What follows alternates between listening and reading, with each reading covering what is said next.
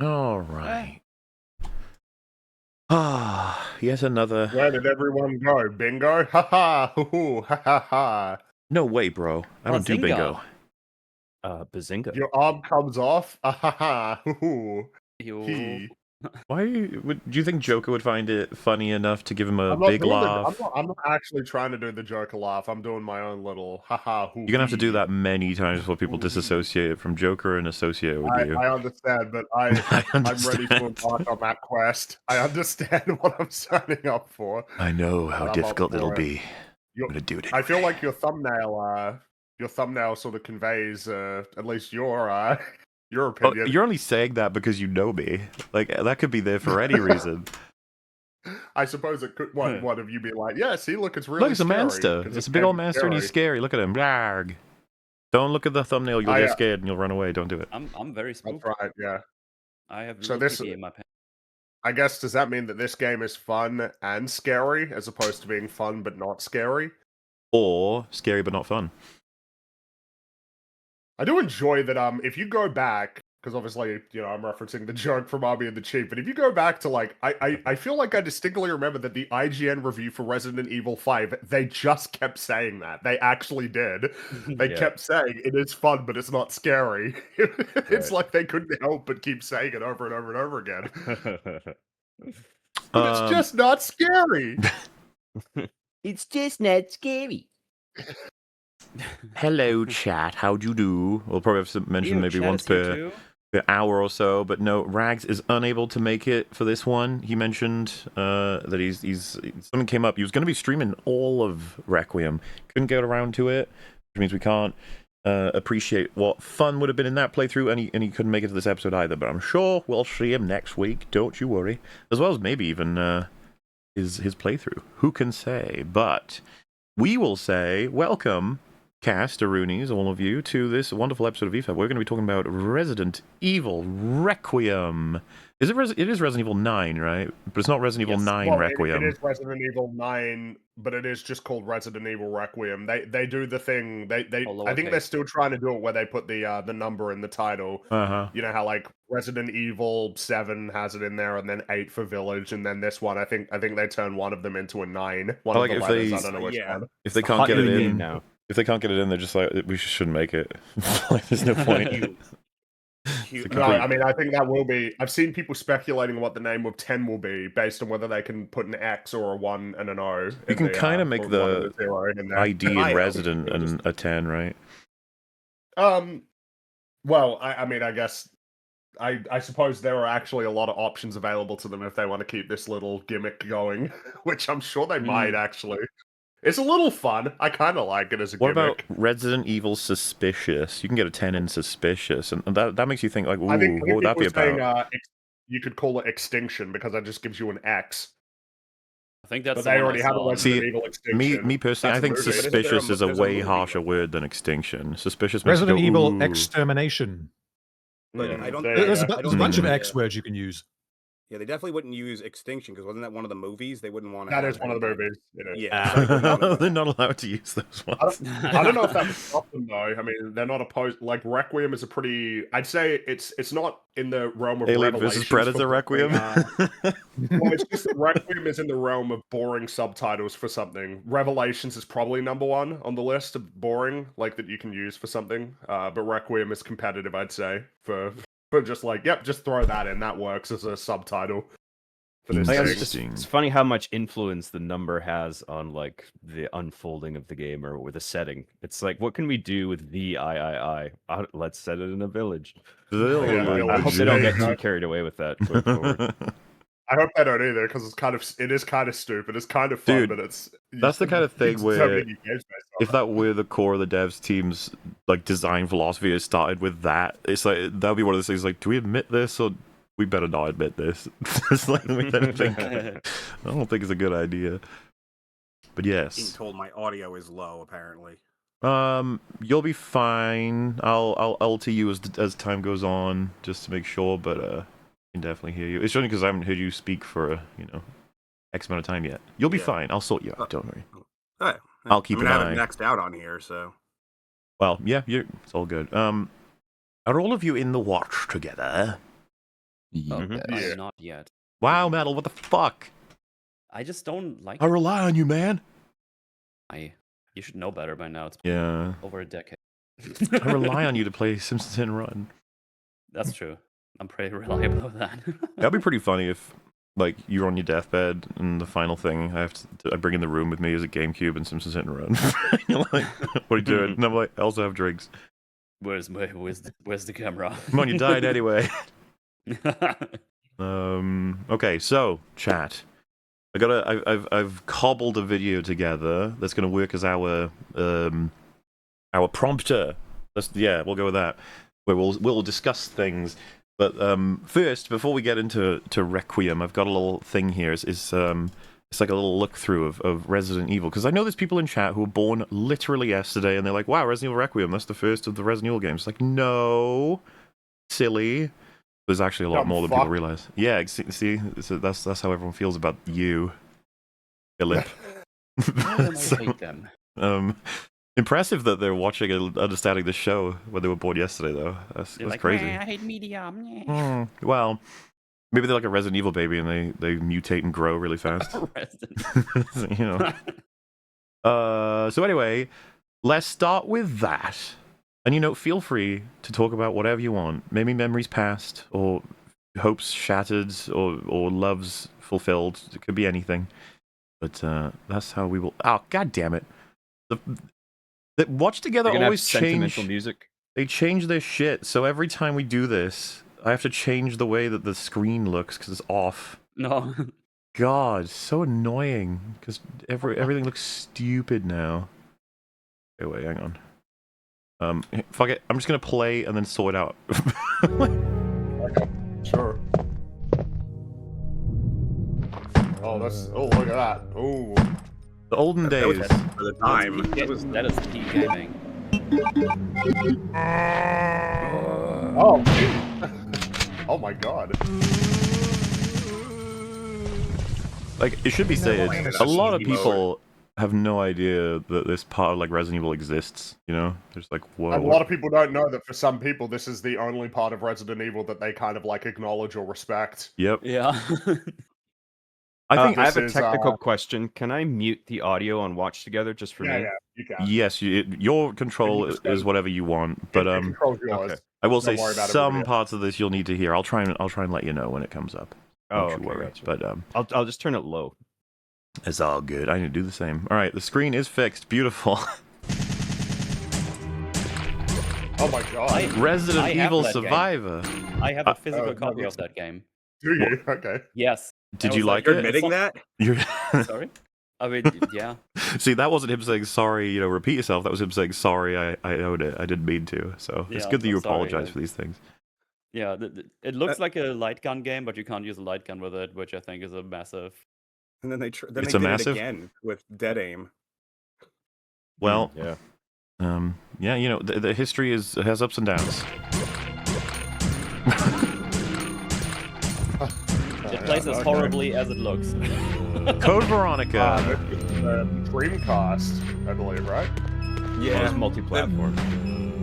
When they went to PlayStation 2, they called it Code Veronica X. That was the I differentiation. think that's the Okay, only so it was like Resident Evil game I'd ever I don't think I ever bought it either, but I know I had a physical copy of that, and it's the only Resident Evil game I'd And ever it's owned. it's considered by many to be one of the hardest, if not the hardest, because of all the backtracking and some of the BS that Well, happens with I it. wonder then if in the remake that's inevitable for that one, if they're going to remove that backtracking because games journalists have convinced everybody that backtracking is bad rather than just a thing that you can use in a game for whatever reason that you might want. I hate that. I hate the backtracking got like ruined as a term. Backtracking is neutral. It can be good. It was fairly, but Code Veronica was fairly important for the jump from stationary camera to actual like following behind camera. It tried this like semi-stationary camera thing that it did, where you would walk into a different room and it would kind of turn with you. Yeah. I know it got away from the pre-rendered stuff, because like if you're gonna move the camera, then you have to render everything in real time. But I can because we're on next gen hardware at the time, right? On the Dreamcast. Technology. That's kind of a shame exploding. about the Dreamcast, isn't it? All I've ever heard about the Dreamcast is it's actually like a pretty great system. It was yeah. way ahead of its time. It had like a built-in modem and everything. It was Yeah. Yeah, I played Sonic on. Sonic. that's right. Sonic Adventure. It was like really bad timing because it had the dial-up instead of broadband, and then the Xbox came out. Oh. Wow, it feels like it was just doomed. Hmm. Yeah, Unfortunately. historically, Sega was always slightly ahead of their time in terms of what they were trying to do. They just didn't have the technology really to do it yet. Almost every single time. Yeah. Oh, okay. Survivor Oh, 2 God. Code They're Veronica. fighting So I out, didn't yeah. even I have really know never- much about this. That's like I a have never mode in it, never I seen think, it if I recall before. correctly. I don't think that was a secondary game or anything like that. Honestly, this looks insane. Like, you know, it's just like, wait, what? This looks like one of these on-rail shooters a little bit. Hmm. Well, yeah, because oh, remember this era? Remember this era when there would just be random? There were Yeah. Crash Bandicoot games on Game Boy Advance for some reason, and they were like actually not bad. Like there were a lot of these types of games. I miss this era. Yeah. I think I had like a weird. Was it like a? Fuck, what do they call the SWAT team games? Rainbow Siege. I thought you were gonna say Operation Raccoon City for a second because that was like a SWAT team taking out the. That was a little spin-off one that they did, but that's Yeah. years and years later. I assume that Metal's talking about something from like the early 2000s. James just mentioned, apparently this one is non-canon, fellas. Sorry. So these events Oh, did we not James, happen. we get it, James. You know the lore. You're so cool. Oh, wow, But look at at this point, though, like, what is canon in Resident Evil? Because a lot of the first of Everything. all, All yeah, of it. like Yeah. everything is canon and nothing is at the same time. Well, there's just so much ridiculous shit in plot lines. It's just like identifying singling out one thing as non-canon is just kind of silly. And look who it is. This feels like an important one to note because Oh, yeah. obviously it set the stage for this many years later, many years before, and in a way that they didn't anticipate. But I would say that Resident Evil, more so than pretty much any other video game franchise, seems to be in a position where it's very acceptable and even encouraged to do remakes of like all of the games. Yeah. And now that's their formula, is they alternate between new games and remakes. Like that is what they do. Which The works next for Resident them. Evil game, it's making them a lot of money. It's the correct yeah. decision for the series in terms of making money. Yeah. Well, and I certainly don't I regret like the existence of Resident Evil 4 remake, even though I'm a diehard like in favor of Resident Evil 4. A lot of people, when it comes to remakes, like can hate them, but I'm happy they both exist. Well, what I've heard is that this remake is like one of the best remakes ever. That's what I've heard about Yeah. So Resident Evil you've never remake. played the 2002 remake, Fringy? I mean, I'm not a Resident Evil guy. It's no joke. To the later era. It was so. I mean, even now it's still amazing. But for when it came out, it was mind-blowingly amazing. It was just. I mean, these graphics are pretty crazy. I think it's because these were all pre-rendered, right? It's so funny that it's like two pathways nearly happened, because I've told this story before, but I still remember where I went with my dad. We looked in a big old bin of GameCube games that were cheaper, and I picked the two that looked the coolest, which was Resident Evil, this game specifically, and Mortal Kombat Deadly Alliance. And I tried Resident Evil first, and I shit you not, I was already like with the cutscene in terms of just like this is kind of scary. Like, and then I went into the room where the cutscene first activates, and the zombie is like eating someone, and then starts walking toward me, and I was like no, and I just like stopped playing. And then I was like, what's funny? I'll play Mortal Kombat instead, and I did, and got obsessively into Deadly Alliance to the point where I was like drawing all the characters and the weapons and stuff. And it was funny because my parents were like, "Why are you playing the ridiculously violent game?" And I was, in retrospect, I guess that's true. Like, so, in some ways, but it was much more. It was funny violence in that. But the sad part is, I never went back to it. Whereas if I had, soldiered on, maybe it would have been interesting to, because I might have gotten obsessed with Resident Evil as a whole series then. It's actually funny. So a lot of people don't even know there's like a third. So obviously you walk in for that zombie scene, and you could either kill him there, or you can get buried. You walk back out and get buried. If you keep trying to leave the dining room, the zombie actually gets bored inside the room and just breaks in. And it's like not even waiting for you anymore. It's actually hilarious. I like stuff like that. It's fun. It's I found it interesting that with the going to a new generation of consoles, it went back to the pre-rendered thing. and that allowed them to pour the entire real-time polygon count just into the characters alone, and then the result is still one of the best looking games I can think of. Like it looks really good even today. And then you have like you enhance it with like visual, like motion graphics. You augment the pre-rendered images to make it look like it's all sort of in real time. It's very One thing clever. that always gets understated too with the remake is that the music work that they did, the ambiance of the music work was so intense compared to the previous ones. Like if you go back to like director's cut, it has that infamously terrible basement music that like whatever the hell that shit was. Right.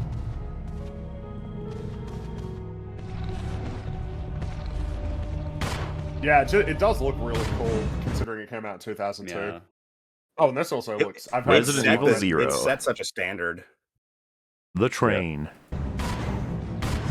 No, I think you're right. I think it probably did set the standard for Resident Evil being like a very cutting edge series in terms of graphics. That's, as an outside observer, that's what I've always understood about it. It's kind of like Final Fantasy in that regard. You kind of expect that whatever they're doing is going to be pretty amazing in terms of the new technology and sort of pushing graphics.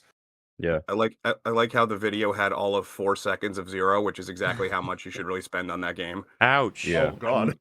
I've never liked Zero. It's basically one big what is it? Escort mission. The way you have to leave all the items in random rooms, and if you forget where they are, you have to go back, and then there might be a fucking leech waiting for you in it. It's like, Yeah, okay, that it doesn't sound.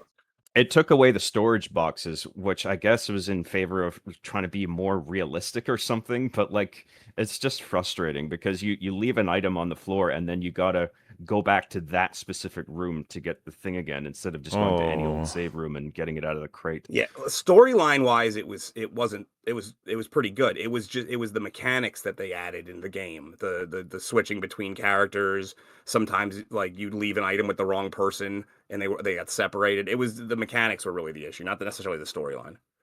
Yeah, and they did this thing where you if both characters were in the same room, you could control them both independently, with each analog stick, which was just it just all felt a little bit clunky to do. I think I kind of respect it for employing some new ideas, but they just didn't work. You've actually just sort of made me think about something with that it really does feel like we're in the era of video games where that will never happen with like a AAA game, that they could ever do something that would be so strange and alienating. Right. And of course, sometimes the results were not ideal, as it sounds like you're describing, but then other times those results would be like incredible and innovative. Whereas it feels like now with a lot of AAA games, it's like, no, we generally know the way that we should do it, and we shouldn't try to deviate from it, because if we do, it might not work. So let's not even try. Right. One of the biggest issues with like Zero was, so you had two characters most of the time. Sometimes they would get separated, like I said. But part of the isolation feel of being alone is never really there, because you always have another character that kind of can help you out. It wasn't quite like Resident Evil 5 and 6 where the AI wasn't really there, but it takes away that feeling of loneliness inside of this dread situation. Yeah. Okay. Because of the thing with dropping items on the floor, what the game sort of inclines you to do is drop everything in one hub area that's closest to like every other room, and then you just end up with a floor full of twinkling items, and it's like it's hard to maneuver. You have no idea which one's which. Sometimes just pick the one that you want. Yeah. You're just trying to grab an ink ribbon, and you keep picking up herbs. Well, and that sounds like it's just the players are creating their own storage box, because you won't just give it to them. So it's like, I know, silly right? at that point. Exactly. I'm not familiar with Resident Evil Dead Aim. Sounds like that looks like another. It was a sequel to Survivor, basically, but kind of unrelated. Kind of what came in. A lot of ammo in this game, huh? Outbreak. I loved Outbreak, man. That was one of the best online experiences I've ever had, honestly. That's Alyssa. That's Grace's mother right there. Oh. I hope nothing bad happens to her. But well, I think there's another female character in the red jacket. I think there's another. Yeah, I don't think this is Alyssa. But that might not be Alyssa. Hold on, yes. But yeah, she was in this game. Alyssa is in this game though. Yeah. Okay. Maybe, yeah, apparently that's I think in Cindy. both ones, So yeah. because there's Oh, okay, yeah, file 1 apparently. and 2. I think they all have the same characters though. Yeah, but they it was another one of those ones that was so ahead of its time. They tried to do the online thing way before it could really work. Yeah, I don't know why they don't redo that. Cause like just remake Outbreak with like modern network infrastructure. I think that would be. Is it like a kind of interesting and cool multiplayer? Because if it is, then it won't happen. It was so Outbreak 1 was a lot better. Outbreak 2 was still good, but it just kind of was a little weird because there was a lot of different style of animals because big chunks of it took place in the zoo. That's why you find the zoo tickets late in 9. It's supposed to be like a throwback. But the first one, the issue was mostly a lot of times if you were trying to use the AI, they would just wander off and do their own thing, and sometimes they just show up with a random item and be like, okay, cool, what is this for? Yeah. Hmm. The load times were also intolerable unless you got even if you got the HDD thing for the PS2, it was still kind of annoying. You'd be shooting at something and it wouldn't even be there. It was very much like when you're when your modem takes a hiccup and all of a sudden you're behind everybody. It was that all the time. Yeah. And now it seems like if Resident Evil is going to do like a multiplayer thing now, like it was brought up before, like it needs to be some over-the-top arcade sort of thing.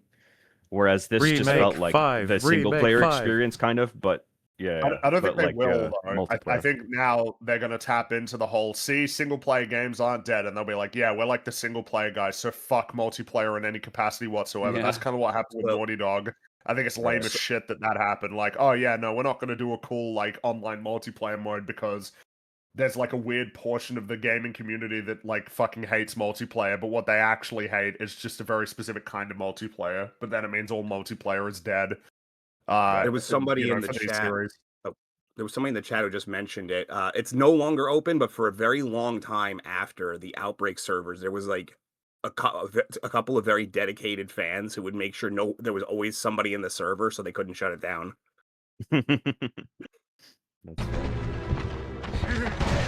I think you can still get this going because there's I think there's a fan-run Japanese server that's still active. Oh, cool. Like you have to do a bunch of bullshit to get it to work, but it is doable. Look who it here is. it is. The goat. Yeah, I mean, obviously everyone's going to be picking their own favorites, but this would be mine if no one didn't already know. Resident Evil 4 is not just my favorite and considered best Resident Evil game, it's one of the best games ever made.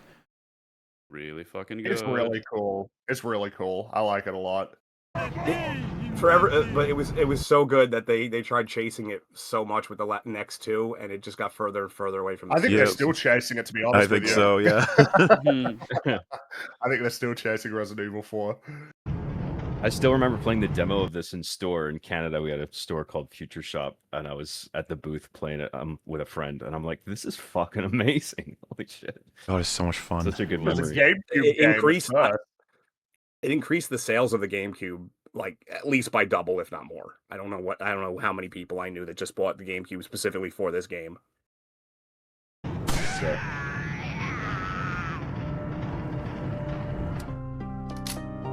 Deadly Silence. Oh, yes, the old yes. I had this. A lot of people consider this the best version of that Resident Evil 1 because you could do like the interactive knife fights on the bottom and stuff. Oh. Right, yeah. Oh, we're too late. The umbrella. Oh god, the Nintendo Wii. Yeah. The Wii. Yeah. What's going on? Another Survivor. Like, yes. Here he is. Resident Evil 5. Good old Chris The Redfield. racist one. Yes. Super racist game. They just don't make them like they used to. I miss my racist games. And of course, that it's fun, but it's not scary. Classic. But the thing is, It's not scary. it really is fun. But, I mean, if we're gonna talk about it. I still, like, to this day, I recommend anybody play this with a friend. It's just a good time. You have loads of opportunities to sort of plan things together and account for each other, save each other, and then you'll be one person's like dealing with a zombie and the other one's picking up some shit or healing, and then one of you will be like, "Oh God, there's a giant dude, he's chasing me." And the other one will be like, "Where are you? Where are you? I'll help you." You know, that sort of shit. It's just Do fun. you think it's possible that the game could have become like actually more scary if it was just Chris on his own? Oh And it was, yeah, like, I mean, really No, I don't. on I his don't think own. so because it was so much in the daytime, and it just the way. oh, the I- action you can make it orientation of scary at day. I think you can make it. I think I remember there was like a trailer for the game, and it was like a really early trailer. It's like, yeah, it looks pretty intense, like intense in a way that that could be like nice and scary, like a different kind of scary. I'm just like, holy shit, I'm like totally outnumbered here. Well, I think they had a really interesting idea with lighting, for like going from really dark places to really light places. But I think the technology, like they couldn't quite get it to work, so they ended up sort of scrapping that. A bit. Like, Also, yeah, being blinded by sunlight, and that being sort of a replacement for darkness. Granted, I was like they had some daytime parts in Resident Evil 4, like some people are saying in chat, but it's very brief. It's majority of that happens. okay, after but I was just about to say, granted, I was 11, but the most scared I've ever been playing any Resident Evil game was the opening village portions of Resident Evil 4, and I mentioned I'll before, give you that. just a crazy. It is an overwhelming fear. Like it is an overwhelming feeling when everyone's coming at you. Well, yeah, when they all stop to look at you and then start moving toward you slowly, there's something about that that's really fucking creepy, and then you realize you can't go back, and you're just like, ah, my God, you just start running around, shoot people in the head. But against that, is it not harder to jump scare people when it's light? And like, well, that's the thing. If you're only inclined to jump scare people for scares, then maybe doing it in daylight is a challenge for you. I think that that's a fun challenge to overcome, to be as scary in daytime as any nighttime thing. That, but I kind of, assuming this is where you were going with this, Fringy, I think co-op inevitably will lead to a less scary result because people because you got someone watching you back. Yeah, and you're talking, and you're going to be making some jokes or chatting about the day, sort of thing, while you're playing, like naturally. Which is, by the way, it's a really fun experience, just not scary. This is just how it goes. Yeah. Well, I think always make sure to make a stop over at Chicken Island. Always stop at Chicken Island. This was somewhere in like the co-op craze broadly. I mean, yeah, I think like you had Dead Space 3 that suffered in the same way, right? Where like, it's just like there's something to being isolated that adds to the horror. But you know, you had games like Army of Two around the same time, where it's just like that's not trying to be a horror game, so that works. Not that this doesn't work, because like it's being said, this is fun, but it's just not scary. Yeah.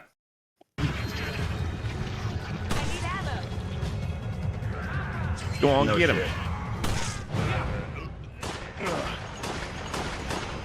Is this another Wii game or Yeah, this was the PlayStation 2? sequel to Umbrella Chronicles. It was from the perspective of the villains.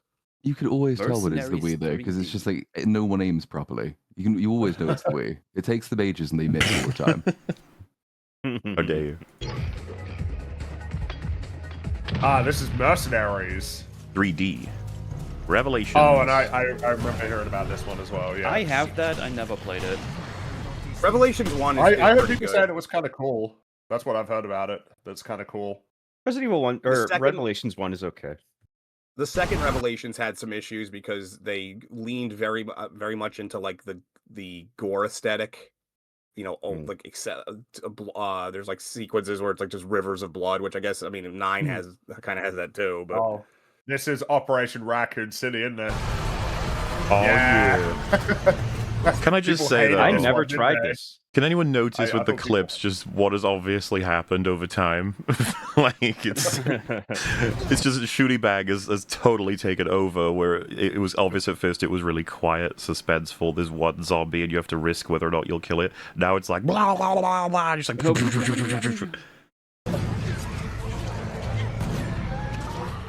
This was yes, Resident Evil 6, the game that nearly killed the franchise in Capcom.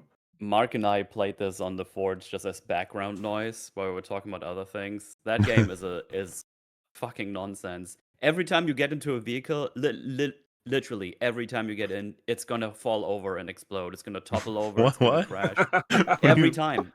A train. I just like the a idea you plane. get into a car and then it falls over. And you're like, what Well, do you not mean? immediately. You drive, then it crashes like every single time. It's really funny. Helicopter crash, plane crash, everything. It's so funny. I will say, what I've heard about this game from some people is that, like, mechanically it is kind of worthwhile to some extent. It's just obviously not really compatible with, like, whatever the series was trying to be for the long Yeah, time. they did some cool stuff with like diving shots, and they were definitely, in terms of actually utilizing the technology for what you could do in it, was good. It was, the problem was they had 4 half completed games that they just slapped together and said it was one game.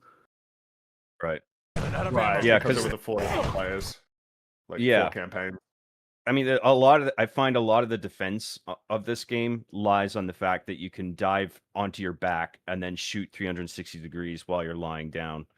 And you know, I can see that for like, because this game does have like a Japanese arcade quality to it, and with the mercenaries mode that came with it, I think is really, people dig that.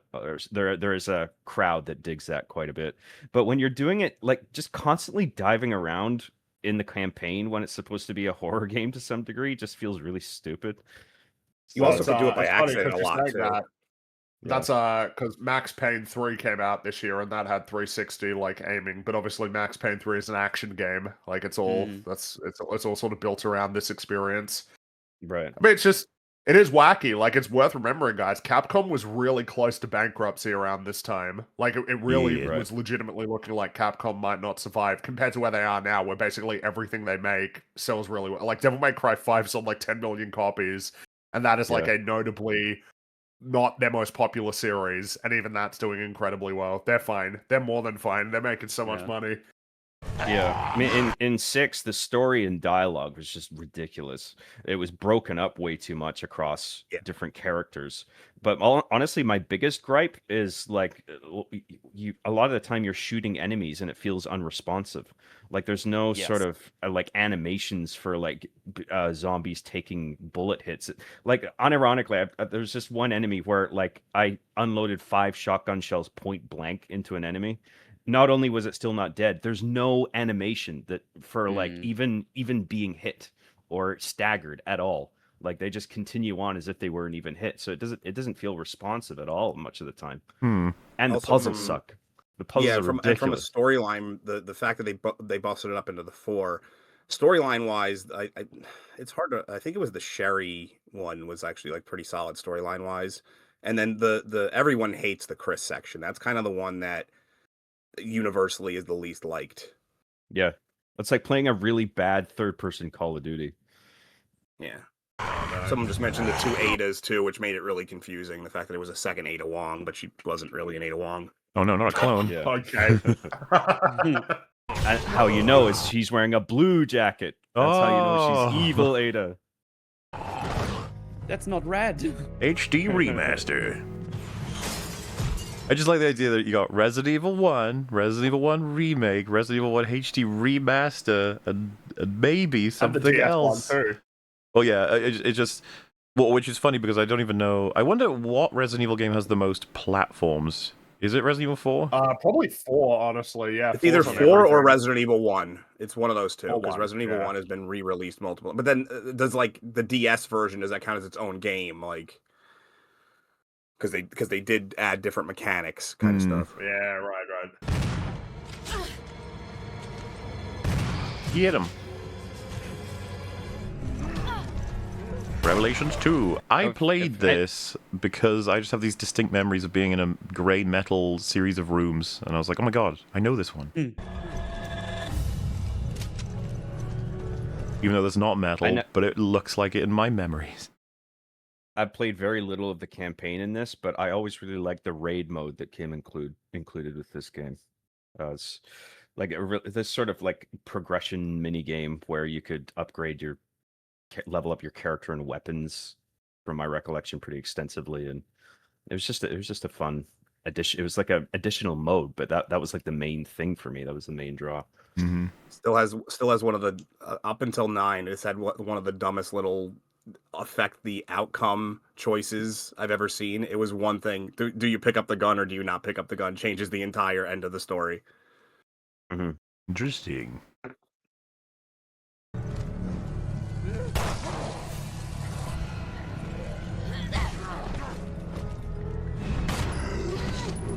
Zero HD remaster. It's sort of funny now. It's like, wait a minute. like what? I didn't realize there were so many different games in this series and There's so many a lot. remasters. A shit ton, yeah. Crazy. Yeah.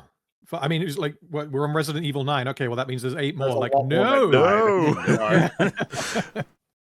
than Just a quick note, going back a little bit, the classic, the original Resident Evils 1 to 3 are all on good old games, and they run natively on PC with no DRM, and it's pretty reasonably priced too.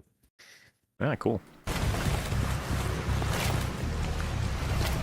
You know, not enough games have a prone that allows you to crawl almost as fast as your normal walk, which is, you just love it.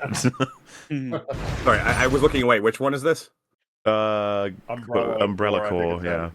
Oh, I tried this at a convention. I was like one of the testers, and I looked right at the guy, and I was like, "This is gonna fail. This game is not gonna go anywhere." Like you go to me. Look who it is! Ah, the series that saved. This is the game that saved Resident Evil. That is true. It did. I mean, for as much as Resident Evil, as much as Resident Evil 6 was a disaster, it is what made them massively course correct into this direction. Well, and this was the era that we're peaking on YouTubers reacting to all kind of first-person survival horror shit, and PT went insane just before this, and then everyone was trying to copy it, and Resident Evil 7 took a lot of beats and then released that demo, and I remember being like, holy shit, Resident Evil's completely changed. Like, this isn't even recognizable remotely, which is kind of fun because it's like it refreshes every once in a while, seemingly. But I think they may have solved that problem now. Like, they've made enough games that they can remake all the good ones indefinitely. I just wish the ending of this wasn't so weak sauce. I wish the whole game wasn't so weak sauce. Well, yes, because when I say that it saved it, I'm speaking commercially. I can't speak to it in terms of quality, but obviously I like the opening, like, few hours to a certain extent. I think some of it's really awesome, some ideas, but a lot of it also is like a lot thinner and weaker and on rails than a lot of people realize. Yeah. And then, like, each section you play subsequently gets thinner and weaker, and there's a lot less to it, and then you reach the tanker, and you reach the caves, and it's like, holy shit, they designed this in a fucking hour. It all feels very slow and clunky, but I think I have a warmer opinion of the whole, like, house, like, or estate, or whatever it is, that section. It's the I really like it as an idea. I really hate, though. And I like a lot of the bits of it. And it is kind of cool. Like, there's a load of horror references all over the place. Like, it gave the sense they were desperately trying to just throw everything in and be like, what do you guys actually want from us right now? Like, we're not 100% sure. Right. There's a little too much random DLC with this one, too, that they were trying to make you decide whether or not basically none of it was really all that required except for the Zoe one with the punching dude. I can't remember his name. Always Joe. Yeah.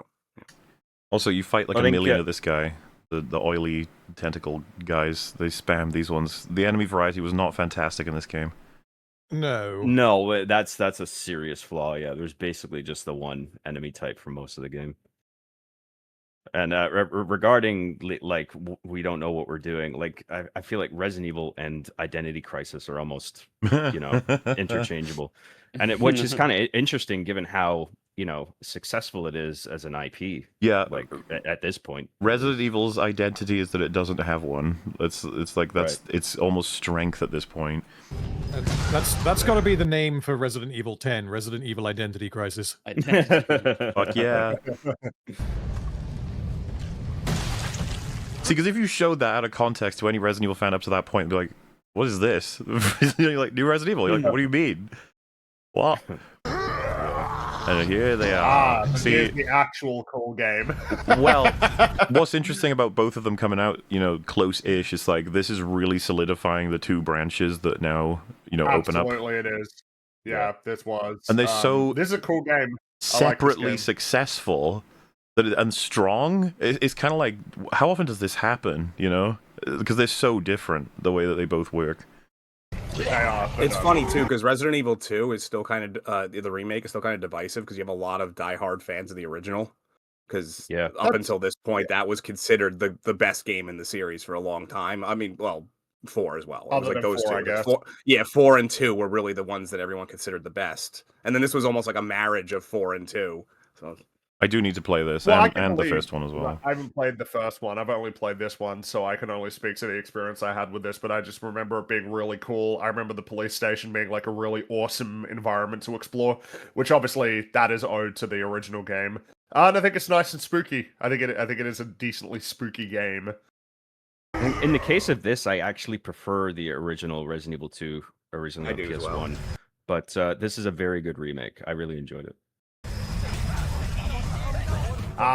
Wait, that was probably a mistake on the timeline. Just ignore that. I hear less good things about this one. Yes. Yeah. This one they cut so much stuff out. There's entire sections missing. It was designed specifically for speed runs. It was very. Well, it was Nemesis was so underutilized. I mean, this part of the reason this is so disappointing is because it had so much potential to be awesome. But the way they executed Nemesis, like he only chases you in very like specific areas, and also like the boundaries in which he like follows you and then disappears. He literally zips up into space, like when you leave his awareness boundary, and he pops in and out comically. Like it's stupid. My favorite is when you go into the toy store and he just stands out there menacingly, staring into it.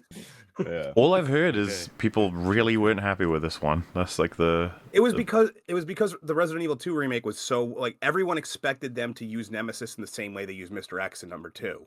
You know, a true pursuer. Yeah, like he's an enemy that he can surprise you. He is always around. He is actually like a persistent threat that you will run into. Whereas what I've truly heard is roaming. Nemesis will only appear generally in very scripted places. Mm-hmm. Well, one of the things the original Resident Evil 3, I think, did so well is that it opened it up into the city streets, but it still felt claustrophobic with the amount of destruction that you were surrounded by. Whereas if you play this, and it all feels very limited. It's like there was also no branching either. Like a handful of street areas. It doesn't feel the original Resident Evil 3 feels much more expansive. There's only one section. There's only one section that I could say I kind of enjoyed in this one was the hospital stand was solid. But other than that one sequence, the rest of it, they cut the entirety of the clock tower area, and so it just there was probably my least favorite part was when you're infected with the bug thing and you're like walking around the blurry vision. Mm-hmm. Funny, I played this. I have no memory of that game at all. I think I played the original and this back to back. Oh wow! But that was like when did this come out? Like 6 years ago or something. Yeah, it's been a while. This my memory's this fuzzy. is like this has a lot of cut content. It's had so much potential that's squandered. I don't think it's terrible though. Like I it's an enjoyable little speed run, and then it's just like okay, I won't play this for another 3 or 4 years or something, or ever.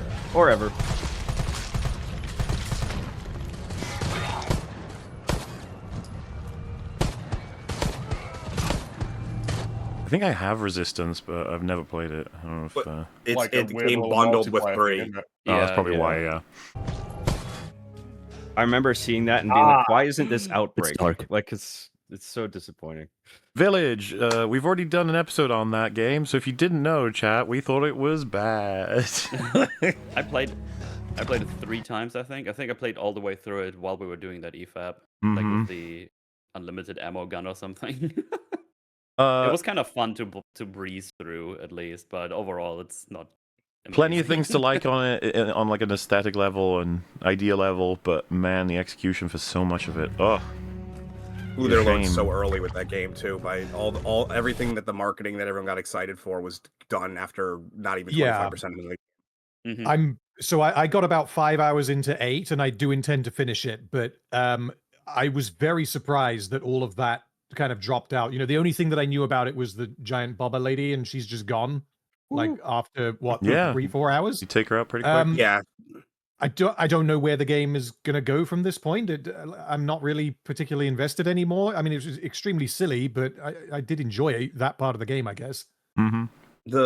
So it basically the first dungeon, if you want to call it that, the castle is the best one, and then probably the second best one is Heisenberg's, which is the fourth one, and then the middle bits are just like not good. It's very much sandwiched around the almost, you know, for lack of a better term, like the family when they're all together. I remember just being like, oh, this what brought these guys together? How are they all this way? Like, this looks so fucking cool and interesting, and what a great like anchor to have such unique characters, and they all belong to their own regions, and you can create all kinds of crazy.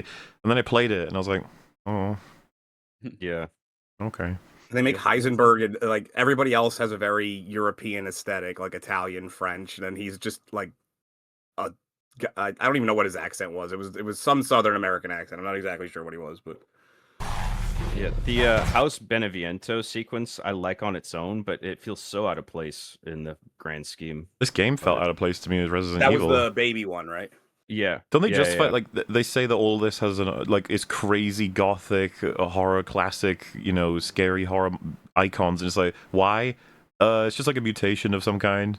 Yeah, it's okay. It's got like a Munsters Addams Family sort of vibe, where it's just like, what the fuck are we doing now? We're getting way away from Umbrella and T-Virus, and now we're doing like fucking werewolves and vampires and shit. Also, have like the healing fluids. Just, ow, my hand. Let me just pour this all over here. All right. I will say, we had to do a bit of pushing to say that Ethan Winters was awful, but it seems like the internet agrees at this point that Ethan Winters is like the worst character. Except for the people who've been fighting for his honor recently, saying like, Ethan Winters saved this fucking franchise. Show him some goddamn respect. I mean, technically sure, but like that's not because of him.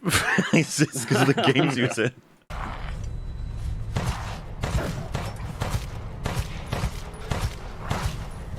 Get him, Ethan. It just doesn't look good, does it? When you see it, it's like, yeah, this looks pretty bad. Hey. Yeah. Yay. Resident Evil 4 remake. Really good. That was really solid. That was really good. Yeah, that's... I remember being in the camp where, like, you're not remaking. You don't need to remake this. Yeah. What are you doing? Oh, it was terrifying.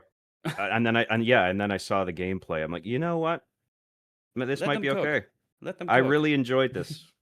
They could have just re-released the original 4 with like a res up, and people would have accepted that as well. Yeah.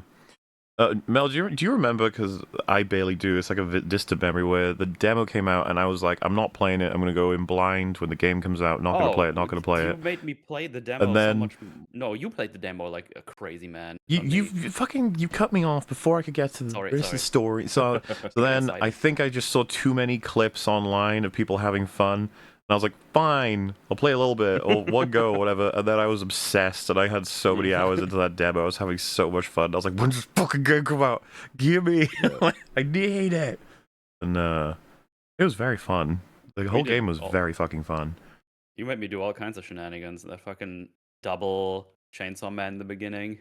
But it's so much fun. Yeah, it was. Whole campaign's awesome, and it falls short of Resident Evil 4, but my god, they gave it a good shot. Good job, guys.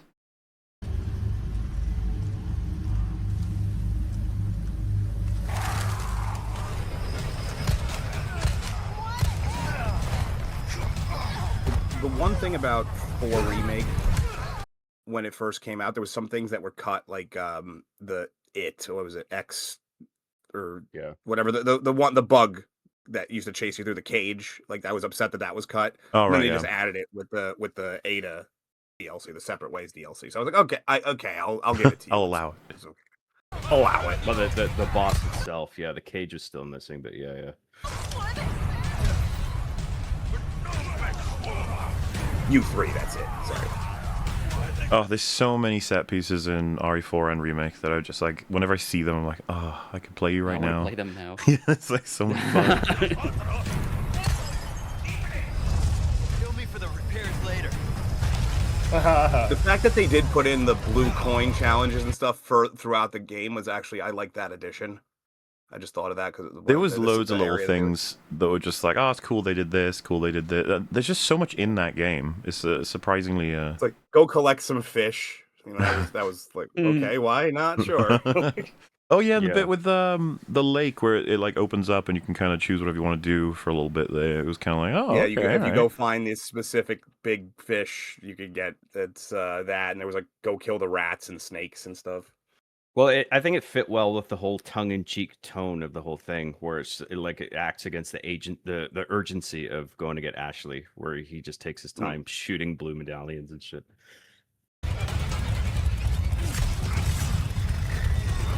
Which catches us up to this wonderful day and age, I think. Right? By the way, that video is made by Hypnozilla.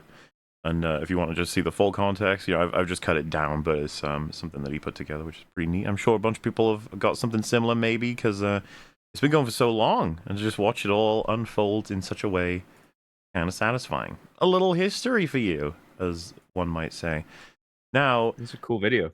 That brings us to Resident Evil 9 releasing. And what I want to point out, because this is something people have been talking about, Resident Evil Requiem has sold 5 million copies in 5 days, making it the fastest selling game in the franchise. And for comparison's sake, it took Resident Evil 3 Remake 24 months to do that. And it took Resident Evil 8 15 months. Resident Evil 2... No, that's 7, isn't it? Oh, sorry. 7, 15 months, 2 Remake, 1 year. Village took 5 months. Man, Village, that did really well, huh? Like it was coming off the back of the other two. Yeah, that's fair. It was such goodwill from two. Right? Oh, that's kind of funny, and the fact that Demetrescu had basketball-sized titties. That would Yay! That's funny. Resident Evil 6, 5 million, 5 months, even though it's still nearly destroyed Capcom. Yeah. But once again, coming off of the back of of the really successful 4 and 5, which wasn't as good, but still, people had expected. Leon was back, so they were like, oh, maybe it'll be like 4 again. I had a question here just quickly. So my understanding was that 6 was awful and everyone hates it. So is it that it sold really, really well, but then it was critically panned and that's why they changed direction? Yeah, there was a lot of bad reactions. And I think, unless I'm making this up on the spot, I could have sworn it was like more went into it than in 5. Like it was a big project, but this was like concerning, especially because it was kind of ridiculed 6 by everybody seemingly, which was weird too because it had Leon and Chris, so you'd think it would automatically be quite loved. It's like no, but yeah, Resident Evil 4 Remake did it in 4 months. Resident Evil 5 did it in 2 months, which I think you have to simultaneously give some props to the game for being fun for people, but also Resident Evil 4 would have made people be like, I'll buy the sequel, hell yeah. Gimme. Yeah. But yeah, there it is, at the top. In 5 days, it got 5 million. That's pretty impressive. Yeah. Nothing to scoff at. That is great success. They're probably happier than they've ever been. Now, this is going to be the list of user score ratings on the old Metacritic to give you an idea of how people have felt and how people are feeling. So, ranked on the top left there, number 22, you get Umbrella Corps. It's got a 2.4. That's not good. It is a terrible game. It is a fucking god-awful game. 21, Raccoon City, Operation Raccoon City for 5.0, and then Resident Evil 6, 3, 5. That's kind of interesting. That remake. 5's really low. Yeah. Well, and 3 remake, but I guess, because you expect it to be low, but it's like, what, in the 20th, the 19th, and 18th? Damn. It's like, that's pretty low. Holy shit. So there's a lot of good, like, really diehard people for the 3 originals that will always put those in the top. So, But yeah, Revelations 2, Darkside Chronicles. 7's got an 8.1. Outbreak rated higher though. And Village, Veronica X, Revelations, and then the original Resident Evil 9th ranked with an 8.7. See, the rank's getting pretty high now. Ooh. Resident Evil 0, and then 2 Classic and 2 Remake back to back. Look at that. And them scores. Wow, yeah. I'm actually kind of shocked that the original 2 is at 7. I actually would expect that to be in the top 5. Well, let's see what's in the top 5. We've got Resident Evil 4 Remake coming in with an 8.9. I would expect it to be high, but I wouldn't have necessarily thought it would beat out Resident Evil 2. There we are. Are these user scores or critic scores? User scores. So Resident Evil, the critic scores are kind of, it's harder to have a commentary on them because there's lots of, you have to account very much for a lot of other aspects because of Yeah, which to be fair, you do with users to an extent as well, but I feel like we're more easy to do that because we were in the users base and we were yelling about things at the time as well. Resident Evil remake with an 8.9 at number 4. Number 3, we got Nemesis, Resident Evil 3 Nemesis. Is that higher than anybody was expecting? So or? I would have expected it to flip flop between the original Resident Evil 2 and Nemesis. I would have expected Nemesis to be in the 5 to 10 range because there was still a lot of people who were not the biggest fan of that first Nemesis game because of it did deviate a little bit from what was going on. And if you it actually doesn't surprise me because like it cranked up the action to 11, but it also managed to still be scary with the incorporation of Nemesis just running into potentially running into a lot of different rooms of the game. So yeah, what it did felt was like it cranked it up in a way that worked. The thing that Nemesis did so well which pisses me off even more about the remake of it. So all of those are scripted. Like everyone, every single encounter with Nemesis is scripted based on your decisions. But because of the way they did and how many branching paths he had for where he could show up, it seemed more random and more like he was actually pursuing you. Right. I think there was a mixture, right? Like I understand, like there are parts where there's like a fork where you make a quick decision. But then, like after the first appearance, there are sections where you can walk into a room, and then like as soon as you leave the camera that's on the door that he can come through, then I think there's a random chance that he'll just you'll hear the music play, and then he'll run at you. And I wouldn't call those scripted exactly, if you know what I mean. Yeah. Well, there's ones, so obviously there's like the truly scripted ones that you're talking about where you make a decision, the quick time event, so to say. Then there's ones like, okay, I went this route, I got this particular piece for the tram car first, and then he shows up on top of this building and shoots rockets at me. And that's more what I'm talking about. The times where he like randomly chases you, he's already kind of it's based off of him already having done that for a little while. Like, so you've already triggered one of those scenes. He just can chase you from place to place. Now, those eagle-eyed viewers will note there's 2 we have not yet put into this list according to the user scores on Metacritic ranked, and that is Resident Evil Requiem, the new one, and Resident Evil 4. So let's see what hits rank 2.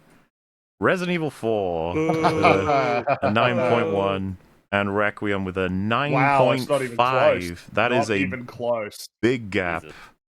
Well, we're also only a week into it. Give it some time to balance out a little bit. I don't According think to the whole world. Yeah, I don't think any of them. Requiem is considerably better than Resident Evil 4. I don't think any of them have like that kind of that's an immediate jump that none of the others benefited from. Like 7 and 8 didn't benefit from that.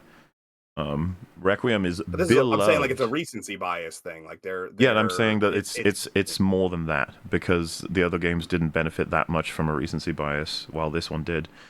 So I think it's notable. I think that yes, I agree. It seems like the audience has responded incredibly well to Resident Evil Requiem, to where they think it is definitively the best game in the series. You see that a bunch of those games are kind of fighting between 2 or 3 points. Meanwhile, this one is 4 points clear, like 0.4 clear of everything else. Can I just clarify? I might not properly understand how these scores are generated in that case. How do we know that the others didn't benefit from recency bias when they? I mean, aren't these scores? Because are these all scores from the same period of time after release? No, but I was there, so to speak. When this is unusual. I do not remember a whole bunch of news stories and articles pointing out that Resident Evil 4 Remake was the highest rated user score game on Metacritic of all time, which is Requiem has the highest user rating I did hear of every video game ever made. I did hear it for Expedition 33, which is what it nearly toppled. I think the fans of those 2 games are trying to downvote each other. They're fighting, yeah. But nevertheless, Resident Evil Requiem, according to the world, is possibly the single greatest video game ever made in all of time. Well, I was actually going to say, so I've looked around and it's not just considered the best Resident Evil game by many people. It's considered one of the greatest games ever made, if not the greatest game ever made for a lot of people Super right Mario now. Galaxy, get the fuck out of the way. This would be an interesting list to revisit maybe this time next year when that's not the case anymore. It will be. I completely agree. I think there's sort of a feedback loop happening where like there's so many memes about this game and gameplay clips circulating that I think it's like attracting a lot of new people to the franchise that didn't play it before. Sure.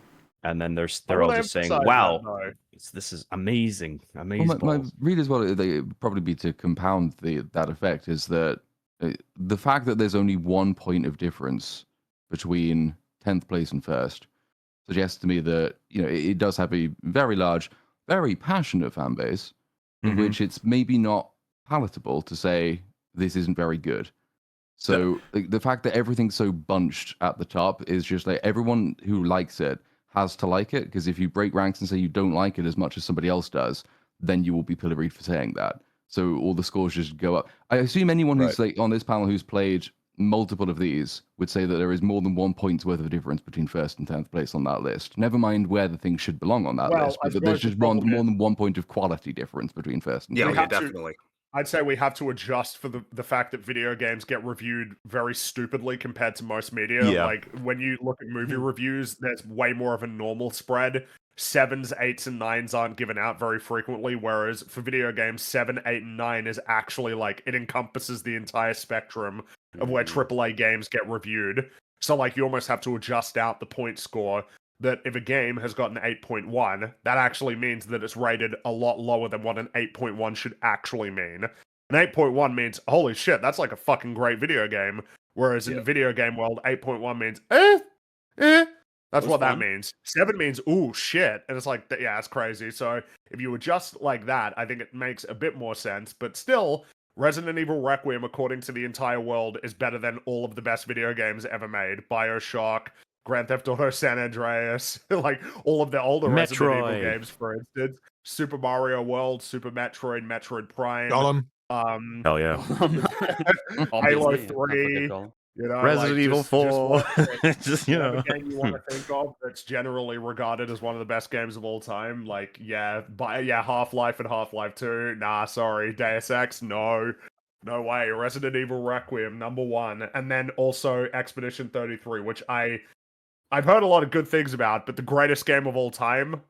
Is it really? Like, definitively the greatest game of all time?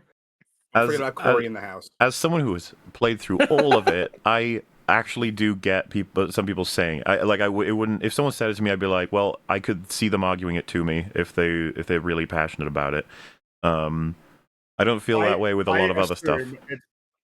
I assume that it's better than Requiem. I don't know what you mean. We haven't gotten to that part. So anyway, I'm not embracing the Alana Pierce grading scale, by the way. I'm just pointing out that is the grading scale that a lot of people actually use, unfortunately.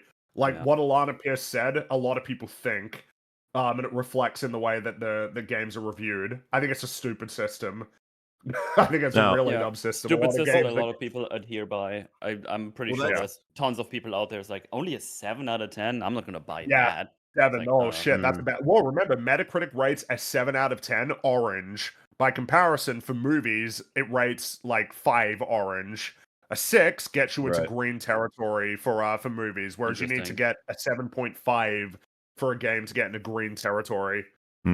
I think that really started years ago with when Game Informer would never give a bad review for anything because it was owned by GameStop. IGN and everything. But what I'm saying is the Game Informer would always give everything a good review because they were owned by GameStop and wanted to sell copies. They were never going to give a game like a 4. It's a fair point. It's a fair point.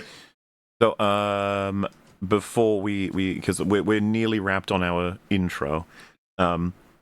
Yes, according to there's a person called Dusk Golem. They're a Resident Evil leaker, and they've said it's going to be years from now, but there is a Resident Evil 1 remake underway, and that means that Capcom now have 4 Resident Evil games in production, which would be Code Veronica's remake in 2027, Resident Evil 0 remake in 2028, Resident Evil 10 for 2029, and then presumably Resident Evil 1 remake in 2030.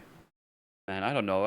I never think it's a good sign when we have every year a game. It's and we like it's Call of Duty again, But that's what they get away with it. Yeah. The difference is they get away with it. They do have multiple dev teams. They do. So does Call of Duty, right? Call of Duty doesn't get away with it. They're going to get away with it. Capcom will get away with it. It won't. And also, by the way, I mean, talk about an Ouroboros being I released into the know. atmosphere. That's what I said on the open bar. Celebration. Ouroboros will be released. I think for now they are smart enough to keep the quality up. You know, they won't sort of I sure hope do so. what Call of Duty did, where they release something like Modern Warfare 3 or Black Ops 7, and it's just like rushed garbage.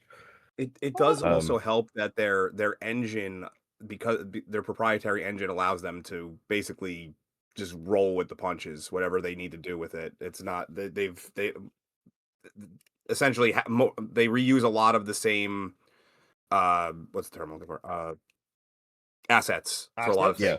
Yeah, so they can actually, it speeds up their process.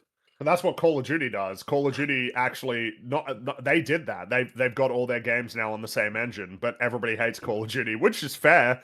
Call of Duty sucks now compared to before. But I do find it amusing that Capcom will absolutely get away with what is almost the single player equivalent of the same thing. Potentially, unless all these remakes are actually excellent, which but I suppose that remains to be seen. Well, we will judge Resident Evil 4 remake in 2039, and I will have opinions, I'm sure. So the reason people feel this is confirmed as well is because there's these images. So you can find this in game Resident Evil Requiem. This is like the playhouse with the 4 teddy bears, and it's like, oh my god, it's a reference. Gonna be remaking the first game. Could just be a reference to the game in general, but you know, people felt that way. Interesting. I never saw this. And people have posted this, and what's really funny is they're like, "This is a Code Veronica X reference." I was like, okay. I don't understand. I don't understand how. But I haven't really. I recently replayed Code Veronica X, and I'm not sure what the reference is. I'm not sure about the blocks. I've seen different people talk about different things, but they reckon it's Code Veronica. It's like, all right, I don't know. And then there's the train for Resident Evil 0. Which, you know, makes more sense. I believe all of those leaks. This is actually just an image to show that I actually beat the game on Insanity. So you guys... People can't say that you suck at the game. I'm a remarkable agent, apparently. However... That sorts out the introduction, and now... Oh, somebody in the chat just said it's the C and the V for Code Veronica was the blocks. That's what it was. Okay. Fine, there you go. It wasn't an actual, like, I thought it was like referencing a part of the game, but no. Beautiful. So what we're going to do now is have a little broad set of thoughts and feelings everyone's had, because everyone here has completed Resident Evil 9 at least once. And so...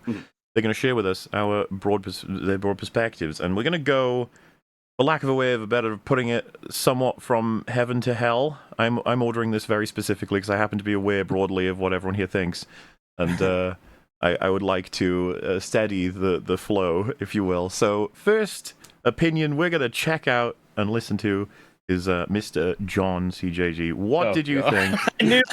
Don't panic.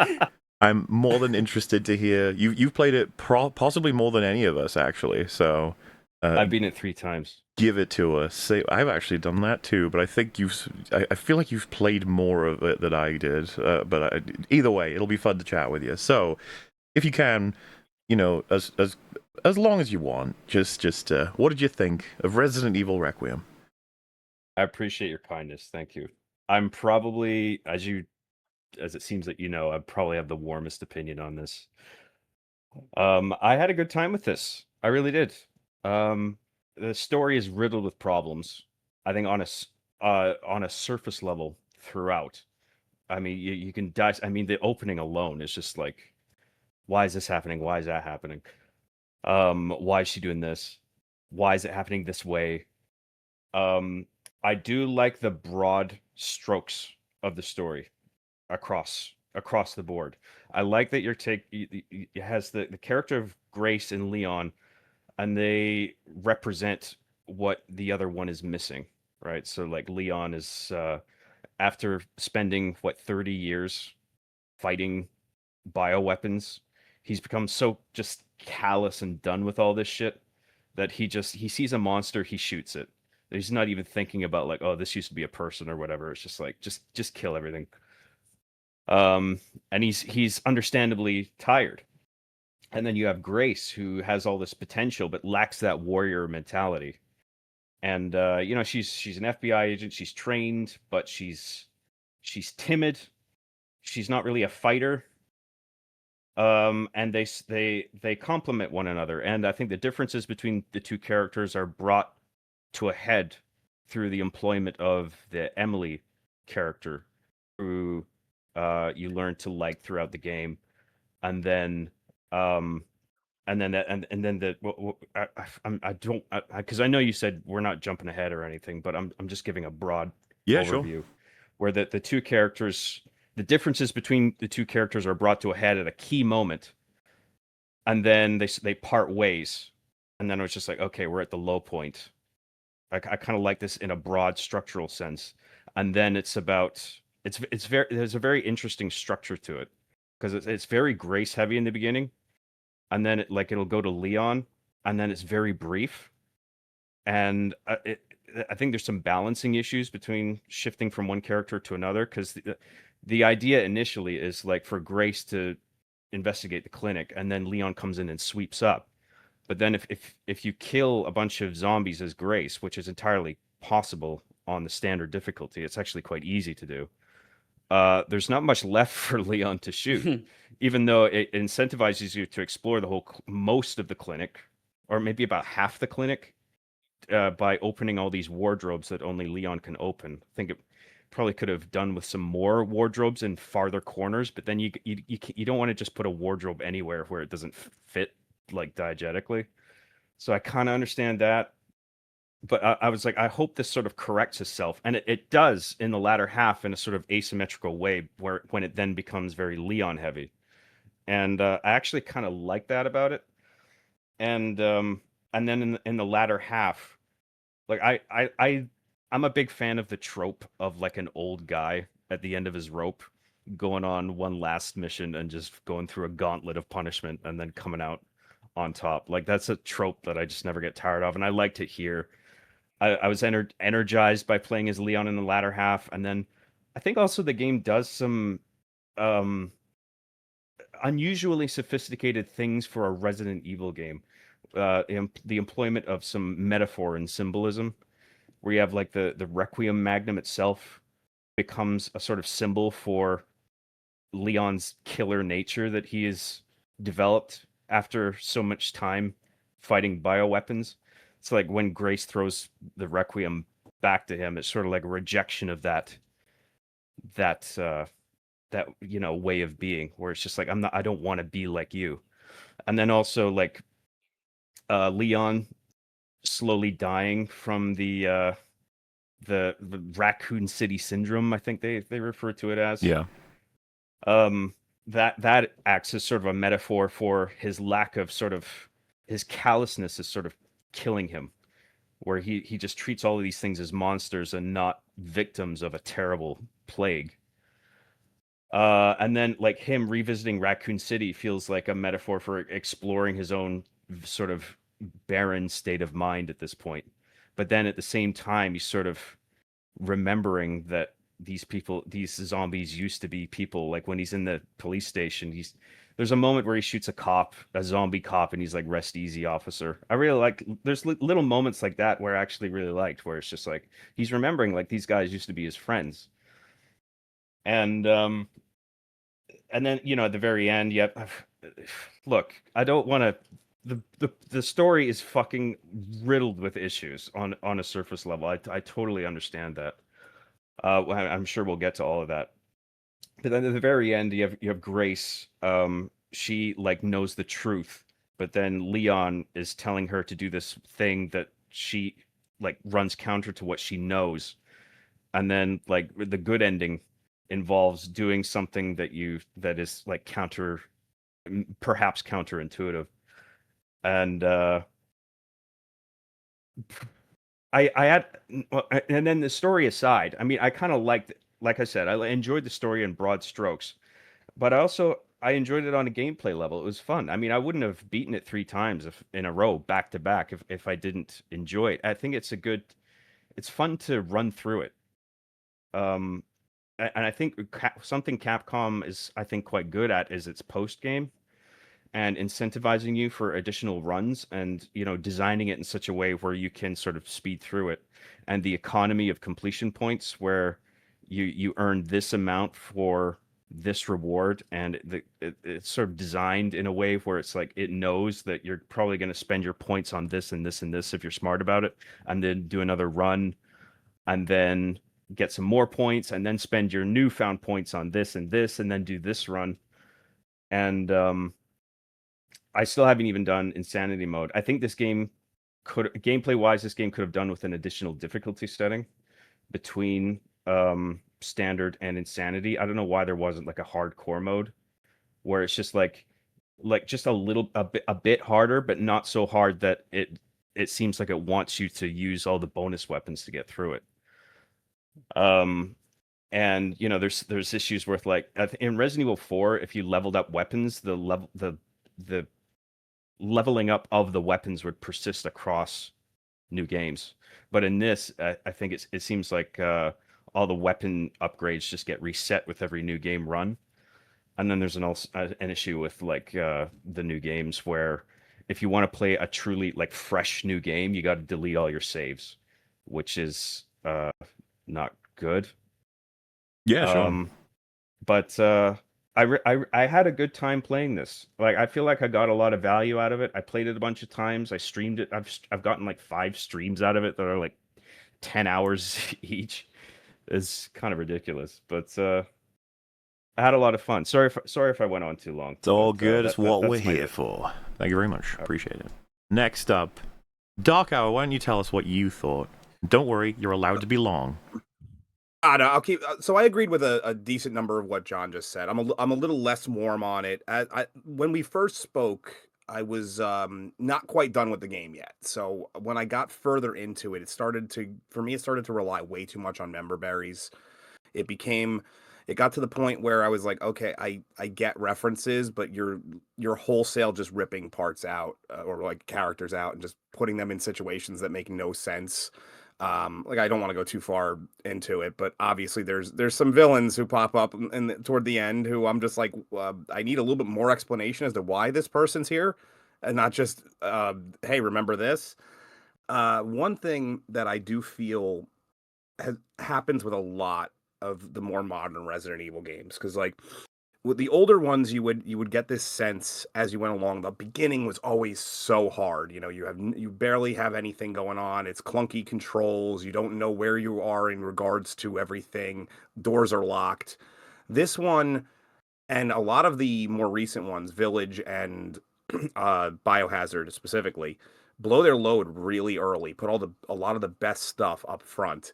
And I felt that the hospital section was so much better in terms of like the aesthetic ambiance and how everything felt than when you got to when you got to Raccoon City. And Raccoon City just felt kind of underwhelming to me. It just was like, hey, here's like 3 points that you need to go to get some stuff. And, like, oh, we're going to go to the bombed out police station. And that's where it kind of converted over to the pure member berries to me. You can also tell that there's some serious regrets from Capcom for some of the decisions that they've made over the years. One character is clearly they wish they still had Wesker to use, but they didn't, so they had to make up somebody that we've never met, and I don't give a crap. I don't want to steal too much from something random put in the chat, but as you go along, the plot line doesn't make any sense in terms of like certain characters being needed, but no one giving a crap that they almost died. That was something that annoyed me.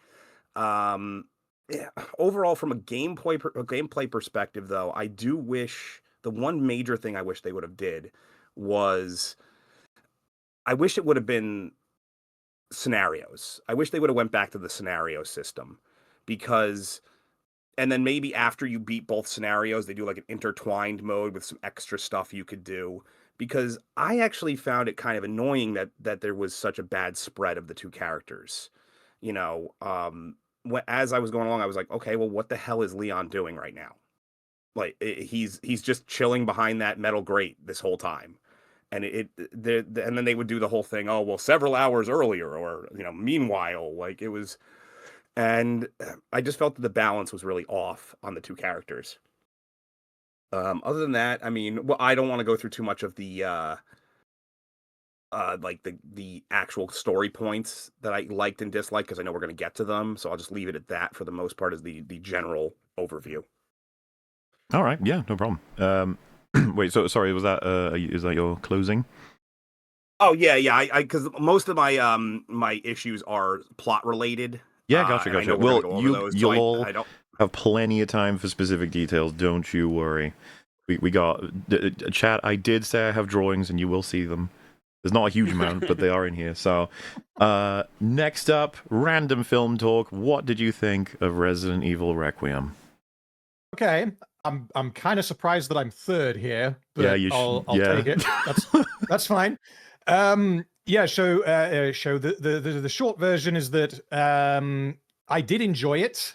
There's no fucking way it's worth £60 or $70. I have no interest in replaying this game, or even really thinking about it again. So, like, for anyone who doesn't know, I had to kind of take the game with no baggage because I'm essentially a Resident Evil virgin. Like, I've played 7. I played 7 about 2 or 3 weeks ago, and I started 8. Other than that, not played Resident Evil before. So this the Leon sections in this was my first experience of actually playing a quote unquote proper Resident Evil game. So I don't know, like, broad strokes, Grace was annoying. Leon was funny at first, but he got old pretty quickly. Dr. Edgy Boy was funny but retarded. Mr. Evil was funnier and more retarded. I found that the game was like way easier than 7. And I don't know if you guys had the same experience, but like, I don't know how much I died in this game, but I swear I died more in the basement section of 7 than in the entirety of 9.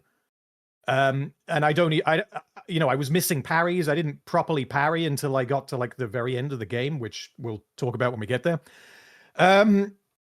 As far as the gameplay goes, I thought the Grace bits were okay. The part that I personally had the most fun with in the entire game was very reminiscent of Alien Isolation, which I love. It wasn't as good as that, but it was again, we'll get into it when we get to that point. The Leon sections were broadly fun, I found, but the game was jarring as hell. The pacing was balked. The tone was all over the place. And I don't know if this would have been helped or hindered if I knew more about Resident Evil, honestly. Like, it reminded me of the third Hobbit movie, Battle of the Five Armies, because you've got big chunks of the movie that you're meant to take really seriously, with big emotional stakes, dramatic deaths, sacrifices, and then you get bits of like bombastic spectacle that can work, which the Lord of the Rings has as well.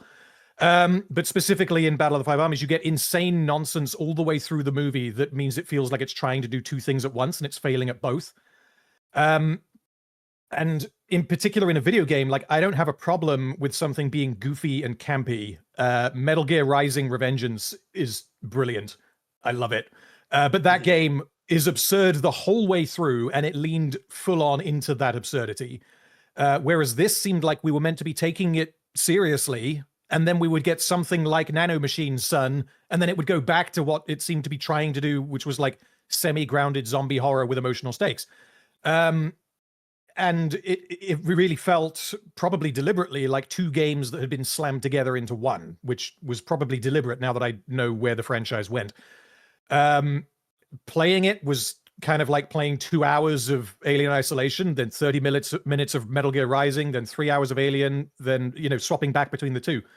And even though individually they might have been fun, I don't think it worked as an individual game. I think it would have been so much better if it was just, Grace, a first-person horror experience, or Leon, kick-ass on one-liner chainsaw cheese or whatever. And it may have even worked to have 2 separate campaigns.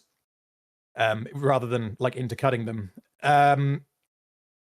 Is there anything else? I mean, there's a whole bunch of criticisms I've seen. Like, people in my chat were telling me that like there's a whole bunch of memberberry stuff and really egregious retcons. They didn't piss me off because I'm a Resident Evil virgin, but I could totally see why they would piss someone off now that I've been told in some of the ways that these are retcons. The ending was fucking nuts, and I still don't think I understand what happened. The choice at the end is complete nonsense, and the game cheaps out, which we'll get to. So I guess in conclusion, not confusion, but maybe confusion, I'd probably give it like a 5 and maybe a 6 for fun factor. I don't have interest in replaying it, but it hasn't put me off. And I'm looking forward to playing 2 and 4. Cool. Well, all right. Next up, Springy, why don't you let everyone know how you feel about Resident Evil Requiem? Did I have fun with Resident Evil Requiem? Sure, yeah, I had some fun. There's times when it's fun. There were some lines that made me laugh.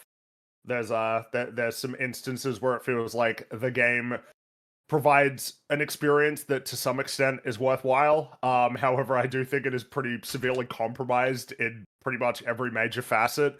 And as you're playing through it, you kind of can't help but wonder, like, man, just feels like I'm being offered 2 experiences that there are just like obviously superior versions of that I could play, rather than sort of going through this, hey, but you got both, but they're not as good as the other games that do these things. I mean, story, I think the story is like ridiculous. Like it doesn't make any sense at all. I suppose like as much as I could say that I can see that there are some ideas that they might have been going for, like it all just seems like completely ridiculous, and anything can happen at any moment.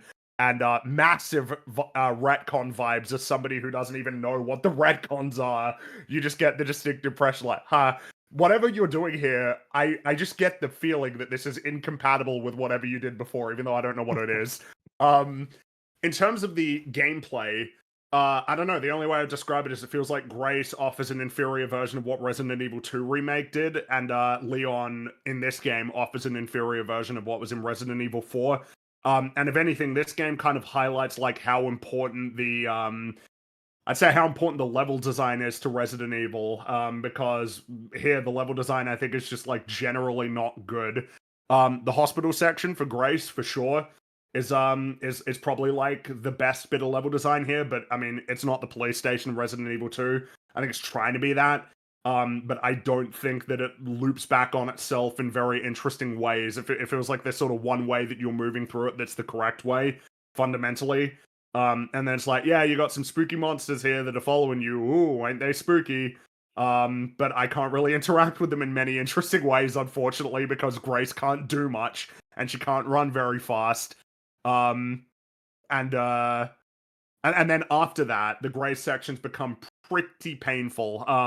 Something that becomes really apparent, and it's really annoying that I'm starting to notice this now, is that when this game, and a lot of these horror games do their sort of outlast, you gotta run from the spooky monster that you can't really fight section, which, by the way, I didn't fight any of them because I just assumed that there was no point in doing it. Apparently there was, but I think I still made the correct choice.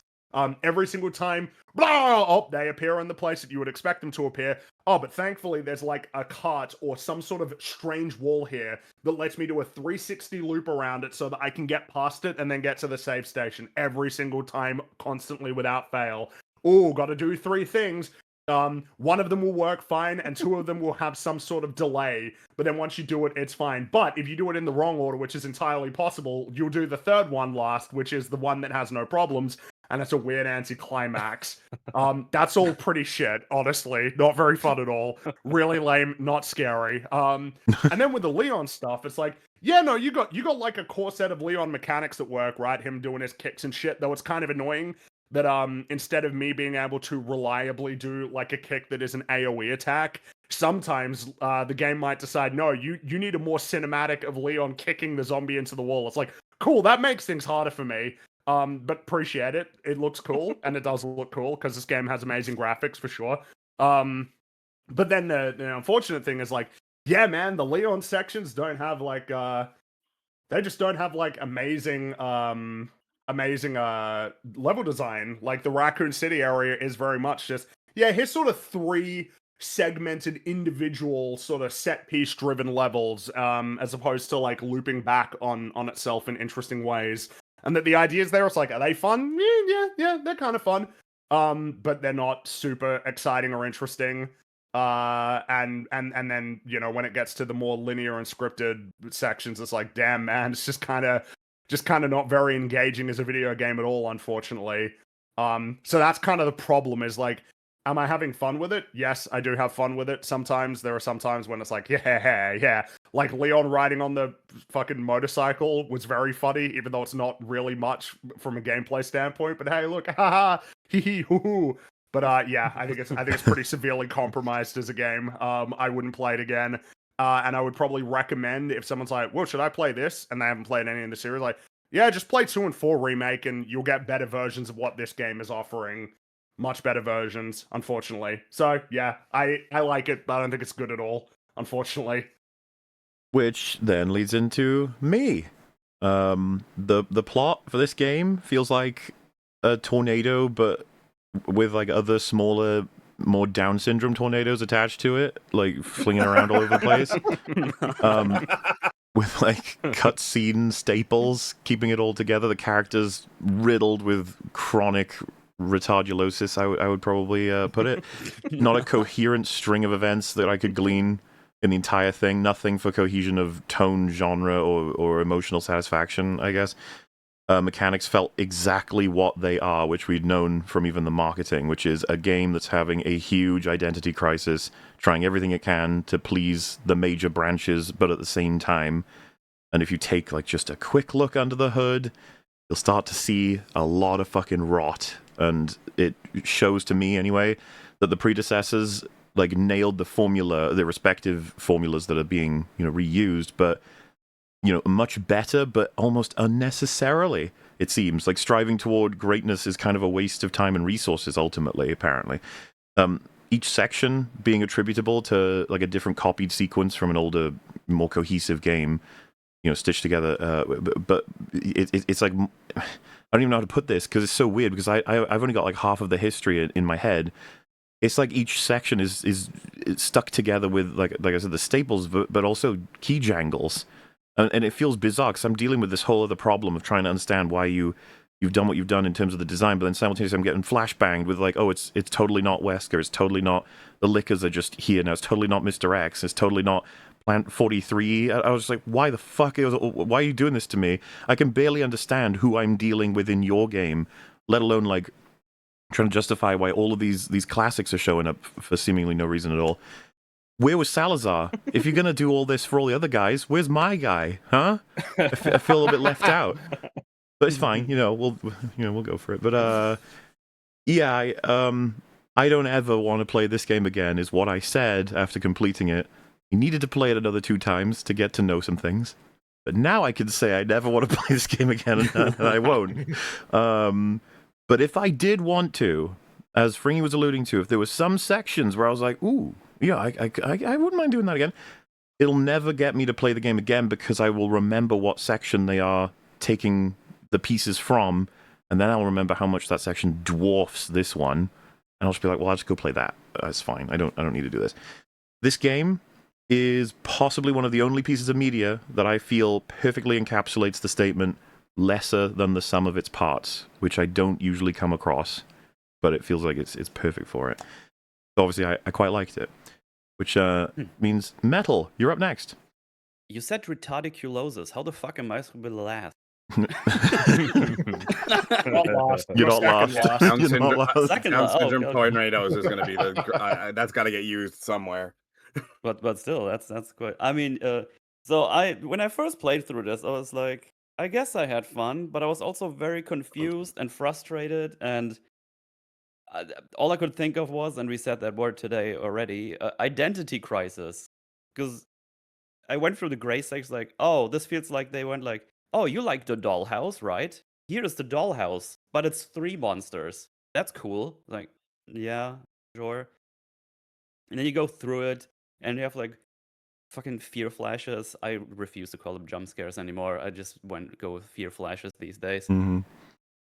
You have teleporting monsters and stuff. Like you think they're behind you, you hear them, but then there's like a scripted sequence and happens, and it's like, oh, great, so you tricked me.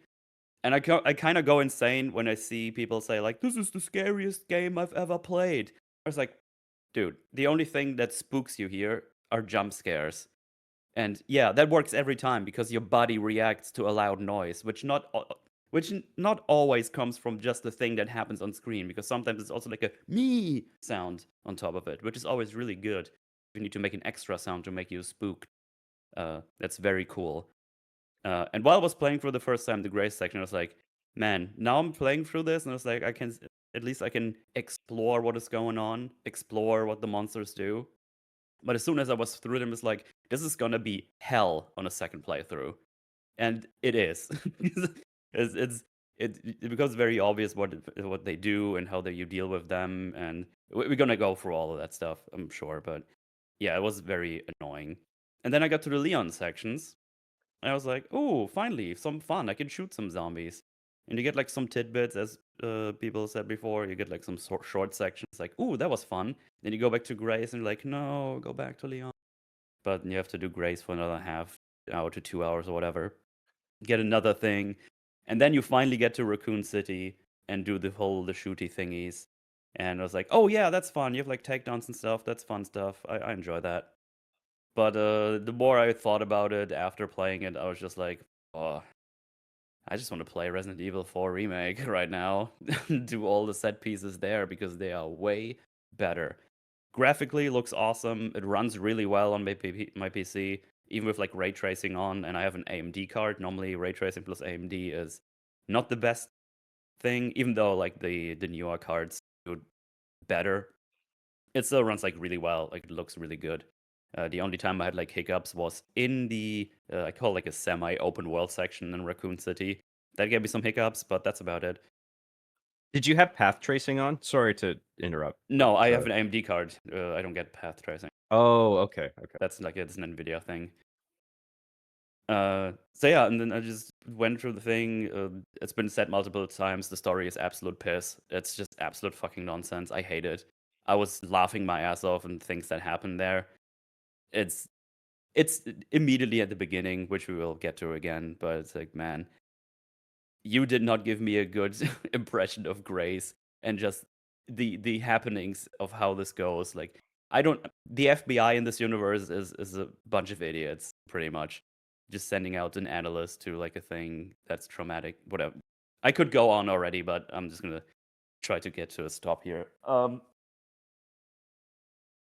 Yeah, there's some crazy stuff with like a motorcycle section that's like kind of fun but crazy, which just made me want to believe that they should probably just go more in the direction of crazy, and if they want to do like their first person horror thing, do that or that.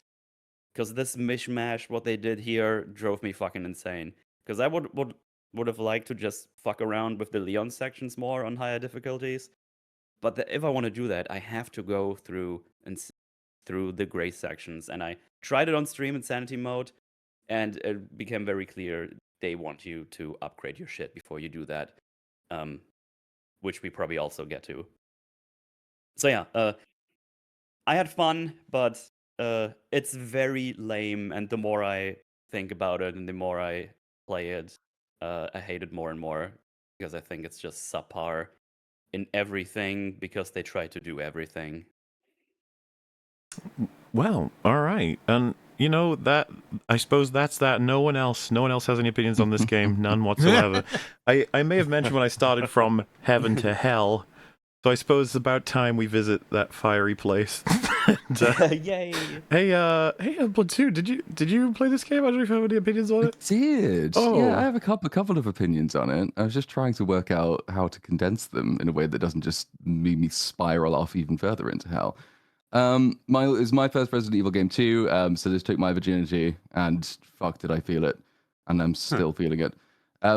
Generally speaking, you can sort of broadly divide game types, very broadly. If you're doing the broadest possible division, there are sort of story games which are interactive movies, where you are playing a linear progressive story, you are playing as characters that it gives you, you're inhabiting them, and you are doing what it's telling you to do. And then there are stories which are more choice-based, where you have much more agency in determining what the story is going to be, and you're playing as a character that you have largely created in your head.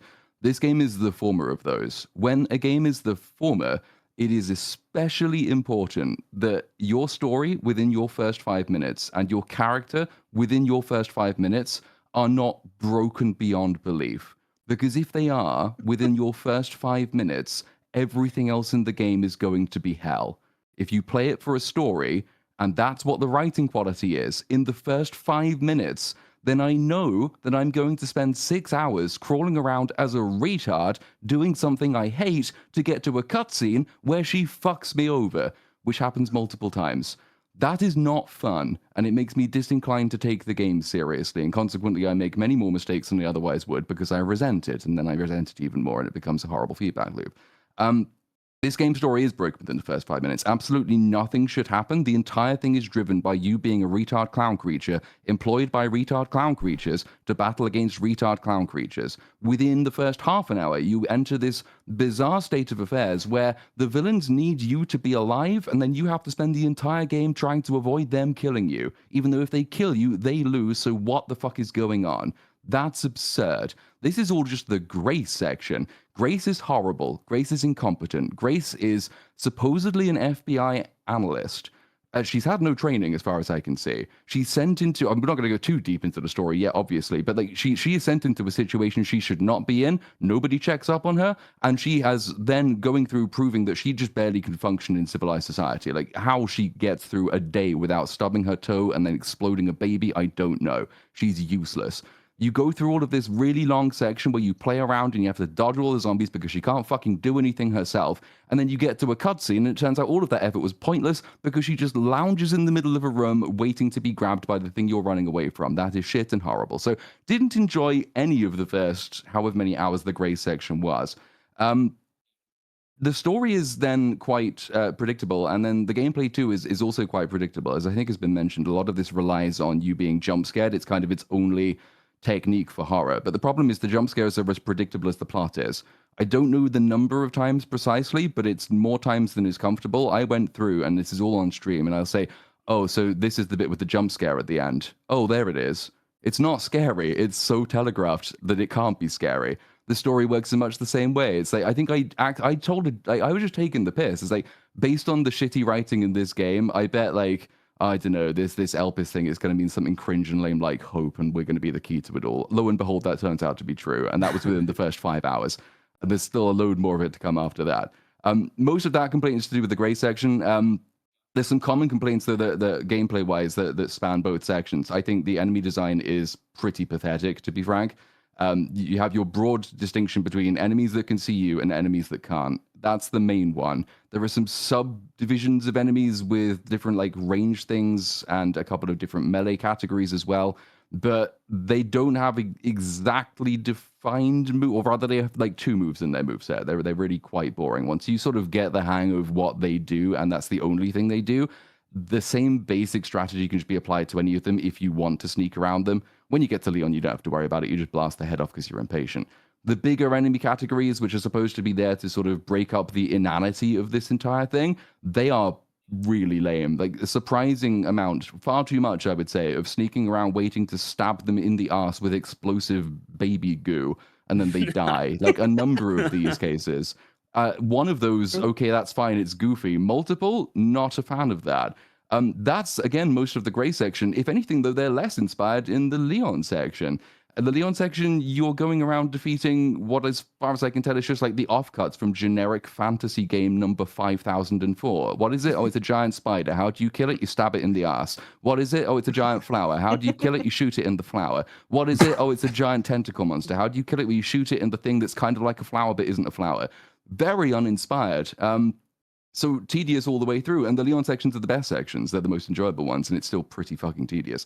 Not very much goofy stuff that happens to punctuate this either, because I'm told Resident Evil, and I've seen the Mila Jovovich movies, they're fun, they're goofy, they're enjoyable. So I was going through waiting for the goofy fun to happen, which might break up the tedium and the monotony of the actual story and the rest of the gameplay, and there's barely any of that in it either. And then overall, it's just 2 shit games mashed together into one shit incoherent game. And I uninstalled it as soon as I finished it. And I'm never ever touching it again. Thank you so much for making me play it. And I'm going to stop now because otherwise I'll just keep going. No problem. So there you have it. That is the spectrum of opinion we have today. As you can tell, there's different opinions. Well, I feel like the biggest retard, but I'm happy to represent the accolades that this is getting. Because I was going to say, I think they're mainstream opinion. They hold this in high regard. They do. Not to say that's I wouldn't say you're the retard of the group. I would just say that everybody kind of agreed with you on one or two of the aspects that you really liked. I until Platoon. Sorry. Well, no. I mean, honestly, With the antithesis. when you're talking about, and again, I'm sure we'll get into this in way more detail later. When you're talking about like the broad thematic parallels, or like the ways that the themes of the two main characters kind of interplay with each other, right? I think that's great analysis. I like that. I'd agree conceptually that that's a neat idea. It's a shame I don't think that it didn't really make it into the game. Would be my criticism. You have two choices that you make in the game, which could have been used to actually embed that quite interesting concept. Neither of those choices matter.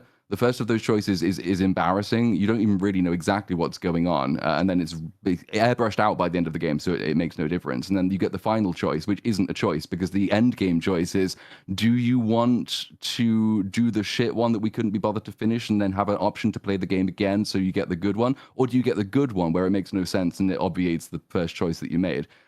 I think what you're talking about in terms of how Grace and Leon reflect off of each other would have been really great had they really leaned into that. As it is, though, I don't think we did. I don't think we really got two characters at all. We got two vague ideas for characters, and that was about as far as the writers got. But otherwise, right. I would agree with you. I like that conceptually. Right. Well, so what's going to happen now is we're going to try and go topic by topic, piece by piece of the game with, I'll have some background things to sort of represent them, mainly filled with clips from the story. So I'll have some peppered in so that we can sort of play them and then talk about them. And then a lot of it will be clips of me playing on Insanity to have appropriate for the levels at hand. I'm mainly just going to be playing them on somewhat repeat while we talk about each of the sequences sort of thing. So first up, if nobody minds, is I'm going to play, I believe, if I've remembered what I edited, we found another body. Opening cutscene. One exhibits the same pathology as the others we've been investigating. Now I need a good technical analyst on this. Okay.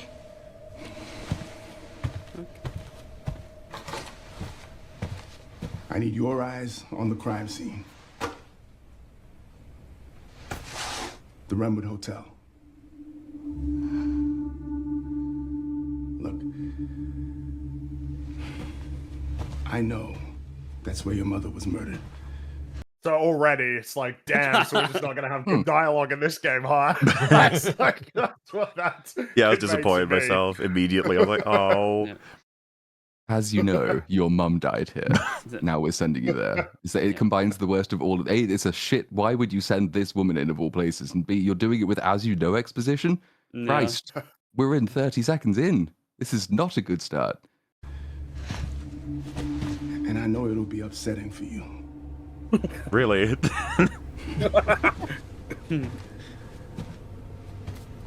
Alyssa died 8 years ago. Yeah, get over it. This is so ridiculously. Like, no, but it's especially because it's like she already fucking knows. It's like...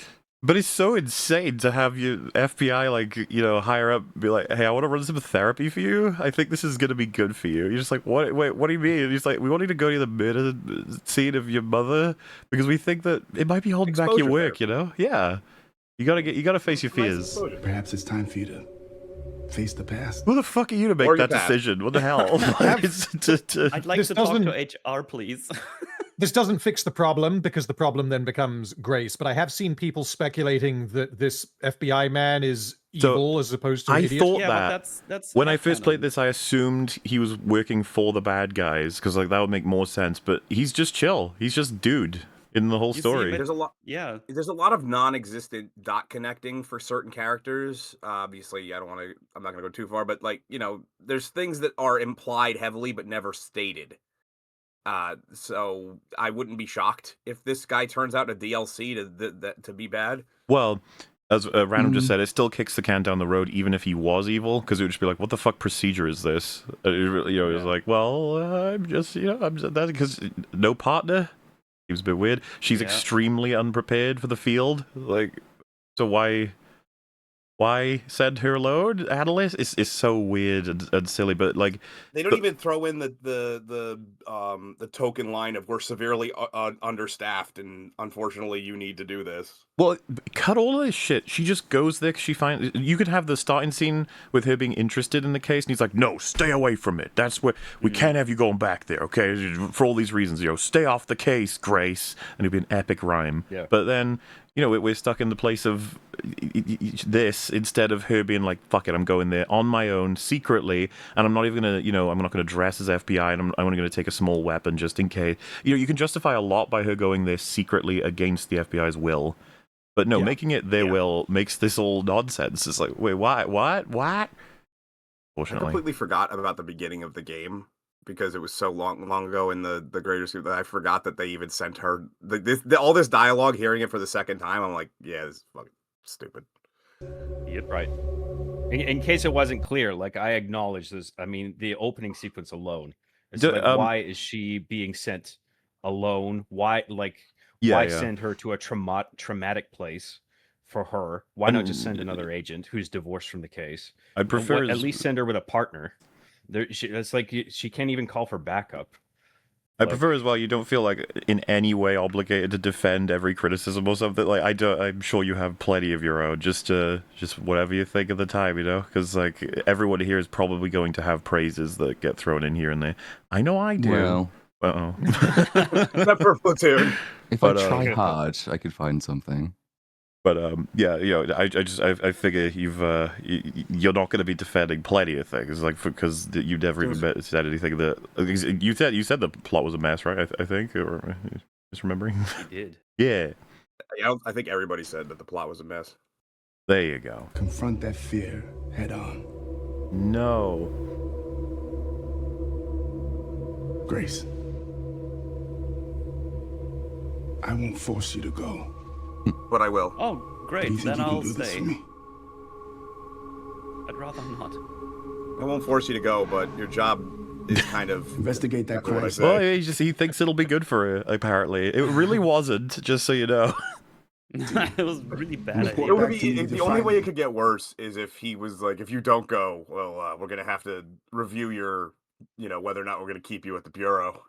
Well, no, I mean, I think as Mona mentioned, the obvious way to reconstruct this to make it at least a little bit more sense is that she overhears someone else, her colleague, has got this case, and she hears it, and she draws the link between the hotel and the place where her mum died. She insists on being the one to go. She's told she's not allowed to go, so she branches off on her own against orders. It explains why she's alone, why she's dressed the way she is, why she's unarmed, and why she doesn't call for help. Or at least it would half explain why she will never call for help. That's the way to do this.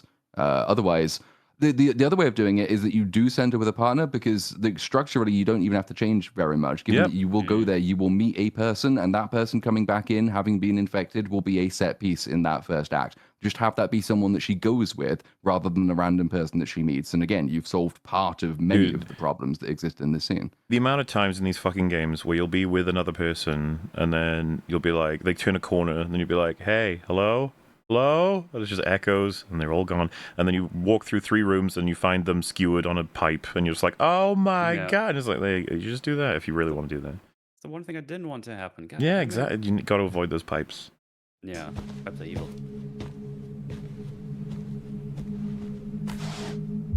That's all for now. And so, yes, that's like, you could argue that's just how the game starts. Now, I've got she in that scene has already done a thing, and I figured now may as well get it over with. She has a stutter. I don't know if anyone knows this. Oh, I noticed quite often. It seems to either not annoy people at all or annoy people immensely. I've not really seen any middle ground on this. So, yeah. It annoys me immensely. It annoys me because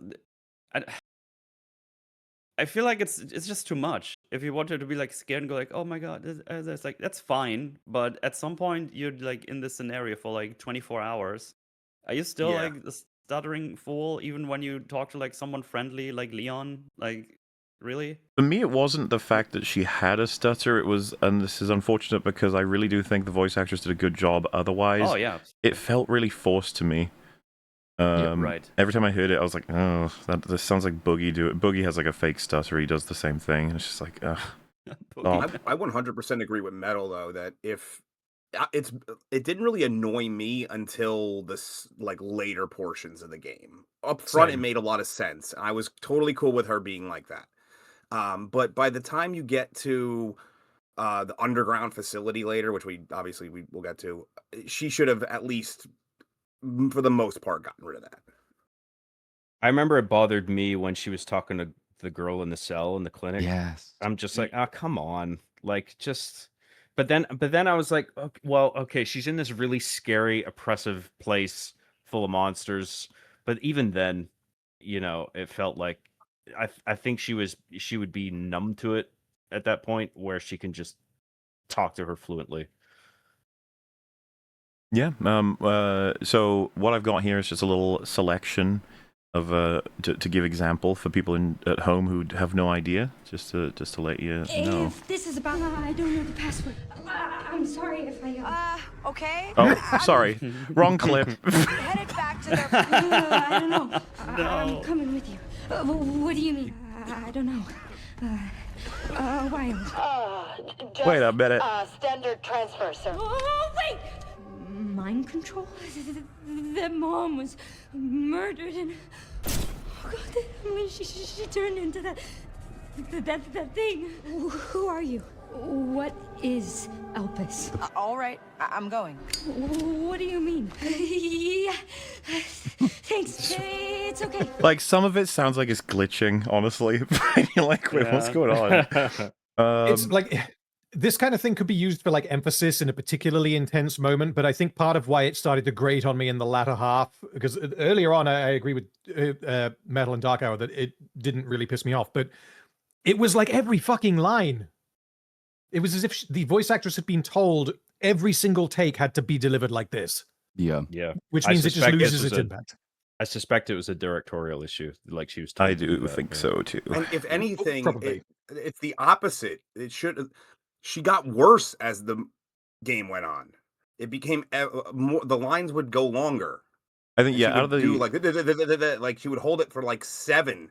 Yeah. Early on, it was like maybe 1 or 2. It'd be like, which is But like this bit here on it's currently on screen is what 6 hours. I want to say 6 hours. It's a good long chunk in. You've basically been through the entire hospital by this point. Yeah. You've seen all of the horrors that are there, and you're speaking to someone who's not even a monster, and she's stuttering. Not even just in every line, in every segment of every line. It's okay. We're not infected. Yeah. It's like, stop But it. again, I feel bad really, for it because it's if someone told it, like, the first word of these sentences, like, highlighted in purple, they're ones you have to stutter with, and the actor's like, okay, you know, and she did that, I suppose. I don't know, it's complicated to learn a real stutter, I guess. It's probably hard not to make it come across as fake. But then also the as people mentioned, it does feel like the more the game, maybe it's both, the more the game went on, the more you heard it, because more of it there was, but also longer that it was. You know, like at the same time, it's harder to not notice because it keeps turning up. Like, we are pattern recognition animals, you know what I mean? I don't think it even took that long for this to happen. It's problematic for a couple of different reasons. The first of those is that it is repeated far too often. That's what we've been talking about. That makes it more noticeable as you go because it's every sentence fragment in which she does it. That's annoying enough. Sometimes it's disconnected from context and circumstance, so it should be a fear stutter, and then it presents as just a general stutter, which is annoying as well. But the main one that annoyed me very, very soon in the game is that she is quite clearly basically non-verbal. Why has she been sent here? Like, they know she shouldn't have been sent here. This is how she reacts in the first time she sees anything even moderately scary.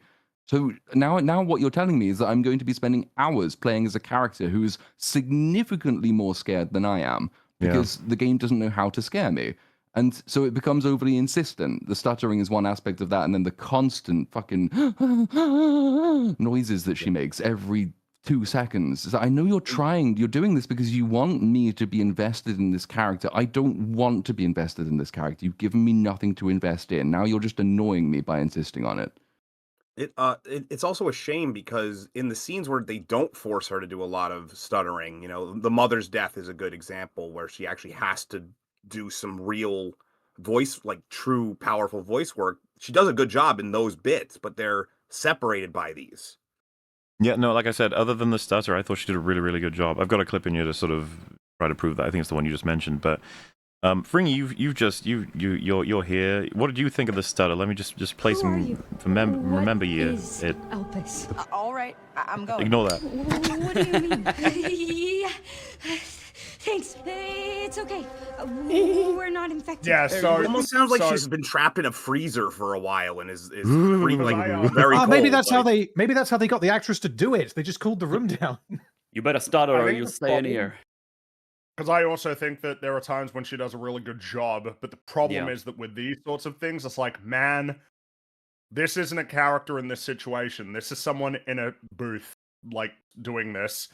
That's how it comes across to me. It's like artificial. It comes across as artificial because of the fact that it's a pattern that you can just keep seeing over and over and over again. It's like, yep, this isn't real. This is someone in a booth who has been told, now stutter like you're scared. Yeah.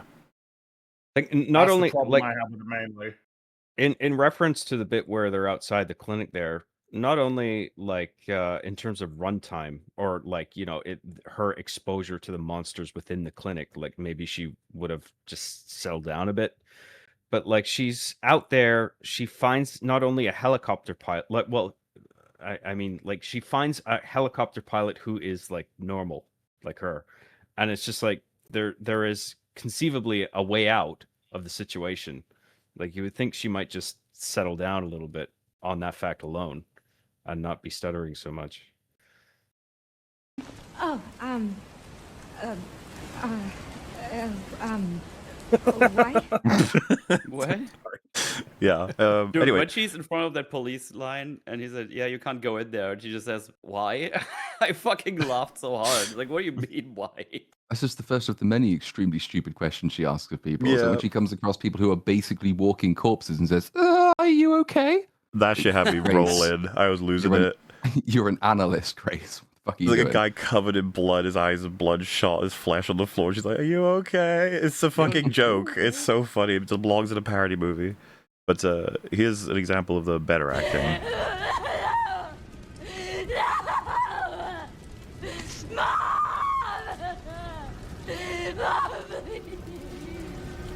Yeah, it's pretty good. Yeah. When I was streaming this, I had someone in my chat saying this is like way over the top, but I disagreed. Like, having your mother die Honestly, like that in front of you, like that would be really devastating. And I think the performance here is actually really What good. if I thoroughly agree that it is both over the top and absolutely how you would sound if your mother was killed in front of you. You would be making some crazy fucking noises, and that's that. I bought it. I was like, oh, that was good. I feel like we got no ego here with the performance, which No. is kind of what I want. So that's good. Yep. Hey, thumbs up to you. Thumbs up. Good job, lady. If there's one event that you can't really say is going to be over the top in a way that kills the scene, it's when someone dies. That's very close to you specifically.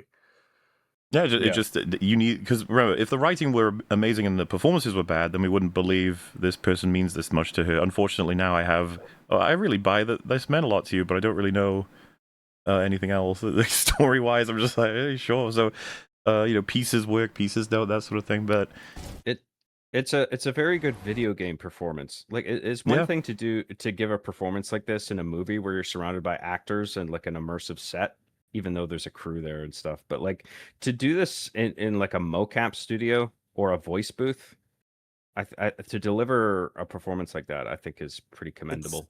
It's the only scene that they actually went method on, so all the other ones we were like, this sounds fake. This one they actually brought in her mother and killed her. That way they got a nice authentic reaction. So, this is kind of the first section where you get to at least move an analog stick, and it was something the source of things about. Resident Evil Requiem trailer reveals bustling city location in what looks like a huge departure for the series. Reportedly, it will be a more open world game versus prior So entries. this was all just made up bullshit. Do look at Resident Evil Requiem gameplay. Well, I think give me a sec. Give me a sec. Give me a sec. Sorry. There appears to be some sort of open city area you could explore, full path tracing, DDR, blah blah blah blah. People want Capcom to make a fully open world Resident Evil game after playing Requiem. The resounding response to any Resident Evil fan to this would be like, no, What do you mean? What are you talking Yeah, about? surely That's not. The No. closest thing to an open world Resident Evil game that exists is Evil Within 2. If anybody's ever played that, it's very much you can kind of go and choose your path, which direction you go, and it's got a lot of the aesthetics of a Resident Evil. So if someone wants that, that's what I would suggest playing. Yeah, so these are just people making shit up, as far as I'm concerned. But I did see some people just saying like this part of the game shows the potential for open world, which I thought was baffling, because you guys have all played this naturally if you've completed the game, and there is. I did say I would have some drawings. I've decided I did my best at trying to draw what I believe would have been the level design for this section, and I'm letting it play while we do it, but this is kind of how it starts. And Yeah. the yellow represents her. The graphics, though. Damn graph. Look at It the looks graphics. very They're pretty. really Oh, good. it looks really great. The good. Yeah. graphics are fantastic, by the way. Like, it probably is just... RE it engine doesn't matter is that much, but- really fucking awesome. Like, it's But the fact that it runs amazing at 60 engine. FPS on PlayStation 5 is pretty impressive to me. It is, but Oh, that's that awesome. would. I think people misunderstand what goes into making this something like that. It would not look like this if they made a full thing like this that was open world. No, of course not. This of is course not. it's a corridor, it's a walking simulator, so they can Yeah. afford to spend all of their resource on non-interactive elements and people walking on prescripted paths, and all you have to do is walk down. There's like two things to throb throughout. And you know what? If you wanted them to expand this out, well, you've got. We didn't get all the way there, but you know what it looks like when they try to make something bigger and more explorable. It looks like Raccoon City, in other words, brown. And it's like it's not as good. They wouldn't be able to do this, I don't believe, at the level of scale required.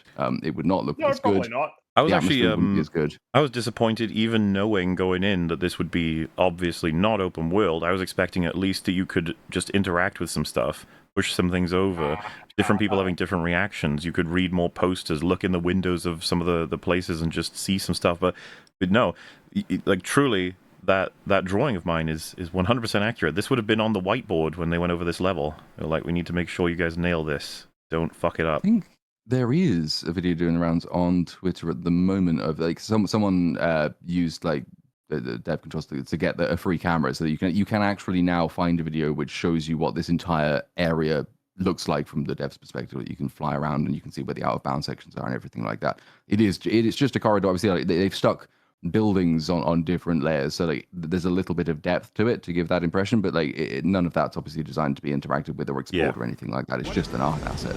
It should be around here. It's very much disappointing, like I said, and it's like one of a kind. Like Leon will come here later, and it's slightly opened in a way that's like it feels so awkward because you'll find a lot of the time they block things off in games like this by having cars crash or things fall over or there's a bunch of trash, whatever. But sometimes they don't, and there's just they just say stop. I did this when I first played it. I turned around and walked, and I just hit an invisible wall. The game was like, turn around, please. And I was like, yay. You see the clip that Leon can't shoot certain cars? Have you seen that? What happens? He just pulls the gun back to his like shoulder. Because like they're civilian cars, I guess? I'm not 100% certain. I just saw a clip of it, and I'm not sure if it's that or if there was like some sort of contract. Hey, you guys can use our car design for your game, but don't let anybody shoot it. Kind of thing. I just assumed No, you can't shoot the Porsche. Yeah, maybe you can't shoot it. That would be funny if that's the case. I imagine it's probably because the car overall is flagged as a civilian car, or because there's a civilian in it. That's what I would have thought, yeah. I do like the idea that you can't shoot the Porsche. It's like, you can't shoot Leon's special edition Porsche Macan or Cayenne or whatever one it is.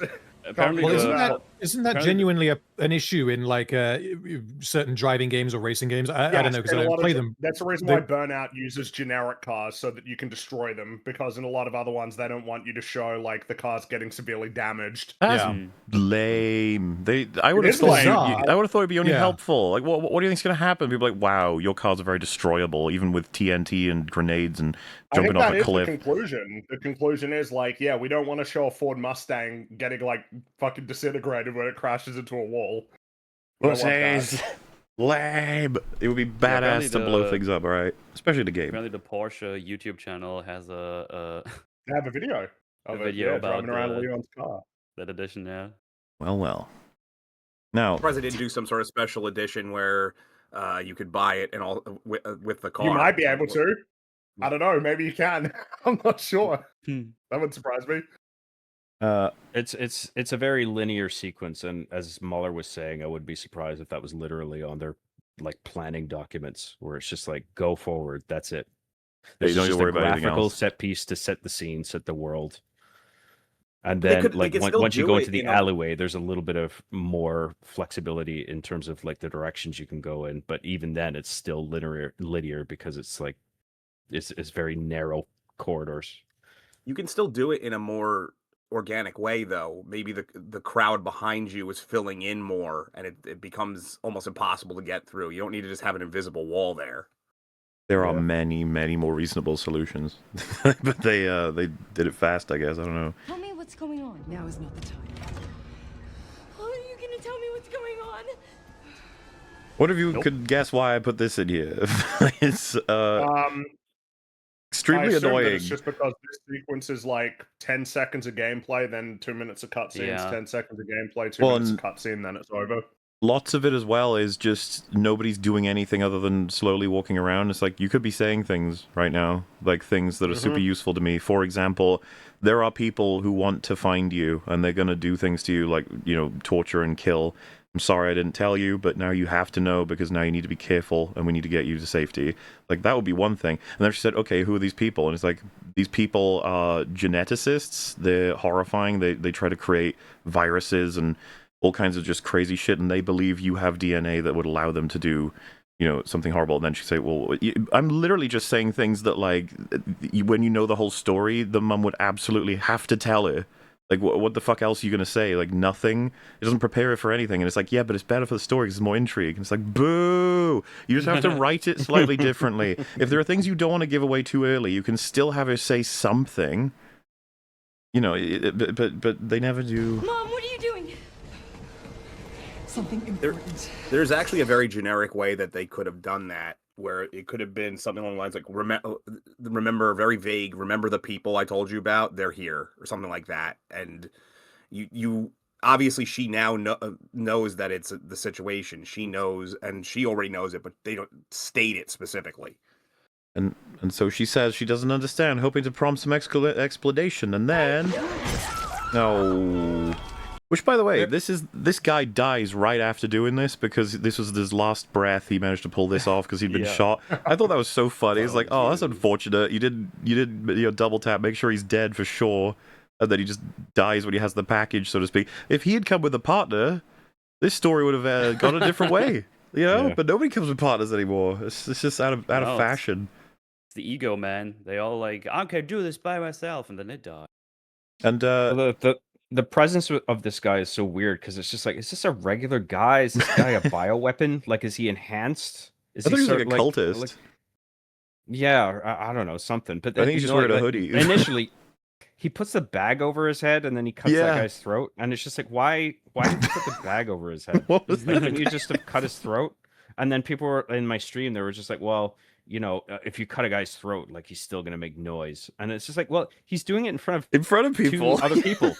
Like, they're gonna make noise, so what the fuck is the concern here? And then they shoot him, and it's just like, is he invulnerable to bullets or something? Or it's like some video game thing where he's down for a while and then he gets back up, and now he's Second here phase. and he finishes the job, and now he dies? Like, what the fuck is the Trivia is logic so here? I don't strange. understand. This to me is less like, oh, it was a struggle to keep coherent with other elements or whatever. It's like, no, this is just shooting yourself in the foot. You don't have to do anything like this. Why are you doing it? It's like, we have to have it so the mother isn't able to explain things, but gets her so far out of the hotel and then dies as her assailant is killing her. It's like, that's pretty easy to do.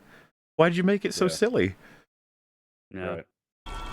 I think they're obsessed with the tropes. Like, putting a bag over someone's head, I feel like it's like a crime horror movie trope. Yeah. To suffocate someone with a bag, and they just like the visual of that, and we're just like, we're gotta have that because it looks scary and cool. Well, did any of you I feel like it is. Find the explanation? Because this of course for me was like, oh, so they found her, so why did they take so long to get her? And there was like a document you can find at some point where Gideon says it was too hard to get at her because she basically worked at the FBI too often, like she was always there, so grabbing her was really tough, and so they had to plant the body. Isn't that absolute fucking insanity? Like, what do you mean? Oh man, it would be too crazy to just pick her off the street, wouldn't it? Imagine walking with her body through the street. That would be insane. You'd never do that. I will say, something that feels like it's worth noting is, like, this first hour is kind of just pretty shit overall. Yeah. It's not just talking about the story stuff, but, like, the game doesn't begin for, like, an hour, which I feel is becoming increasingly a problem with modern games, particularly with a desire to be cinematic, and also this paired with a weird philosophy of, yeah, but you gotta let the player move around. It's like, dude, if you're just gonna make me walk around for like 10 seconds and then another cutscene, or walk around in a space that I can barely interact with, or a slow walk sequence, like, don't even bother, man. Just cut the pretense. Just give me like a 30-minute cutscene if that's what you need to do. I would rather it, yeah. I just it's so many games do this. It's very much a it's Naughty Dog's fault, I would say, unfortunately. This is a byproduct of all games that have narrative aspirations, which include this one of, man, we got to get people in, compared to, like, can we just, like, start the game 5 minutes in, like Resident Evil 4 does? You have your cutscene, you have your context for the story, and then the game fucking begins properly. It's almost historically more the worst annoying. culprit was Metal Gear Solid 4. That was the worst when it came to that stuff. Well, there's not innately anything wrong with having extremely long cutscenes. I don't think. As long as the content in those cutscenes is good. The thing that annoys me quite a lot about this game is that it seems to be almost ashamed of how long its cutscenes would be. Yeah. So what it does is, like as has been mentioned, it will give you 10 seconds of walking, then it'll give you a cutscene, it'll give you 10 seconds of walking, then it'll give you a cutscene. And then earlier in the hotel sequence, like, you might get, it's gone to cutscene because you're being attacked by infected man. It's like, oh shit, the player's going to get bored. Quickly, wiggle the stick to resist. And so you wiggle the stick to resist, and she just waves vaguely at the thing with a fire poker, and then it goes back to a cutscene to actually do the killing. So it's like, it will try and balance it out with the occasional QTE element, but never really actually allow you to do anything with that. It's always just like, hey, you still awake? Wiggle the stick. Good. Well, what you're describing is better than what we often get too many instances of, which is cutscene completes. They put you in the room, you're with the character, you walk 3 steps forward, and then another cutscene plays, and you're like, what the fuck was that? This game has several of those, but the one obviously to memory right now is Metro Prime 4, right next to the boss. You go up the elevator, the cutscene ends, and then you walk literally like a few steps, and then it plays another cutscene. It's like, it really is bad, and it hurts replay big time, because you know that it's an hour before. I just get annoyed with how many games, because you guys know what I'm talking about. There is a point where the game begins, where you are introduced to all of the core set of mechanics. You're in a level that is representative of what the kinds of environments you're generally going to be moving through. And you've begun the process of playing the game, leveling up, acquiring new items. Like, that's when the game begins. It's like, we're done with the tutorial in terms of introducing you to the fundamentals. Now you can get going. For instance, in Metroid Prime, the game begins when you're on Talon 4, right? But the tutorial in that game is obviously pretty fantastic as far as tutorials go. And even in that case, it's like, yeah, this is a tutorial, but the game has still begun in a sense, because you're free to move around entirely. You have a whole bunch of abilities that you can mess with, and you're getting to play the game as it's going to be. But a lot of games now, like Uncharted 4 doesn't start for 3 hours, I would say, honestly. Like, that game doesn't begin as its proper game for 3 hours. And this isn't as bad as that, but my god, too many games do it now. It's really annoying. I was thinking of Kojima games in this example, and I was thinking, like, Metal Gear Solid 4, I think, started with just a really long cutscene, if I remember correctly, and then Metal Gear Solid 5 does that awkward thing. Another one. Yeah. I mean, Metal Gear Solid 5, it's just like, it's cutscene, but then it's integrated with, like, press triangle. Yeah, you move this way, move that way. Really slowly. Yeah. You hold forward, and he really slowly shambles through the hospital. Yeah. Very annoying. And then, like, Platoon brought up a point where it's just like, are you still awake? And it's just like, yeah, they are kind of like, we want you to pay attention to this whole cutscene, because it's really important, okay, guys, that you watch this and not skip it. It does feel kind of like that.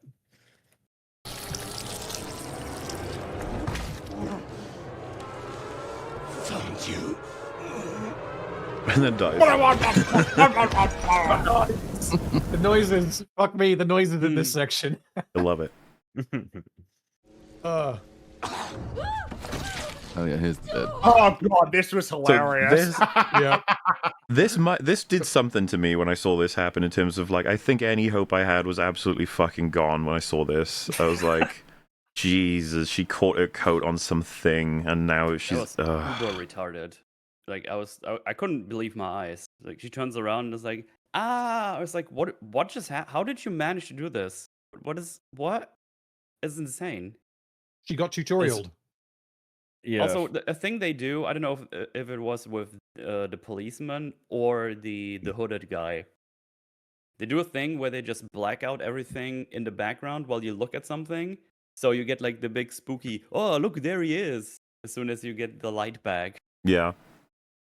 Great. It's very flimsy because it wouldn't take that long to detach yourself, and even if it really was that hooked on, you would just like take yourself out of the coat and leave the coat behind. Oh, there's so many things you could do, which is it's always the problem with cutscenes with any kind of interactive element. It's like, but I wouldn't choose to do this. You're pretending like I have a say in what's going on here, but if I did have a say, this wouldn't be happening because I'm not Grace and I'm not retarded. But it tries to make you do that. But this was almost less offensive to me than the broader context at this point, because by this point in the game, you already know that there's a guy going to elaborate lengths to bait you up some stairs because he really needs you. So it's like, well, okay, if I don't avoid the shotgun and I die, then the entire purpose for me having been lured here has been defeated already. We've just started the game and the villain's plan has collapsed in on itself. If I allow Grace to be what she naturally wants to be and just an idiot, then the villain has been foiled and the rest of the game doesn't need to happen. 5 minutes in. And then when you do have any say at all, it's just weird stuff as well. Like they introduce stuff in this scene as well, which just doesn't get reused. It's like, wiggle your right analog stick to dodge the shotgun. That was so weird, dude. I was like, what? What are you saying? What am I even doing? And you can flick it rapidly side to side, and you're like Agent Smith. And I think I didn't even notice I'd been shot. Chat said I'd been shot, and I'm still not sure I believe them. Yeah, you tanked that. Apparently I was shot, and I just didn't notice, which is not great. But then that sort of mechanic just doesn't come up again. So like, this is early part of the game. Most of what you do in your early part of the game, it's supposed to be training players for stuff that will be reused later. It's like these are the most core skills that you will need to reuse. In the walking segment up until the hotel, obviously it's not very interesting, but it's like, hey, you can press X to throw up the poster and you can look at the poster. This is telling the player that looking at stuff is important. This is how you do it. And so remember, like, just look around, press X on stuff, and then the same thing happens when you go into the hotel. Obviously, you see the evidence, you do the same thing. It's all training for reusable skills after that. But this is like, wiggle your stick frantically. It's like, oh, is this going to be a gameplay mechanic that's going to be important later? No, but it is here. So it's like, why? Why am I dodging it's always shotgun? good to learn how to wiggle your stick, though. You know. True. Yeah. I think there's a whole issue here with the journal. Like, why is she just like remembering this now? Like, she had all this time to like visit the hotel. Like, I don't know why. Like, maybe I'm guessing like what Capcom's perspective is like. She just forgot about the journal that Alyssa hid because it was so traumatic that like she was just suppressing that part of her memory. But then she goes to the hotel and then she's looking at the photographs on the bed and then she remembers, oh yeah, my mother left this thing behind the painting. Yeah, it's like, wouldn't that stick in your head even though you witnessed your mother die? Wouldn't you have always been aware that she hid something back there? And then why would she have checked this out much earlier? I think it would have been unbelievable if they had done this. I think you're right. They're probably trying to lean on the trauma. It's why they quite clearly showed that she's traumatic. Obviously, that causes the problems we've already mentioned. She should never have been sent here because she's quite obviously traumatized. The problem is, though, that even if you run with that explanation, is like, okay, she hasn't been back to investigate because of her trauma. The problem is, I think the first time you see her, she's looking at her computer. She is doing some investigating on these infected corpses that are around this area. So like, she's not so traumatized that she's not interested at all, or that she refuses to look at anything about it. It's just that she is investigating, but not investigating anything that would have led her to solve this problem earlier. Because if she'd done that, then the game couldn't happen. It's so bad. It's so dumb. Just have her be too traumatized to do anything about this, and it's fine. However, this, as it turns out, by the end of the game, is not even the worst example of, oh yeah, people just didn't look into this yet. Yeah. Because that gets so much worse. And also, the place burned down, and this fragile selection of papers is totally fine, as is the painting, by the way. It's like, that was fucking lucky. You know? Lucky. That's been here for 8 years, was it? Yeah. Okay. Come on! Oh no, there's a guy. Did you... real quick here on this part. Yeah, and then you gotta try and dodge. Like, what insane scenario is this? What's going on? I wanted to let this play out. So, did you all play this with controller? I did. Yeah. Yes. Because I played did not. I used mouse and keyboard. Okay, so you know how awkward it was to hold down F and wiggle A and D to not get hit. Yes. That was I was like, what the fuck? I can't do this. This is like weird. Like if this would have been like, I don't know, space or something to hold down, but you had to hold down F and then wiggle A and D. It was fucking awkward. But it's fine. You can tank like 1 or 2 shots anyway. So. Yeah. Which is so funny, isn't it? We get started with, oh, don't worry, I've been shot by a shotgun, but I'll be fine. You're like, oh, wow. And that means there's a pistol and a shotgun here. That's really useful. It also does this thing which is quite common. It's not just video games that do this. Basically, anything where the writers are sitting in a room writing, and then the voice actor is sitting in a booth, and so like. Obviously, you're so far removed from the experience you're describing that your temptation when you're writing descriptions, and particularly when writing dialogue, is that you accidentally slip description into dialogue where it doesn't actually work when it's spoken by a character. So when she's doing this and she's wiggling around and she's stuck on the things, like we know she's stuck, we can see she's stuck, but the writer evidently needed to convey this. And so like Grace says, I'm stuck. Yeah, I know. I can see. Everyone knows this. And then an obvious evil zombie creature who looks a lot like the one that killed her mum is coming at her with a shotgun, and she says, "What are you doing? This is not." Just you don't have that. Just have her screaming in fear. Don't have her either describing shit or asking dumb, redundant questions. So Grace is bitten here, and we see later anyone who's bitten turns pretty quickly, but she doesn't. Mm-hmm. And the assumption is because this is to do with the storyline of the Elpis stuff. She's like. Either been vaccinated or the vaccination was drawn from her DNA, blah, blah, blah, blah, blah. She's immune. Not the problem for me. The problem is she could easily have died here. So this guy, when you meet him, he says like, oh, I felt like a sting on my neck. So the implication is, of course, that Gideon has turned him. Why didn't you just kill this guy? Because turning him and leading him onto Grace nearly kills her. She nearly dies in this sequence like 3 different ways, and then Gideon's just waiting for her after. This obviously expands, by the way, into the whole fucking game, which I guess we could just say now. The villains need Grace alive. I would say desperately need her alive. They want nothing more than for her to be alive, and this little comic here that's very amusing sort of covers how they just don't seem to give a shit throughout the whole game that she's encountering constant obstacles that would easily kill her, and they could do something about it. But they just don't. Nope. And I have no idea why. I mean, also, it can also go the other way. Because what if she didn't get bit here? Like, then nothing would have happened that he needs to know. Because I think the idea is, oh, if she gets bitten and she doesn't turn, oh, she's the chosen one or whatever. But if she just defeats him, shoots him in the face or something, because she does have a gun, that doesn't work. He has a little syringe thingy. Just it's a very little syringe thingy. It's a very specific outcome you're aiming for to get her bitten, but to not get hurt too much more than that. Feel like okay, feels like you're. God forbid, she sees the fucking picture with her, turns it around, sees a key that says "Meet me," and she's like, "Nope, I'm." Why would you do that? I'm gonna jump out the window. Yeah. Honestly, fuck my kneecaps. You know what's That's funny? Okay. I'll take it. When I first played the game, you can see this on the stream. I found the photo of me. It was Grace, and I was like, "Oh right, because I used to live here or whatever. I guess there's photos of me around." Like I'd rationalized it in my head because if that was actually a photo someone placed to that they knew I was coming here, I'd be like, "Oh, I'd be leaving. Obviously, I'd be leaving. Why would I stay?" Like that. That's what I said while I was streaming it. I was like, "Oh, okay. Where's my phone? Can I get backup? Can we go back to the guy outside the cop? He can come with us in here because this is like this. There's a crazy person in here, clearly." There's another issue here where like she goes into the bar and picks up the old key, and then the door she came through just slams closed. Yeah. And I think locks, you can't open it. It's like you can't even interact with it. And it's just like, who did that? Was that Victor slamming the door? Was that a zombie worker guy who's just like closed the door for him because Victor the whole time was just sitting by the fireplace just waiting for Grace to show up in this room? And it's just like, how? And Victor is behind a locked door.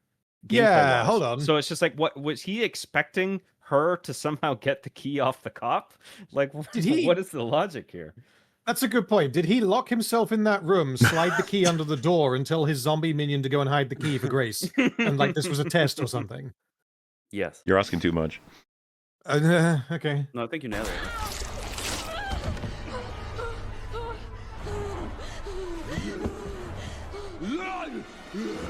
Oh, that's really awkward. Yeah. It's all in first person, then it just The way he falls out the window is so funny.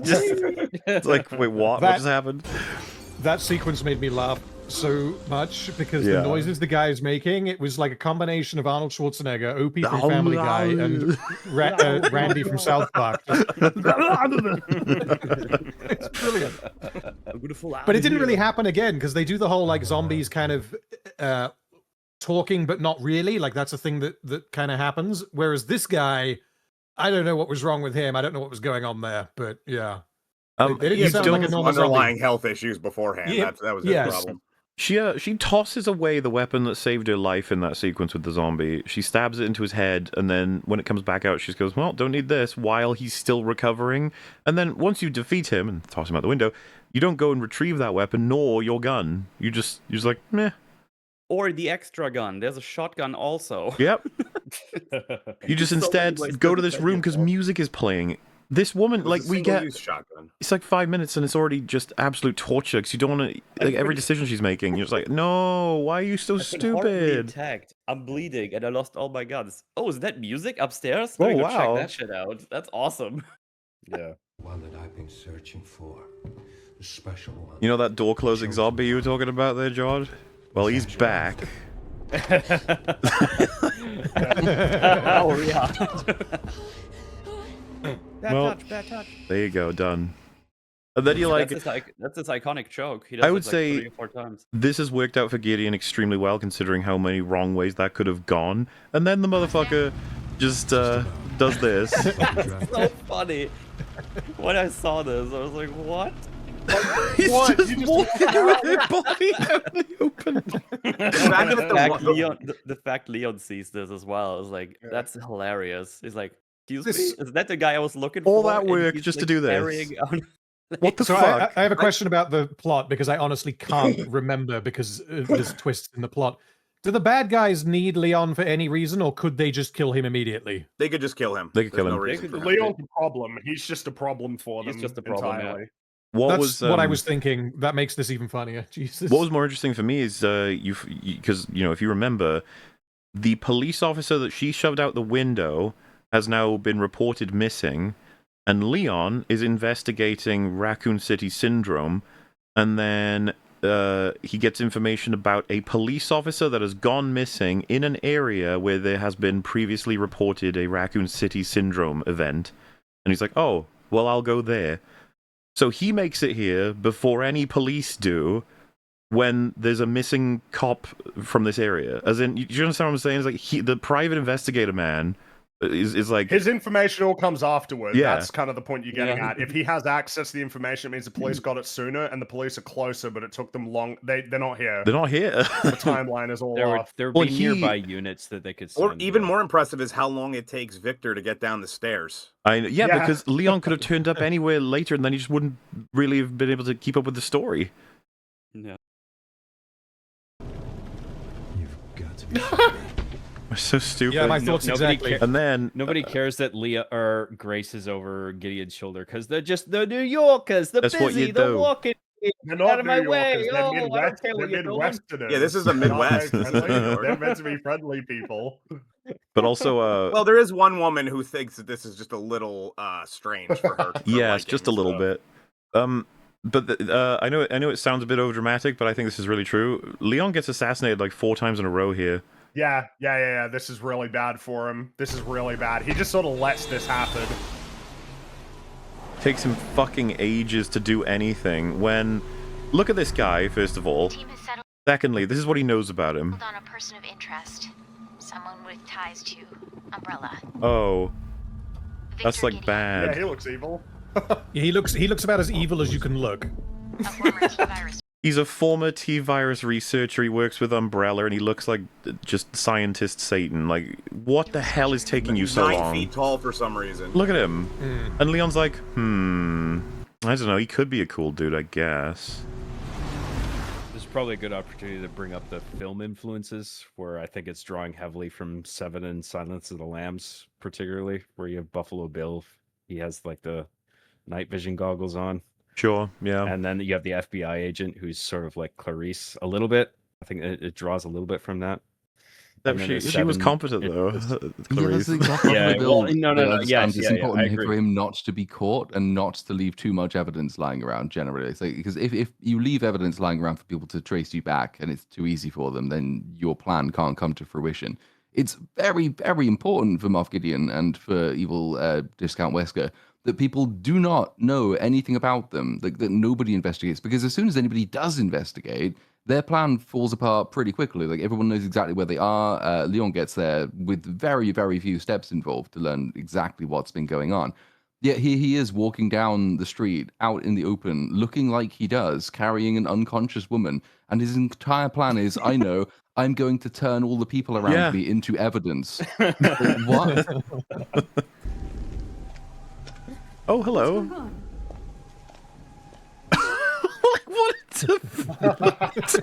What a night of hard drinking, I guess. Yeah, I was gonna say this would have made sense in like Las Vegas. That's about the only place where that you could see this and be like, yeah, it's about right. I'm just taking her home.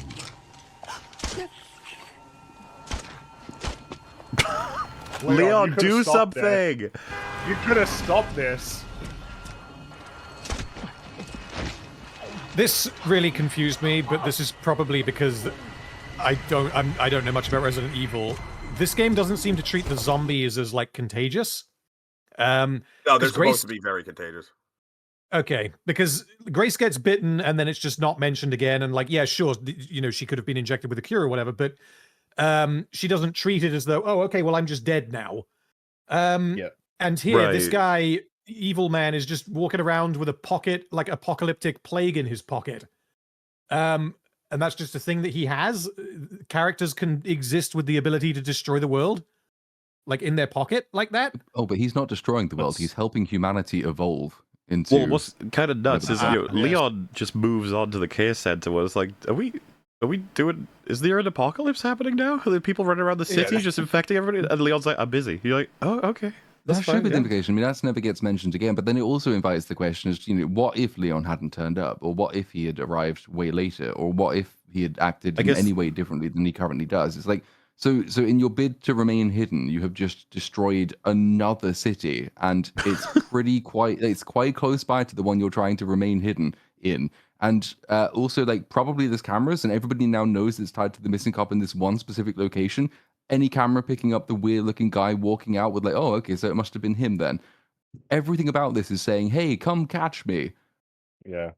Leon, what's your sit rep? Like in terms of contagion, I think in Resident Evil, it's like contagion based on death, because like that's why you can take damage, like zombie bites, and then like still live. Where, as opposed to like 28 days later or something like that, where if like you get the blood in your bloodstream, then you're fucked. I always figured even if you're still it depends on the game. It was like non-canonical, like that any time that you get hurt is almost like treat it as non-canonical gameplay sort of stuff, right?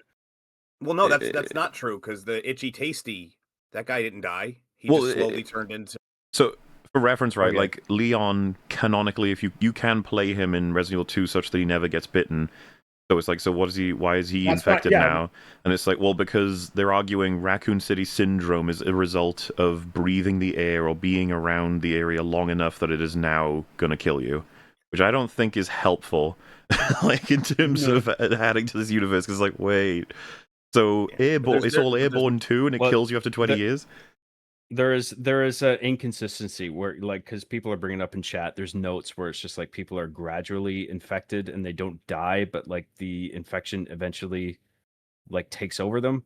But like you play as characters in Resident Evil throughout the series, and they take bites and damage, but then they're fine as time goes on. I've always said that the actual damage and bites, that unless it's in a cutscene, is non-canon. You basically shouldn't have gotten bit, essentially. It does seem that That's way. how Yeah. I would read it. I assume that it is normal zombie rules. A bite is all it takes. Yeah, and then in the case of the darts, maybe it's just like there's something in the darts that's like killing them, well, yeah, and then that activates the zombie mutation or something. I thought that they weren't like properly zombies. Like it's like a they're not like zombies like in The Walking Dead, how they're literally dead. I thought the point was that they are like alive, but it's an infection. I might be wrong because I'm not very familiar Well, with isn't this it? series. And it's but that was different the with each impression I got. strain, right? Because like Las Plagas Yeah, is different right, than T virus and all that Well, sort of stuff. Yeah, so like the T Ouroboros, virus, the T virus works more like the standard with the zombies. Then like the G virus mutates you completely, like into insanity. Then there was the T Veronica virus, did similar to that, but it allowed you to keep your intelligence. But it also required a much longer gestational period. Mm-hmm. Right. But yeah, bear in mind you're about to watch. Leon is like, it's just a little bit away. He's watching this unfold. Look at this. You okay? What are you doing? They're just making out. Look at them. Oh, that's bad. Oh no, Leon, do something. Leon, do something. Leon, you could have stopped this. I don't get the kiss at the beginning. I don't know what that's about. I have no idea. I was very confused by that. They don't I have even. no explanation. It's the worst It of both reminds me worlds. of Pluribus, but it's like you're not doing that. Like, what is that for? They take control away from you to show a cutscene where they do not allow Leon to do anything he would do. It's like, oh, Yeah, God. pretty bad. When Pretty bad. isn't this a great opportunity? Because there's kind of a thing later that's the same thing of if you shoot her off this guy fast enough, you save him. Isn't that like the obvious thing? Yeah. Yep. Yeah. So we're gonna save talking about Leon until we hit Raccoon City. We're gonna focus on old Grace. All right. For the section, the one thing though, I step away for a second. I don't know if you mentioned this, but I think there's like an implication that they have some kind of I don't know, task force or whatever for eventual outbreaks, because he tells Sherry like, lock this place down. It's like, oh, okay. I guess you have something like that. Is that how that works? Yeah. Is that how that works? The whole idea with how horrifying those things can spread is the fact that you, especially with a virus that's unknown, like you don't know what one he's spreading. I mean, it's fine with them going to try and contain it, but it's insane that you're just like, don't worry about it, it's all sorted. So like, by the time they get here, like so many people have been bit already. Yeah, Because and they're all it's also funny sprinting because, like, around.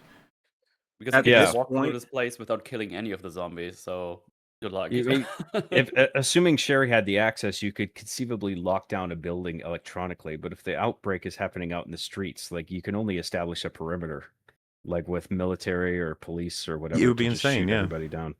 Yeah, at Imagine this point, going they would through have had Resident Evil 3. 6, and then this happens in front of your eyes. It's like, oh fuck. At this point, there would have been at least 3 iterations of like a lot of agency that could lock it down. It would have been the BSAA, 3 which is kind of dead at this point. The DSO, which is what they're in. Then there's Blue Umbrella, which is kind of hasn't been expanded on too much yet. So, Victor wants Grace's blood because he needs to test it further to know if she's the chosen one. And that he's even trying to get like some of Spencer's sort of DNA and memories out of her. I guess it's really fucking weird when you try and collect all the information. But And then he's like, if we hang her upside down, it'll make for a really cool tech demo. So let's well, do that. yeah, it's like Yeah. once again, it's like this could kill her, Victor, and it doesn't make blood come out faster. Like, what are you doing? Why are you doing wacky this? guy. Also, there's no sure. reason for it. Why don't they just take her right to the lab? I know. None of this makes any fucking sense. But she gets out. Yeah. Because of course. I think I initially thought it was about Gideon collecting combat data as a usual trope in Resident Evil, like assessing the capacity of like bioweapons, but that's not even that. Like they need her alive. Yeah. So it's like, why There would you go. Welcome to my iconic first drawing. Proper drawing. There you go. You skipped over the second part of her getting her free. So she gets her arms off. Yeah. And I was like, oh, now she's clearly just gonna do like Unstrap. force goes up, unstrap, and she just kind of starts wiggling left and right. It's like, no, you're gonna fucking break your arm or something. Yeah. Don't do that. It was also way louder. It's so loud. But luckily for her, she doesn't need to worry about being loud until the game says you need to worry about being That's loud. true, yeah. So, The point of this, if you've seen my Outlast videos, you'll know I did these before. I do not like this kind of gameplay at all. And the more that you try to play with it or try alternative ideas, the more you'll find out there's only one thing you're allowed to do ever, and that's just how it works. And this kind of design, as much as Outlast, you could say popularized it. I mean, Dark Descent popularized it, really. There's games that existed before that did it as well. But this is like the first encounter in the Dark Descent sort of thing, and then you have a whole game that develops all kinds of different ideas on how to expand this. And even Outlast, I would say, goes further. But this game is just happy to do this because it creates really great moments. First of all, fucking YouTubers and streamers, but secondly, individuals can sort of fleetingly have this do the exact same thing every single game, and they'll be more than happy. So the way this works is you spawn on the room next to 1 there, and you go, as you were seeing in that clip, down the hall. You go forward, then right, and then down the hall into the room with B and D. B is the lighter. You grab that, and then you go over, and you can get into the room with C, but that's when she spawns. You just have to run back to 1 because she can't go into 1. So she goes away. And then you go into C, grab that, go back over to D because she's probably spawned again, and you might need to run her around. You'll get your screwdriver, she spawns in D, and then you have to run to E. I think I skipped out A, but whatever. All of this runs the exact same way every time. I was curious, of course, and you've got the black zones there are all things that kind of like exist but don't mean anything and are kind of pointless, and can even trap you if you walk into them foolishly. But yes, that happened to me. Very annoying. Yes. So D, right, is the screwdriver, and when you need the screwdriver for is to get a fuse. If you have the screwdriver and you open it up, you'll find she spawns above you and she climbs down. She's like, "Rah, I'm gonna get you." And so I thought, oh, what if I have her chase me into that room and I turn the lights off in it ahead of time, because you can do that. And then when she's about to kill me right behind me, if I activate that cutscene of unscrewing, then she'll spawn above me, because that's what it would sequence break, right? It would have to, because that's 2 different rails clashing with each other. That's what I try and like to find in these, because I want to know how they solve it. Is there a unique solution, or does the game just give up? And what I found is that number 2 there represents she cannot go beyond that limit until you use the screwdriver. It's just a hard limit for her, no matter what. No matter what lights are up or down, she's not allowed to cross that point.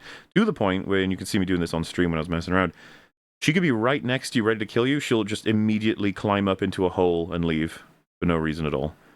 Yeah, does this have like an arch or something in there? An arch? A little doorway or something that looks like it's some kind of barrier. In where now? Like I think you can see where it like knocks off. I think there's something on the walls. Oh, you Doesn't mean like mean that it makes. You mean like a sort of thing where they were modeling it, or? No, I mean like in game. I think you can see there's something there where she goes up. It's just more cosmetic stuff. It's not like an actual barrier. I just remember there's something you can see there. There's definitely no barrier, but there's a hole in the ceiling, and she just climbs up into it. Yeah. And it was well, like I said, it was really confusing. But I can only assume they did it because they realized that you can't have her chase her into there and then despawn and respawn right in front of the player. That would be retarded, and they didn't have a solution for that. So they just have her despawn, and I was like, that's really fucking boring. And there's nothing else to really play with in this section. They limit it so hard that those are your only options.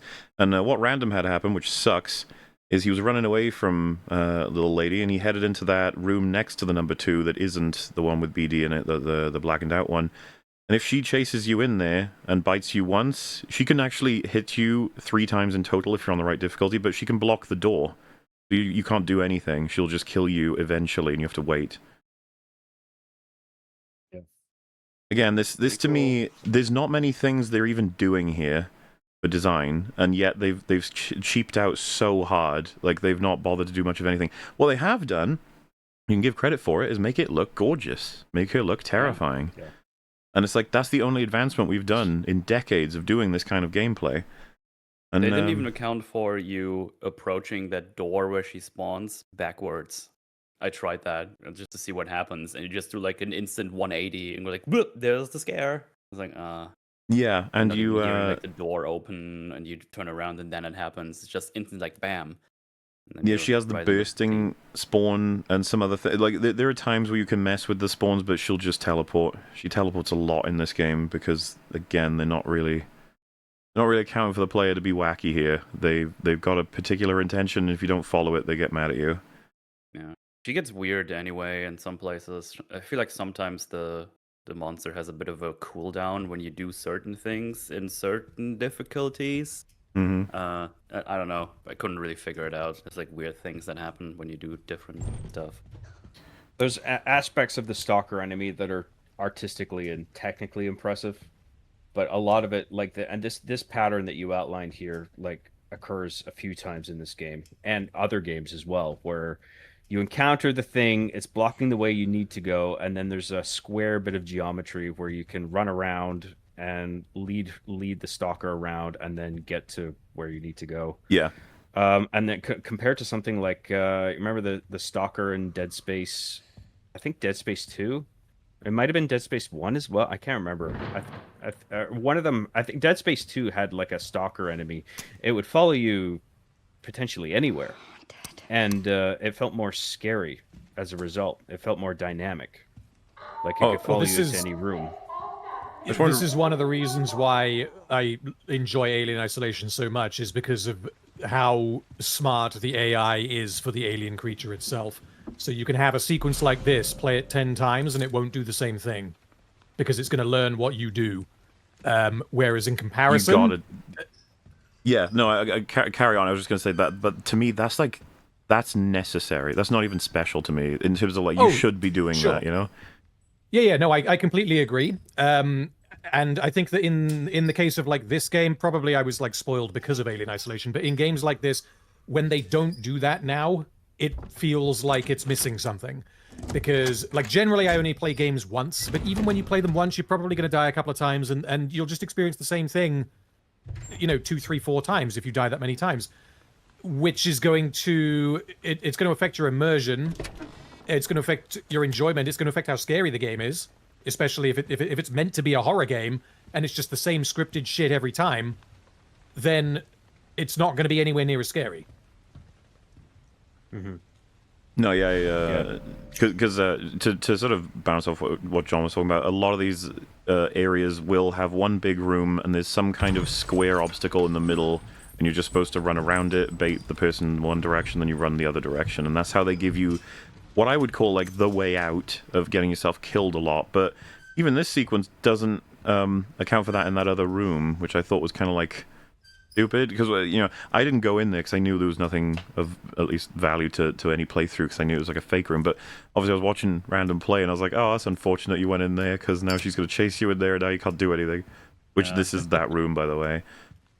Which just seems like a huge oversight. Wouldn't you, like, the players are just getting used to this, so wouldn't you want to, account for that? Well, normally when you have like a place like this where you can't get out when a monster gets in, normally there's like a space where you can hide or something and wait it out, and then it goes away or something. But this is just like, no, you don't do this.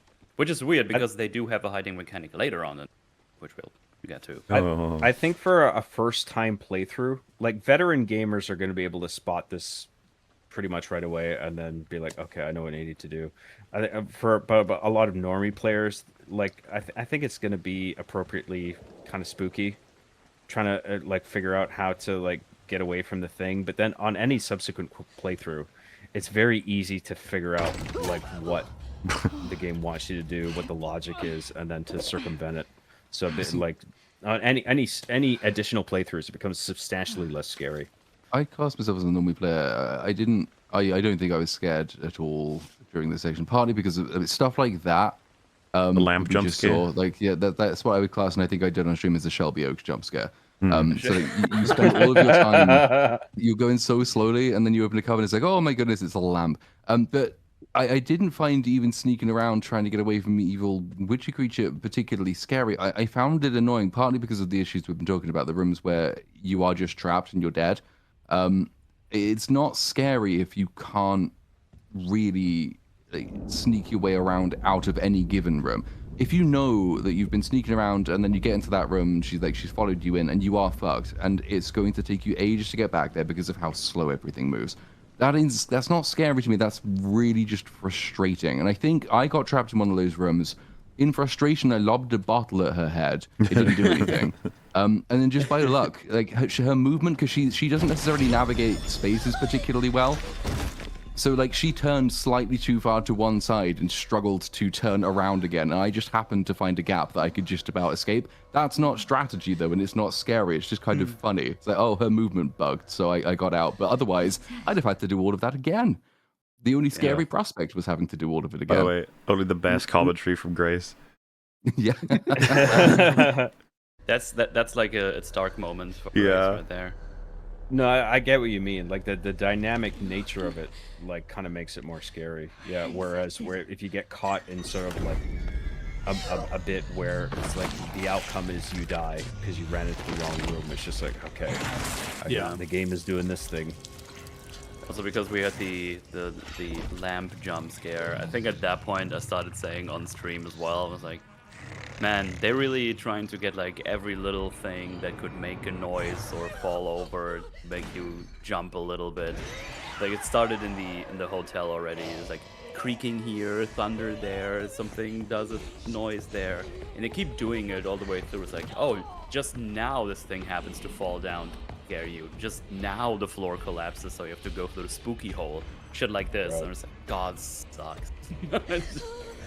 By the way, Grace consistently falls over whenever she's trying to run away from this thing. Yeah, so it's very tropey whenever so annoying. she shows up. In third person, it's worth noting, but when you do switch to third person, it happens way too frequently. But that doesn't happen in first person, right? Because I played. No, I know, that's what I was saying. Yeah. No, I did both. I started off doing it first person because that's what the game told me to do, and then somebody told me to switch it to third person, so I did, and it was funnier in third person, but also slightly more frustrating. The other big aspect which I complained about a lot is that in the sequence like we just saw there, evil monster is just a bit. It's a bit weird that Grace doesn't really react properly in the cutscene, but once you are back in the bit that you have control over, in first person you're slightly frustrated by how slow you're going. In third person, it's so much worse because this is supposed to be, this isn't tension anymore. This is the release of tension. You are being chased. That effect is significantly damaged if you go to third person and Grace is jogging down the corridor like she's being chased by a disabled person. Yeah. That's not scary. Your movement speed is quite important if you're going to have your player be as scared of this situation as the scene really requires. If she's jogging, you're not going to be because your character doesn't seem to be acting as though this is a life or death situation. Well, her walking speed is ridiculous because this is not in slow motion, by the way, her walking around. That's just how fast she walks. Well, I suppose what's awkward is in first person, which is the way that I played because of the way the game told me to, it can be genuinely difficult to tell if you're actually running or not. Yeah. Yes. I did that even after I switched into third person, I think. I was like, right, run away, and then I toggle, because I turned off walking. I turned walking on to toggle, so I ran by default, and I'd forgotten I did that, and I assumed I was walking, even though I saw her jogging. I was like, no, better toggle it. Oh, shit, no, this is as fast as I can go. There's definitely an incongruity between the animation and the player speed. I imagine they probably did the mocap stuff first, and then, like, in the fine-tuning of the gameplay, they're just like, oh, we need to slow the player speed variable down because of such and such, perhaps in relation to the speed that the monster moves, given her animation, or whatever it was. By the way, this area is a good example of exactly the thing that we were talking about, that there's always something that they give you to loop around every single time, because it's kind of the only way that these sections can even work. So this is as far as their imagination will ever go. Like I said, Dark Descent goes further than this, even with the design in there. And the devs talk about it on Days End, fucking behind the scenes, of how they need to avoid being boring and repetitive. But that's all this game does with this shit. And they're the game that is the reason why all games do this, and that game did it better than all the games that do it afterward. It's crazy. But that's the thing I was saying with my broad thoughts, is that the games is copying. They were foolish, because there's no need to put this much effort into it. You just need to get the experience, the feels. And by the way, if you had a light on that whole sequence, even on insanity mode, she doesn't see you. Oh, great. So does insanity mode like upgrade or make you easier to detect, or does it just affect health and damage and ammo and that kind of thing? I didn't notice a difference other than she'll always insta-kill you, I think. Yeah. I heard that the girl moves faster. that might be the case as well. I didn't notice. It plays almost exactly the same. Like this sequence anyway. Okay. And a lot of the girl sequences, I just like, oh, isn't it scary? The lights are off now. And it's like, well, not really, because I know that she can't follow me past that arbitrary red line that exists just ahead of here. You can turn the lights off. That's another example as well of, oh, you got past her and you think that you're okay. Nah, we're just gonna spawn him right in front of you, and they do it every single time. And it's like, yep, it's really predictable at this point. Like, oh, the enemy, they're gonna burst through the wall. Yep, there they go, burst through the wall. You just gotta circle around here. Can't scare me because I know your tricks. But the thing is, like, they did this. There's too many scripted moments because the wall burst happens every time. Like that, like you're guaranteed as soon as you hit it, that trigger volume. Yeah. They did this in Resident Evil 7. Awesome. This whole sequence is what the game starts with Jack in the house, but it's so much better. Yeah. So much more interesting. It's so much more dynamic, and I don't even like it that much. Like, but this one, I was just surprised by how I was like, God, you guys I was about to say learned nothing, but I was like, it's such a weird thing in my head of like, why are you making it so shit? And then I'm like, well. But apparently this works really well. It's like, it's got barely any design in it. And it's like, yeah, but that's more than enough. People still love this. That as well. Of, hey, there's the object you can throw to distract the enemy. I haven't seen this in a billion games for the last 15 years. Is this all we can do? Throw a rock, throw a glass, every that feels like another example of the regression. It's like, dudes, the regression in stealth games to this is painful. It's so painful. It's kind of what I was talking about earlier about there being sort of two broad enemy types, that can they see you or can they not, and there's virtually any enemy in the game that cannot see you, there's the same tactic to get around both of them. It is you just throw bottle and crouch, and crouching is super effective anyway, but throw bottle to distract. Happens with the witch creature, works with the big blister head people, and the lickers as well when you get to the Leon section later. It's kind of just the same gameplay loop for no matter which type of enemy you're as long as they can't see you, the gameplay is the same. There's not any variation really there. The blister heads, I'm not fully convinced they can't see you, by the way, because there's lots of instances where I was just not making any noise. They just beelined it right to me. If the blister heads can't see you, that's the first time hearing about it. Maybe I missed that explanation in the game, but I swear they could see you. It's in like a file. It's not just a. I can understand you missing it because annoying as shit. So if I can, right, I want to show that for everybody again. So, not only is the tripping over extremely annoying, I was talking to Mel about this. I feel as though everything about the movement is extremely slow, and there's something, I don't know how familiar everyone is with the word inertia, but I don't know a better way to describe it. Where you're like swerving and moving through any given material. Water, well, air feels like one thing, water, the inertia is very different, and then like a sludgy cream that's really thick would be, very different again. I feel like, and someone used the word molasses at one point when watching me play this game, I feel like all the characters, including her, are walking through in this game a very thick substance, and it makes them turn and walk in all kinds of slow and very broad ways. Someone, Frank, you know what I'm talking about when I say that. Actually, all of you do. But you know when you have Mario, he's facing one direction, and then you want him to face the reverse direction. He'll like do a whoop, and he'll just be on the spot, turned around. He'll do a rapid turn, basically. And that's happening because you need tight and specific controls for platformers, and so the devs don't want to get in your fucking way. They want you to be able to turn on the spot. And so they do what they can with the animation. Looks a little bit like, whoa, what? But it's fine, it's fine. With this, I didn't mean to phrase it. I didn't mean to pause it like that. But, I wasn't even fucking looking at the screen. I'll listen to you again. So the reverse in this game is you can't even do like a quick turnaround. Your character will instead have to do like the shape of a moon. If you're running while turning, you know what I mean? And it's because it's all very much more realistic. It's all much more immersive. And I'm just like, yeah, but it just makes it fucking annoying for me. It is an ultimate challenge in a lot of games, right? The more realistic you make the animation, kind of inherently, it just means it's going to control worse. I remember Bungie would talk about this for like the animation for, melee with a weapon. It's like, well, the animators would really like 7 frames because that would look nicer. The gameplay has certain demands, and then there's like a healthy compromise where it looks good enough in terms of looking realistic, but it's fast enough that it isn't like a massive delay between hitting the button and the action occurring. And in this case, yeah, they very much prioritize the realism, but I assume that it's because it makes it harder and it makes it easier to get yourself So killed. it's why quick turn exists. Because when they do give you the mechanic for quick turn, they say like circle them and like face the opposite direction. I don't buy realism as an excuse. My head turns around faster than Grace's head does. It just I does. agree. I focus on the. So what I did, I went into the settings and just turned up all of my camera sensitivity to compensate for that effect. She acts like she's running through treacle while drunk. Yes. And the problem is as well. Well, I'll be honest, dude. This scene is pissing me off, and I'll come back to it. But like, the problem is, it sort of goes back to the general problem of low movement speed and the total absence of tension it imbues. Is that if you get, say, jump scared by evil witch creature, and it's like, oh shit, no, I need to be making decisions quickly and not being entirely sure that I've made the right decision for the tension of a chase sequence to still function.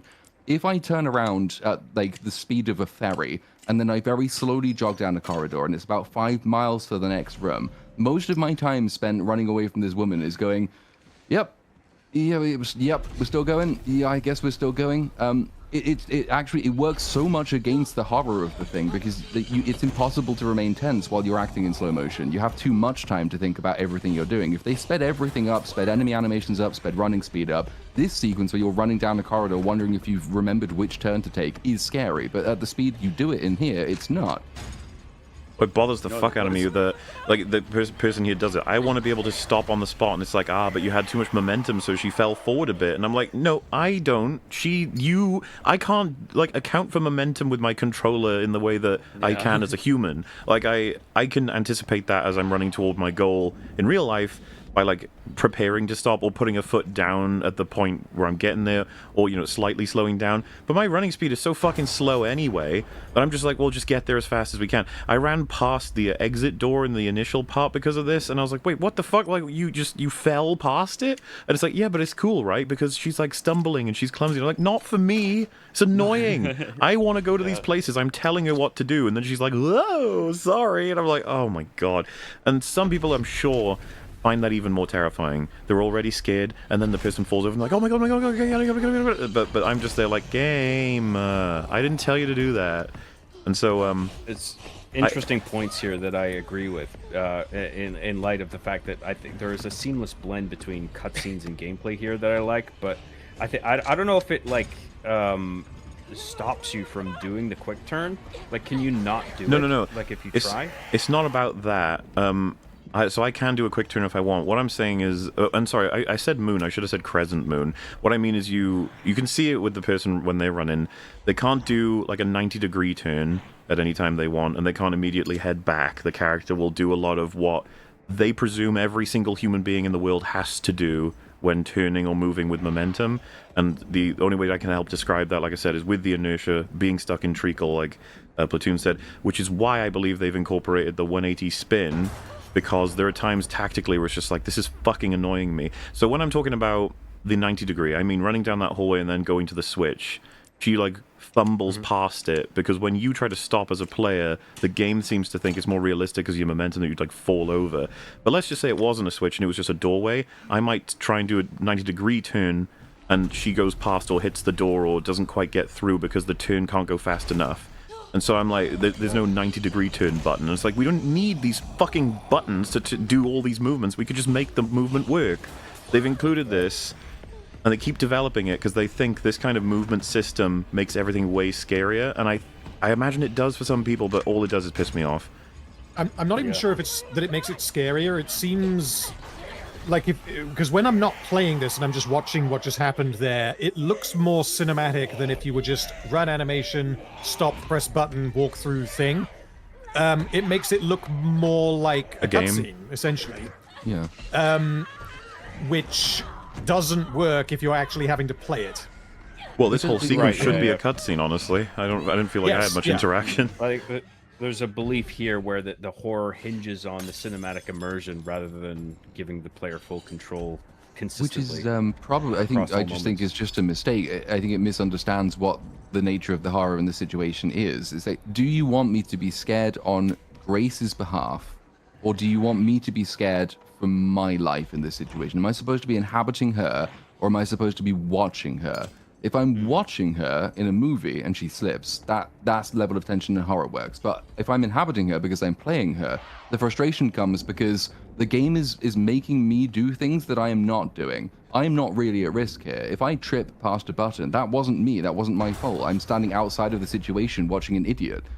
So I'm not scared for her in that situation. It sort of ties together with the general movement speed point as well. The threat is not coming as a response to what I'm doing. The threat is coming because the animations are doing something I'm not telling them to do. Yeah. So my immersion's kind of been ruined in that situation. And then, of course, she does extremely stupid things like, oh, we get through into the cutscene and we go underneath the thing and we seem to be safe in there now. But then Grace just sits on the floor within grabbing range. And so I've gone through all of this stuff and I've still failed through no cause of my own. And that just makes me more annoyed at Grace. And so I'm even less scared the next time I have to play her. And this is the funny thing for me. If it was me as Mario running down this hallway and Bowser's jumping up and down, coming up behind me, and I've got to get through these little platforms, I'm more scared than I am with this. Yeah. Because it's like a real game. It's a real game where if you fail, it's like, yep, that's all on me. Because I can rely on the mechanics and the controls 100%. And not to pull this card... is preserved, yeah. Not to pull this card it seems early... like such a strange thing... Go for it, sorry, go for it. Just real quick, I was going to say, not to pull this card early, but the horror for me always came in, please don't make me reset. No. Yes. And I was like, fuck, I got to do it again. Yep. You know what? Yeah, I was going to say the stumbling thing. Sorry, the stumbling thing seems like such a strange thing to add in because this Grace section, the game tells you we recommend playing Grace's sections in first person. So presumably it was designed in that way, right? Because otherwise you wouldn't design it to be toggleable and then say we think you should do it this way. You just give people choice. So then why add in the stumbling thing only in third person? Like that. Third person makes it easier. Third person's easier. Yeah, you see more. I was going to say probably a limitation. A limitation on the. But why add it? Is kind of what I'm saying. Yeah. What's the point? Yeah, to try. First person, the camera is just going to go all over the place. But then why have it at all? I agree, but I think cynically they were just like, third person people have it easier, we gotta nerf them. I mean, maybe, yeah. Nerf them. I think I would rather the stumbling happened at scripted moments rather than just like random, so frequently. Oh, it was bugging the hell out of me so many times, but yeah. Well, like if you're gonna do it, I would rather it wasn't there at all. So here, I actually just thought of this. They probably assumed a lot of Resident Evil fans would just not listen to them, and by making it harder when it's in third person, it kind of forces you into the way they want you to play. I mean, I committed to the third person because I liked it, but I mean, I'm not saying it's a good reasoning or necessarily going to work, but I could see the reasoning behind it being like, well, we want them to play in first person. Let's add a bullshit mechanic. Well, in any case. I was going to say, if we can wrap on that section, we'll probably just move on, because the idea with this one is you're going to see just the stapled together footage of me just messing around in the Care Center on insanity mode, so don't mind this in the sense that this is not quite how the game usually plays, and it's muted because I recorded this while listening to random and Platoon streams, so it would just be fucking confusing if the sound were on right now. Like, it's... But, so... This is going to be a section where we're just going to talk broadly about the Care Center and all the wackiness that happens in it. But if you wouldn't mind, I need to talk about something first, which is you can grab bag of topics. All right, the whole section's quite large, so don't worry about choosing whatever you want. There are little machines that you'll come across that you need to do a pattern of sun, star, and moon. And the first two you find the codes based on photos or a piece of paper, whatever have you. But the third one you can't open because the reference for what ones you've pressed are gone, and the buttons themselves don't have the symbols on them, which means all you have is 3 buttons, and you have the correct code sequence. And so you think to yourself, wait a minute, though, there's a Braille pattern on these symbols, so that blind girl who reads a book that had Braille on it, she can solve this problem for me. And I got really annoyed on stream because I said, what the fuck? No, I can just brute force it. I know how to do this. And I just want to be clear. There was some people, and it's totally fine, who were like, well, no, you can't brute force it because you only have the sequence, and then you don't have where the symbols are, and you can't see them as pressed. You wouldn't be able to do that. And so I present to you my reasoning for saying you could brute force it, and I was hoping that you guys understand what I'm saying here, because you would have done it. You already know what the combination is. So that limits the number of times that It's like all you need to do is select one. Just be like, okay, I'm going to treat one as star, one as moon, one as sun, and then I'll do that combo. No, it didn't work. All right, I'll change it. Like it actually. Well, hence the image, right? If you know the answer, if you know what the correct combination is, then yes, you can brute force it. If you had no idea, it'd be impossible. But if you do know, which you do, which you've created that chart there, then yeah, you're good to go. There's only 6 failures would be, well, 5 failures, and then you'll have a success, because there's only 6 options this could be, unless I've gotten my calculations wrong. But this is what I was thinking about with the whole brute force thing. You don't know which buttons do what, so you could just do this. However, you don't even need this, because the other 2 machines have Braille on them, which means so you can just figure it out. you can just match it. Yeah.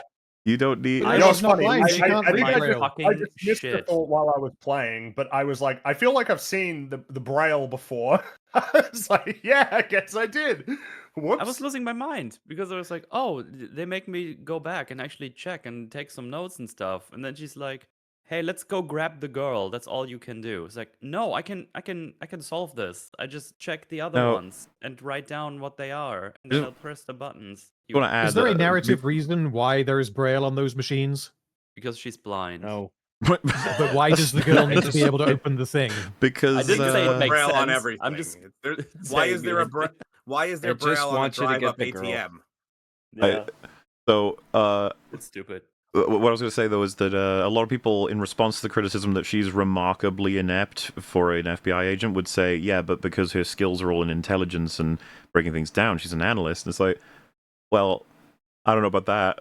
Like, she doesn't seem like everything we got over. She seems remarkably stupid, and she doesn't figure out like something that I don't think that I'm anywhere near the average FBI analyst. And the first thought I had when I had the code was like, I can brute force this, cool. And then the game was like, no. And I was like, oh, that's lame, because I kind of enjoy finding those ways around certain code entries and stuff. But nope. Well, they do the same thing later. I know this is a jump, but that like hidden key in the RPD, if you don't find the 2 pictures, you can't go and grab the key. You have to find the 2 pictures to give you the clue, and it was so annoying. Oh, I didn't know that. That sucks.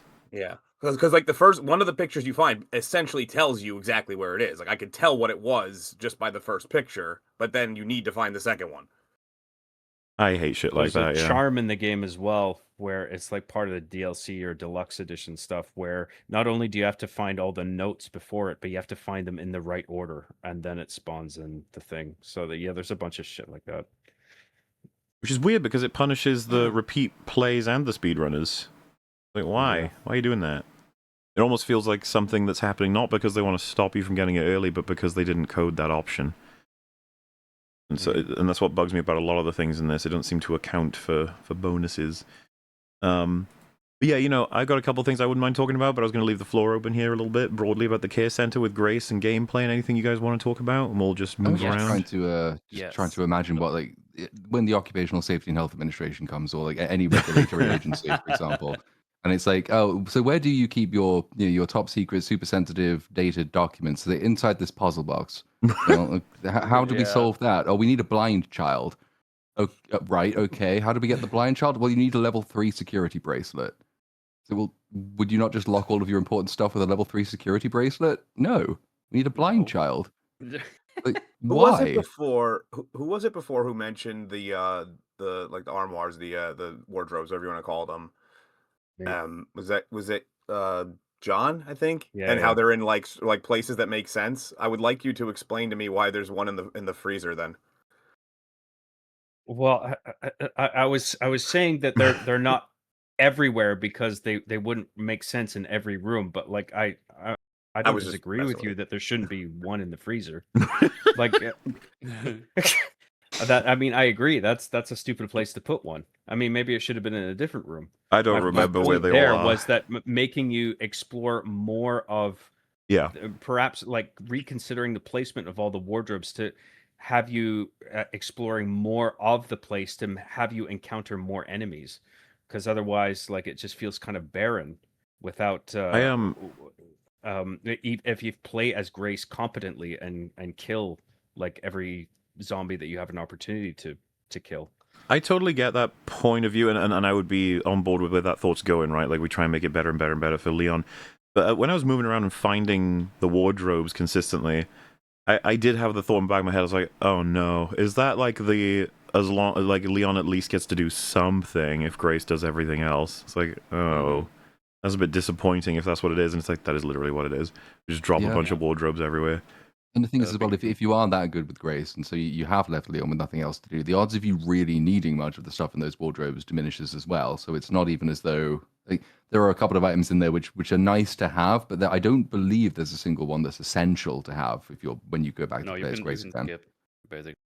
So if you've killed all of them, and if you're quite good and you don't need many of the items, then when the Leon section is just you're just running around for a bit, and then you go upstairs for a cutscene. That's kind of weird. Well, I treated my initial run as a completionist run, like getting all the stuff that I could observe, and like, oh, I know I can go get that, right? I mean, there was some stuff that I missed, but I think most of them was just, I think a few of them might have had notes in them, and then most of it is just like you just get more shotgun shells. Yeah, I think I opened all of them as well. I was curious about it, but interestingly, right, I played Grace where I wanted to get everything, and I wanted to get, gradually more firepower, unlock all the blood things, which we'll talk about in a second, and, bullets, and then just gradually try to kill everything as I could to clear more of it out, so it becomes my care center, rather than owned by everyone. I can run around wherever I want. It's mine.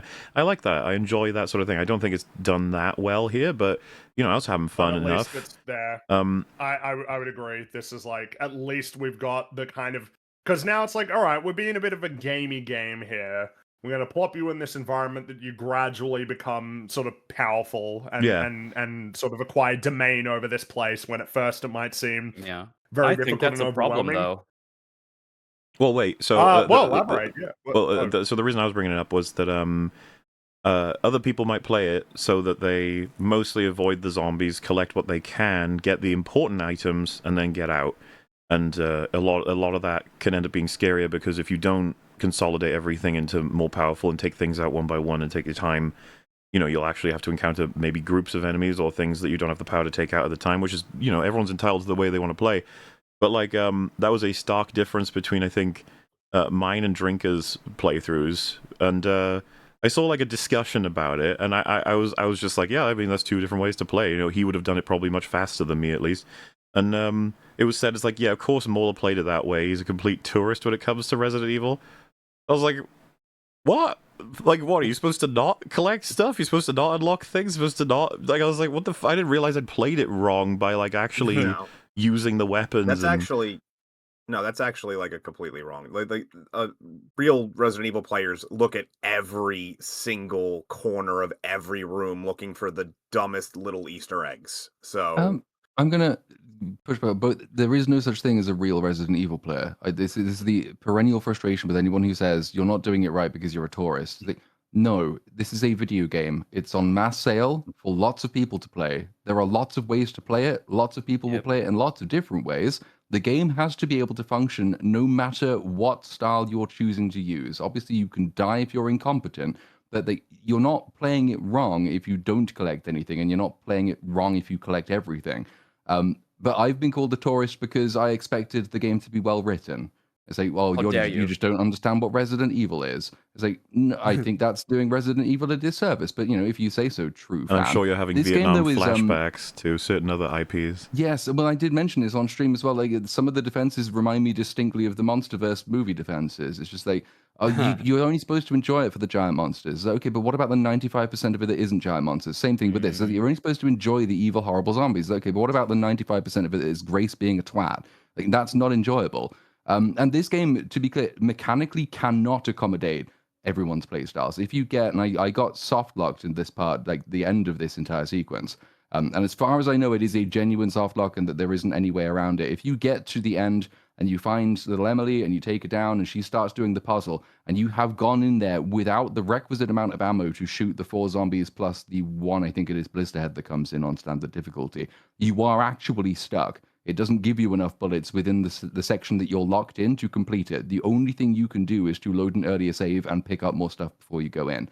That's a soft lock. It's just mechanically badly designed. It's just a problem. This game it's not actually that well designed, even in sections where it's relatively solid. It's not that well designed. You shouldn't be. I believe there's another one. I didn't fall victim to it, but I'm told that it does exist. The basement in is it the basement in this section or the basement of one of the Leon sections? There's another place where if you go in anyway without the right amount of ammo, there's not enough ammo in there to complete the section.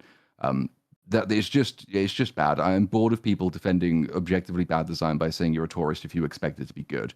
No, I just expect it to be good. I paid £70 for it. It's like it should be good. It should function on a basic level. It might be the section where you're on the conveyor belt. That might be the spot, because if I think you have to kill a certain number of them for the conveyor belt to stop. Yeah. Yeah. Yeah, that sounds like it would be the one. I think I thought that was the one when I played it. So if I hadn't got all of the ammo by this point, yeah. I agree with what you're saying regarding the narrative. Like when people say like, oh, because I've been a Resident Evil fan since 96, 97, whenever Resident Evil 2 came out for PlayStation 1. And the Resident Evil franchise is full of silly, ridiculous plots and over the top characters and shit. And it's like this idea that games just should have bad writing because it's always been bad. It's just a really dumb argument. Like because there are parts of this game that they want it to be scary, and it would be more scary if it was all within a plot framework that made way more sense. And this just doesn't, and that holds back the potential for how scary this game could have been. Because it's so distracting when you're thinking about all that FBI stuff at the beginning, for example, where it's just like, why is she going alone? Why now? Yeah, it is, and it makes the gameplay sections more annoying as well. And yeah, I mentioned this at the beginning. So I found it very difficult to take any of this sequence seriously because I knew that the story it was leading to was not going to be serious. But then when you're further undermined by what should be just the basics of level design not working either. And then, of course, you expect that to be the case going forward. So then it's sort of harder to invest in any other section as well. The obvious way around the soft locking problem, for example, like let's say, because I agree, it's absolutely acceptable to punish players for not playing it well. But then the obvious way around doing that is that like, if you go in there with not enough ammo and you die, you load back in automatically outside of that section. And then you think, okay, now I learn what to do next and pick up more ammo. The problem is, as far as I recall, that doesn't happen. You reload in the same section you're locked in. So there is literally no way without going back out of the game to complete that section if you haven't come tooled up to go into it. I'd say a thing though on that is that like part of the problem is like how a player's meant to know like exactly what the next sequence is. Like if you're going to go into that area, you don't necessarily know that you're going to get locked in and fight a bunch of zombies. So like even if you're playing the game wrong, it's like, well, but how could players like know what sort of challenges they need to be prepared for? That's like, well, there's a certain amount of ammo that you need to complete it. I mean, part of it is like how this game sort of sets expectations is well, it's inconsistent. Like I saw there, you were fighting the big Chongo thing. You know, you were fighting Boogie there. I didn't bother fighting those guys at all. I didn't bother like shooting at them because I didn't know whether or not I'd be able to kill them, and I wasn't really interested in figuring that out. But the problem is sometimes you can't kill them. Sometimes they are invincible. Yeah.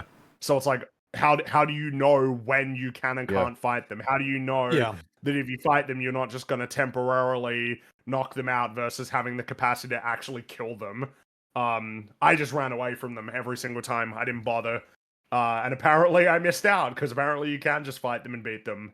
Well, you can, but then the drops aren't great. The drops aren't great, so like you don't really gain a huge amount by way of resource. Now you arguably do more damage to like your narrative, or at least your investment in the narrative if you do, because like sneaking up around, it's never really in danger of catching you as long as you have a thumb on the joystick that makes you move. It's like it's that easy to avoid those things. They're really the way slow. to kill them is They're that really you slow. run around to the back and then you inject it 3 times in the arse with explosive serum, and then it just explodes. You said it now. Well, No. I mean, alternatively, because there was one time when I got like it got stuck. I needed to come down the staircase to get to a different area, and it was stuck. And it couldn't move through there, and I waited a minute, and I thought, oh shit, am I like just stuck here? And then eventually he just sort of flamed out, and I was able to squeeze past him. It was very funny. So welcome, ladies and gentlemen. Continue talking about this, but this is my first playthrough, and I saw him, and I was like, oh, geez, and we're just gonna watch me play this while we talk more about this, I suppose. I will say, Yeah, it made him not very scary. The fact that I was able to just sort of flume past him, like after he got stuck on the through the door. I couldn't tell if this was broken. Go ahead. Oh god, I was gonna say you can kill this guy before the later sequences. Yes, you can kill him really early. Oh, I didn't realize. I knew you could do it with the chef. Also, just to give you, like the first thing, right? Him bursting through that doorway. I remember thinking to myself, like, he can't get through here because we've got that dude who needs the heart and lungs, and they don't have the balls to ruin a set piece with a boss that's supposed to be able to roam anywhere it wants. Like, he would have to crash through it and break it, so that's never going to happen. And it's like, so that means I'm safe in that other room. And I saw this and this happened, I was just like, okie dokie then, I guess, you know, oh, he's not dead, but she says, was that not enough? It's like, oh, so I'm going to have to do it again. I was like, well, he can't get through here, so it's just like, I guess I'll wait. So what happens if you, because later on you fight him with Leon if he's That's still a different alive. one. There's two. That's a different Yeah, one. there's There's two of them. Oh, it's a different one. You can pick up a Okay. little thing that says there was two fat dudes who ate a bunch. No, but I think like as when you play as Leon, you have to kill the guy who's in the attic. But then if Look at you this. don't kill the initial one as Where does she Grace, come you from? can encounter that other one as Leon What and was- then kill what's- him as Leon. But you can also kill him as Grace. So this just suddenly happened while I was playing. A zombie just came in really bad with the baby. Isn't that the lady from the fucking bathroom? Why is she all the way over here? I don't know. And I was just like, what's going on? And it's like, oh, he killed it. No. And then I was like, oh, she's okay. And I thought, oh, she might go after me. And then it's like, no, she's still really mad. Like, she wants to get the baby. What the fuck? And then I realized, like, well, you're kind of getting my, oh, she's like, oh, she's eating that. It's like, okay, well, I need to go do my job. So BRB, you know. And I just started thinking, like, what is this? Like, I go to a And place she's he on can't. you now. He can't do anything. Like he's got like an absolute dead zone of being able to chase me, and then I could just wait for him to turn around. I was like, this is awful. And like, is this the way they want you to do it? The thing is as well, so like you'll what the fuck, because that didn't happen to me. I didn't see her running in or anything like that. But like, your assumption when you make that is that you're doing actually more narrative work for the baby in a way in your mind than the game does. Because when you see something like that, which as far as I can see is kind of just a bug, you might think, oh, well, maybe like that zombie in some way is related to the baby, or like maybe she's running after it because it's destroying her thing and she's designed to keep it clean. Like maybe there's a narrative reason for this. It's not. It's just a bug. But the only narrative content there is to support the baby is like you say, you pick up a piece of paper that says there was a guy and he liked food, and he had a brother and he liked food too. And these are two of like the set piece enemies in this district. So like, there's just not much work being done to make any of this important. Oh my god. Terrifying. But that animation's very weird, by the way. That happens every once in a while. It's like a scratch, but nothing Oh, is she trying to clean She's you? obsessed Is that with what's happening? cleaning. She's trying to clean your face. Yeah. With blood. Anyway, this being one of the most significant like mini bosses, and that's how I killed him. And I was like, hilarious. I got accused of cheesing him, and I was just like, what was I supposed to do? I don't know. This seemed just to be the way that they wanted to do it. Did they want me to do this? Why did they build it so That's easy? funny. If I would have had the injectors here, that would have probably happened for me as well, but I had to actually go and collect more. I had one when I got first. Well, actually, I did have two, but because of the clicking being the same thing. Oh, I did that too. I accidentally used it on a zombie and killed them. I went to try and get blood from the zombie and say, oh no, I accidentally blew him up with my hemolytic converter thing. Yeah. I think the introduction cheesed the shit out of villains in Resident Evil anyway. Like there's almost every time you encounter Nemesis in the original game, there's some place where you can lock him in place and just knife him to death. And people use it all the time. That was something very annoying that happened on my playthrough. I mean, I guess it could have really happened anywhere. But basically I was stuck in like melee with 2 or 3 zombies, and I had figured that, well, I'm gonna die, so it was like button mashing time, hitting them with the axe. I think I had no ammo, I can't remember. And there was a corpse on the floor next to me while I was fighting these 2 zombies. And for some reason, in the game, or at least when you're playing it with mouse and keyboard, the button for melee attack is the same as the button for explode someone with the explodey goo? Yeah, That's the same on controller. Okay, so what happened is I was hammering the button, and then she, for some reason, because I didn't see the corpse, stopped swinging at these zombies who were trying to eat her, turned to the corpse that was lying on the floor doing nothing, slowly injected the explodey goo, the corpse exploded, and then went back to slashing the zombies. I don't know why the game would be designed in such a way as where that can happen. I was also, because you like triggered a memory. I think I was watching Fringy stream, and he did a hemolytic injector into a liquor in the whole area where there's a bunch of zombies and another liquor. And I was watching, I was just like, I can't fucking believe a scream and an explosion and all the flesh flying everywhere. That is a stealth kill. Yeah, yes, that is crazy. Like that he goes, and then it just doesn't matter. And it's kind of crazy as well because I assume that the same is actually true for like the torch, that it doesn't actually matter. No, like it doesn't have any effect on gameplay. But the problem is like I assume that the game is better than that, so I assume that it does. So there would have been times when I turned it off, and it's like, oh, didn't need to do that. And it's kind of the same with sound. It's like, yep, this is hyper inconsistent.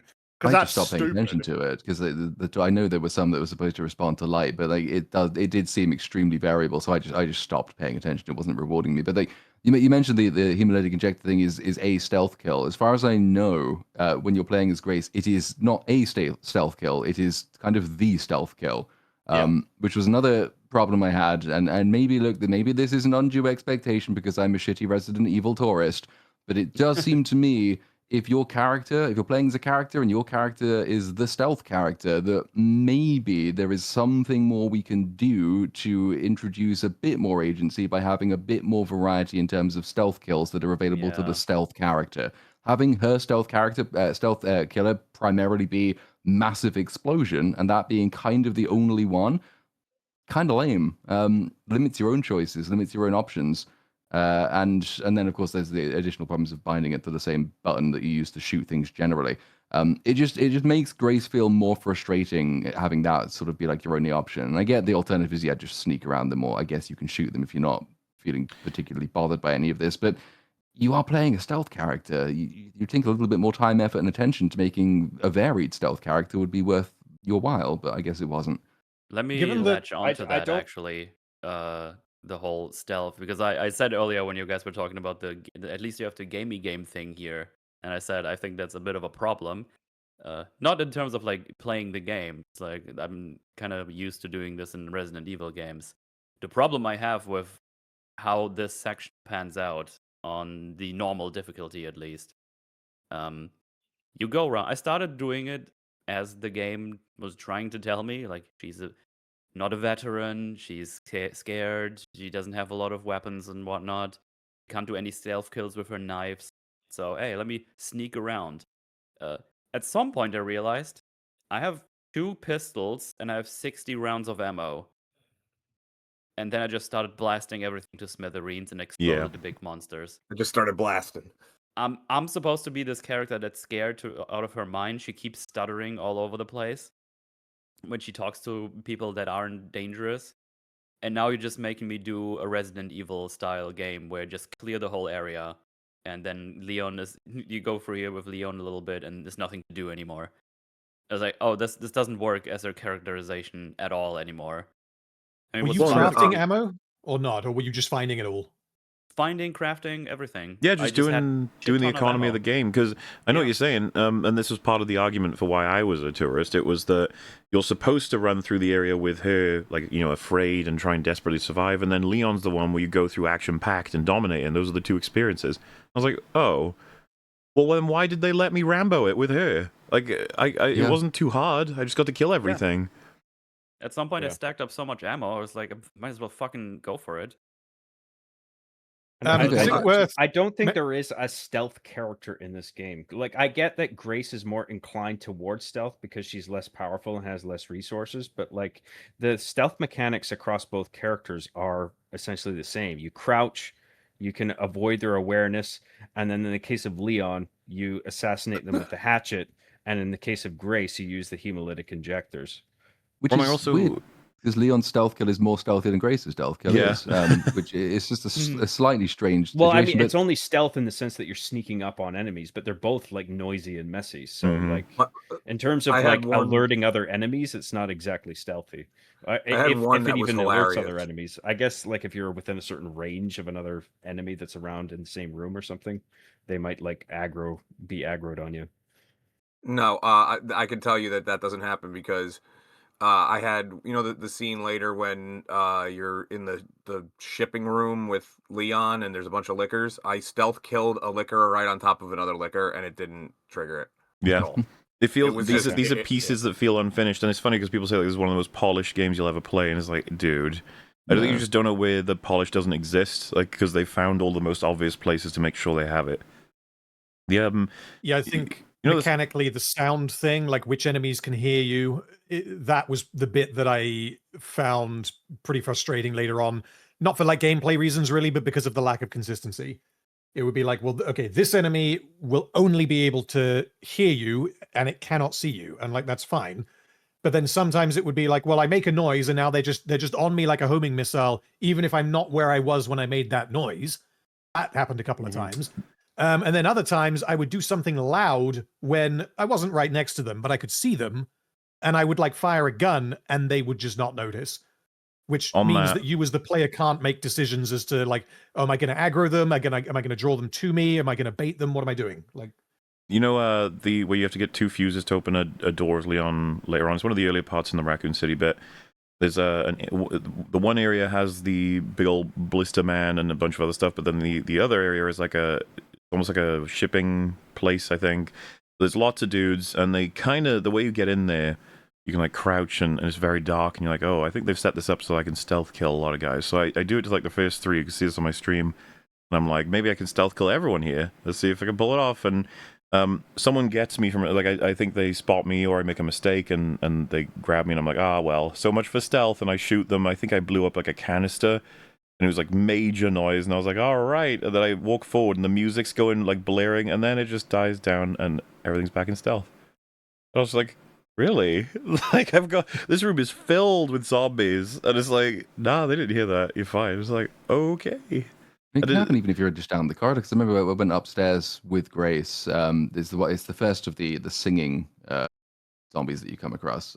There's like she's singing on the balcony and there's 2 more with her, and she wandered off down, just not even that far, just down the corridor into that room, which is like maybe like 4, 5, 6 feet at most. And like my mum's a singer, and I remember her practicing and warming up, so naturally I shot it in the face.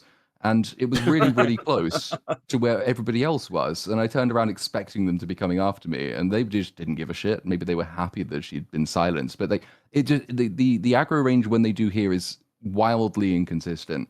And so you can't really strategize based on it. So then you kind of just don't bother. You sometimes you do, sometimes you don't. But it's not rewarding you for paying a huge amount of attention to it or trying to be consistent. So you just kind of find yourself not doing that. There's a bunch of because you don't really, even with Grace, fall into, I didn't anyway, find it like a defined play style, I suppose. Because like you say, like there isn't really a stealth character in the game, and I kind of agree with that. I think like Grace is coded to be stealth, and that's who she's portrayed as being. And obviously she's not strong physically; she's useless physically, in fact. So like the game begins by sort of implying you should be playing her as stealth, but I think over time, just by virtue of being quite bored and frustrated, and also just looking for a bit more variety in what I was doing, I just went around getting more ammo and started shooting everyone because it was a bit more interesting and a bit more exciting. The stealth, if you try to stealth, is really just crouch until they move past you, move on. Which I find very boring. Yeah. To bring up an earlier point about there being no higher difficulty, like on a fresh playthrough, like you have no higher option other than standard, modern or classic. Mm-hmm. In which case, like, I mean, the only difference I think is the usage of ink ribbons. And on standard difficulty, as Grace, you can quite easily like dispatch with a lot of the zombies through crafting hemolytic injectors or just shooting them in the head or whatever. Well, and on that note, right, like to say that you're supposed to be stealthy with it, there's certain weapon types and uses of blood and stuff. Only she can do that. Why would they give you the option to be crafting ammo if they don't want you to shoot the gun? No. Right. Crafting ammo with blood as well, which was just... Yeah, if we can maybe go to that. So when I first saw that happen, I didn't believe it. I was like, what do you mean? Like, mechanically, what is happening? And it's like, well, she sucks up the blood, and then you can craft it with scrap metal to make handgun ammo. And I was like, okay, Resident Evil. I get when you have a herb, and you like, I can scrumple up the herb into a spray. You're like, I don't really, but okay. Like, at least they're both medicine, like or medicinal in the sense that they can be manipulated that way. It's like, I'll give it to you. But this has to be the least amount of effort they have ever put into a crafting system. The idea that I can turn the blood into basically just anything, as long as I, put the thing in the analyzer or whatever. I was like, that's pathetic. I'm sorry. Like, why am I supposed to believe that I've got a bucket of blood and I can turn it into bullets? What are you talking about? What's the connection?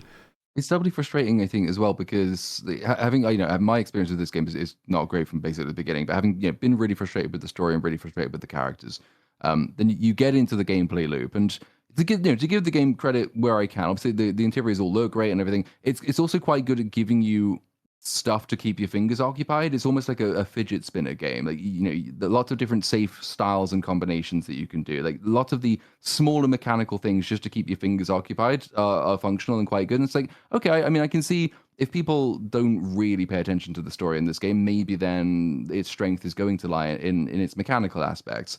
And then you get to something like that. Like, one of the most important mechanical aspects in the entire game is the ammo procurement crafting system, the core aspect of the crafting system, given how incentivized you are to craft ammo. And it's like, no, this makes no sense either. It's like no effort into anything that requires an explanation has the worst explanation they could possibly have come up with. It's almost better just to have no explanation for anything. So then I'm in the position of saying, well, I don't like the story and I don't like the characters. And now I'm kind of souring on its mechanical explanations as well. What else is there to like about it beyond then interior decor, which is quite impressive?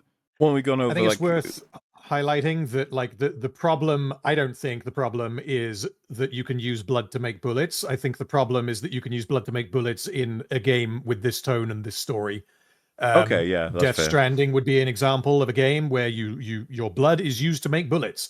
But that a huge amount of effort is put into making that make sense. And for me to explain how that works here would probably take an hour, so I'm not going to.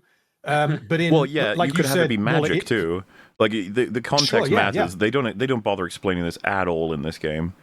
Yeah, it just says, it gives you a little pop-up window saying blood can be used to make bullets, and that's it. That is all the explanation you get. Like, she tosses that away, by the way, when it's like, I feel like it'll still work if you put it back on, but that's fine. Yeah, no, it does. When I played it, it's like you haven't snapped anything. You can just slot it back on. It's not broken. Well, no, even if it were, like, you should be able to check, but it just says, like, nah. You're like, oh, okay, fine. It's just a hexagonal bolt. It should just go back on. Yeah. But it's also, it was snapped. this is more into nitpicky territory, I think, and I'd be prepared to accept the charge of nitpicking in that. But, like, so some sort of inconsistency, I think, because Grace is almost comically not strong. Like, she can't open those warp doors on the cupboards, for example. That's Leon's thing. Anything that requires strength, she can't generally, she cannot vault, she cannot jump, she can't push doors open, she can't push objects. You get to a scene like that, and it's like, oh, she's so strong that she just sheared a bolt off a door. It's like, oh, but she can't do that though. Then you go down into the basement, the bit where the bulldozer attacks you, and all of a sudden you find that you can vault over those the bollards that they place in that room. It's like, oh, but now I'm looking around elsewhere in this entire building, and there's lots of stuff that is about the same height that I should be able to vault over in that case, but I can't do that because the game doesn't let me. So even Grace's basic physical characteristics are kind of inconsistent. Like, she's strong when the script requires her to be, and otherwise she's totally useless, and I don't know which is going to be which in any given moment. There's a lot in this game of the famous meme, I think it's from either Fallout 3 or 4, but it's like a cabinet or something, and it's like, you do not have the key to open this, and it's just all of the frames and windows are shattered, so you can literally see the whole thing, and you can reach into the whole thing, but it's like, now you need the key for the lock on the front. You're like, I don't need that. Like, but you seem to think that I do, which, again, you might be like, well, whatever, that's just a reservation for the game. It's like, it's way more immersive to me. Like, for example, here, you need a simple lock to unlock this, the simple key to unlock the simple lock, whatever. And it's like, well, wouldn't it be cool if you could also shoot the lock off with a Requiem shot? Or you could find a way to maybe set the cabinet on fire, and hopefully, the rare metal or whatever it is inside will then fall out, or all these different ways. Like, if you could knock it over enough, it'll eventually break, just get a crowbar at some point, which is worth 3 keys. Just all these like different ways to make something happen. So, because that's the kind of thing I love about games, when people both play something and then they come together and they're like, "Oh, did you do that?" And it's like, "You can do that? No, I did it like this." And you're like, "Oh shit, I didn't know you could do it." He's like, "Yeah, just all these different alternate experiences, and it doesn't cost you much." But like again, it always feels when I'm playing these games, specifically ones like this, that there is very much one specific way to do everything, and in the most open, most mechanically diverse, and most dynamic sections, I still kind of feel like there's one way to do everything, and I'm just sort of ticking boxes. Something that really bothered me as a sort of like a gap, I think, I know it annoyed Metal as well, is you can't, when you pick something up and you've got full inventory, but you do have a pistol that's empty and you have ammo, you can't combine pistol with ammo. It'll just say no, and you're like, so I need to go out of all the menus, reload my pistol, go back into the menus and pick it up. It's just like, that would have been, there's all these quality of life little things where it's just like, man, how do you not know that a player would instinctively want to do that and feel satisfaction when they do that? I know that past Resident Evils have done it. I'm pretty sure 4 does it. But like in lots of ways where you can combine stuff and it'll work in kind of ways that you're like, oh cool, that's kind of what I wanted and it did it for me. And yeah, just a lot of it's very simplistic and regressed. Less time was spent. The sort of the whys don't get as many answers. And on that front, by the way, when I discovered there was just a body that needs a heart and lungs, I was so confused. I was like, why? And it was like, you also got this interactable on his arm. And I was like, well, yeah, but I don't really know what that is yet. And if I just intuited immediately, it's like, oh, it's a wristband you need. It's like, why would I need to get his heart and lungs to get the wristband? What the fuck? He's just strapped on his arms. And like, God, there's just no effort in the justification for all of the motivation you have to do all the things here. I'm doing them because I'm supposed to do them. That's why. It's not because I'm invested. It's like a meme almost with Resident Evil. It's like you have to do these crazy things. But like, you can make like reasons. Things like these where it's like, this is a strap you can open. No, I need to reanimate him so he gets up. Then I can kill him again to get his thing from the arm. Well, I was wondering what Capcom must have been thinking. And they were probably thinking like the wristband needs to be biometrically activated. But then why would it be deactivated in the first place? Why? Like, you should be able to just take it off his wrist and then go. Well, and the other ones, you get one off a dead dude later. Right. So, I don't know. Yeah, that's a good point. Yeah. I don't know, man. It's very odd. It's like just a collection quest for the sake of it, really. Like, ended up finding two nice and spooky. Oh, the organs. Those are spooky, right? Once you get around enough as Grace, you'll max out your storage all the time. And I just had to keep going back to my storage thing and dropping a bunch of shit, and then going back out and picking stuff up, and then be like, I gotta drop it all again. If it was what you were saying, John, I would totally agree. It's like there should be a third difficulty before Insanity. It was hard mode. And it should have been available at the start for all the players, and it should say, like, for veteran RE players that want a more challenging first run. Like, you know, take it seriously, and you're going to have some trouble, but you'll be able to make it if you've got the metal that is required in Resident Evil. It was kind of weird to be, like, casual, which I think all of us here would be like, I don't know, casual's going to be boring, like, it'll be too easy. Yeah. It's like standard, but you can go standard or standard with limited saves. I don't know about you guys, but I hate limited saves. I'm always like, ugh. Because I don't mind limited saves if I know the game, but if I'm playing it for the first time, it's like, I don't know when I should be spending these, and then I don't want to fuck myself over. And not with save games, because those are super important. They change the whole game for me, as opposed to like bullets or whatever have you. So I was like, I'm not doing that. I was like, so I'll play standard, I guess, as most to have. However, if there was hard, but not limited saves, I'd be like, yeah, I might have chosen that. I think I probably would have. I would have definitely done that. But I'll do limited saves. Like because it's a staple of the series, and like if the game like has no other option, it's just like, yeah, well, I have no choice, like I gotta do the limited saves. But like if I have unlimited saves, I'll save after every tiny little thing just so I don't have to, if I have to reload, like I don't have to do that thing anymore, whatever. Which I think is the problem, because like, limited saves can work if everything you do in between your limited saves is really, really enjoyable and you don't mind having to do it again. That's in this true, game, the opposite is the case. In this game, like I was looking for certain save points were my salvation, not because it was really difficult, but because I did not want to have to go through that again. It's not interesting enough for me to want to replay any of it.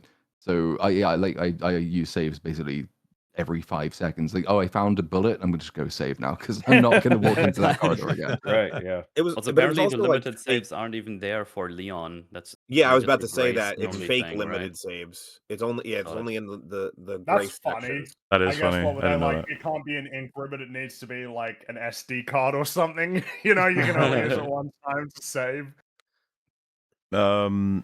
Also, I Well, think there's an interesting element of technology when it comes to the save thing, because like there's a joke in here I mean, about I doing find it. away with the typewriters I in find it favor of comical like that there's just a laptops fucking and typewriter like in the yeah. massive underground facility. It's just like, That oh, was there's a hilarious. typewriter for Grace. I think Yeah. isn't there a bit? I might have hallucinated this, but I think there is a bit where I think it is in the underground umbrella base where you go into the same room once as Grace, once as Leon, and the same object it just switches. So like, what you go in there with Grace and it's a typewriter, and you go into the same room with Leon and it's a computer. Yeah, That could that's have the underground happened. facility. Yeah. I think another weird interaction as well, because Mel, you'd highlighted it. You construct through an empty med injector thing and I think blood, because of course. A steroid. You get two options. Steroid gets you max health increase, and then the other one, I forget what it's called, but it increases your stability Stabilizer. with a gun, which is like, okay. And firepower. Firepower. Mm. And it's like, Put the blood juice in my veins. So yeah, how I does can that get better weapons? You changed me biologically, so my bullets are better. Like, I don't understand. It's just like, fuck it, whatever.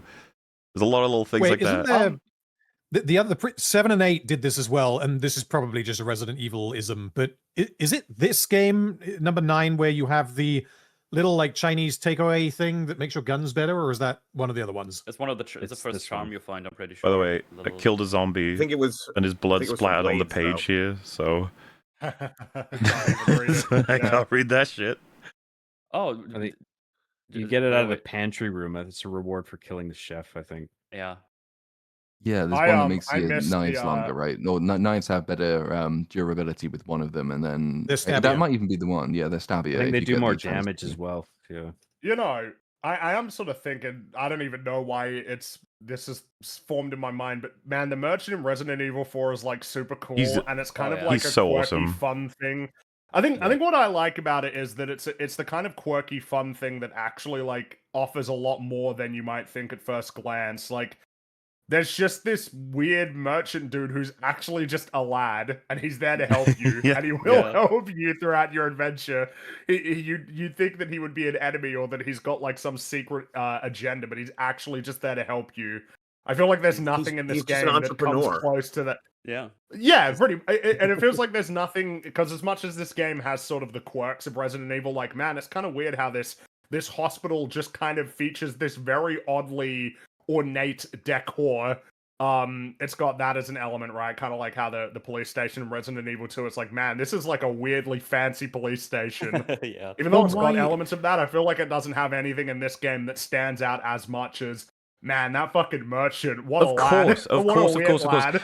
For a fucking franchise that everyone says, like, you're supposed to laugh with it, you're supposed to have fun with it, it's silly, it's nonsense, and all this sort of stuff. It's like, how awesome would it be? Like, bear with me, even with this environment, because I think this would really work. You have the story you pick up of this child that was experimented on, and it went bad, and they became like smaller and faster, and they started talking, and we couldn't keep control of them, and they actually escaped. And then, an hour in, that you see some creature running around, and something you eventually get up to him in a safe area, it's just deliberately, and he's just like a little gremlin, and he has like a shop, and he's like, hey, there's like, listen, I can make it worth your while, like, I'm a collector. It would be fucking awesome. We'd all talk about how I was like, yeah, that guy's pretty cool. It reminds me of in Ratchet and Clank, there's a guy called Slim Incognito who's just sort of this like sneaky fellow who sells you things. And the best part is you don't even know what he looks like, because he's like covered in darkness, so all you see is his eyes like a cartoon character. And someone like that in this game. Get some jokes, buy someone who's like, hey, big spender. We're all just like, It would have helped a huge amount as well, because this game has this idea for it, a gimmick for its zombies. I don't know if it's the first time they've done it in Resident Evil, or if this is the first, or if it happens in other games as well. But like, its core idea for these zombies is that they retain aspects of their personality. It's why the singer sings. It's why the chef is a chef. It's why The maid is cleaning the bathroom. So they are supposed to have retained these aspects as their older personalities. I don't believe we ever do anything with that beyond just this is why they're in the room that they're in. Felt the exact same way because I think I was super chat asking me, he's like, what do you think of that as a dynamic? It's pretty cool, right? Like as an addition to the game versus others. And I was It like, could be cool. I'm waiting for them to do something with it. Because that's the thing. It could imagine be cool, but it's we well, did have I'm going to that push back partner. on this a little bit because it does alter them behaviorally between You talking about the one light guy? and another. Well, there's the light guy. There's the guy who hates noise, and like anybody who's making noise, or if you throw an empty bottle, he'll go to that place. Or like the singer zombies, or whatever. So, like that's there what I are mean by behavioral nothing. differences. I think the problem is like the level of dynamism there isn't particularly dramatic. Like to me, it almost feels like you have no greater variation than the handful of enemy types for the infected in The Last of Us, for instance. Of like these guys can see you, these guys can't see you, but they'll detect you using sound. This guy's a chongo who takes more bullets to knock down. It's like that's something, but in the case of that, it's like, yeah, with the guy who doesn't like noise, it is pretty simple. It's like, all right, just don't make noise around him. Or alternatively, if you want him to fuck with people, just throw a bottle and then maybe he'll do that. It's like, it's not especially dynamic compared to what it could be. Feels like there's way further that they could have pushed that idea. Because on paper, it's like, yeah, no, I'm up for that. But it's all very... you find a recording of people booing and she just runs away crying. Yeah, I don't know how much further you could have pushed that in a practical gameplay sense, but like, so yeah, I get what you're saying. we It's a first little like so the suggestion I had while I was streaming, it's like if we're fixing the initial bit, we maybe do send her in with a partner, or we do the thing where she goes against their orders, but she does come in with a friend, maybe who agrees, like a guy who actually has the case and says, hey, you can come with me because we've worked together before, blah blah blah.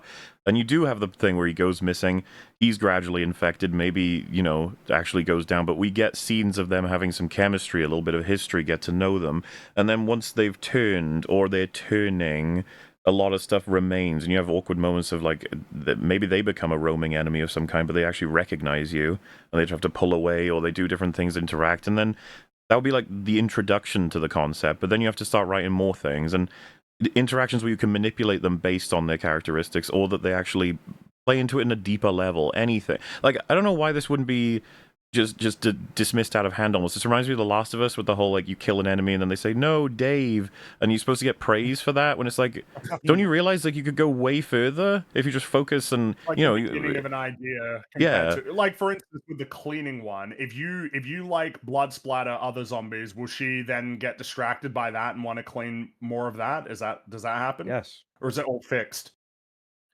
Wait, say that again, sorry? It seems pretty dynamic because asking, she'll just come across corpses and do it. She'll do it like, I think she at first spawns in the bathroom and she's cleaning the window, and then if there's eventually she'll like deviate from the window and start wandering around. If there's a corpse that you've killed, then she'll start cleaning up that blood. Maybe then it's there are too few opportunities to make use. Maybe it's not that the lack of dynamism; it's just that the dynamism isn't sufficiently important. Definitely a lack of gameplay. dynamism as well. I mean, I'd probably lean more on that direction, but as a compromised position, so for example, the guy who really doesn't like lights, and you could turn on lights, and he will walk over and turn them off. Would maybe have been a bit more pronounced if you'd actually definitely needed to switch on lights in order to do a particular thing. But actually, you can go through the entire game not playing into any of their tropes that they're supposed to have. The guy who likes noise, well, most of them will get distracted if you throw a bottle. It doesn't really announce itself, and it doesn't really impact your gameplay necessarily. So even if there is some dynamism there that I just didn't really spot, it might just be being underutilized. I think in that case that you're describing, it would have just been come across as too linear, where it's just like, well, I have to do this thing to make this guy do this, and so I can go this way or that way. Like, I like that it's there as an option. To me, it feels so isolated. Like, that's the lights guys in that area where there's 3 different light switches to press. And I eventually was just like, I guess I'll kill him. And what was funny is I didn't even turn the lights back on because I didn't need them because I had the torch. I was just like, I guess whatever. It like what Platoon's saying, like if it comes up more often, and it came up as part of the story, why wouldn't we have several characters that have like this horrifying ghost of their former selves as they turn into other creatures? And then, you know, like these instances, I'm pretty sure we've described the full gamut of what they have to offer for this. Like, I can't praise the game for that. Well, and then, except for within Leon's section where there's the soldiers that will fire the guns blindly. I hate that shit. yeah. So Which annoying. was annoying as shit, They were some honestly. they were some of the most annoying of the villains because a lot of times even if you were behind cover, they would still hit you. I almost feel like in order for people to be praising the game to the level that there should be like 20 types of zombies. Not And like like, 5. yeah, and like 3 Sometimes layers, some 3 more options, use. and again, I forget who mentioned it earlier, but a way to manipulate them would be really cool as well. That's all unique to each type of zombie or type of history or type of career they had. Add things. It doesn't need to be complicated. I think guess- dynamism relative to themselves as well. Like, these people all work in the same place. Like, do any of them have a workplace grudge that if they come across each other, they attack each other because they fucking hate Yeah, each and other? if you when can they find were it in the alive, lore or something. Yeah, like you can find it in the lore, prick and with this some of that stupid stuff. red tie, and then there's one with a red tie. Yeah. It's like, haha, there you are. So some of that stuff will, and I think maybe part of the problem is that a lot of us didn't spot it or just didn't think it was very much because we didn't need to use it, but also B, because there wasn't really enough fun around it to be bothering experimenting with them, and I don't maybe say- that's like it's a how do you not- secondary problem. How do you not make it a part of the story when, No, I mean the thing that got me sort of on the subject was like, they're talking about the merchant character. No, I've never played that game. I don't know what the merchant character is, but like, given that you've introduced this basic idea for all of your zombies in this game, it's a bit weird that you don't have one who is more interactive or who you can use as another character to bounce off of. You've seen the merchant, by the way. You 100% have seen him in memes and stuff. You Probably. just don't know that that's who it is. Oh, maybe. Yeah. You'd like him. But it's just like, yeah, so the game introduces and tells you about this thing that it has. It's a new feature for zombies, and yeah, none of them seem to have what it sounds like the merchant character has by way of personality or indeed use in the game or mechanical value to the game either. And so what you end up doing is running around all of these long corridors, and then if you get bored and lose your patience, and you start just shooting everyone and not paying attention to any dynamic elements they have, and the only other person you do have to interact with is the small girl child, who is going to be extremely important, and yet even those interactions are pretty bare bones, to the point where I did not understand how traumatic it was supposed to be when the thing that happens later in the game happens, because I've spoken to you twice, I think in the entire runtime, and she's the only other person there is really to sort of have any kind of relationship with. Maybe on the enemy design thing, something I would say is that the problem, the way that I would describe there are consequences that a lot of the time I just didn't even really give a shit like what enemy type they were. It's like, well, I'm just going to try and avoid you anyway, so Yeah, I guess I'll just do that. I'll just like crouch and try to move around you, whether or not you're deaf, whether or not you can see, but you're distracted by wiping stuff up on the floor or distracted by the light. It's like, I mean, I'll just try to squeeze, I'll just try to crouch and then walk past you. Or if I'm not bothered, I will just try to run past you, which will work enough times that I'll just do that. It's like, if they were working as intended, I would either want to engage with them more, or I'd have no choice but to engage with like their personalities more. The soldiers, I think that's I it. wouldn't be able It's the to do choice. the same strategy every time, just crouch. I think so as well. Make it 'cause you've got- necessary or make it so fun that I will just willingly engage with it. Yeah, because you've got like I didn't know that their personalities were any more than quirks. I didn't realize that that the cleaning lady will come and clean up blood. And I think I noticed the light guy, but that's because he's literally standing next to a light. So I think I figured that one out for myself. And he has dialogue that says "turn off light" in case you didn't know. For the people at the back, you can. Yeah, but like I appreciated that the enemies in this game, because I was comparing it to 7, because 7's the only other one that I've played in its entirety.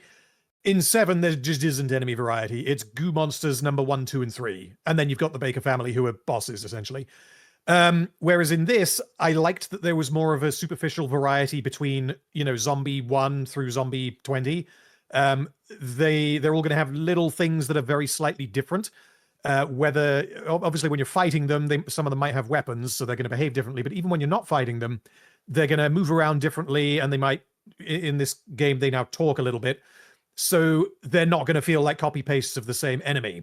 The problem, I think, based on the fact that 1 out of the 7 of us knew that it mattered, is that you don't need to interact with any of their quirks. It all just comes down to, well, I'm going to avoid you or I'm going to shoot you. You don't have to interact with it. Well, and the only mechanical bit that matters, or from my perspective here, is can it see me? Can it hear me? I'm not thinking, well, okay, can I use it to go and clean the blood over here to lure it out of the room? It would be great if that was a thing that you had to interact with, but I don't really think that it is. Like, because when in Free you said like you end up interacting with all of them the same way. I was going to agree, and I was going to say yeah, because I just kill them all anyway. Like I just shoot them all in the head anyway. Oh, that's like, what you. Yeah, that's what I do, and it's like it ended up with the same result. But yeah, but like with the soldiers that were mentioned, it's like what if you could through a little hacking mini game or something get into a local terminal and then send out a command that gets them to like stand down or go to a certain area, and then actually do it. Yeah, and you could even manipulate them to start hurting other zombies on your behalf if you can get the commands to go in the right way. And then similarly, Big Fat Chungus Man. I know it sounds silly, but it is Resident Evil, and I think this kind of silly works where you find like slices of cake until you have 3, combine it into a cake that's full, and you can lay it in a particular area, and the big fat guy will sniff it and come get it, and then you can plant like a device to blow him up. Or give him something that makes him go crazy. There's something you can put in it that will like make him go unhinged and attack other zombies. You have the kitchen. You gotta put a bomb in the cake. Well, why couldn't you let the gas out in the kitchen and then have a cook the cake or bake something? So he's like brumbling into it, he bursts it, he starts chowing down, and then you just toss it a match or whatever, you blow it up, and that's a way to kill him as well. It would be like these would be really cool interactions, and they would make you think like, oh, because he's a fat guy, and I think make an Ozempic gun. That would save it. Well, then he's so grateful that you've helped him that he just leaves. He's like, it's fine, you're good now, and I'll tell my brother about your Ozempic gun as well. I agree. This is like practically, there's not much of a difference in terms of like how you get around all the enemies. Like I think there are behavioral differences in terms of like how they behave, like with their AI. I think they do. There is a little bit of variance, but not nearly enough. There needs to be like way more. And more ways of dealing with them. And me personally, I'm a very lazy and impatient gamer, and if I can just shoot them, I'll just shoot them, or like crouch and then walk past them. I'll just do that, like regardless of what behavioral tricks I can manipulate. I think that's like kind of almost a point when it comes to game design, is that like if you make it so that people can just sort of brute force their way through it, they will.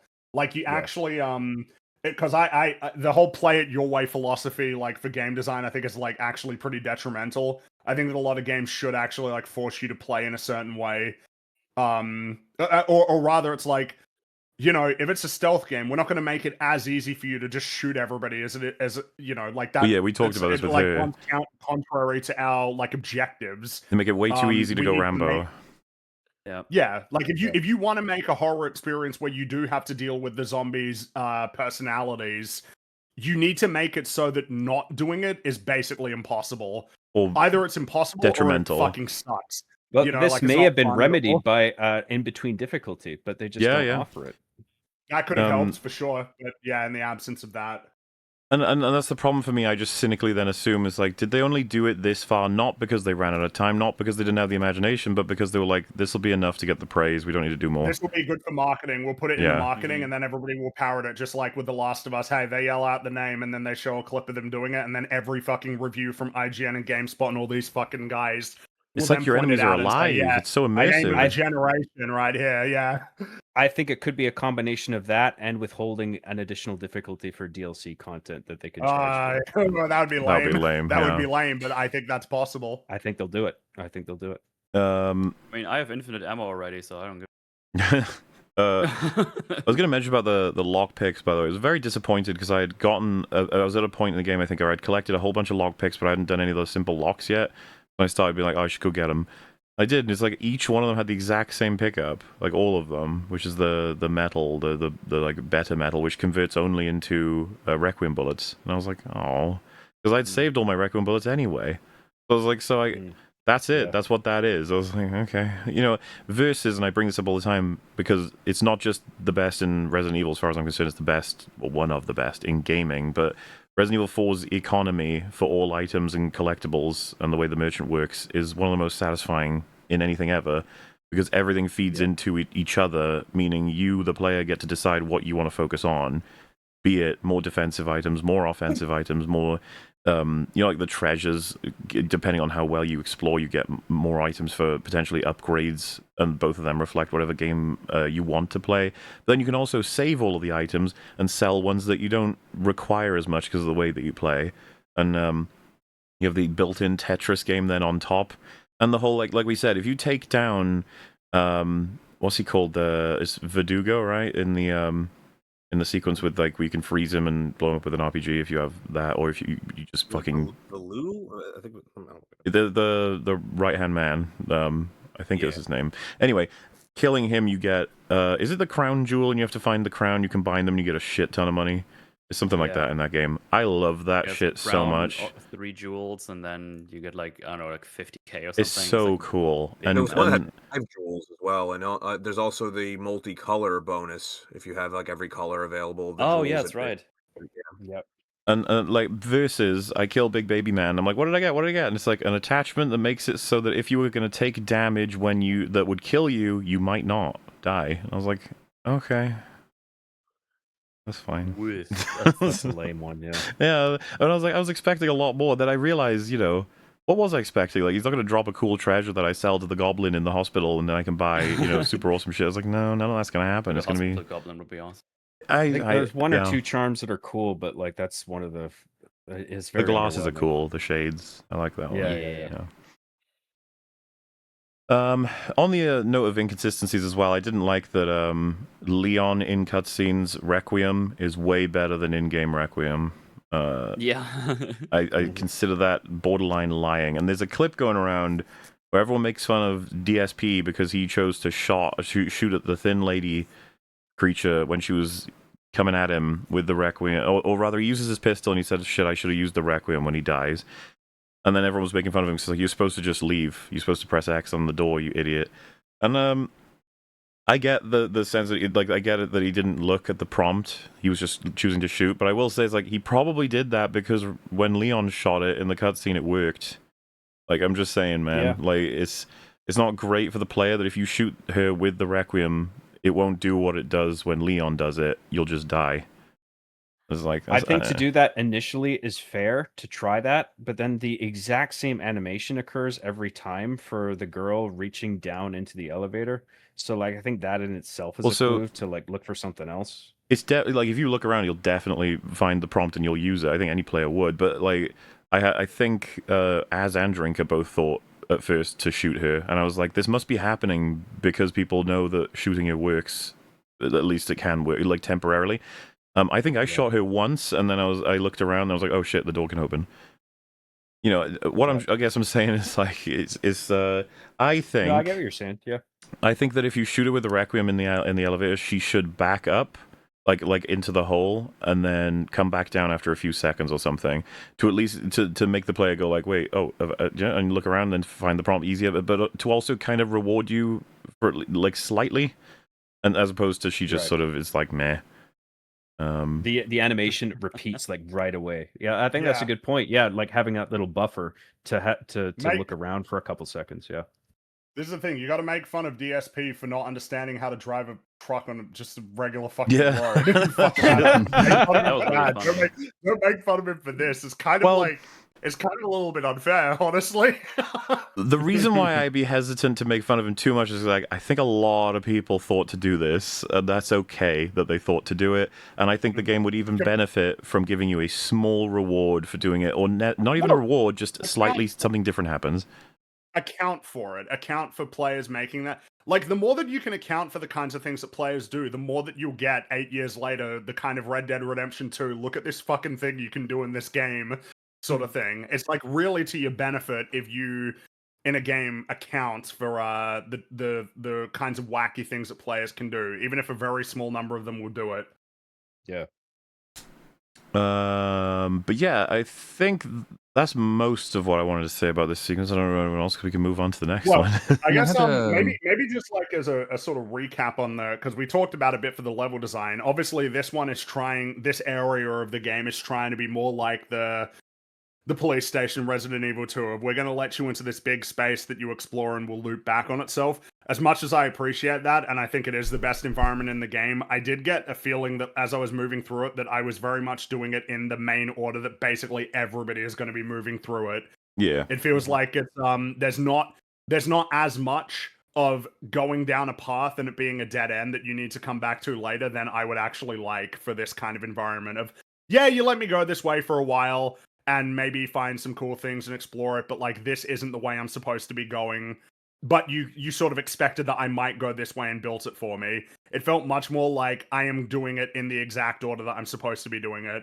I'm not getting delayed too much. I'm not getting slowed down too much. I also, on the note of the economy, like, I did it on my first run because I just wanted to do it, but when I was doing Insanity, I at one point realized I could continue to collect and move things and do whatever, and I was like, but why would I? There's none of this leads to much of a benefit for me. I can get more ammo. Obviously, I want infinite ammo, but I'm talking about if I didn't.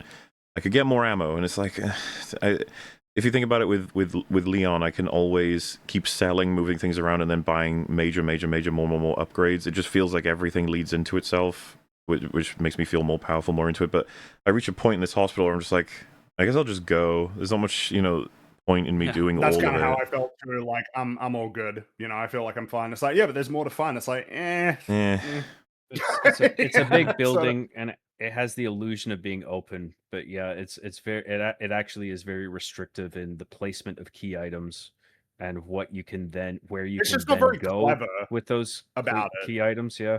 And then even the key items themselves give you a clue, like it's pointing you in a direction, like the east or west wing, for example. It's just like, okay, I'm going to that section now. Yeah. Well, I think it's like as much as people might think it's strange to say, a lot of the time these sort of places are meant to kind of mislead you to some extent. They're meant to, you're meant to, when you look at Metroid Prime, which is obviously not exactly the same sort of idea, but it's a similar philosophy of we drop you into a space, most of it is inaccessible, but you'll gradually open it up. A lot of the time in Metroid Prime or in Super Metroid or just any of the good Metroid games, they'll have multiple pathways. Two of them don't lead where you want to go, but one of them, might lead you a lot further and then be like, yeah, dead end. It'll be like there's a few options available to me, and maybe I'll pick the quote unquote correct one first and then make a lot of progress, or maybe I'll pick this one and I won't make tons of progress, but I'll have learned a bit more and I'll find some stuff that I might need to come back to later. This one feels much more like, yeah, it's an open space, but you're more or less going to constantly be making progress. You're constantly going the right way. It's very, very hard to get lost in this space. The only variation is like a few rooms here and there that sort of deviate from the main path. Yeah, that you can explore the thing is, with some a few handgun ammo or rooms, some shit. That's one thing, and that's okay, and I'll take it. I'm glad it's that rather than nothing, but it won't be like a full-on pathway that is kind of a red herring. Yes. And I imagine that they might have been like, yeah, we don't want people doing like any backtracking. We want them to be making consistent progress because they'll feel better. It's like, they might feel better, but it's just not as rewarding of a space to move through when that's the case. I don't mind getting lost. I don't mind it, and I kind of would encourage it because the things you lose by making it impossible to get lost, I think you lose too much. Well, we're going to then veer into talking about, like, I would have preferred we scrap that second major sequence with the tall lady, and even the third one, and put all the effort for those sequences to build the hospital to be even bigger, and then to let her roam in here. Let her roam, to let the big fat guys roam, to let and even roam Gideon everywhere. roam. Let him go basically everywhere. Where the fuck is Gideon? He should be in here. Yeah. That was I thought. Well, funnily enough, I thought he was going to be a roaming enemy when there was that that encounter with Grace. I thought that I was wrong. Clearly, I thought I would have to be dealing with him. Well, how fucking awesome would it be there's a way to get the fat guys to fight over a piece of cake or some shit, or to get one of the fat guys to fight the tall woman, like, or Gideon has to kill her finally because she keeps getting in his way. It's like there's so many things that would be so awesome, and it's like, why the hospital's kind of honestly kind of small and simple. I was like, which is funny when it seems like it's pretty big, but it's not really. Not really. No. In the case of Gideon, I always thought, like, up until the big reveal at the end, like, he was just sitting back and observing to collect combat data, as is often the case in Resident Evil. But then when you realize that he wanted the password the whole time, It's Oh like, god, yeah. why I why have is he two just hanging questions back the whole about time? his involvement or lack of involvement. I have a backstory question and a front story question. The backstory question is, this guy we learn in this game, like he is known to have worked for Umbrella, right? Like he is associated with the Yeah. Raccoon City incident. Leon tells us this from the beginning. How is he allowed to have a big hospital that everyone knows is his? Corruption, dude. Corruption. Corruption. Oh, I see. Right, because they assassinated the president who said he couldn't, because they wanted to keep it secret. And then the front story question is sort of based on what John was just saying, is like, well, we know that we're necessary for his plans, and that us being alive is necessary for his plans, even if we don't know the precise means just yet. We know enough to know that that is the case. Otherwise, we would already be dead. We see, I think it's during the Leon section in the hospital, but we see in any case quite quickly that he has cameras all over this place. Like he's watching absolutely everything. So what the fuck is he doing? Where is he? Why is he just sitting up in an office waiting for stuff to happen? Okay, what happens well, if anything had gone wrong? You're definitely being too. He's fixing up his motorcycle. He's gonna need it. Oh, yes. Oh my god. Bro's about to He's get in the pretty garage the radical whole with that. time. Yeah, with a spatter. Tightening bolts on his motorcycle. He's putting Leon's motorcycle in that crate because he's like, I know we're gonna need this later. So, one thing I was just thinking about seeing some of these clips as well is it really fucking annoyed me that picking up the girl child means you can't use your gun. I was like, what do you mean? Are you insane? And then, of course, I was like, so I'll just set her down then? And it's like, you can only set her down in pre-approved couches. And I was like, which one? It's like one right at the beginning. And I was like, are you fucking kidding me? And I was like, are you guys so lazy you couldn't incorporate letting me just make her stand any given space? You know what I mean? Just like you press a button to put it down, you get your gun back out. But like, nope, you have to carry her at all times.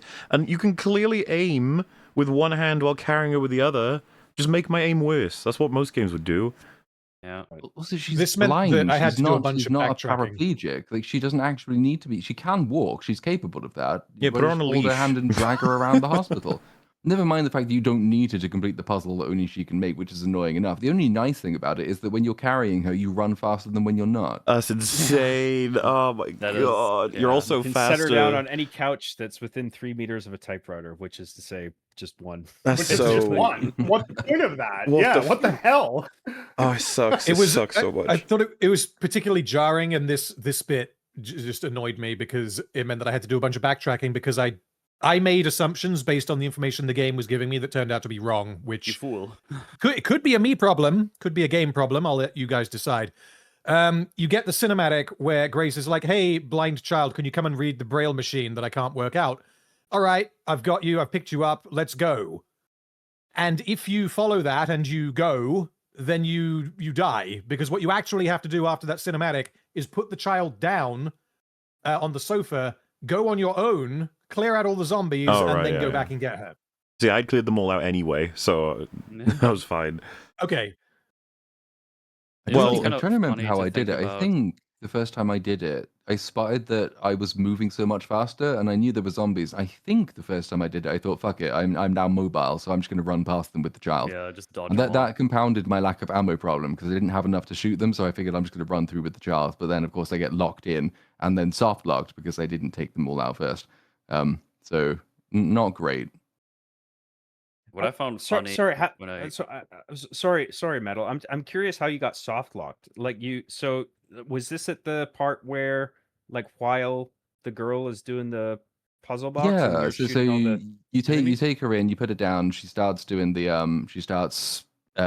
doing the puzzle, obviously, and then you shut the door to keep her safe, but then don't stand on the other side of the door yourself, even though the zombies don't know where you are. But never mind. And then you go out, and I think I want to say, did I have any ammo? I think there's 7 bullets lying around in the entire thing. 7 or 9, I believe, one of those two numbers. It's not enough unless I don't think it's even enough if you've got the little charm that makes your bullets more powerful. So you don't have enough ammo to shoot them all. It's 4 plus blister guy, and if you die, it reloads you in just after you've put the kid in the room. So you don't go back to the previous save point, and the door out is locked, so you can't leave that place while you're there. So that's kind of the soft lock, is that there's not enough ammo, and you will die inevitably, and then you're loaded back into the place with no ability to change it. Oh, and there's no enemies to shoot, so you can't fulfill the condition? The enemies are there, but you don't have enough things to kill them with. Oh, right. Because they all take more than the number of available bullets. Right, I see what you're saying. That's interesting. I did look at it because I Sorry. thought I assumed because like by this point of the game, like I'd been done with it for hours, so I wasn't playing with a huge amount of care and attention. So I did double check to make sure this wasn't just me being stupid. And that judging by Reddit and Steam, a fair few other people also had that problem. So I think I'm correct in saying it is actually a soft lock and not just me being I stupid. don't see how they could have possibly missed this. How though, do you like miss in that? It's an playtest. arena moment. Surely, How do you miss that? then It's a what? horde. Well, yeah, and how do you miss it? Like just with your own fucking brain? Like this is a possibility. There is. I can confirm that there is a moment later in the game, which I won't spoil until we get there, where I did a similar thing. I didn't have enough bullets to do what I needed to do, and the game literally just spawned them in the room. I picked up the bullets and I used them, and then I picked up more bullets that weren't there before and rinse and repeat. So it was just spawning bullets for me to use.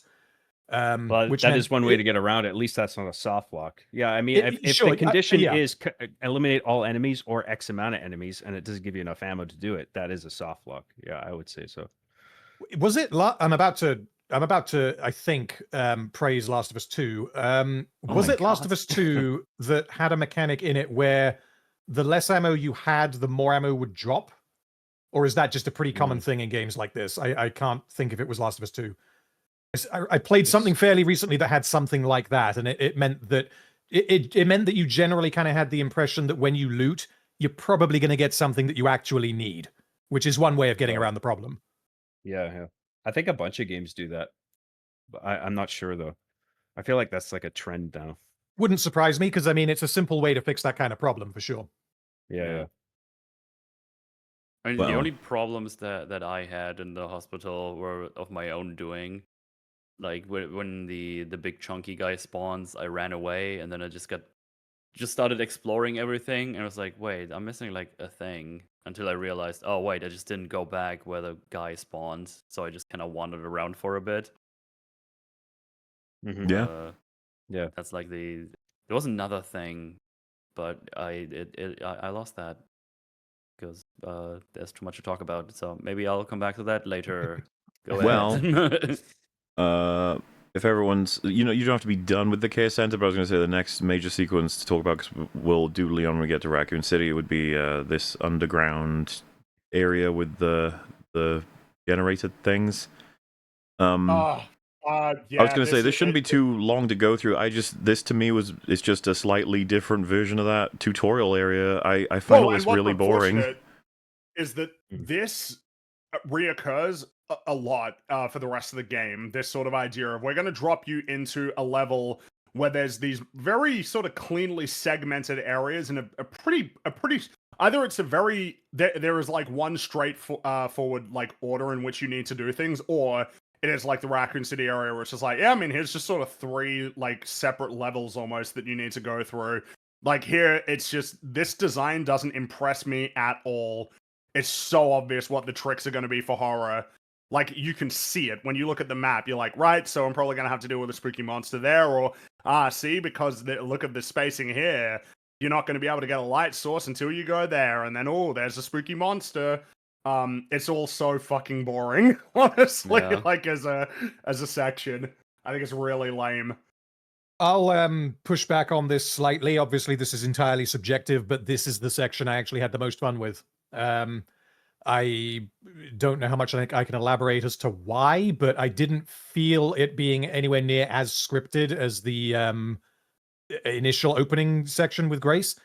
It was just the right size for me to not feel like I was just getting lost and I didn't know what I was doing. Like, I always knew exactly what I needed to do, and then it was a puzzle of working out how I do it. With the added obstacle of this creature walking around. That might be where I want to fight on it. Like, as a puzzle, I suppose, like, technically it is, but it's just way too clear, like, exactly what you need to do for it to be like a particularly compelling puzzle. Sure, you know? no, like, I agree.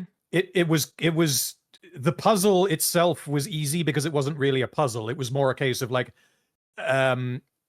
what would annoy me is if you had a section like this where you're just running around, like, trying to avoid the invincible enemy that you can't kill, not knowing what you're supposed to be doing.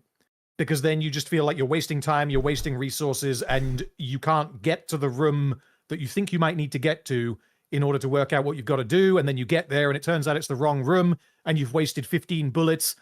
That would just piss me off. So I liked the clarity, and then the atmosphere just ended up doing it for me. But yeah, in terms of complexity, it was not complicated. No, I guess I would agree with that. I didn't really find it annoying. It's my like lines came from the too boredom. simple to be annoying. Yeah, I'd say that's more what it was. It's boring to me. I've played this a million times. And I need to do this. Oh, and there's a spooky monster shows up here. Of course, of course you would show up here. And it's like, right, so now how's the quickest way that I can just circumvent you? I don't want to deal with you. You bore me. There are sequences that are kind of like this in Dark Descent. Outlast is just filled with them. This is all it does. You have to... It's like, I need things to do things, and then I open big door and we go to the next area.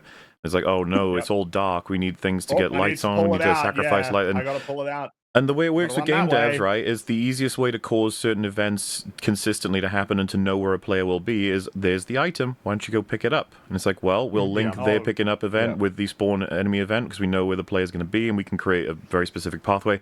And so every time it happens, I'm just like, and it's like, oh, this will cost you your light. And it's like, yeah, and then you'll spawn the enemy. It's like, yeah, I know. And you know what's kind of funny is a lot of the time I'm just thinking like, right, so if I can just like leave this light on here, which I think I can do, then it makes it really easy for me to get to the save station, which is all I really give a shit about. I want to get to the save station so that I don't have to deal with any fucking doing this again, you know, like if it all goes horribly wrong. To me, Amnesia at its best, Dark Descent, and the Bunker, to be fair, some people have been referencing that, which is totally fair.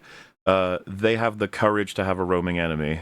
And what I mean by that is that they know it can go all around the map, and it will, and it can chase you, and it doesn't break. Not necessarily, of course, there are going to be exceptions, but it doesn't broadly break because that's what the map was built for.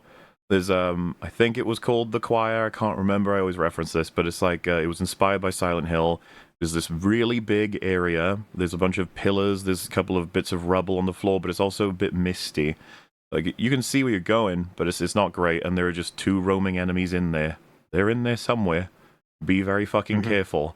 And so when you're walking around, it's like you can listen for them and you can throw things to distract them or whatever, but mostly, broadly, you can just kind of move through and you might not even see where they are at any time. And it's like it creates this satisfaction for me as a player because it's all down to me and my senses. Yeah. Versus this, where it's like, I'm gonna do, like, I'm fine, right? Like, the footage you're seeing right now, it's like, I'm fine. Nothing will happen to me here because she can't chase me into a place with this machine or me interacting with the machines because the game can't cope with that. It never has been. She can't get through these fucking doorways. She won't come in here. I'm fine. But the second I move into a room where I'm, like, planting or lifting a fucking generator or picking up a key item, I'm like, she's gonna spawn. When you grab that turny thing, I grabbed it and I was like, I'm in a dark room. She'll fucking, and then she climbs down and it's like, there she is, because that's all they know how to do. And this doesn't make sense in the world that you would be, you know, an important aspect of pretty much every game, but especially like horror games, is you kind of do need to try and make the player feel the same way as the character. But it becomes really hard to do that if you're thinking about this environment as like a video game level compared to a place that you're moving through where anything can happen. Because Muller is kind of right. It's like, and it's funny, that jump scare there, it's like, of course. Yeah. I think Platoon, when you were playing it, you were like, oh yeah, this feels like a jump scare. It's like, yeah, there it is. There it is, yeah. Yeah, the same thing. I did that with the lamp. I said on my stream, was like, there's got to be a jump scare soon. That I was like, I said a monster's going to go ooga booga, and I was like, oh no, it was a lamp. I was like, I'm not thinking about this as like a real place, a tangible place where anything could actually happen. I'm thinking about it as a video game environment that is structured to facilitate certain, you know, story beats, certain moments, certain scares. It's what bothers me that this is such a mainstream big budget IP, and they're making a bit of level design here that I have seen for decades in loads of indie games. And I'm just like, can you do something, please, to surprise me? Make it actually scary instead of restricting me. Because if I drew a map of this one, I didn't, because at this point I was running out of time. But I was like, it would be a simplistic thing in truth. All of the aesthetics and the graphics would convince you it's a real place that's big and potentially got loads of these different things. But it's not. You have barely any options. Everyone has to do the same thing, and it's lame. Here's another example as well. What a stupid fucking puzzle this is. Yeah. So there's just a thing that makes the bodies go in a different order. Once you get through the first section, you need to press the X button to move something to then just go back and turn it around, and then you're done. What is the point? Fucking crawl under it. Crawl under it, yeah. Exactly. You stupid idiot.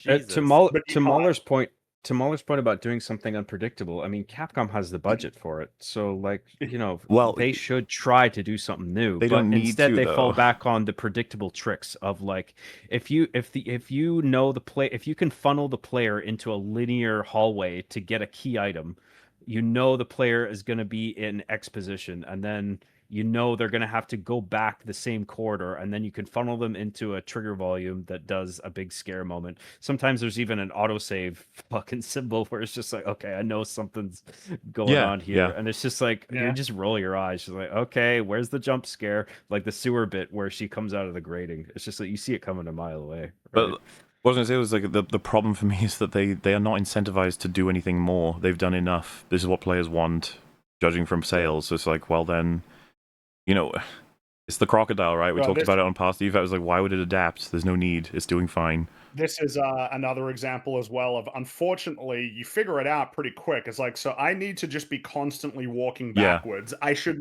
just walk backwards into as far back as I can go, even though it looks really stupid, as you can see in third person, because this is pretty simple. I need to I need to stay far away enough, and then I need to shoot the zombie, press the X button to push him, and that's it. It's like, this is not a terrible idea in practice, but man, it's not like it's even kind of fun, but it's really basic. Yeah. It's also really predictable. It's like there's a giant conveyor belt with a little booby trap at the end. Oh no, I wonder what's going to happen when I.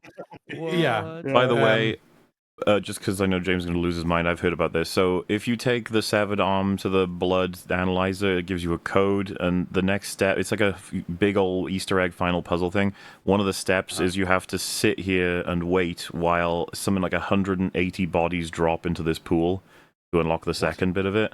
There's loads of little things like this, and eventually you'll unlock like a girl giggling, and then you'll get a bunch of points and stuff. It doesn't matter to me. Go look it up if you want. But I remember looking at it, and I was like, I ain't doing that. I was like, fuck that shit. I am in the process of doing it. You have to do it across 2 runs, and I've done the first run of tasks, and it is ridiculously convoluted. And it's not even just like a nothing Easter egg. It's worth 20,000 completion points in the bonus menu.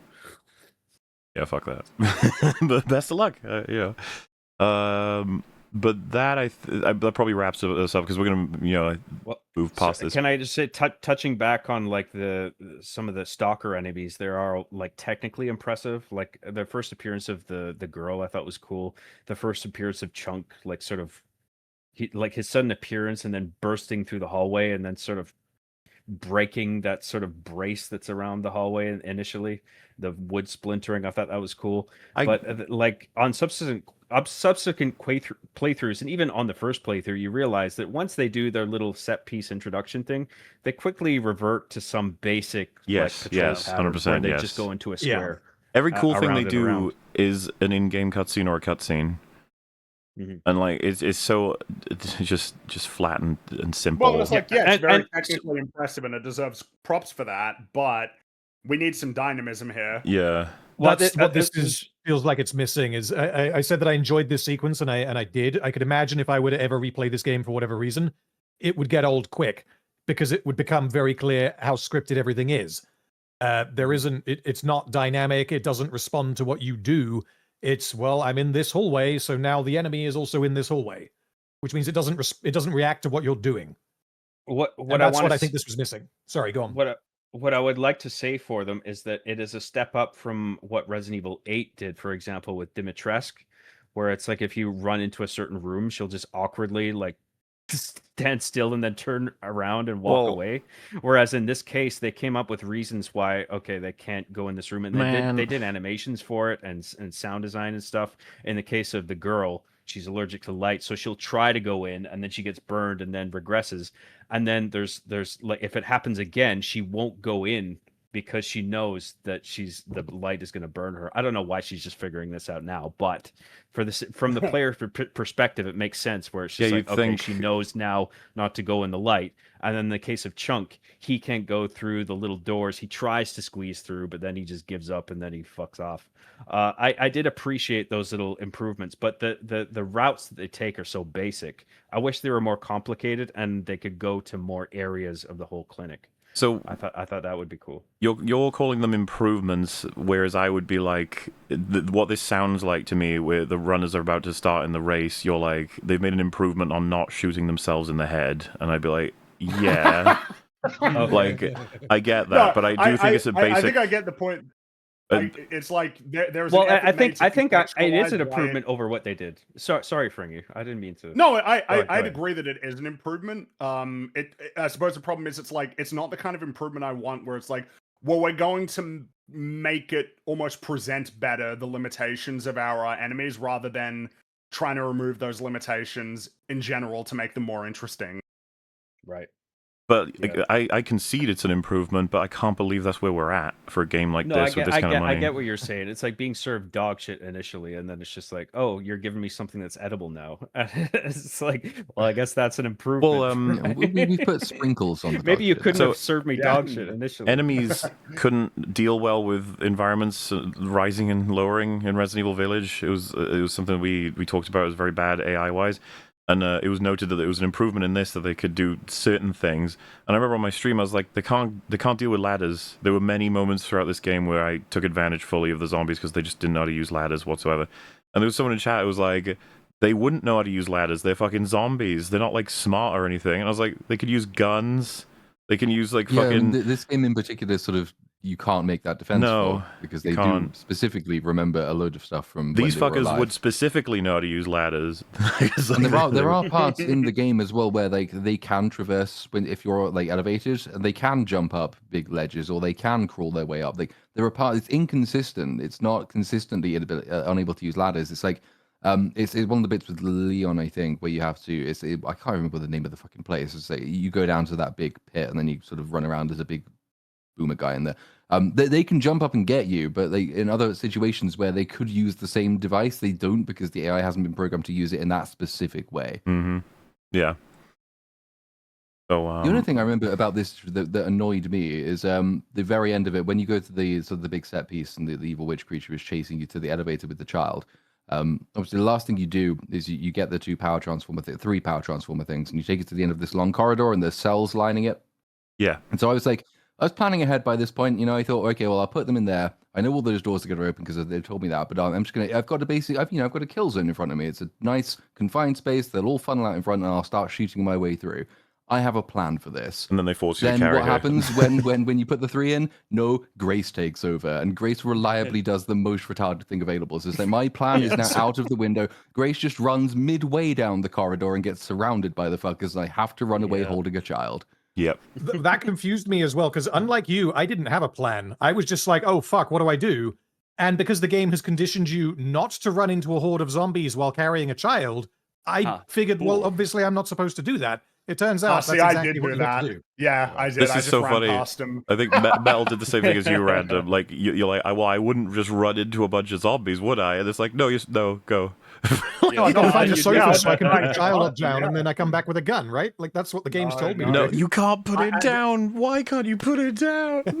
No, you can only put it down. I do love that they have a thing of, put it down on the couch. It's like, you mean the one couch? Why are you saying it like there's more than one couch? I don't understand. Yeah. Well, I think that the game sort of phrases it like that in the text prompt that that's comes what I'm up. getting at. It implies that there's more drop points, but there aren't. As opposed to, you can just put it down in this one specific place that you're the in one right specific now. place, which is meters away from where you picked her up. It's like, well, I mean, okay. Like, I just don't know why you're doing By this the to way, me. the game were cowards for not taking Grace's leg. Take her damn leg. That would have been cool. Yeah. Oh god, yeah. Around for the rest of the game. Because it's the second time she lingers in obvious danger and allows herself to be grabbed by this creature. I wanted her to be punished for it. I thought it was so funny you pick up a hand for no reason. Just like, okay, we have a hand, everybody. I don't know, it'd just be funnier if for the rest of the game she was hopping. It would explain why she can't move as fast. Yes, it would. It would be legendary. So, I guess, well, we can move on to this part now. So, this was the iconic Helix puzzle. For those who don't know, you go in a room and it's filled with items, and you need to find a helix. And all items mean nothing except there's 2 helixes, and one of them is the false helix that doesn't do the thing you want it to do. what the hell is that? I actually don't think I knew that. I think I must have just got the one that happened to be the correct one. Yeah, this is the one. So I didn't even discover the fake one. Yeah, because I got the hourglass and I put it in. It's like, yeah, okay, that didn't work. And then I just got this and put it in and it was fine. Well, so, is that what the hourglass does? Yeah, well, because I had the hourglass all the way to the end of the game. I didn't realize what it was for. Well, that's the thing, though. The hourglass won't go in there. And on my first playthrough, I was like, oh, do I have to, like, turn the hourglass, activate the hourglass, put the hourglass somewhere first? And chat were already like, you're overthinking it. And I was like, well, okay. And then I concluded, like, well, I know this game's limitations. I'm just going to hug the wall and look for all of the examples of X, because there's nothing else I can do. There's no way this game has the capacity to do anything. So I did, and I was like, oh, there's the wine bottle I missed. And I was like, oh, there's another one. And I was like, do I have to combine them? I was like, no. It's just that the hourglass was fake. I see. I picked up the hourglass and I just didn't know what it was part for. of the final puzzle thing. Okay, well, but they obviously chose to make it such that you'd think it would fit like they obviously did that as a red herring. I don't think. I think the problem I had is that so I walked into the room and by this point in the game I saw a wine bottle and I thought, well, that's mine. Then I opened it and was very disappointed to find it wasn't wine, but that's where the binary helix is. So then I must have got the hourglass after that. Then I opened the thing, but then because it looks like the two edges of the helix, I just said, well, that goes in there then. Oh no, and yeah, I never the helix. figured out what the hourglass was, so I just carried it around. This is what I mean. Yeah. As creators of the game, they can make whatever items, whatever they want at any time. And so when I see a helix with a piece missing, and then it's like you have an hourglass, I'm like, fuck it, it's Resident Evil. I guess the hourglass goes in there. They're just like, well, it would fit sort of, but it doesn't quite. And they show the animation being like, oh, it doesn't quite fit. And it's like, oh. So again, I was just like, I guess I got to shave it or I got to unlock it or do blah, blah, blah. Because again, everything's just so limited. It's not like I would expect anything else. It was like, no, it's just a different helix. Go grab it. There's a bit of deliberate confusion because, like in the Resident Evil 2 remake, like if you use a key item and then there's no further use for it, it won't discard it, but it'll have like a little symbol on it to show like you don't need to use this anymore. You can discard it if you want, but it's up to you. You could store it, you can just go discard, and then it's permanently deleted. But in this game, it does both. Where like if you there's certain items where if you use them, it'll delete it from your inventory automatically. But then there's other items where seemingly you've used all, like you've done everything you can. There's like a tick on it, but it will persist in your inventory with a tick. Yeah. And it's just like, well, why is it still there? If you're deleting other items, but you're keeping this one, you must want me to do something else with this that's perhaps optional. And so that I guess is meant to be a clue for you to like examine the thing further. So the thing with the hourglass is that you tilt it, you make the sand go one way, and there's a secret letter equals number thing that's part of the final puzzle. Ooh. Yeah. They were pricks for putting that in the same room and making it the same shape as they knew what they were doing. But yeah, so you do that, and then you end up you walk through this facility, you get the cutscene, then I'm sure all of you got through this sequence as I did on the regular playthrough, but I was doing it on the harder difficulty. I had some wacky interactions, so I'm just gonna kind of just let this play and talk to you about it. I did show Mel some of this. So on Insanity, you have a lot less health, and a lot of the time if you get grabbed, if you don't have a knife, you're just dead. That's how it will often work, depending on what enemies you're dealing with. Like, old girl can kill you insta most of the time. But this sequence, I was like, okay, well, off we go. Obviously, remembering where I was actually supposed to go.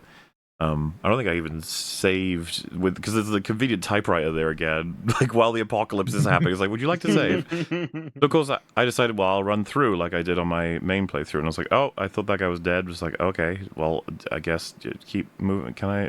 Oh Jesus, okay, yeah, okay, I'm dead. And so I was like, well, I guess I got to shoot him first, or account for him, or just try and move past him faster this time. It's like, all right, moving. It's like, yeah, oh, okay. We get the knife. That'll push him back. It's like, is this enough to make it through? It's like, oh, yeah, kind of nearly. Another fucker from the floor. And I was just like, oh, God. And then, yeah, I made a wrong turn. I would have made it here if I'd gone left, but I went right. Made it, yeah. Yeah, at this point, I was just like trying to sit. It was like, yeah, okay, that's fucked. So this time I was like, I'll shoot him before he gets up on me. And then I was like, oh yeah, of course, the one's behind me. So naturally, I'm like, all right, I gotta kill them all. Fuck it. I was like, I'm not gonna run through this. I gotta be careful. I was like, okay. I ran through it myself. I just didn't fucking bother. It's like, why would I waste my ammo? I'll just try and run past No, shit. this is I insanity. ran through it because I heard over the radio announcer saying the self-destruct sequence has been activated, and I'm sort of hard-coded to hear the word self-destruct sequence activate and assume that there is a timer running. Those fuckers. It was only after I left that I thought, you know what, there isn't a timer, is there? I could have spent as much time down there as I wanted. The fuckers that grab you on the floor, by the way, you can't kill them until they activate. How fucking annoying is that? Why is that's interesting because you can do that in this game where you can kill the guys on the floor when they're not activated. So but look, see, I'm shooting him and nothing's happening. Why is Dr. Evil blowing up his evil research? I don't know. Ask him. Because he needs to keep it secret, so obviously he explodes it. How else do you keep things secret? Even if the animation state went from completely inert to like their death animation, like I would take that over like them just being like bullet fodder that doesn't do anything. But then you have to like walk into their radius and then they become like animated and then you can shoot them. Like that's just annoying. I don't like that. Again, here I am, clear it out, and I make the mistake of thinking I got them all.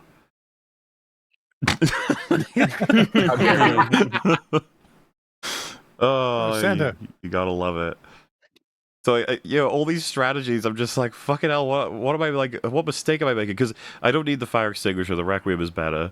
So I'm just like, okay, I'm just gonna be really careful to make sure to kill everything, right? I'm gonna run in here, just, I'll just kill any that come around eventually. I'm gonna knock out this entire horde, because it looks like I've got infinite time on this thing, and I will be fine. You get infinite ammo in the fire extinguisher if you have infinite ammo going. You ruined the funny by talking. Oh. Oh my god. I thought I'd set it up, but I went here to hide with my back to the wall, and then the fucking zombie appeared behind me. I guess he dropped down from somewhere, but it just kills me. I was like, I think there's a bunch of bullshit spawns in this game, yeah. So again, I retreat to, fuck this, I'm going to run through one way or another. I nearly did it that one time. Here we go. Gonna do it, damn it. And this is just this attempt clearly went badly. And the way these zombies work, it really does feel like you're rolling the dice every time. Just sort of, will you sway past them, luckily, or will you not? Most of the time, I don't even know what to say. There's no consistent method, but it was sort of sometimes. Oh god. Well, game over. Yeah. There was definitely a meme in there. Of course. But yeah, the ones that are pissing me off the most are the ones I can't do anything about that I have to tank, like the ones on the floor that just grab you. Because this guy, you get the free knife to get him out of here. Though this is, I think, where I lose my infinite knife forever. That shit, so that guy missed me, but then he grabbed me, but it didn't kill me. And then this guy grabbed me, but it didn't kill me. And then I just make it. I guess I got extremely lucky, because any of those grabs could have killed me, but you have a percentage chance of it not doing that, I suppose. And so, just so you know, you're free and clear now on the normal difficulties. However, on Insanity, they drop one extra spawn. And it's a blister. And that, I shit you not, that was the most scary thing that happened in the entire game for me. I was like, oh my fucking god, and I just did that shot. I was like, oh, thank god, I didn't want to be reset again. I was like, Jesus Christ, so you get up here. But I will say there is one guy coming up who is on normal difficulty, and I completely forgot. And again, in terms of the luckiest run of all time, look at this shit. Miss, he misses, and then get him. Oh my god. That was close as shit. I was like, but I made it. Which brings us to Grace and Tall Lady's last hurrah. Just very quickly before we get there. Yeah, this is so shit. Oh yeah, okay. Moff Gideon has activated self-destruct. He's blowing up his entire facility with Grace inside it. So he didn't know, man. Well, he didn't know because so she hides from him, and I was thinking, but you've shown me already by this point of the game that he has fucking cameras everywhere. So how does he not know I'm here? And I think from his reasoning, he's got enough of our blood, and because of the whole blood memory thing, it means he doesn't necessarily need us anymore. But that still seems like a wild gamble. I'm going to blow her up, even though I don't know if she's in there or not. Fuck it, I guess it'll be fine. the villains just consistently make absolutely no sense, and it's bad because they kind of drive the entire plot. And also, given that he's just about like Grace has just gone through and watched all of this absolute horror unfold. She knows the guy's basically a mass murderer. He's got an entire room full of blood. He's been mass producing. He's got a fucking factory farm of zombies that used to be people. All of this is quite important for a decision that Grace makes later that makes no sense whatsoever, given how much you now know about this guy. You would not expect anything could possibly make Grace say, yeah, I'll go with you. But as we will see later, that's exactly what she does. Oh God, yeah, we'll definitely get there. But if we are wrapped on this section, it is crazy that the final major section for the girl is like slightly different than the fucking tutorial section. IMO. Yeah. It's just horrible. Like, yeah, there's 3 things you need to get. One of them will be fine. 2 of them will slightly inconvenience you in very specific ways. That have really easy solutions. And funnily enough for me, the third one that I did was the easiest one. So it was a bit of an anticlimax of like, oh, nothing happened. All right, cool. Yeah, I like did that too. I went in the wrong order in that way. Oh, but it's stuck. But then, oh no, you can't turn it. But then all you got to do is just shoot it once, and then it gives you enough time to turn it, and then the light will come on. Like, what the fuck? What are we doing here? Oh, it's so I don't bad. know why.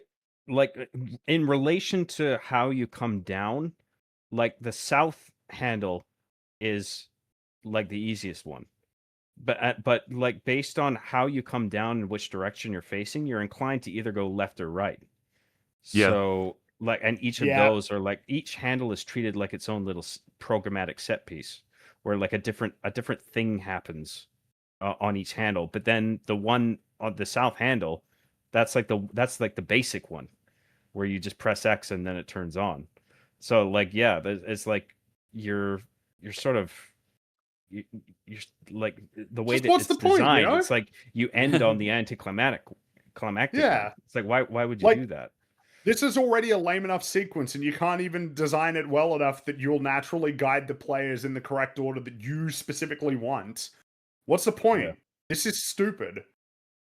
This one was particularly annoying as well, because I knew about she always grabs you. She'll come out, it's like a cutscene grab almost. But she always has an extendo grip that goes well beyond her actual radius. So I was like, how far back do I need to stand here? I was like, oh my god, I finally got out of her grip, because it always, like, it's just annoyingly close. But I watched a speed run on this. Apparently there is a way to do this handle without her running through the window like that and triggering that cutscene. But I don't know what the conditions are. I haven't been able to avoid it myself. I did it on the second one, like after this one. Yeah, look at this, by the way. Mel, you said this happened to you, right? So you burn her, she runs out. I'm expecting she goes into a grate or somewhere because she's burned. Yeah. But it turns out, no, she's just there. I was like, oh, what the fuck? Like, yeah, it was from a different of the levers, but yeah, it looked the exact same way for me. I think I came from the other one. Well, there's bullshit scripted spawning shit. I mean, this is as early as the clinic, where you can lead the girl around like a certain distance, and then as soon as you try and go down the hallway where the fuse box is to like get out, like she will, no matter what, smash through that wall. Yeah, and it's just like, why are you suddenly here when you were just way over there the last moment I saw you? So there's a bunch of shit like that. Somehow made her not appear, I think, on this one you're on right now. Yeah, she comes through that wall most of the time, right next to the lever. I don't know if that was like luck, but when I threw a Molotov cocktail at her on that first lever and then went straight to this one, she just did not appear at all. I don't know why. It happened twice. Could have been luck. Could have been a thing that happened. I don't know. There's just a fundamental disappointment I have with these sequences. Much like we were talking about with Verdugo. I feel like if you have the firepower, you should be rewarded with killing her in a different way.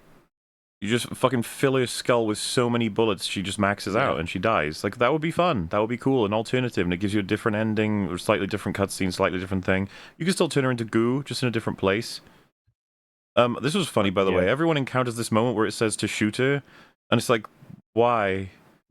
Like, I think she's dead anyway. I was like, yeah. But what? But like, if you do, I guess it just prompts the cutscene faster. Because in my playthroughs, I only ever shoot her if I've got infinite ammo, obviously, because No, whatever. you don't have to shoot her. You can just run away. But it I don't prompts even you think to. you need to run It does anywhere. prompt you. No, I know. Yeah. But it But, does the like- slightly unusual prompt where it's like press L2 and R2, and I sort of like, well, simultaneously to trigger a cutscene. So I was trying to press them simultaneously, which doesn't work, obviously. And I think I missed her when I actually did shoot her, and then she died anyway. It's not the first slightly bizarre. Sorry, it's not the last slightly bizarre instance where it's like shoot the person, and you think you may or may not have done it, and something happens, and you have no clue if you did that or not.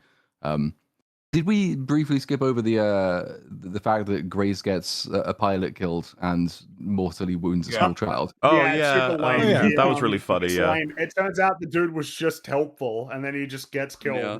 Really Because I was lame. expecting a double cross there. I was like, so when he said, "No, I'm actually not evil, so please go and leave me with the child," and then Grace obviously puts the child in there, and Grace always does the stupid thing. So I assumed he'd have like flown off with her and taken her back to experiment. Because by this point, I was like, well, little child's hair is the same as mine, so we're connected, and she's going to be important.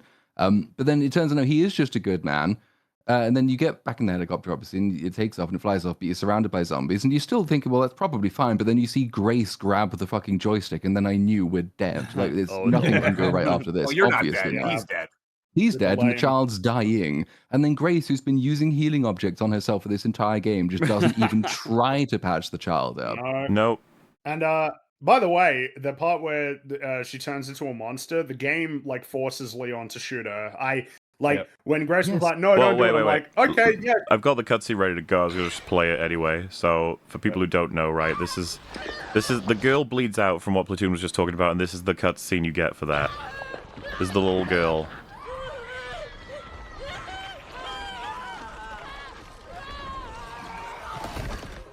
It's all gooey. I mean, they had that shot of her hand slowly turning into like an evil claw hand, by the way, as though she is the monster, right? Yeah, that's going to be important.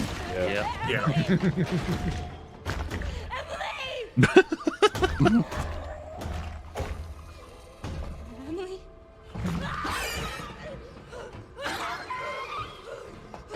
I could get over how funny it looked. Blind.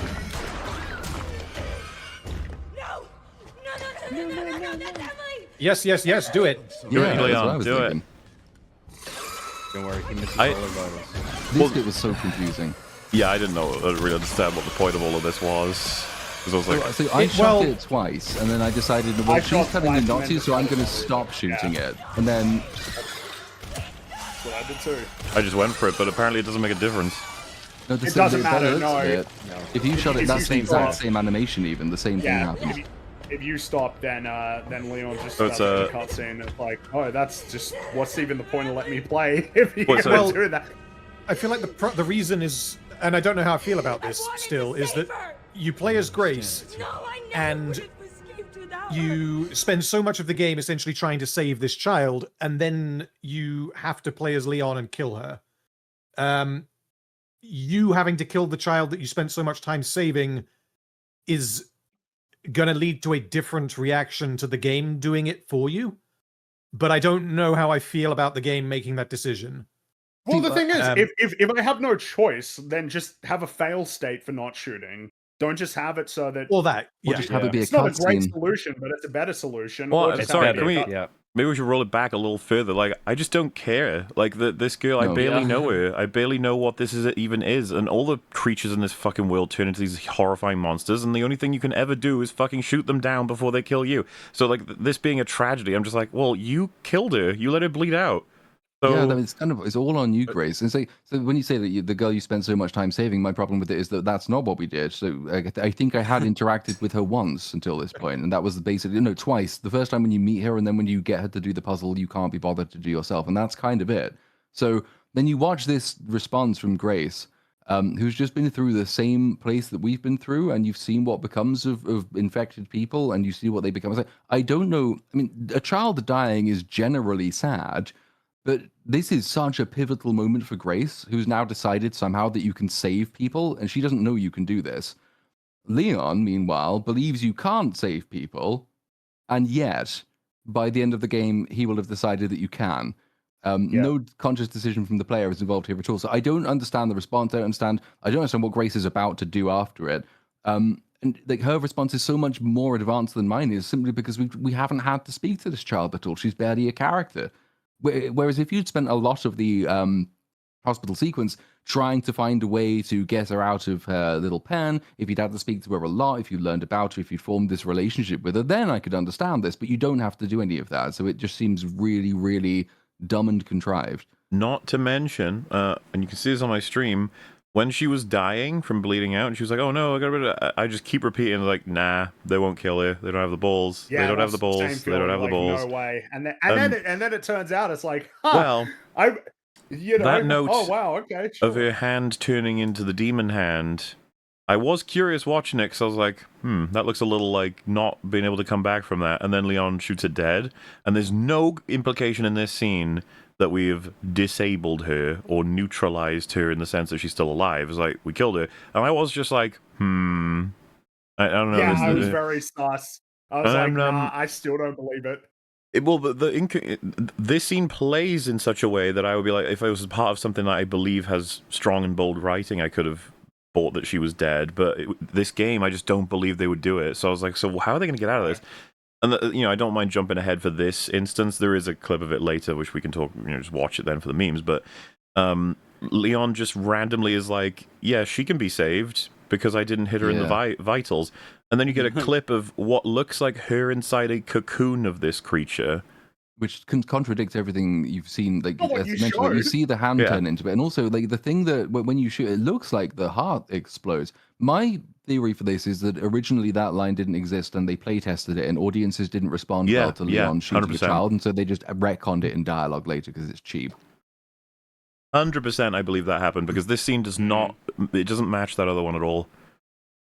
No, I agree with this. I mean, the idea that she's cocooned within the shell. I'm like, what other creature or person does this apply to? Like, in the entirety of the Resident Evil universe. Like, this is the first case of this because they want to just force the good outcome where the kid comes out all right in the end. I mean, and her never mind what other game in the universe. Sorry, I don't mean to what jump other too far ahead, but... It's what other people that you've already killed and dispatched in this game does that apply to? Well, is John Boogie said the actually universe, inside so... Boogie? Yeah, like, doesn't this mean that the other girl who I guess was implied to have the also tall been girl, yeah, the tall girl, she now is dead. I forget exactly how she dies. Does she get melted? Yeah. Melted, yeah. Yeah, I mean, why can't she come back? She can, she's all right, surely. We didn't melt. So they just go over. They put her in a jar, and they're like, "Okay, we'll figure it out." It's like Baby Groot. She eventually starts growing into like a tiny version. Yes. To my just recollection, T1000. This cocoon thing has never occurred with anyone else ever throughout any of the games, but it's here because we want a nice ending where the girl lives. Not to like, because this scene just doesn't work for me like in any way. And the idea, by the way, because I really did think it was an interesting idea because I hadn't thought of it. The whole like what's missing about Grace and Leon is each other's sort of temperaments regarding certain situations. I don't see any reason not to shoot this thing with everything we've seen in the game. And the idea that's like, Leon, you always shoot your problems with it. I'd be like, fuck yeah. you gotta shoot that thing. My problems are disgusting big monsters that try to eat me. I know it sounds works silly. really well. But why did they make the monsters so hilariously ugly? Like, could you at least have had a halfway point where you can kind of still see her? If you know what I mean? And she's even saying, like, Grace, like something like, I was saying. And that would be another story beat to enhance all the stuff we were talking about earlier. And it would make me be like, ooh, maybe don't shoot her. Wait, hang on, I don't know. Especially if I cared about her. Which if they had had more conversations during the game, which they could have had, but no. What if Emily knew things about the hospital, but we couldn't get to her through this, so they had to communicate through, like, an intercom thing? And so you could talk to her in the game whenever you had moments where it was possible. Just a bit of flavor dialogue, tell them about each other. Maybe she had to go to her to translate some fucking braille, and that gave you XP, but in those conversations you get to learn more about the characters. It's unreal to me. You share like few seconds with her, and the game has this major emotional payoff. And you're like, oh, yeah, I guess that's sad. A kid died. And you're like, no, they didn't. And you're like, what? I actually thought that's what it was going to be when we first saw her in there in the chamber. And I thought it was going to be almost like a Hannibal Lecter thing where I have to keep coming back there and finding out details. And then literally the second time you go and see her is a random scene where nothing happens. I think it's optional actually. Yeah. Yeah. By the way, keep going. No, go ahead. Well, just like because the different people are talking about like the solutions to this fucking major issue here, and was it Metal that or Random was saying about like the way that you could address giving the player the agency to shoot or to which character shoots or whatever? Wouldn't the most standard like Hollywood scene for this be Leon goes to shoot it, she knocks the gun out of his hand, like Grace, and then he nearly gets killed by it, and it's a really tense moment, but then a gun goes off and it's there. Grace decided she had to pull the trigger to save Leon ultimately, or something like that. Like even that would make more sense to me as like a payoff. But here, just being like, Leon, please don't shoot this horrifying monster to death. To me, I was just like, please don't save our lives. Yeah, I was like, I don't really, huh? But she's had all this time to bond with the kid. Like I kind of get the other side of this, to be honest. Where she's had this like touching moment with this kid where they just barely evaded the girl monster with their lives, and they had that hug outside the elevator, and now she's just seen her turn into this thing. And now I kind of get the emotional response where Leon is just trying to shoot her, and she's just like, no, wait, maybe we can like cure her somehow. Am I crazy? Like, I don't think it's unreasonable for her to say it, but it's unreasonable for me to agree with her. I'm not gonna. Okay. I'm like, I think she's insane, but I get that she's emotional right now. I guess is how I would frame it. This is about the thematic meaning, right? Like the idea that Leon was wrong to shoot here is like, no, he was right to shoot here. No. I don't think that. By the way, I'm not saying you were insinuating that. Whatever. I'm just I understand both perspectives here. I understand why Leon is just like, monster, kill it. And then Grace is just like, she was just a kid for this whole time. I mean, I can kind of and get now that, she's just but turned into this thing. I can kind of get that, but I think that what Mahler is saying is that it's not really a failure of the concept. It's a failure of that we had all this dead time that we could have used to get closer to her as a character. And the design here, you could have made this way more tragic by having more pieces of the closer to who, Emily or yeah. Sorry. Yeah, Emily, because like there's a lot of downtime between when you go see her and then you eventually have to use her for the puzzle. We could have had sequences of either having to go back to see her or talk to her through an intercom, like you said. There was a lot of downtime that could have been used to establish more of a relationship. Clearly, you still would not want to see a kid die in this sequence, but at this point, what like we said, there's no reason for her to assume that this could be turned back into a human. I mean, especially not now, given what it's become. It's not as though she's maybe exhibiting signs of turning. It's that she is turned into a giant toothy vagina monster. Like she's quite clearly not real. She's gone. It's swinging. It's got a huge club hand thing with claws. Yeah. It's like it's swinging. It's like, are we just gonna die here? It's like we got to do spend something. This entire game, like the entire game is kind of like, if you see something like this, shooting it is the solution. Like this is what you do to monsters in this game. The more conventional way to do this in a movie, and I think you probably could have done it in a cutscene as well, but then you wouldn't have been able to wreck on it later on, would be she seems to start breathing as Leon comes in, then she seems to start twitching, and she's still a girl. And great, like she never turns into this creature. She's twitching. She's going to turn in. You can see she's turning. Grace refuses to believe it. Leon shoots what still looks mostly like a girl. Then you can kind of buy Grace refusing to believe what's happened, and you don't get this weird dissonance where she's like, "No, we can save it," and it's like, "No, you fucking can't. Obviously not." Also, it would then help the ending make more sense as well. Mm-hmm. Yeah. You also have to remember, like from our perspective and any perspective, this is a fate worse than death. We've seen up to this point, you'd get trapped in your own mind in this monster. So she has every reason to believe that this is actually worse than putting her down. I guess the empathy side of things, like buying the relationship between Grace and Emily, is not helped by the fact that the reason why Grace frees Emily is not because it's the right thing to do. It's because she couldn't read Braille. Yep. And she needed help opening. Someone in my chat pointed that out. I thought that was quite funny. If she could, or if she'd figured it out herself, she would have just left and abandoned the child, never gone back for it. Imagine if it was like she can't unlock the girl from the cell until she has a level 3 clearance. So like both things sort of align with each other. You know what I mean? Like at the same point she discovers that she needs the girl for the Braille. That's when she gets the thing that she can use to unlock the door. It's interesting you said that, because I was on autopilot running my Insanity run, and I went into the office, and I pressed all the X's, but I didn't turn the page on the book.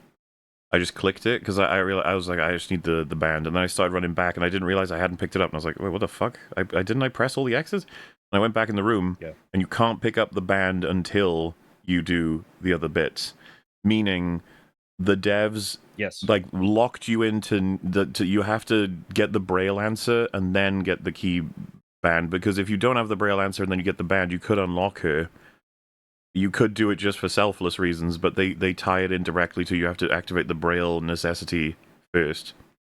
You have to investigate the dead body at the desk and the braille machine, and then the cutscene plays. And then you only get the wristband after the cutscene. Yeah. But my point is that you can't just want to save her with the band. You have to have the Braille as part of it. Like I don't. Even...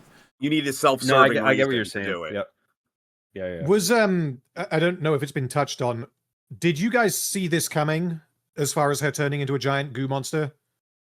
I thought she was just going to turn into another one of those tall witchy things. I didn't think she was going to turn into this. I figured that was like I did assume she would eventually turn though, because she was going to turn into a monster. Yeah. It was. Yeah, because I felt like that was, if anything, too obvious, and I don't really know why Grace didn't connect the dots. But then that feeds into her being an FBI agent who's just completely useless. If I'm more intelligent than her. Mm-hmm. I was just thinking about it. All they need to do is just change one line of dialogue instead of like we could save her. She just turns to Leon and says, "But what if we need to read Braille going forward?" Man, if only she'd said it. But yeah, the other cell having the hole in it, I was like, yeah, she's probably, one day she'll turn into something.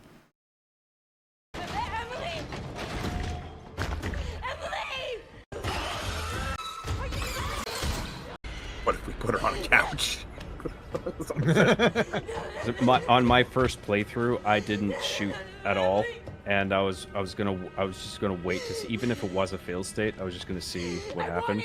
Were you disappointed? Like, it's just if you go by the cutscene, like Leon fires a single shot, and I laughed at that because it's like any other monster of this stature would take a shitload of ammo. Please, but Mauler, can you screenshot that? One bullet. Why? That's the greatest pause face ever, right there. Well, everyone can screenshot it to their heart's content. Save her! You don't understand. No, I never would have escaped without her. This is all my fault. Again. Look, I get it. Trust me, I get it. But we're still alive. We have to keep going. And it was just a 9mm round too. Yeah. Like it wasn't even a Requiem round, you know what I mean? No. Yeah, this played so strange for me. I was like, what do you mean no? We got to get out of here. Yeah. This is very funny, this. I think she connected with that girl so much, and then in that moment she just sees Leon as the guy that shot her, and she's just like, I need to fucking leave. That's one thing, but to join the bad guys? Yeah, she just decides to become I don't think she's evil. doing that. I don't think I think she's walking away, and then she finds Victor, and she's like, "Oh shit." Well, same diff. She's not intending to join the bad guys the moment she leaves Leon, but she still does. Ultimately, she's like, "Yeah, okay, I'll go with you." It's the scene we just saw, right? So yeah, she leaves Leon. She goes up the stairs, and there is the person who, as far as Grace knows, is responsible for turning the child into the giant toothed vagina monster. Yes. He says, "Come with me," and her response isn't "Go fuck yourself." It's "Come with you," and then that's what she does. And then he opens the door, and we're presented with this edgy boy who looks like the most obviously evil character that you could possibly. Like, what the fuck is this? He looks hilarious to me. I just thought it was Wesker. I was like, wait, did they clone Wesker? So did I. I thought it was too. My whole chat said Wesker. Given the way they reveal the character, I would have thought like, oh, this is going to be someone who we recognize, right? But then it's just you these would not new believe how lame cringe his fucking device anime is going villain. to be as well. Well, I mean, he had no idea. by the way, his name is Got you, Zeno. I thought that was really funny. Yeah. I assumed he was a recurring character. I Is, uh, openly ridiculed this in every one of my streams as a Xeno character. He's so fucking cringe. So is this guy new for wearing this this game? coat as a cape constantly? The fucking he has crucifix sword earrings, by the way, which you notice in certain close-up shots. As if he wasn't fucking cringe enough. They had to put that on it as well. You're just jealous of his swagger, dude. I like his coat and his suit. He's a very well dressed man, but he is obviously evil. Yes, He's so obviously I evil, assumed yeah. that he was a returning character because the way it's all framed, that the door slowly opens and he's framed in the light, and then you see. Is this a guy that I'm supposed to know? But no, the cameo fest section of the game is later. This is just someone else who's not going to get any development whatsoever. I thought it might have been young Claude Spencer. I thought like something like that because I was just like, this could be anything. It's Resident Evil, but what I did know is like they obviously would have anticipated people thinking this is Wesker, right? And yes, the answer is yes to that. Oh yeah. And what is Leon doing throughout this entire sequence? We've seen him coughing up blood, but it didn't take him that long to do that, and he just doesn't follow her up the stairs. And he couldn't He's trying possibly to pick catch up up. Requiem this whole time. Yeah. He's checking He's if he he's very sick. He can't get it. He's checking for the vitals. So He would like run after her. Yeah, I mean, I don't know why he's Actually, like I think metal he just took hit a him. moment to like recover from coughing up blood, but I think then he would just like try to catch up with Grace and be like, "Hey, hang on." Yeah. Let And me then explain there's more stuff. questions as well, because like I assumed that Moff Gideon was fine blowing up his facility because he thought, well, I've got Grace's blood and that's all I need to. It doesn't matter if she dies. But then she goes up those stairs and Discount Wesker says, you're the final piece to the puzzle. What was the conversation between him and Gideon when Gideon like says, well, okay, where's Grace? And Gideon says, oops. It's like they're 2 seconds away from their entire plan being ruined because they don't speak to each other and they're idiots. Right. Yeah, so that's all bad. so then moving on, I'm also now I've got like a selection of Leon sections. I don't feel like we need to do much talking on his first two because everything we'll say post those two will cover those two anyway, I would imagine. So this feels like the first properly unique section, so I was just going to do this first, just the sniping to protect her sort of stuff, which I've never really enjoyed in any game. There was a small aspect to this that pissed me off. So if you kill the chef, he shouldn't be here, but he shows up anyway. Like there's no advantage to killing the chef. He. You mean? Oh, you mean like killing him in the hospital? He'll still show up here. In the hospital. Yeah. If you kill him there, he still shows up here. I just assumed it was a second in chef. the clinic, you get the pantry key. Not all but, chefs look the same. If you kill him in the clinic, I don't think he should show up here. No, yeah, I agree. That'll be cool. But oh well. This is insanity mode, so you have to deal with the scene open when we're killing a blister and a regular zombie, because that's what it means to be harder to put those two there, which I was just kind of annoyed by. But you know, this just sort of plays out. It's not too difficult. That was funny. He just flew away. I don't know if anyone spotted that, but yeah.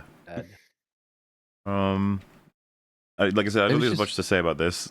Not really. I was annoyed that I was having to save Grace, and I was annoyed at watching Grace be incompetent because she took ages to get the door open, and then she seemed to have no backup plan whatsoever. Like watching her from a distance, she's annoying, but the section itself, it's all right. I mean, you're just sniping some heads. Like there's not a huge amount to go wrong.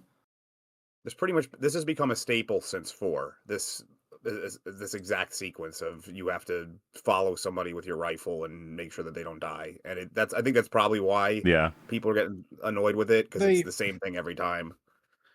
Yeah, they do this a few times. There's one other section I can think of, which is later in the game, where the gameplay for Leon kind of completely changes into something else. And it's good for variety, but like there's not really anything to say about it. This is just you snipe the zombies for a couple of minutes and then you keep going.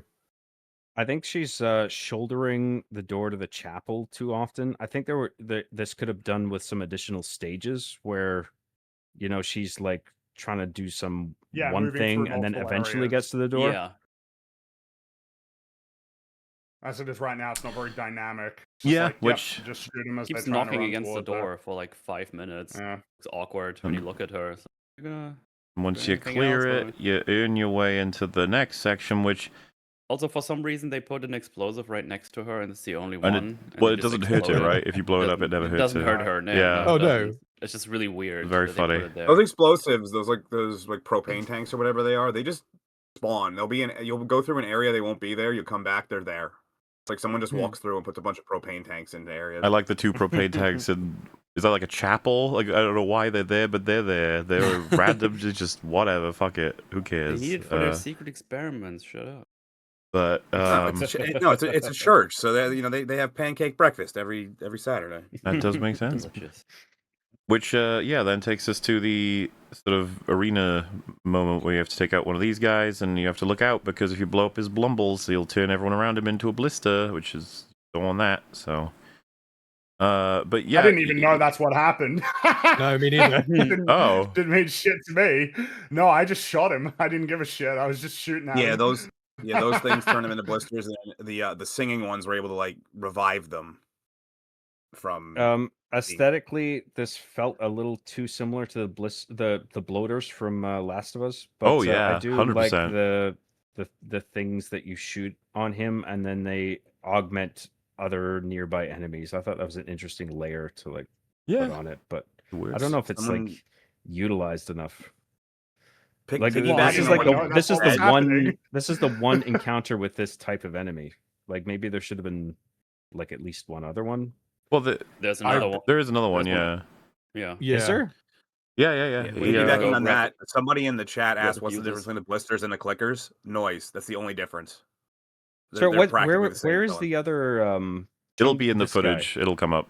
Don't worry, we'll get there. But I don't know if this was the case for anyone else. This was the part of the game where I think I died the most. I think this actually took me like 3 attempts to do. Not that that's very many, but this I found to be the hardest part of the game. On the Insanity, I took a few tries. This is just the winning one. I can't remember. Maybe I died once. I'm not sure. I can't recall. I thought I was having fun with it. I was having fun with this. Yeah. This was reminding me of why. Because here's the thing: we're getting into the good, well, not the good shit, but the better shit with Leon.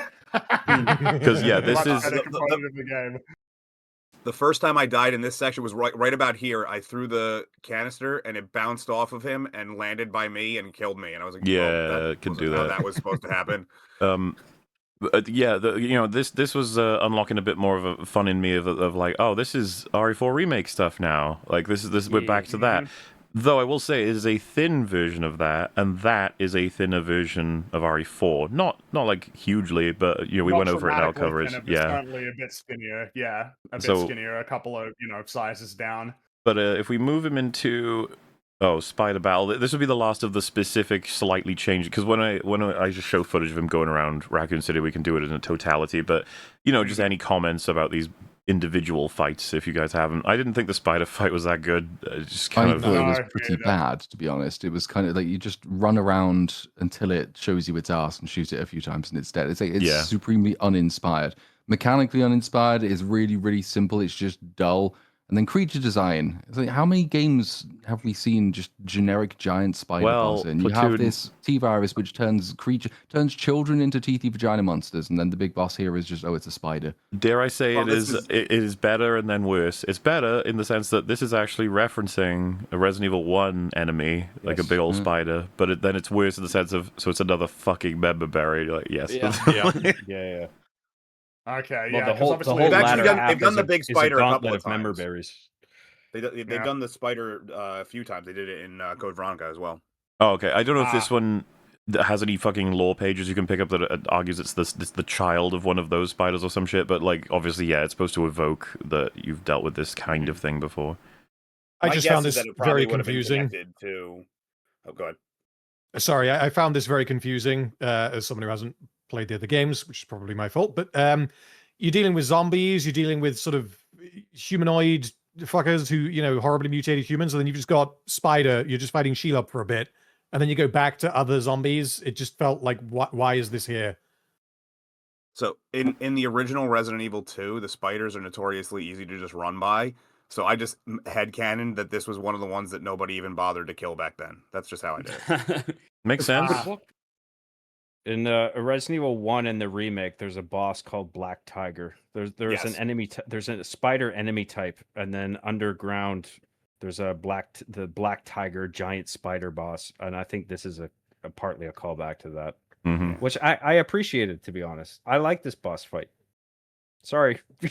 No, You don't it's have to all right. apologize. You don't have to apologize at all. I think for me, it was partly just the incongruity of it being a spider and having seen just giant death spiders in so many games. It's just a bit boring. But then it was also the fact that like it's kind of what fighting Boogie would have been if he'd been able to move properly. It is like, basically the same thing. You do just run around until you see the arse, and then you hit the arse with something, and then it dies eventually. Right. There's not a huge amount of variation or anything within this fight. You take the same basic routes every time to get it to turn around. The only minor obstruction it throws up are its spider children creatures, and you can ignore those. I did. So it's just it just became a bit repetitive and not very interesting. But then I didn't have the satisfaction of recognizing it from an earlier game either. Well, yeah, because I was confused too. I was like, I did not realize that giant animals were like a thing in Resident Evil, but apparently they are. Well, they did it with a Resident Evil too. Outbreak. There's an outbreak in the zoo, and there's like all kinds of infected animals, including an elephant. The elephant doesn't get any bigger, Easter egg which would have been. Yeah. A massive elephant. That's true. Yeah, because like you would think that I guess the virus made the spider like super big. But is it the only one? Oh god, sorry. Do they like if was this because we're essentially getting towards ground zero of where Raccoon City got blown up. So is this what happens to spiders when they get hit by radiation? Or is this a special case? I don't know. That's still T-virus stuff. 30 years as well. I think it is. It's weird though because the spiders are a little inconsistent. There's several that are this size, like this huge one. And then there's other ones that are a lot bigger, but they're relatively like a human body sized. So it's just each spider kind of takes the virus differently, I guess. There was a scorpion too in Resident Evil 0. Well, yeah, fair enough. I also like the way this boss was animated. Like, I think actually they could have made it a bit quicker to make it more scarier, more skittery. More skittery. Yeah, well, yeah, exactly. I mean, technically, it's all very impressive, and I mean, it's a lot of the game is like the nature of the reload animations. How like they'll put the torch like and sort of hold it up to their shoulder using their chin while they reload. Like, there's a lot. Like this game looks fantastic and it runs very well. But the problem is that like that's all I'm interested in saying about it almost is like, yeah, it looks really great. Anyway, it's like graphics at this point feels like it's not, I don't know, it's just like it should be expected it looks as opposed really cool, to it's saying a game runs well. It's like, yeah, but it costs hundreds of millions of dollars, so you kind of expect that it should. I guess it's more that the level of graphical quality on a PlayStation 5, the fact that it runs at 60 frames per second is pretty impressive. Obviously, yes, compared to like an open world game, it has certain advantages with the nature of what kind of game it is that allow it to achieve this level of fidelity, but it is really impressive. However, the people saying, yeah, this proves we don't need a new console generation. You don't need to cope. It sucks that like there will be no new hardware because of this fucking all of the prices of everything going up. I don't know. I would settle for having more new games that work as over a new console that I never use because there's no games to play on it. But I don't care really about a new console, but these people do, so I think they should be honest with themselves. Yeah. It's lame. It is lame that you're not getting a new console because of that. But this generation has kind of sucked, so I don't know that things are necessarily going to improve with some new hardware. No, maybe not. But just on the spider quickly, I think maybe as well it's slightly underwhelmed me because of where it is. And where it is, obviously, it works for the spider's relatively limited sort of attack and chase style. Because it can't do a huge amount. It can run at you, and obviously if it gets you full on, then it can lock you into an animation and maybe kill you. And then it can turn around and shoot shit out of its ass, which is the two things it can kind of do. Just like me. It's just it's a big old, it's kind of just a big circle, so you can just run backwards and forwards and get around it. But being on top of a building in broad daylight with only and having quite a large realm of movement, I think probably underutilizes the spider as a villain. I think I could imagine myself being more impressed with it had it taken place in the subway, for example, where I think the clips move on to after that, where it's dark, it's more mazy. You can't see very far in front of you. It's got more surprise angles of attack. Like I think you could have done more with it. That's probably my criticism over and above it being just another big spider boss. Yes, I agree with that. I think the arena is very square. Like you could add additional sort of hallways and whatever, like whether it's in a building or in a sewer or something like that. Actually, I think in a sewer might have been a scarier environment for an enemy like Historically, this. the oversized animal like bosses tend to be a little underwhelming no matter what. You know, the gator you could blow up with one shot if you know where to get the compressed air. Like there's a lot of times it's more for the shock factor of the visual of this giant creature rather than the difficulty of the. I'm not saying it's a good thing that they do that. It just seems to be a trend. Sure. So obviously these clips now are just going to play. This is all Raccoon City stuff, so do it in whatever order you want, but you can kind of just start talking generally about Leon gameplay if you want. I suppose the thing is that unfortunately for Grace, the problem is that when you put hers next to Leon, it's like, man, so it's just like worse. I have less ability to interact with this environment, less options for dealing with enemies.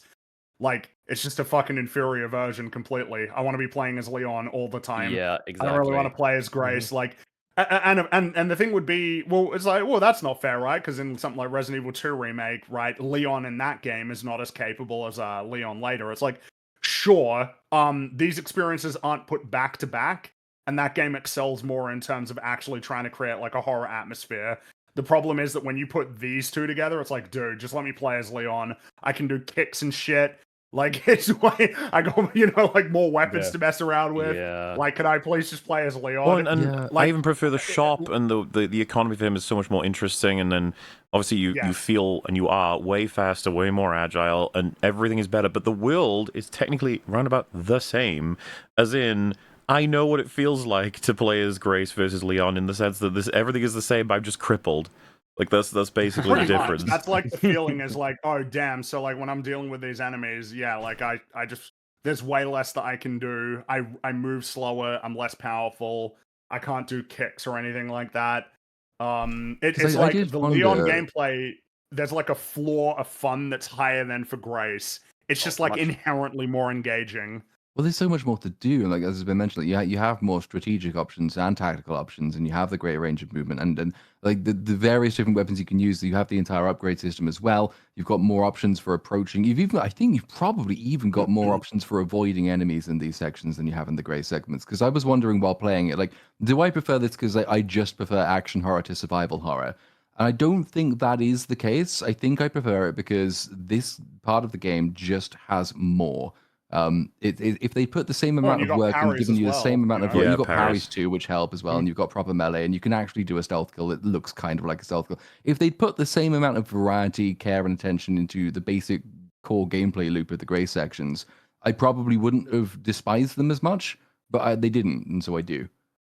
The problem is every time I get to play as, because, they tease you with the Leon sections, and I'm like, fuck. And then back to Grace, god damn it. And, there's no getting around it. Like, Leon is just way more entertaining as a character. I think I was saying when I was playing the game, I never really understood as an outside observer why everybody likes Leon more than Chris, but, having experienced, what Leon has to offer, it's like, yeah, man, Leon's cool. Not that I dislike Chris. I like Chris, but Leon's way, Leon's just the fucking goat to the point where that'll come up when we talk about other things. He's super cool. The fact that he does kicks and fucking backflips and all that shit.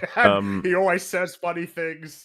I think even from the original Resident Evil 2, he's immediately more likable for the fact that he's like that. This was his first day on the job as like a cop, and he joined the Raccoon City Police Department for all the right reasons, and then it was just like the worst first day on the job ever. And then he had to do all this shit. That's him, by the way, John. And then he got traumatized for that. The other one. The second encounter with the Flume guy, Yeah. I did feel...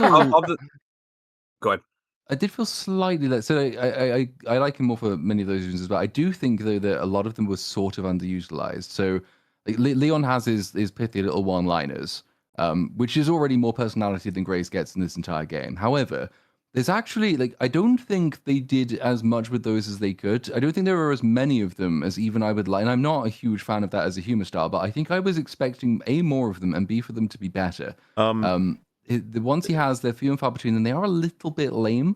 And when it comes to his more action-oriented style as well, obviously it is more engaging to watch and it's more engaging to play with. However, the lack of control you have over a huge number of the animations that you get is quite frustrating in places. That's the problem, right? Is that it's like it's more fun, but it is like a worse version of Resident Evil 4 remake because Yes, I mean yes, I yes, agree. yes, Like yes. the main problem is that there is a huge amount of inconsistency. We talked about it when we talked about Resident Evil 4 that like the laser pointer is kind of just perfect. You know Yes. exactly where the bullet's going to go, but when you give the reticule that has bloom, it's like, right, so you've introduced randomness that I can't really account for, which can fuck me over.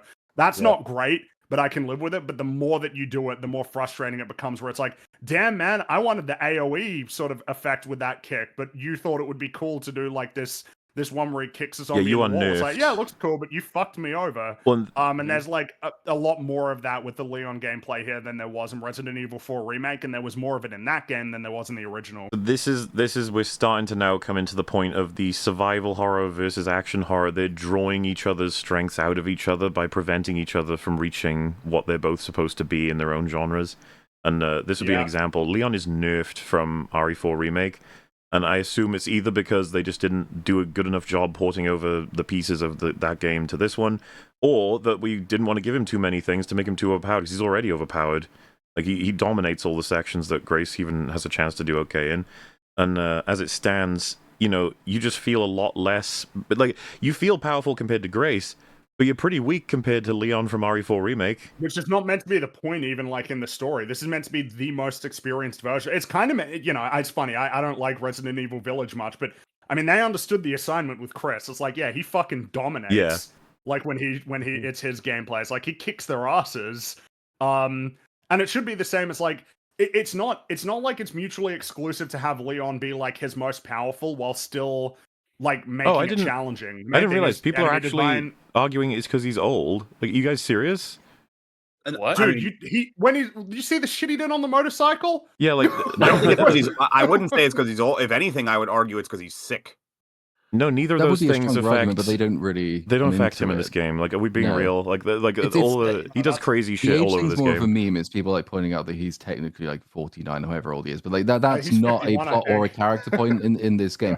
I think the problem is that it might even be a reflection on the relatively limited enemy design that you've got, because you could still make him feel as powerful. I've not played the earlier games, but as powerful as he was. Like, it's a continuation of that character without nerfing him. If you give him, in the early section particularly, a lot of enemies he can just completely tank. But then you ramp up to much bigger, tougher things, which allow you to say, okay, I have gained power, but my enemies have gained more power than me, and therefore, in comparison with them, I'm less powerful. And then that would be less of a break with his skill level as it may have been deployed in earlier games.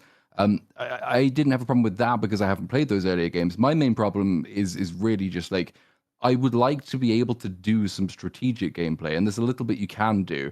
It's very hard to do that, though, when, for example, you get a chainsaw and you think, okay, well, I can move in this direction, it will line some enemies up, so they're like behind each other, so I can then go forward and I'll hit two of them with one swipe. And then I go and randomly, for no particular reason, Leon decides, fuck it, I'm going to kick the chainsaw into him and leave it there. And now my entire strategy is fucked, because that I've positioned them like that for a reason, to use that weapon, and I've lost the weapon, and now I can't get it again. So thank you very much, Leon. Their system for the chainsaw is so clearly built to prevent you from being too powerful, and they've instead made it so it's a complete fucking liability, and the only reason I picked the chainsaw up is to stop zombies from having it. It's fucking hell. Exactly. Which is so lame. That's the opposite of what you should be intending to do. You want the player to feel fucking awesome with a chainsaw, not, like, confused and awkward about it. Yeah, there's a lot of RNG happening again in this one. Yeah. Even worse than much worse Definitely than worse. an RE4 remake. Oh yeah. Because I tried Insano mode for a bit, and I did the section with Leon in the hospital without any upgrades, because I thought, oh, I already know the strat for this. There's a guy with a chainsaw, and I just do the same that I did before and just slice them all to pieces. Well, little did I know, they take shit tons of damage, sometimes more, sometimes less, and I had to start to learn the parries, and I did. And then sometimes the first parry stunned them so I can just kill them immediately. Sometimes it took 5 to 6 parries to stun them fully and kill them immediately. Why? I don't know. I tried shooting them before, and then sometimes it worked immediately, sometimes it didn't. I have no fucking clue. Then my plan with the whole fucking chainsaw guy is like, I'm just gonna kill that guy and grab the chainsaw. Shitty idea. because the chainsaw falls on the floor and starts spinning in circles, and you don't get to pick it up for like 6 seconds. Yeah. Unless The you're a zombies zombie can- that takes The a zombies can do it, gets a but then they can beeline. also Yeah. walk right through it. And it's, I Yeah, see They don't the get zombies hurt. just walking It's over not- it, and Yes. they don't get hurt at all. It's not a There's real also sandbox. there's a couple of bits as well where the chainsaw is even more of a liability. So there's a bit in the petrol station, so that you get the gas, and obviously that triggers, as you know it does 5 minutes before it happens, it triggers huge zombie invasion. You kill a bunch of them with chainsaw. Then another guy comes through a car with a chainsaw of his own, and I thought this could be quite good fun. Actually, it's like Duel of the Fates. We can do a Star I Wars thought the lightsaber same fight with thing. chainsaws. That you can actually do the chainsaw clash with him, which is I like did. that as a touch. The problem is though that I didn't realize he can just one shot you, and Yep. you cannot do that to him. He tanks so much damage that the chainsaw is once again a liability, to the point where the second time, because he killed me, I tried not to pick the chainsaw up. I accidentally did pick the chainsaw up, and I was disappointed to have used it. Because then it makes my life way more difficult again. That's a fucking shame, man. It shouldn't be that way. Something that feels like it has to be noteworthy as well, particularly this environment in particular made me realize, like, damn, man, you really need the level design to like support this, because if the level design isn't like very worthwhile, if it's normal, kind of boring, or even kind of bad, it's actually like not as interesting to play as Leon. Yeah, there's like 2 layers to discuss, or maybe more, but like, the levels themselves, how they're designed, and then how they are connected, and it feels so fucking arbitrary in this city that there's loads of bits that are sectioned off, and then it's just like, well, this is where this bit happens, and what do you think of this little set piece? And it's like, I don't know, broadly, like the ones we've been playing right now, I found them all to be very I haven't had to think much about any of area them. that I was really a fan of was the glass one, because you could use the Oh, environment. please, we will get to that one. Oh, boy. I liked I heard you had some shenanigans with that. Before we get started, I didn't mind the one with the mortars on the roof, because I mean it's just a different. You don't really encounter enemy types like that before, and there's a bit more strategic play that goes in, and I prefer like longer range combat anyway. I prefer, it's just enjoyable, but that at least felt a little bit different. But then it's the long intervening sections after you go between these set pieces that, by this point of the game, and especially having played it for so many hours consecutively, it's like I'm pretty tired now of basic traversal being you find a thing, but it needs a thing, but that thing's in 3 parts, and the 3 parts of that thing are over there, and then you need a thing to get through one of the doors to get one of the 3 parts to take it back to the thing. And it's like that's basically the same as the grey sections as well. That does seem to be the main thing the game has in terms of maneuvering from place to place. Like between its sometimes impressive fight scenes, it is just fetch quest compounded. And by this point in the game, I was very ready for something that wasn't that, and yet that's kind of what we got. I feel like that's a trope, like really broadly across games. It's not even just Resident Evil games, but just like getting 3 things to do the thing. Like I feel like that's just a repetitive. Like we see that all the time. Yeah, I wouldn't say it's like a particular problem with this. Oh, well, I think it is particularly a problem in this game, but it's not a unique problem to this game. A lot of its flaws are not unique. Inherently, but this game just keeps doing it constantly. In fact, like this is the formula all the time in every level. Yeah, almost every problem isn't unique to this game, because whatever sequence it's in, it's a sequence that's been stolen from something else anyway, most of the time from its own series. Yeah. So, also, there's ways to make that. Just very, very quickly, there's ways to make that kind of fetch quest thing more engaging by attaching more of a story to it. Whereas in this, the game has a story, but go through the gate. Okay, well, to go through the gate, we need 3 parts of a bomb. There is no story in going to get each part of the bomb. It's just MacGuffins number 1, 2, and 3. And then you connect them all together, and the game's like, but it's broken. So now you have to go and find MacGuffin number 4, because you've got to repair the broken bit. Yeah. It means that all of it feels like busy work that exists purely to string together gameplay segments. And like broadly, I enjoyed the gameplay in this part of the game, but I didn't care about what I was doing. Yeah. Well, it's a long narrative.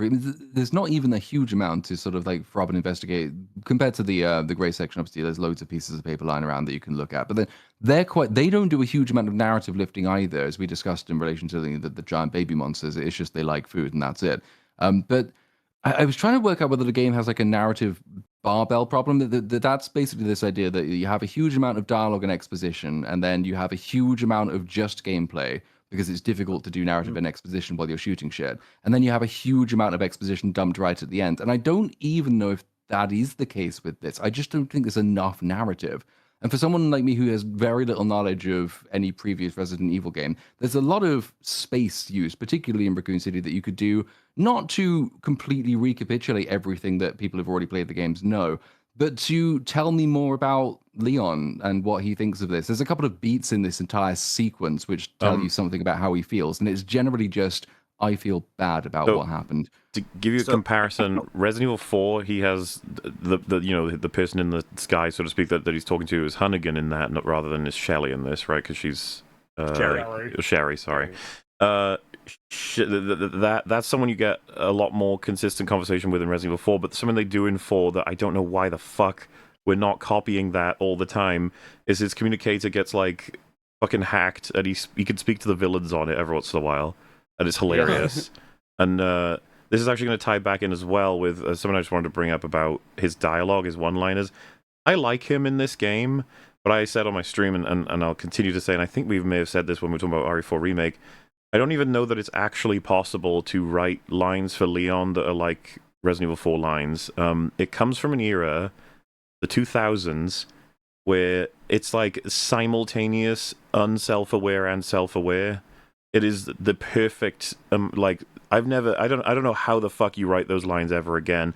There is a magic behind No Way Bro that no one's ever going to bring into anything ever again. I think it's like that, and it's also just the thing of like, right, a cool American man is written by like a Japanese studio, there's like an almost inherent culture clash there that can yield really funny results that are now. It's like we're in an era where self-aware has become much more common. There's less of that culture clash, partially because it's just like it's kind of harder for that to be the case now because of the much more interconnected world that we're in. It's just like, and also that they're aware that people, like that Leon has these funny lines, and so it's like, thankfully, I think the game gets closer than a lot just by virtue of the fact that they're like embracing it in a way. They're like embracing the fact that it's fun. It didn't piss me off. They don't do the whole wink, wink, nudge at the camera thing like a lot of other shit things would do. But you're right; it's kind of like impossible. It's really I wouldn't be able to recommend because the environment in which it was built cannot be recreated. So it's like trying to make The Room. You can't do it on purpose. You have to have really specific things happen. And so Where's Everyone Gone Bingo is such a what? But it's perfect, and Resident Evil 4 is filled with those fucking lines, and it's like, God, I love this fucking character, and you're like, why? So that sounds stupid. You're like, nah, it's almost hard to call what it is. It's just it does seem stupid, but the fact that the game is like generally pleased with all of it, and it just makes it even better. They were happy with all of these lines, and it's great compared to and it's somewhat refreshing, I guess, in the era that we exist in, of haha, aren't we shit, that at least in this game it's still kind of it's embracing it fully, and not in a haha, aren't we shit, but this is kind of what we like about this guy, is that he'll say these things with a straight face, and he's always very pleased with himself, and so are we. And so I'm not in any way saying it's bad. I think his dialogue is relatively totally fine, and some of it I'll smirk or whatever, but I do lament it's almost impossible to recreate it. And then of course, notwithstanding the few times he does get assassinated, unfortunately, in fucking cutscenes, but that's fine. Oh yeah, we can move past that. I'll never let it get in the way of how much I enjoy this character. But on that front, because I think Platoon's right, though, there's not much of a melding of all the components of a story, mechanics and everything working together. It's more, it does feel like we do chunks of it at a time when it comes up for each necessary element. It is definitely missing the big set pieces. I just don't think this game's cohesive. I think that it's pulling two parts of itself away from each other by competing to be the thing it wants to be, while also referencing and stealing so many set pieces from its own history, and then connecting them all with a cutscene and a member berry. It's the most, to me, this is super cynical in construction, and I just don't I don't see the connection between each of these sections. It's just you're doing this now. It's I am? Okay, yeah, fine, I guess. And, the idea that people are well, you may not have enjoyed as much the first half being with Grace, but suddenly now the rest of it is just Leon. It's what a bizarre choice. Why couldn't I just have the whole game with Leon? Why do I need Grace? Like, Yeah. I don't understand. Why couldn't it have been Leon in a big hospital? Why couldn't he be saving Grace? Why couldn't it just be how Resident Evil 4 works? Replace won't Leon Ashley be with our Grace. save- Replace the village and the castle and the island with just, whatever areas you want in this game. Replace all them. I don't. Why didn't we make that? And then I slap myself because I'm like, what am I talking about? This game is mega successful. I was wrong. Yeah, that's why not happening. Well, But the still, I integration wish of this would have Grace. had more Go of ahead. the set pieces like in RE4, the two blind guys you can sneak around in, or the big village in the beginning, which is just fucking amazing. Like probably one of my favorite areas ever Yeah, same. to just do. Like I love the there's so village. many different things that can happen in every fucking playthrough that just make it so It's got fucking dynamic. It's so amazing great. environmental interactions. I love the way it Yeah. integrates in the sense of it feels like a really real fucking place. The fact that they have like a day-night differences and going back through it and forward through it feels like different levels, but they don't like hamper the approach. Moving enemies above, below, changing all the different ways you can move around. Like the verticality is more present in the village than it is in this city. Yeah. I just don't like. I don't know what happened. The part of the issue here is the ever-going identity crisis, right? Because like the Grace thing is an attempt to bring back classic Resident Evil and mix it with the action-driven Resident Evil. Yeah, but and it's like I would rank Resident Evil 4 both versions above this in terms of like fun and replayability, because of its mechanical consistency, as was brought up. I like being able to play in one mode throughout the whole thing, as opposed to switching between the two. I don't hate the switching between the two in this. I think in some aspects they complement each other quite well. But if you put a gun in my head and asked me like what I'd want to replay, it would be one of the Resident Evil 4s, or one of the like old ones that are just the sort of item management, because they're just the same thing the whole way through. When I just prefer that. Because I think this is a point of strange to some people listening. So when I say it has an identity crisis like Resident Evil, I mean game by game by game, because even Resident Evil 7 versus 3 versus 4 versus 6 versus whatever, it's like each of these games, and 5, they have their identity, but it doesn't quite match the game that came before or after a lot of the time. It's like, what the fuck? You're doing this now? And it's like, yeah, we're doing this now. So that identity crisis is like leapfrogging between generations or sort of smaller amounts of time than that, eras and stuff.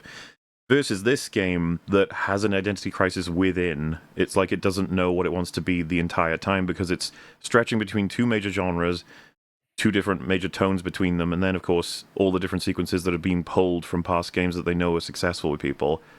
Which creates this garbled mess as far as I'm concerned. And there's fun to be had. I enjoy plenty of parts of it. And, instead of just ripping Grace out, making it all Leon, I would also happily opt for 2 campaigns. You play all of Leon's, you get all that side story, that side of the story, then you can do all of Grace's and get her side of the story. That would also work way better, I think, for the sake of the game. Mm-hmm. But again, I have to temper all of these things with this game. People are loving this choice. I don't think it's working in functionality, but emotionally speaking, it really is playing well to the audience and the players. So, clearly they've got something working here, and I hope it's more than just the fact that it's referencing so much. Because of course, this is all in Raccoon City, people. Yeah. Well, I think that there is something to the switching back and forth, because you it's structured in such a way where it's just like, that this character segment ends and now this character just comes in at the right time. I mean, this raises another issue of like plot convenience, but I don't know. I feel like it kind of works if you, like, for example, you establish the thing with Grace, and then she gets attacked by the girl, and then you switch to Leon, and then there's a bunch of action, and then he shows up in the central hall of the clinic, and then he shows up at the exact right time. Yeah. And then it's like, okay, like the gameplay that you just played as Leon sort of lends to the fact that he is there at the time that he needs to be to save Grace, and then you switch back and forth, and it's not just like arbitrarily switching back and forth. That it seems like it does it at key times where like one flows into the other in one way or another. So like I can see like people appreciating that, but like I think I would appreciate it if like the different types of gameplay, if you at least had a way of isolating them optionally on subsequent playthroughs, maybe for like a, I don't know, a sort of maybe time attack mode or something. Or I mean, I'm sure like a mercenaries thing is gonna come along eventually in DLC form, but that's a different thing. Like if you play a new game, like you're forced to just play through the whole thing with the switching between both characters. Narratively, there is something to, I think, switching back and forth between the two characters. It's not just, it doesn't feel arbitrary, I guess is what I'm trying to say. I see what you mean. But I feel like the amount of time, in particular in the first half of the game, how grace heavy it is.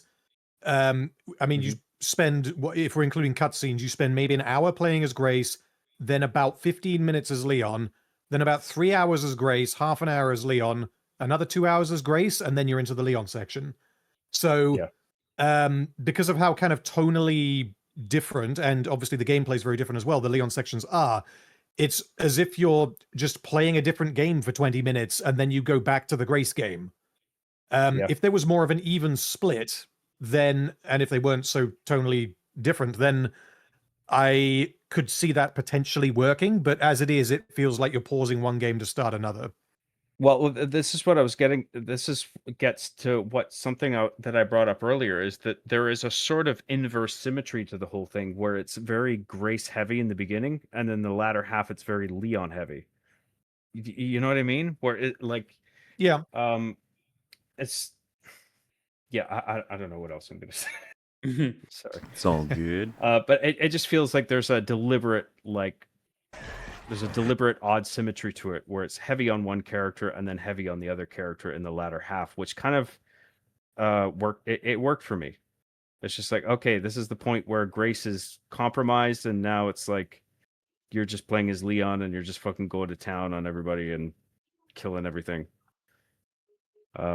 I like that. And then compared to the first half where it's just like a lot of it's just creeping through some environment and then you're teasing the entry of Leon. It's like, it frustrated me at first because it's just like, I wish that lasted longer. I hope this balances itself out later on because this is annoying. Just playing a little bit of Leon and then another big Chungus Gray section. You could say it's also balance itself out the other way. Sorry, go on. Right. No. I finished.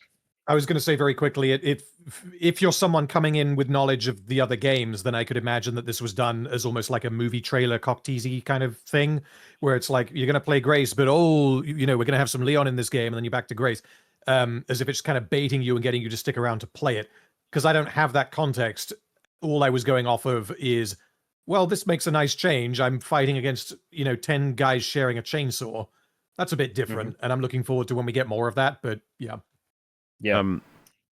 So regarding these sections in Raccoon City, next up would be the this fable he'd mentioned, the glass pane section, right? So the way it works is you shoot out a pane and you'll fall beneath. That's what'll happen if you're standing on it or if an enemy's standing on it.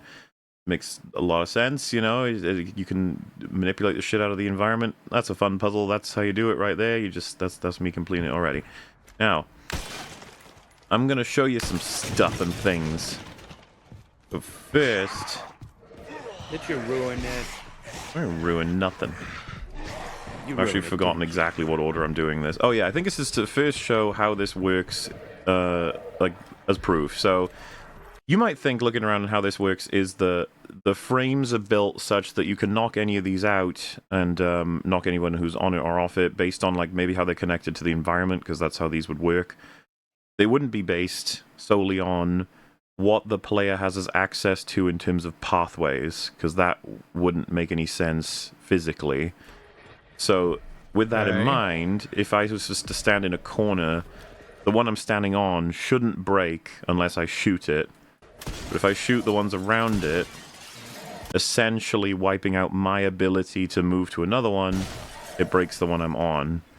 Which as far as I'm concerned, is actually a betrayal of how they introduced this, which is that you shoot it, it gets destroyed, or if you were to shoot all the ones around one, then it wouldn't have anything supporting it, and so it would fall. That would also make sense. But when they're connected to walls, it seems unfair to me that they can be destroyed, especially when you can still make it, as in you can still get out of that situation. So, for example, right, I'm not sure if I've included the clip because I was very much rushing to get this done.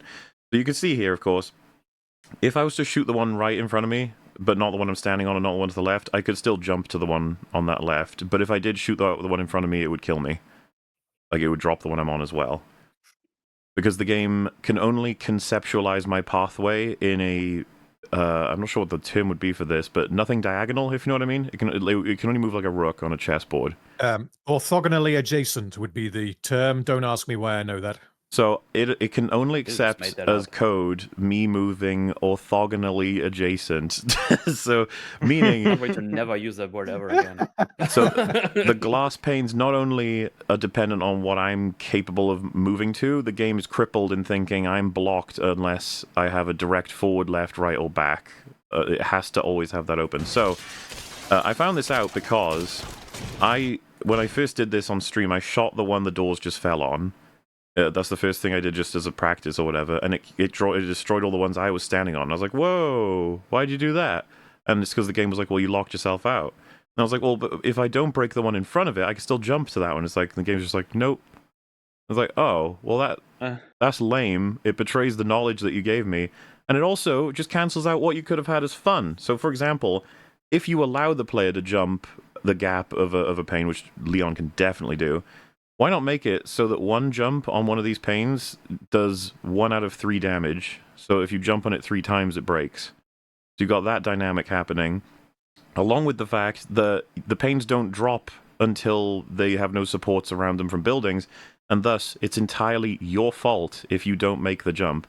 Instead of making a fucking set jump, you actually have like an actual jump, and so you have to make the jump yourself. You have to time it. You have to make sure you have the actual, limitations put in. But because of this being how it works, it means that if I shoot all the ones that link to a pathway outside of the platform I'm on right now, which I'm doing gradually. See, we got 2 left. 1 left. And I was like, okay, I was going to move the zombies around because I had the worst weapons for this. I was running out of ammo. But I was like, okay, whatever, fine. So if I knock this one out... Do you understand? If I knock the one I'm looking at right now, it shouldn't really affect the ones... Like, there's so many the panes of glass this should not affect. However... Oh, wait, sorry, last one on the dialogue. There you go. It's because of the wardrobe or whatever. But that knocks out every single one. What the fuck? And it does that, like I said, because the code can't... And it can't deal with me doing this. It's like, no, you can't be on any of the others. It's like, yeah, I could. I could jump down from over there. And I could jump over. Like, I could do lots of things. But the game doesn't know how to deal with this. So it's like, yeah, and it breaks them all. And it's like, what the fuck?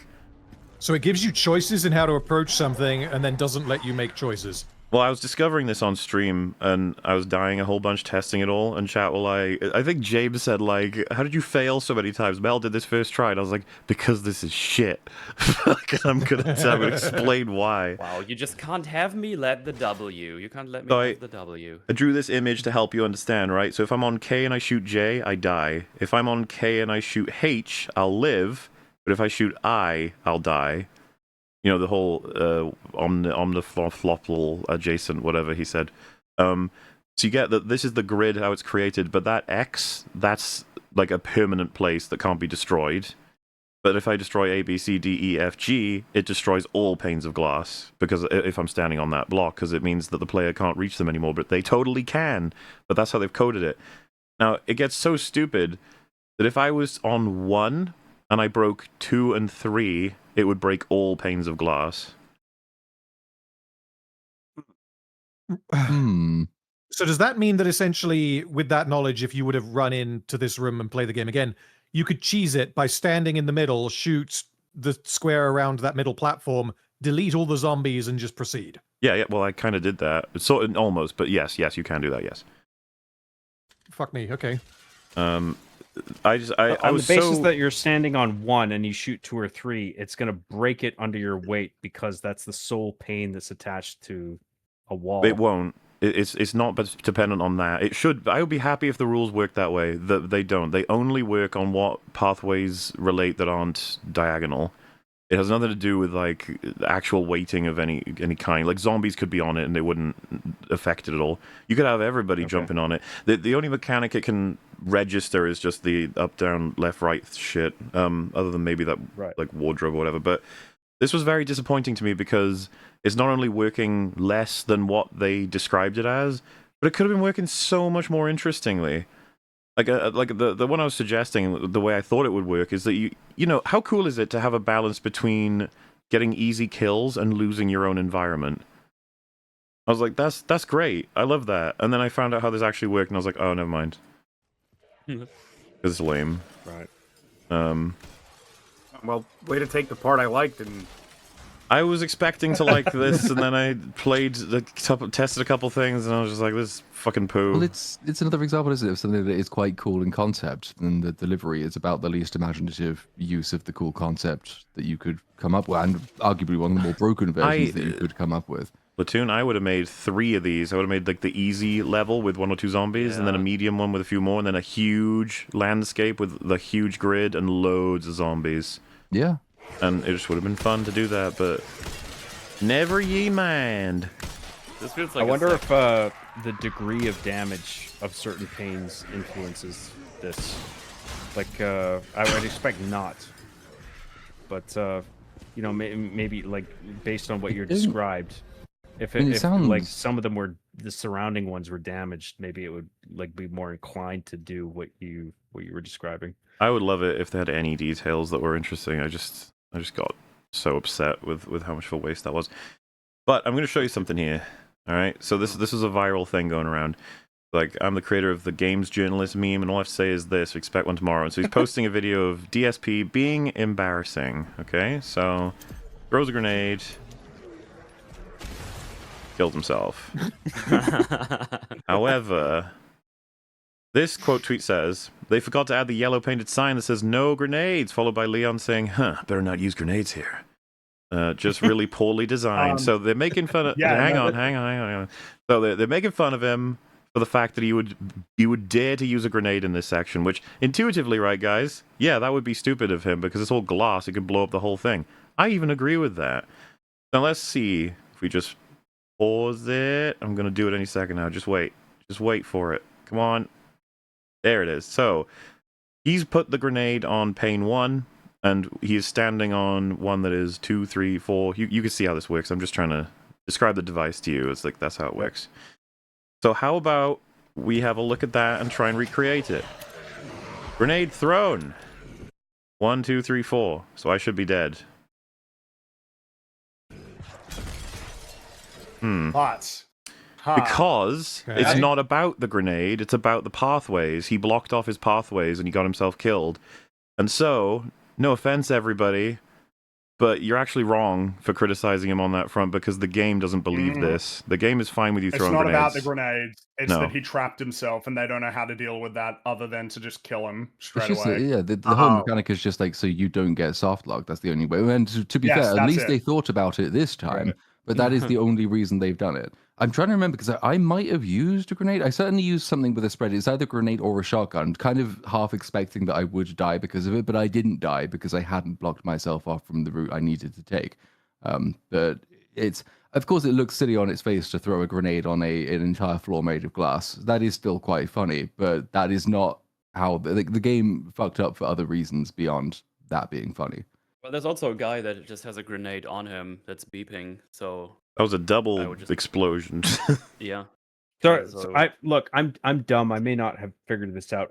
But it was DSP fucked because he blew would up have panes. Isolated himself on a single pane. He cut off his path to the platform. Right. But not so truly. So if there's no path that the player can take, then it just obliterates the pane that you're on. And all of them. It just drops everything. Right, okay. It's obviously it's their way of being like, well, we don't want you just standing there without being able to get back, so we'll just insta kill you. And it's like, okay, but you've overcompensated so hard that you've made it so I can't do it when I can. Like there are times where I've blown up panes I could jump over or I could do something. And again, it's just like we just didn't spend much time on this. They've done it so that no one can fuck themselves over to that degree or whatever. I don't know. This is all just very, very disappointing for an idea for a second there. I was like, oh, this is really cool. Never mind. Yeah. So yeah, we can continue just talking generally now because this is just the rest of the sort of. Well, I don't know why. Yeah, you could like because there's other areas in the game that you have a contextual jump. I don't know why you couldn't have just add that basic. Yeah, man, 100% to that as well. Yeah, seems like an easy way to handle it. But yes, all the people on Twitter that were saying that he fucked up because you're not meant to use grenades, you can. You can and use them. you'll be fine. You are actually you are wrong. What you should have said is DSP is an idiot for not realizing that if you cut off your path, the game will kill you. But the problem is that's like. I don't think. Yeah. Someone might hear that and go, "Wait a minute!" But like, why would that? So it's not as good for getting likes on Twitter. Make fun of DSP for things that you should make fun of him for, not when the game actually does like have problems. And I prefer making fun of him not when I think it's fine to make mistakes in games, as in like to throw a grenade at your own feet and blow up. He's not allowed to make mistakes, but what? I'd say at this point. Well, the DSP thing, as I understood it, was always that he does the mistake and then he blames the game. That's the clip you need. Yes. So obviously, I was waiting in that clip to see him go like, "Oh, what the hell? That shouldn't have happened," or something like, and you'd be like, "Yeah." But at the same time, when I'm streaming, I make mistakes all the time. And same. sometimes I'm just, fuck off, this is bullshit. I'm about to make and one then now. It might not actually be bullshit. Look at this. But like, I'll try to accurately assess it, where it's just like, that was me, or you know what, I think the game fucked up there. I think that's just bad design, even though that's sort of a DSP sort of phrase. This is just bad design. It's not very good. I try not to do that unless like it's like warranted. Well, I'm the Lord of Ring. I don't make mistakes. But yeah, I'm not sure what to say about these sections because they're mostly just using the mechanics we've already discussed in just slightly different ways. None of it was particularly interesting to me. What's interesting, honestly, is Dark Hour saying that glass thing was one of his favorites. It's like it would have been if it worked the way I thought it did because it was the most dynamic. Because the rest of this is mostly just slightly different versions of their enemies shoot them. I didn't really like. Yep. That's why this is on a speed up thing. So I don't really know what to say about this other than you can see it. You know what this is. Oh, the mortar section we could say some stuff about if you want. Oh yeah. Well, I do need to. Yes, of course. So, thank you for joining us. I'm horribly disappointed in myself for not knowing that the glass pane section would be the worst section. But it's not the worst. It's just I'm joking. In all seriousness, it was fun to do this one. I've always loved Resident Evil, so to get a chance to talk with you guys about it was pretty cool. Yeah, man. Appreciate you coming on. Do you want to tell people where they can find you and what you're up to? Channel. Did you link the channels? I sure did. In the description. Okay, yeah. So it should be in the description. I'm still trying to finish recording my last video of that garbage known as Starfleet Academy, and then I'll be done with that. Then I'll move on with my life. So that being said, I just want to. I know you guys are going to get into the very end. I'm not going to be here for it, but you're about to encounter just so many member berries that's where from this point is really where I started to get kind of frustrated with that. It's like I'm okay with one or two, but it was like every other sequence was a member berry, and it got to the point where I was rolling my eyes almost the entire time for the last maybe hour and a half. And yeah, so unfortunately I won't be able to say much about that, but I guess I'll talk to you guys all later. Yeah, man. Catch you around. Catch you later, dude. Good talking to you. Bye. See you later. So yes, the mortar section. Anyone can go first if they want about what they liked or didn't like. That's the first section where I was had to, as I said earlier to you. That was the first section where I had to sit up in my chair and pay attention for a little bit because I got killed a couple of times. That was like fair. one of the places. I was got like, killed. this is like a little set piece that kind of reminds me of Resident Evil. That's nice. I got Resident killed Evil once 4. and it felt really annoying. I feel like I got hit like by a mortar four times in a row, and it almost felt like I must have done something the game didn't like. There was a fake ladder here. Engaging. Yeah, it was fun. There were a couple of fake ladders here that pissed me off, but then in retrospect, they weren't yellow. So what? I guess You that's my fool! fault. Have you not learned anything from DSP? And yeah, I don't know. The as fun as it was, zombies using mortars. I just found that extremely funny. Like, what it's the in fuck? the lore. I don't like that's them kind of why I liked using it though, because there's more like people saying that, Resident Evil is goofy fun. It's like, okay, when? And at least this bit sort of was slightly goofy and Yeah. fun, and it's a different range of combat than the meta for the game is, because you spend so much time kind of just in close or intermediate range, and then all of a sudden it's like, oh no, actually, I do have to account for very long range combat. It took me a little while to figure out what's happening, because I was not expecting zombies to be using mortars, but I figured it out reasonably quickly. It's like, this is just a little bit different. It breaks up the combat style a bit, not for very long, but it was okay. Then I just completely had a brain fog and forgot that I could probably use those mortars myself. So after sniping everyone, I just went back to shooting them normally. But it was fun, navigating around and trying not to get hit from extreme range. I did not mind that. I wonder if this is subconsciously interesting I was because like- I hated this part because they were using mortars, and then when I was using the mortars, they were climbing up the ladders to get to me. I'm like, they can't do that.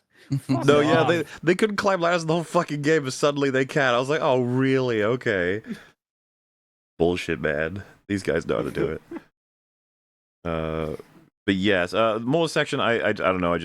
I cleared it without much consideration, but I suppose if I was to rank like the sections that feel like they had the most deliberate design, this would be one of the higher scoring ones. Yeah. So there's that. I just wish there was way more of that for regular encounters without needing like mortars or something. Yeah. Well, Shizzle. on that note, then, we move into the first time where I felt like it was embracing being silly to the point where I was almost confused, which is the bike section. This felt straight out of Metal Gear Rising. This was hilarious. Yeah, like, it's super enjoyable, but I was like, what the fuck? What game is this from? Like, this doesn't feel like it was from this game at all. This doesn't feel like it's a part of Grace's game or Leon's game. No. And fucking Gideon, who just shows up with his plot Yeah. RPGs. Like, where did he come from? He's just been waiting there in the middle of this highway for Leon to show up on his motorbike, and he's waiting there with a rocket launcher and his evil zombie dogs. And then, because it seems like he's going to shoot you, and then you're going to shoot the dogs, and you're going to have to, like, get away from the dogs or whatever. And then you go around the corner, and fucking Gideon himself is there in his evil lab coat, riding on his motorbike, yelling at you. It's the funniest fucking thing. It's very funny. It's very silly. I think it did slightly end up souring me on the sequence, though, because it's like I was sort of thinking as we were going through, like, talking about the previous sections, like, don't seem to have anything to say about the story in this section, and that's because there isn't one. And then as soon as the story intrudes itself again, it's like, oh, so he's just here now with an RPG and a motorbike. Then now I have to start thinking, well, of all of the other places I've been over the previous several hours, what's he been why did he wait until now? What's he been doing? What's his plan? How, like, there were so many other ways he could have chosen to kill me. So many times he could have sent the dogs and I'd have been trapped. It's like, he's being stupid and retarded again. And though the section is just so exaggerated that it is still funny, and I don't hate it, I was still sort of driving along being slightly annoyed that this was happening when, once again, as soon as a character shows up, everything goes to shit in terms of writing. I don't know what it is, but just this image that's on the screen right now, I just find it very funny, the idea of you, Platoon, playing this while being mildly displeased. Is so, I can't believe I'm saying this, out of character for Gideon for me. Like, what are you doing, man? Like, what is this? He's like anime villain or some shit. But Saturday morning cartoon villain, that's what he's doing. But, you know, funny. Yeah. I don't know why he would be waiting there or expecting Leon to use the motorbike on this specific stretch of road.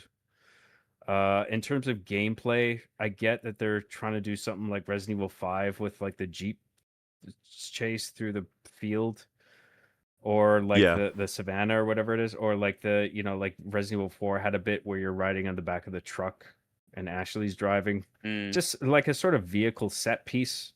I get why they would want to try and include something like that. Yeah. I don't get why Gideon is here though. No, but I mean, it is funny. I think the other thing that was slightly disappointing is like not doing any driving myself. It's like it is just a rail shooter at this point. I don't, having sort of looking at it again here, I don't know that it's impossible to do this so that the player actually does have control of the bike as well. So I did test that this run, I'm not guiding the bike, I'm only shooting. Same, yeah. Yeah. So like, Well, I thought you can guide the bike. well, so you can make it slightly move left or right and stuff, but like it's not necessary. The only time you're like on rails. Yeah, which I think I'm trying to think of whether or not that's disappointing. I was like, well, this whole thing the whole game feels very on rails. Like this sequence is like, does it improve the more control I have, or am I really here for the spectacle? And I'm like, maybe it improves just by being a cutscene, like the whole thing. Because like me shooting dogs isn't exactly like that satisfying. It's meh, it's fine. Sure. I don't know But what points it you're is getting for funny. It is funny that he's doing big jumps and like this is really funny. Yeah. In a good way. I enjoy this. It's not much of a game thing at all, but I find it thoroughly entertaining that he's riding on a motorcycle, shooting these dogs and fucking what's his name, Floop Villain Man, while he's riding on his own motorcycle shooting a rocket launcher. So stupid. I love it. It's like he was waiting to just have some fun, and he was like, "I know, I'll wait with my evil motorbike, and I'll give Leon a motorbike, and we'll see what happens." Ride his evil motorbike. It's gonna be awesome. There's a bit in a sec here as well where Leon finds a building that is tipped on its side, and I was thinking like, damn, that looks like a motorbike jump. Oh my god, he's using it as a motorbike jump. It is. And then when I got halfway up it, I was like, wait, what's he gonna do when he gets to the top? Like he's gonna be hundreds of feet up in the air. But don't worry, he's fine because he just does a little motorbike thingy and then he rides down the other side of the building. Yeah, the that he couldn't descending ramp. see. Yeah, it's incredibly silly, but fuck me, it was very funny. Well, that's if the thing, the game though. had been more If- of this, it would have been more enjoyable. If the honestly. game was committed to being this tone, it's like, yeah, I mean, Yeah. it'd been fun as fuck. But like, Absolutely. this came out of nowhere for me. I was just like, what the fuck? We're having fun again. And I guess what's weird is that that reaction appears to be unconventional because the general takeaway on the game is it blends. It's the best of both worlds. Whereas obviously the general feeling here is like, no, it's kind of like severely compromised version of both worlds. I'm sorry, but like the whole Raccoon City section that we just did, it's very dull. And you're like, oh, you're upset that the bombed city isn't a particularly colorful place. Like, I didn't force them to put it there. They did. Like, you know, it's, whatever. Depending on which Well, floor you talking go, about this color. was not on the map anymore. I think the movie it was. In the movie, this place is just not here anymore. Like they wiped it off the map. Look pretty disintegrated in certain cutscenes, but that's okay. Don't worry about it. It's just, but it's not just dull aesthetically.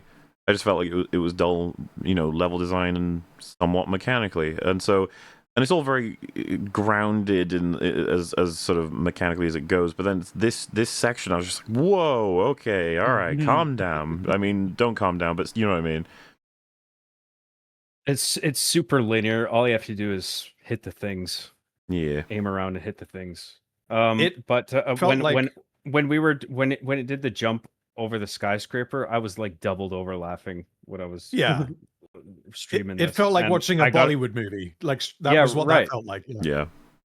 Yeah, I had the similar feeling of like, oh, we're having fun again. Well, I mean, I think that I had said previously that there was like I thought in some sense that this tonally achieved something that Resident Evil 4 did, but I do kind of agree in like having discussed this that like when we're playing as Grace, it's largely like trying to play it straight. And then there's not enough of Leon in the first half. And then in the second half, it's just like now it starts leading into this stuff. I guess what sort of made me sort of even it out in my head was like the Leon's attitude and one-liners and stuff throughout the whole thing. I was just, like, it gave me the impression that there was a sort of a relatively like a more level consistent spread of tone it, right? similar to Resident Evil 4, but no, I think Resident Evil 4 did a better job of establishing a consistent tone across the whole thing. And I think that's partly due to the fact that it's mechanically consistent and you're always playing as him. It's easier to do that. Yeah. I still, because like his lines are much more action hero-y than in RE4, where they are downright sometimes confusing to pin down exactly what made them write the line and have him say it, like in a way that I love. In this, I find this safer and more normal, but still kind of Leonish, which like I said, it doesn't do any damage or anything, but it doesn't quite give this off the same sort of feeling as RE4. And then again, RE4 is all one big thing. Like it's all very cohesive again. Like I really feel that about most of the Resident Evil games. They all have their own identity, but they almost have nothing to do with each other. While this game, it hasn't decided on what it wanted to be, and apparently that was the best thing it could do.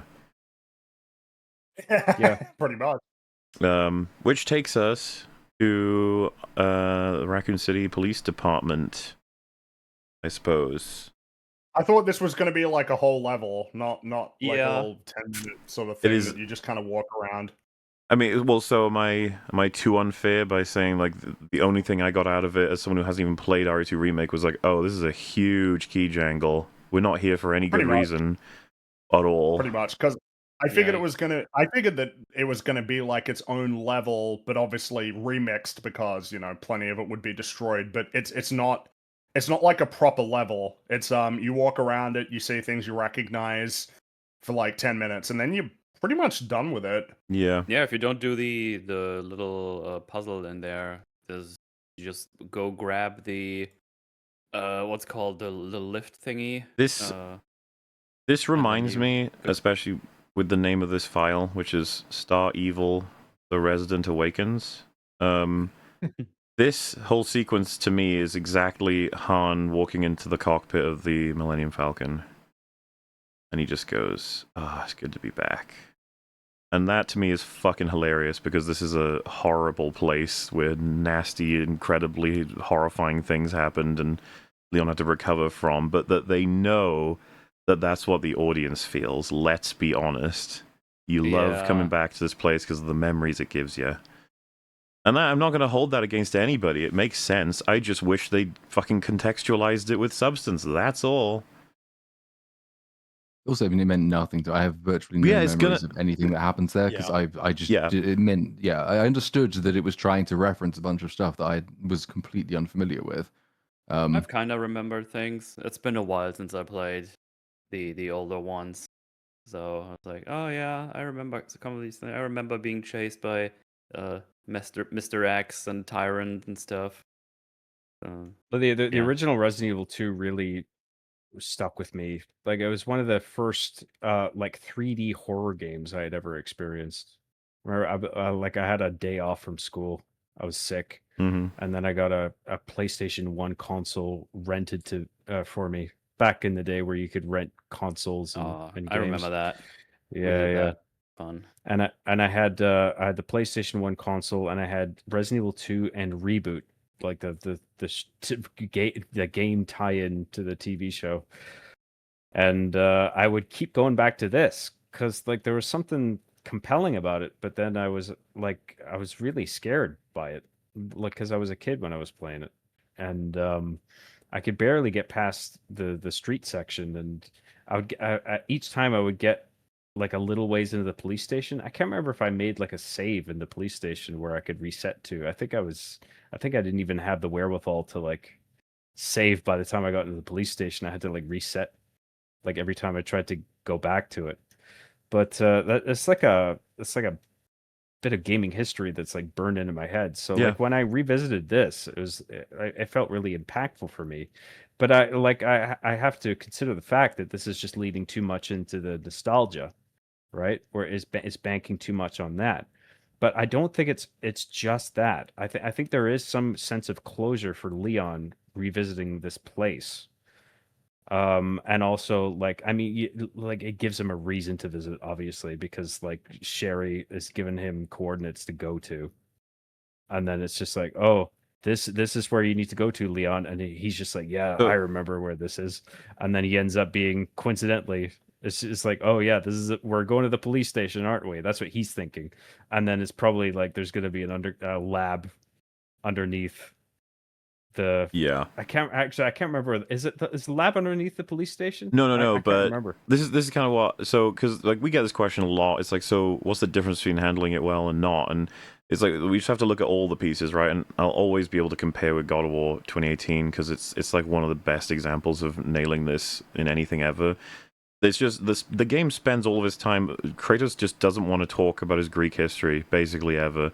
But every once in a while, you'll just come across something that kind of evokes it, or someone says something about it in a broad way, and you're just like, ooh, and you'll have an expression or whatever. And you're just like, why Why talk about it? I love that era. Talking Kratos to say stuff, and then you'll get like the rage of the Spartan coming out in different moments of the story with the mechanics and stuff, and then just a lot of it gets alluded to. But then we find out like there's reason to believe he's hidden his blades at a particular place, but he's never gonna fucking use them ever again. He's got his axe, everything's going great, but he needs it's like he needs weapons that are built to be able to contain the fires of Helheim, I think it is, right, or something. And there's just a bit of research that's done, and it's like, whoa, if you've got weapons that are like built from a god that are all about like rage, fury, fire, and all this sort of, basically just you get to a point you're like, oh shit, we kind of do do have that. And then you find like, well, but okay, that's one half, like that's a necessary item, but does he have the necessary motivation? What would push him over the edge to do that? And it's like the whole game spends time getting you invested in his relationship with Atreus, his son, and then he's threatened to the point of near death, it seems. It's like, unless you do this, he could die. And it's like, oh shit, that's it. And so you have that scene where he's uncovering them, and then Athena appears behind him, and I'm already just thinking about it. It's like, fuck, what an amazing achievement that moment was. Like, they earned the fuck out of it, and it took them ages. This, on the other hand, I've let this play too long. This, on the other hand... sorry, I'm just remembering that the lab was underneath the orphanage, not the police station. But there's like both. It's like both. I think it might be like another part of the same lab that wasn't discovered before. So like this is all crazy retcons that they built to get us back here. Like they reverse engineered the fuck out of this, and they didn't spend very long doing it. Like I didn't even understand why the fuck we had to come here at all. It was like, well, it's in Raccoon City and it's kind of near the coordinates or whatever. Shut up. And I was just like, okay. So, like, what I'm saying is, like, the reason we even come back to Raccoon City sucks. The reason we come back to this particular area of Raccoon City, it's just nonsense. It sucks as well. And it's like, okay, but what about the area itself? How have they built it? It's like, they haven't really done anything. They recreated it aesthetically, and there's that one puzzle. And it's mainly just for Leon to walk around in, and obviously the player to appreciate. And then here he has a few lines here and there. And if anything, as someone who knew that the whole game, like the most formative moment of potentially his whole life was here, I didn't feel like there was much for me to do or appreciate. It just sort of felt like I said, it was a major key jangle. It was like, remember all of this? And I'm sure the Resident Evil 2 people really loved this. But, like, I don't know, what can I even say about this? Like, I really do think it's fair that you said, like, that it can act as a form of closure for him, or that going through here he can express some things here and there and stuff, but like I just feel like they didn't take much advantage of this at all. We get through it pretty quickly. Well, I think to on another point that I made quite close to the beginning, I think there is sort of a metaphor working here, where the whole landscape he is exploring here is a metaphor for his own state of mind at this point, where everything's sort of barren and hollow.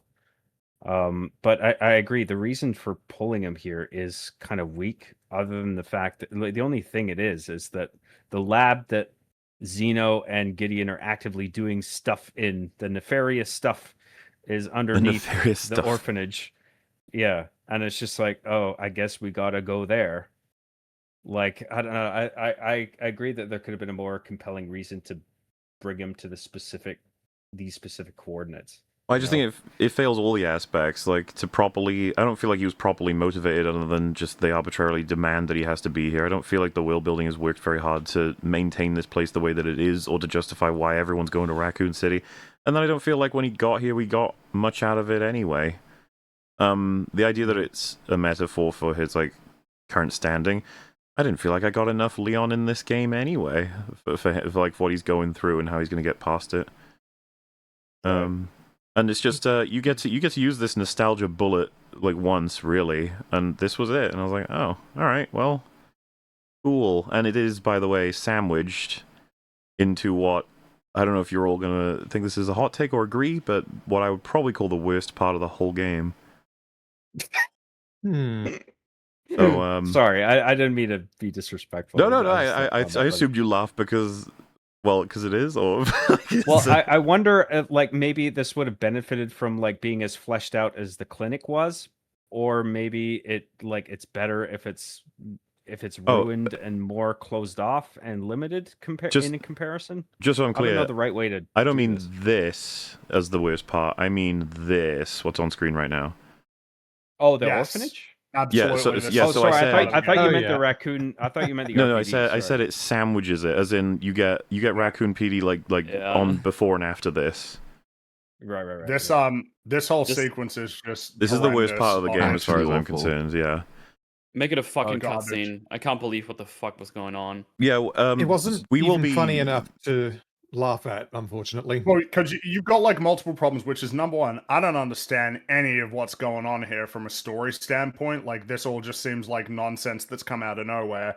And then I was then actually speculating at this point. It's like, oh, are we doing like some weird shit with moving your conscious into another body? Like, is this her in 1991 as one of the first experimental children or something? I was like, no, you're just watching her on the fucking cameras walking around, apparently.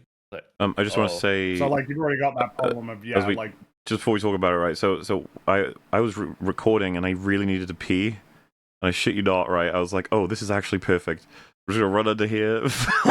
I hit X. Like, and even for speedrunners, this is the pee break. Yeah, you could tell under though the bed. because I put my controller down, I think now, and then left, and so my angle is just here this whole time. But as soon as the camera moves, that'll be a signal that I pick the controller up, and it's just the timing is fucking perfect. I'll just say that. But carry on, everybody.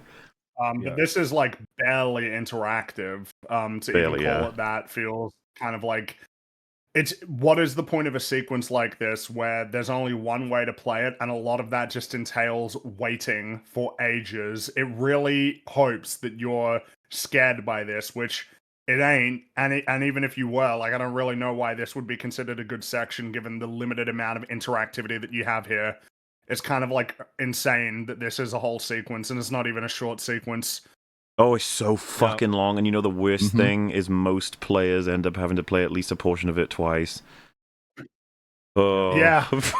No, even on my first playthrough, I was not a fan of this. I didn't find it that scary, to be honest. I was kind of distracted by the fact that it was just the identical like character model for all of them. They're all just like spooky bald lobotomy girl with glowing eyes. Yeah. And it's like, why do they have glowing eyes? I'm more distracted by the fact that like they can see you. The bed is so 100%. high, you can see their faces as they come in through the door. You're just looking at them. It's like, I'm there. You know where I am. And then their entire strategy is, I'm going to go bump the bed. Like, what is that? No, people hide under beds. The fuck is going on? Why are you making me wait here to watch people who are even stupider than Grace is? It takes so fucking long, man. It's so long.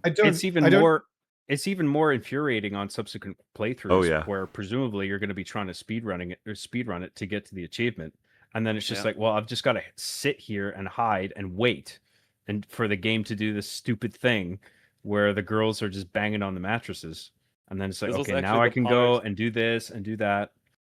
That's where I realized I'm not doing the speed demon thing right now. It's like, this is gonna take 10 minutes. I have like 40 minutes left. Yeah, I'm gonna reload somewhere in Raccoon City.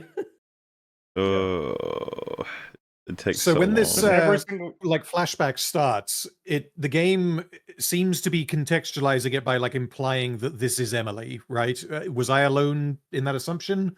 Because it seemed to me pretty. Emily. No, this is in 1991 or something. Yeah, This is, yeah. one of the Sorry, random Grace. children. Grace, not Emily. Grace. Yes. Well, so I think just, I just thought to that be for a couple clear, of seconds, but they mentioned cloning before you even get here. And Yeah, then it was yeah. like, oh no, wait, that's what we're doing. And also, there's the whole. I'm actually the blood memory shit. Is that after this or is that before this? I thought trying to remember this now. is Resident Evil, so I may as well not guess because it could just be fucking anything. It could be that we're playing as one of the fat guys right now in his childhood. Hell yeah, bro. Oh wait, okay, come on. Okay. Because the reason why it doesn't line up is because the date of birth, which I wouldn't have noticed because I didn't remember what year the game takes place in. So it obviously can't be Grace because the ages don't line up. But the fact that it's contextualized as the flashback section starts when Grace is like thinking and looking at a photo or something, when she's having a conversation with the evil doctor man, right? So footage on the screen. So it's basically just camera footage, like security footage, whatever. Yeah. Right. So then why are we? That's what's a the great point? fucking question, isn't it? Yeah, that's a great question. Like, I think I was assuming that this was Grace's history, that maybe she'd been like memory wiped or something, because that has got to be a thing that exists in this universe. By the way, so what's just been shown that's the on reason. screen? What garbage is that? The There's whole thing. two Well, evil I assume we're ones gonna standing get. there. We're letting everyone You just gotta say run stuff. backwards. We'll run through the whole thing mechanically. Just like, but we'll anything else Yeah, anyone sure, wants to say, whatever. then we'll just do it like the whole thing. Like, For what any- the hell? I know. Calm down, Freddy. I mean, there's another thing as well in terms of the level design here. It's kind of just laid bare. Like, yep, you know, every time that they have a spooky monster that you got to run away from, there'll be like something that you're meant to hide under, or some sort of thing that you're meant to loop around. It's just like it's so obvious. It's so boring. And it's But even it does boil down to one or two. It's like hide under a thing or loop around a square bit of geometry. Yeah. The voice actress for Emily is 26, and I assume the same is for all child actor moments, because my god, there are certain lines that are delivered throughout this game where I was like getting Sigourney Weaver flashbacks from Avatar, and I was like, oh, that you're doesn't definitely sound... older than this character. Yeah. I was like, you're Capcom and Resident Evil, you can't get like a little girl, really? Like, there's got to be plenty of actresses that are really young that are good at this shit, right? Like, damn.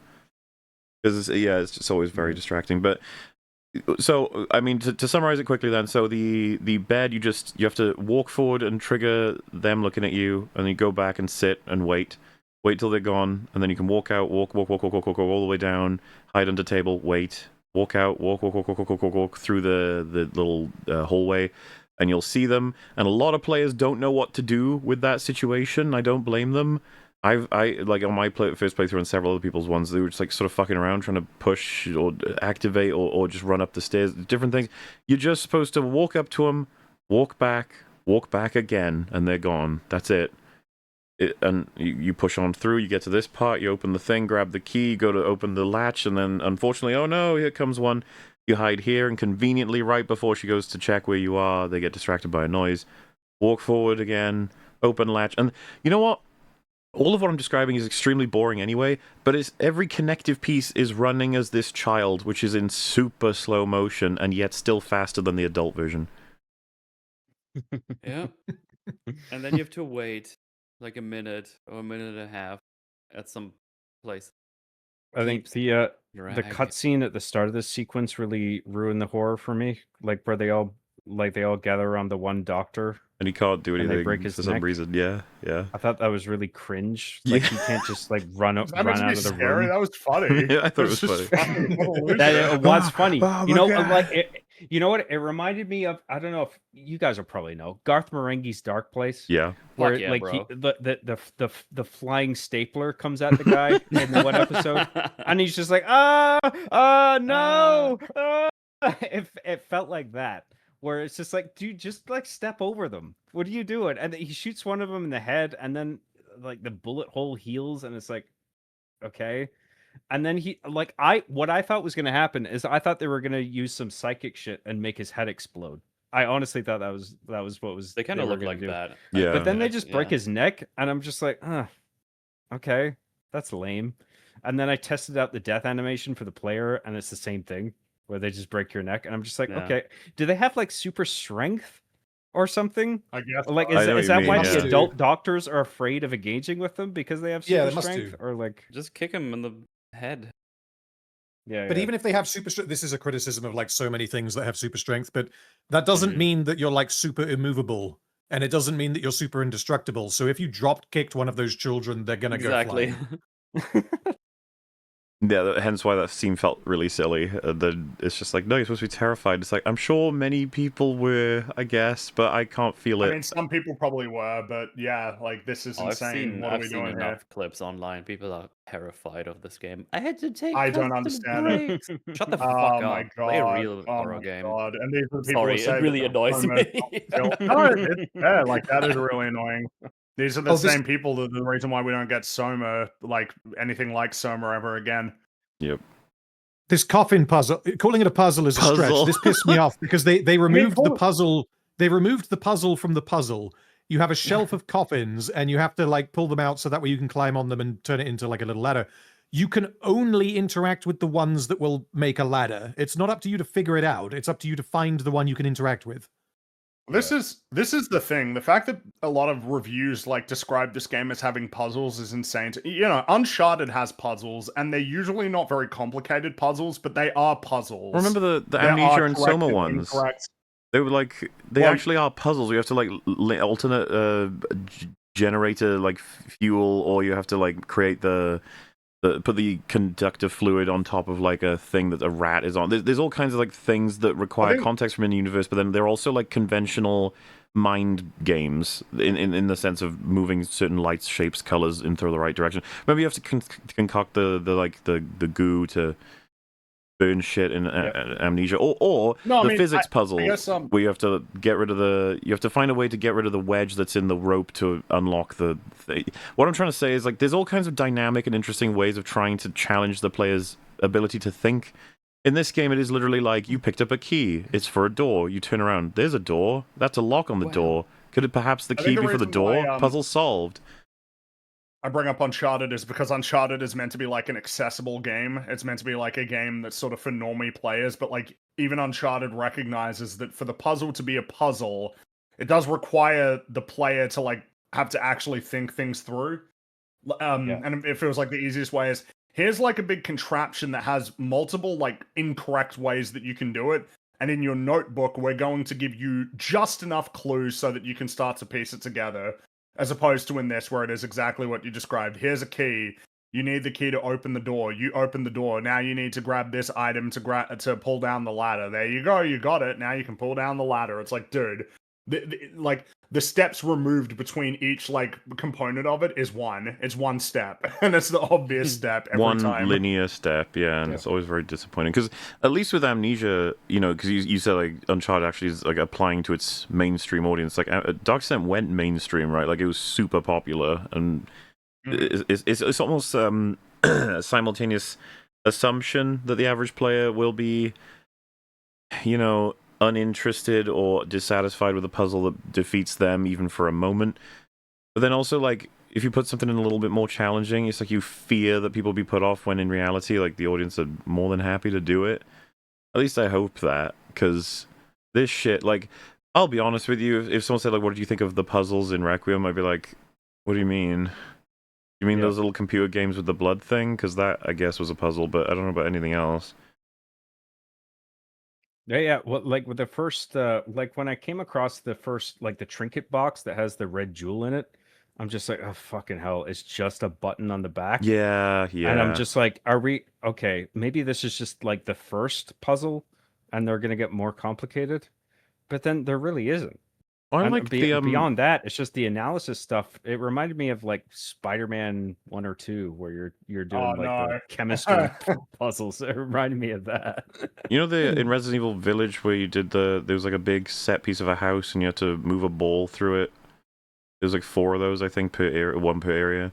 I remember kind of liking them a little bit. I was like, this is something. Yes, I do remember those. I remember that. Moving a bowl? Which area was that? Well, it was like I'm trying to remember. A ball rather than a bowl. Oh, ball. It was like where you had to, Sorry. like, you had to tilt like the object so that it would move through the maze. And I was like, yeah, that's kind of fun.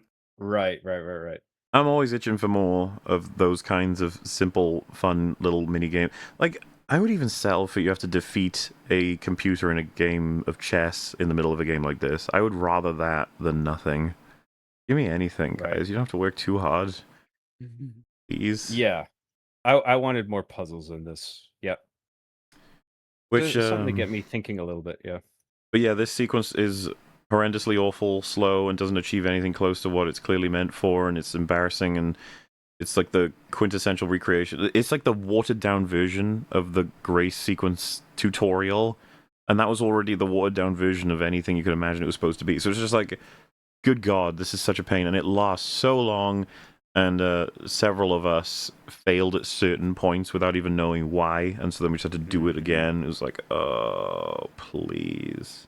It's like the opposite extreme of having to walk 2 steps until the next cutscene plays. Yeah. This should be a cutscene, but it isn't. You get to do things for 7 to 10 minutes. It's like, thanks. Unfortunately, I think over the last 15 years, this kind of design philosophy was encouraged by games journalists and also players of like, look at how seamless it is between cutscenes and gameplay, like, and then the consequences that you have this like annoying compromise that I'd rather do without. I prefer the good old days where there was just cutscenes and there was gameplay and there was nothing that was trying to do the middle way of a slow walking sequence or anything Nothing like that that. was trying to lie to me. Cleanly segment cutscenes and gameplay so that whenever I want to skip the cutscenes and I'm replaying, man, I just get to play the game like totally. Look at the way she pushes that person by the way. You see that? Yeah, that is a bit like any other time. It sort of sets up the fact that if you collide with one of them, you're dead. Yeah, well, any other time in that whole sequence, toying with that tension, they'll kill you. But that's the one time where they don't. And it's just like, oh, fuck off, boo. Yeah. And some of the checkpoints aren't clear. Like for instance, you run down the hall, and then the girls are there, and then you run back, and I found that I wasn't quite sure what to do. It's just like, am I supposed to run all the way back upstairs and try to go that way again? Yeah, that's the place where a lot of people fail because they don't know what they're supposed to do. Yeah, it turns out that you just run into the foyer, and then there's a trigger volume, and then immediately the girls in the hallway despawn, and then so you just turn around, and then you go back to where you were going. But then it's not obvious that that's the case. So I feel like that if you're gonna do this, there's a way to do it where it's more clear step by step what it wants you to do as a player. Which I suppose takes us to the Mr. X fight, which I don't know if you saw that. He's just immune completely. Yes. That's fucking lame, dude. And you know for a fact it's because he was built quickly. He's not like a full-on entity in this sequence. Because he's like a recreation of the RE2 stuff. And like they don't want you dealing with the fact that you could stun him or even stop him. It's like, no, this is a sequence where you run. I'm just like, fuck you. I've got like a uber-powered Requiem. But never mind, I guess. There's almost another sequence that feels like it was added late, like the entire thing, because the main boss battle with him obviously comes next. I don't recall whether this, like, if you just cut this out completely and you exited the last portion of the Leon section and just emerged into the courtyard where you have the actual fight, whether anything narratively changes. I think the answer is no. So I wouldn't be entirely surprised if they thought, well, we need a bit of extra like this. So then they made this sequence to sort of pad it out. That's why, like, mechanically, it just isn't really fully functional. It's also why it just does not mesh together in any way. So the whole point at the moment is that he's chasing you around and he's quite sincerely trying to kill you. That's until you arbitrarily get to a part where it's like, that's now no longer happening. He's just gone. You escape him. And by escape, I mean he just stops coming for a bit. And it's kind of done until he does come again and he turns up later. It's such a weird sequence because there's another one of those instances where you should be dead. There's no reason for you to still be alive, except that this happens. So oh yeah, that's the end then, I guess. Yeah, it's fucking weird.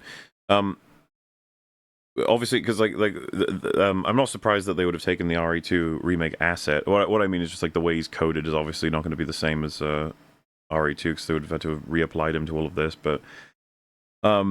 Also, I saw it mentioned that apparently you can stun him, but all the shots I'm doing on him are just like they're not even making a dent in animation or in health or in action. So it's not worth it. You could just run away. The game just wants you to run away. Yeah.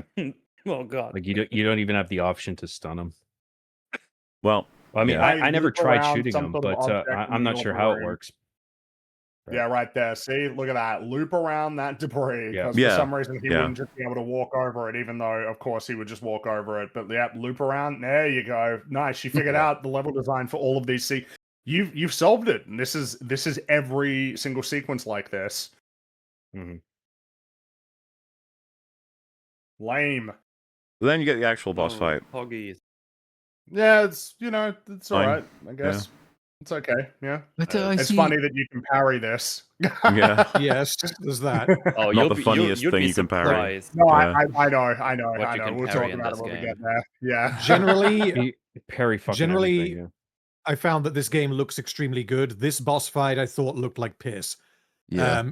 In particular, when he throws a car at you. Yeah. And the physics just yeah, the physics just don't work. It feels like this was just added because apparently this 12-foot tall Mr. Freeze looking fucker is a guy from the earlier games. I just don't. I'm like, why are we doing this? Well, that's the thing. Yeah. We're talking about member berries. It's like there's no fucking reason he should be here. They're just like, well, but he's here, and you fought him. Don't you feel good that that's the case? Like, dude, you've not got me invested in your version of him or in your own bad guys at all. You're just taking shit from your older stuff, but you're actually like it's a winning formula because people loved this. I was like, why? It's just you radically. It's like a boss rush of other games. Yes, which is so lame to me. Like, you shouldn't be able to get away with that. No, you either like it or hate this sort of thing. I agree with the boss rush thing. I mean, I'm on the fence on it. A part of like because I'm a Resident Evil fan, I kind of liked getting all this retro shit thrown at me, but also I see your half of it as well. They also seem a pretty badly designed boss fight. The one thing that's useful about it is that there's another boss fight later in the game which is almost exactly the same as this in terms of like he has a basic swipe attack which you can parry. Then he has a jump away to sort of charge up attack, and then that's the ranged one. And then he has a re-entering the melee range sort of follow-up attack after that. That's kind of his, look at that. 3 base attacks. It looks it's so shit. It's really clunky. It all looks like this, but it's also just basic and repetitive. It's not, I don't think, particularly interesting design. Yeah, I swear it was really quick as well, so it doesn't even like lean into the spectacle. Like compare, some of the boss fights in this game, even the fucking spider boss had more to it than this. And like, because essentially you have to like damage him enough to where you can go in and do a melee attack. I think you have to do that 3 times. Twice. It might only be is it twice? Yeah, because I was surprised when I did it. I was like, oh, I just figured 3 because that's what lots of boss battles do. 3. Yeah. Generally, games go for 3. I couldn't remember if it was 2 or 3, but he goes down in like less than 2 minutes. It wasn't difficult at all, it's a bit strange because this is kind of his first major foe that he had to deal with in his entire sort of, career, right? This is like Leon's first big thing that he had to fight. So it's kind of weird that it's just like, just sort of fighting this big sort of destroyed parking area, and it's pretty short. It's so arbitrary. Yeah, okay. And just the fact that he's even here to fight, it's like, okay, all right, sure. I want to be clear, right? Like, if we, instead of the spider, fought El Gigante, and then after that, instead of fighting Mr. X, we fought Mendez. And then, like, instead of the plant, we fought Verdugo. And then eventually fought Salazar and Sadler together or something. And it was all because someone was trying to recreate the glory of fucking Las Plagas, and they had all these guys' DNA was captured and that blah, blah, blah. I was like, this is fucking shit. And you'd be like, what do you mean? You love Resident Evil 4. And I'd be like, yeah. That's why, man. Like, what are you doing? And what did I just say, right? All these names that they didn't exist before Resident Evil 4. It was Resident Evil 4 that made them like iconic or interesting. You should be doing this, Requiem. Requiem has its own responsibility to make cool bosses. Why is it stealing them from other places? Like, what are you doing? Get your own. It's totally true, right? It's like, Nemesis was cool because he was cool, He wasn't cool because he was from something else before. He couldn't be. There has to be an original for all of these. Like, it's kind of important for the long... If you want to be cynical about it, putting to one side the creative aspect, this is really important for the long-term health of, like, any franchise, is that you don't just recycle things. Otherwise, you run out of cool things to use. It's a big problem Star Wars has at the moment, right? It's like they keep going back to Darth Vader, but every time it's less effective. And I'd say now it's probably not very effective at all. And what are you going to be able to pull from... like Phasma? I mean, come on, get real. Like, they're just stuck. This whole plant sequence was such a fucking like a hit to the balls right after that as well. In terms of, I kept trying to run past them because I just didn't give a shit. They're so annoying. There's so little to think about with this kind of battle, and then you find out it's like, oh, but you're supposed to appreciate the member berry again. You're like, fuck off, man. Or something. Cool. Are you serious? That's why this whole sequence exists right after the other member berry, which was right after the major member berry, and then was sandwiched with that awful sequence with the stupid retard and the fucking. Damn. I was very annoyed by this entire sequence, but I mean, it was sort of all leading up to this as well, because Chad was telling me when things were member berries, and then I was looking at them, obviously not having that impression. It's like, okay, so we've just had a nonsensical chase sequence where the guy just disappears for a smoke break.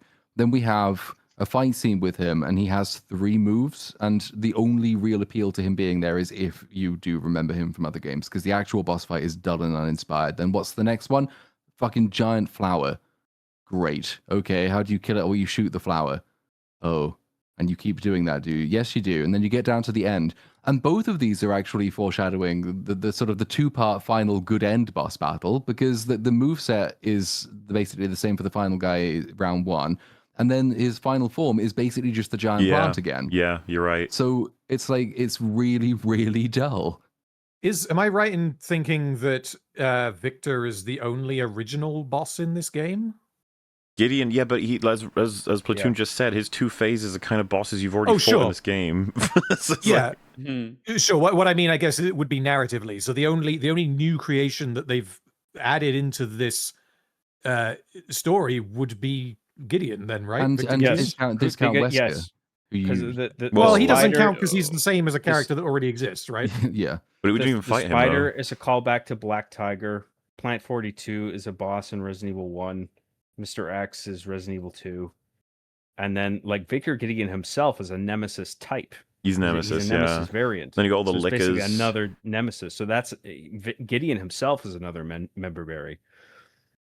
It's hilarious why the plant is here, by the way. There's like a note in the arc that says, yeah, look out, the shipment got destroyed, now the plant is down there. Dude, it's the same as being like, why are we fighting, El Gigante? And it's like, oh, didn't you know? You picked up a page and it says El Gigante had a sister called El Gigantes, and this is who you're fighting. She's got a little ponytail, and you're like, are you fucking kidding me?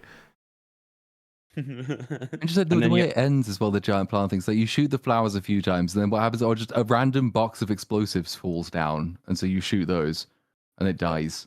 It's so uninspired, the whole thing.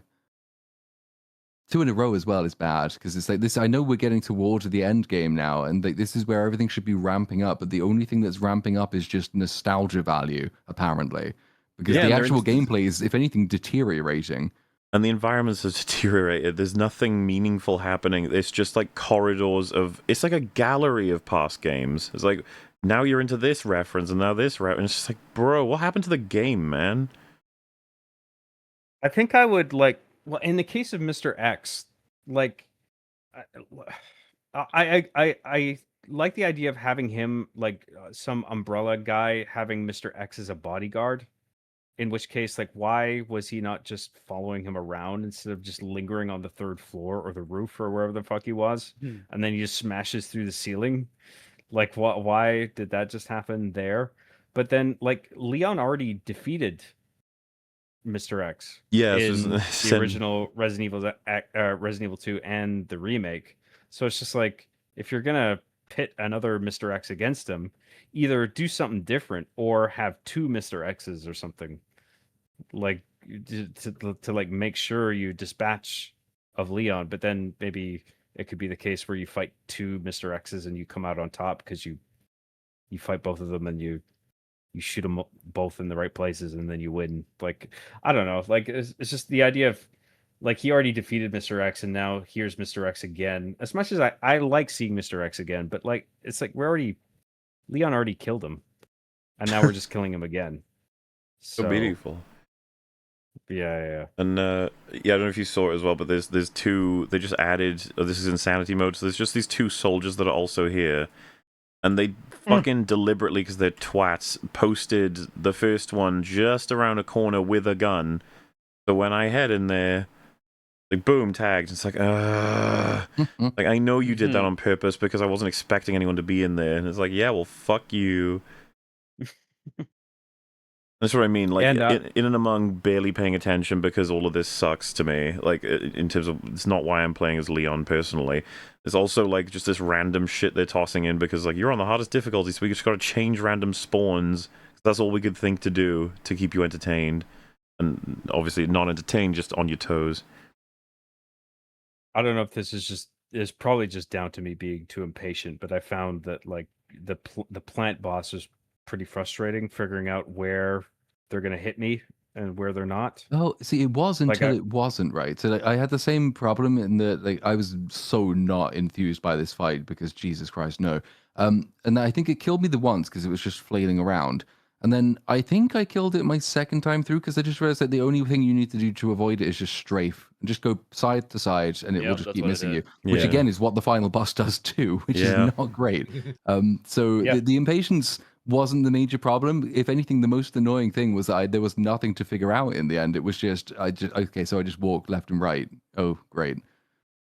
Well, when I'm talking about getting hit by the plant, I'm not even talking about the encounter at the end here. I'm talking about like leading up to that. Yeah, Oh, right, yeah. Walking Those through were annoying. the cave corridors. Yeah, where it's just like, oh, well, I thought I was beyond the barrier, but I guess now it detects me, and then it gets a hit on me, and I'm just like pissed off. And perhaps I could have, if I had just like walked at a crawl's pace through that, maybe I could have avoided the hits, but I feel like there was a bunch of cheap hits throughout that sequence. But then when it comes to like this boss encounter here on screen, I found that if I just stuck close and I feel like I barely had to strafe left and right at all, if at all.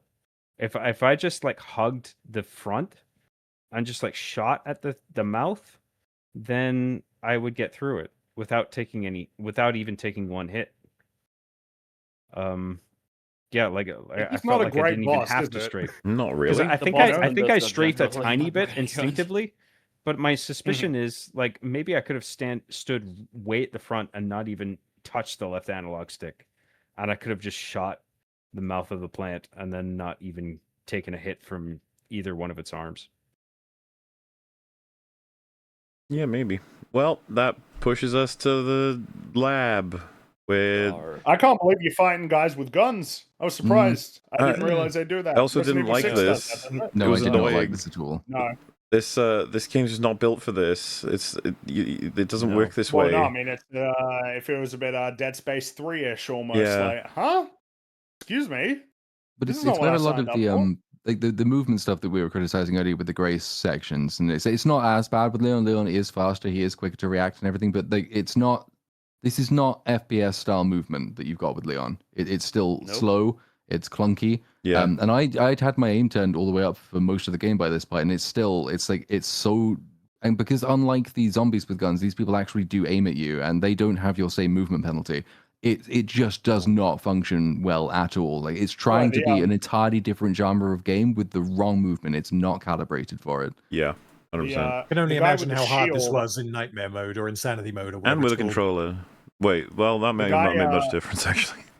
The guy with the shield was really annoying. It was like he knew exactly where I was, even though like I was trying to hide from him. Like he shouldn't be able to see me, but he knew exactly where I was. And I was like, wow, this is really annoying. I can't really do anything to him. And I'm like, oh, wait, I have a grenade. And I just toss it at his feet and he doesn't react to it at all. Just walks on top of him and blows himself up. Yeah. Like, damn. The shield guy, though, I had a different experience with him because there's a liquor that comes out, right, in that section. And they started having their own private fight, and it was so awful. Yeah, because these enemies are not designed to fight each other. So shield guy just walks toward the liquor, and the liquor just sort of bashes him repeatedly with the same attack. And I was just hanging around watching them for a bit, and I could have just let them go for as long as I wanted to, because neither of them were going to die. And the only reason I didn't is because I got really bored of watching one of the worst NPC fights I think I've ever seen. So then I stepped in and ended both of them. But it's like, you could have just stayed there for honestly like 10 minutes and watched it, and it just looks terrible. And I don't know why they decided to throw those two things together when they haven't been designed to fight against each other, and the game can't handle it. No. It's not designed in any conventional gaming way to me, these sequences, any of these fucking sequences. Like, oh, we're fighting like guys with guns now. Okay, so that first little mission is actually like way more advanced than you'd have expected for introducing this kind of combat for Leon. And as you mentioned, with the mechanics don't really suit it that well. And then you get this room, which I was already like, this is bizarre level design. They like hide, so I have to go above them on the catwalk, which is awkward. I guess I could have shot them there, but it's like I don't really have the preference for it.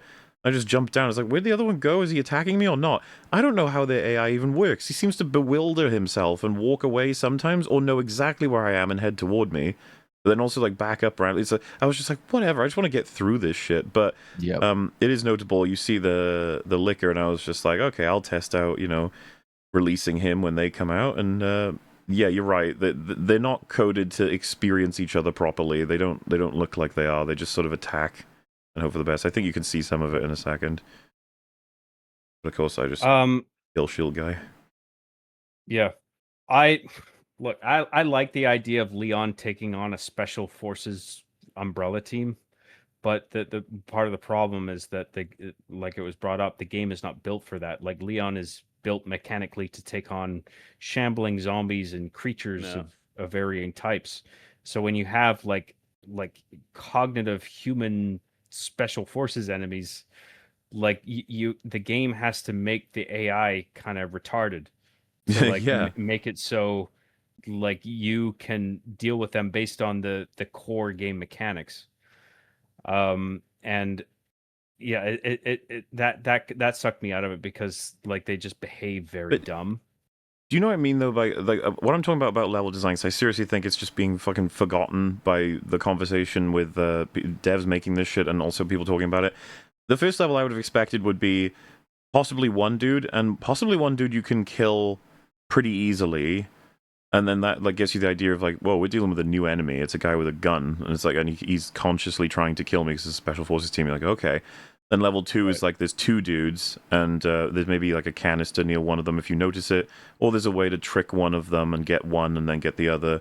And then room 3 is like, oh, there's like 5 dudes and 2 of them are roaming. One of them is doing something specific. One of them's got an aim at your door, but he hasn't seen you yet.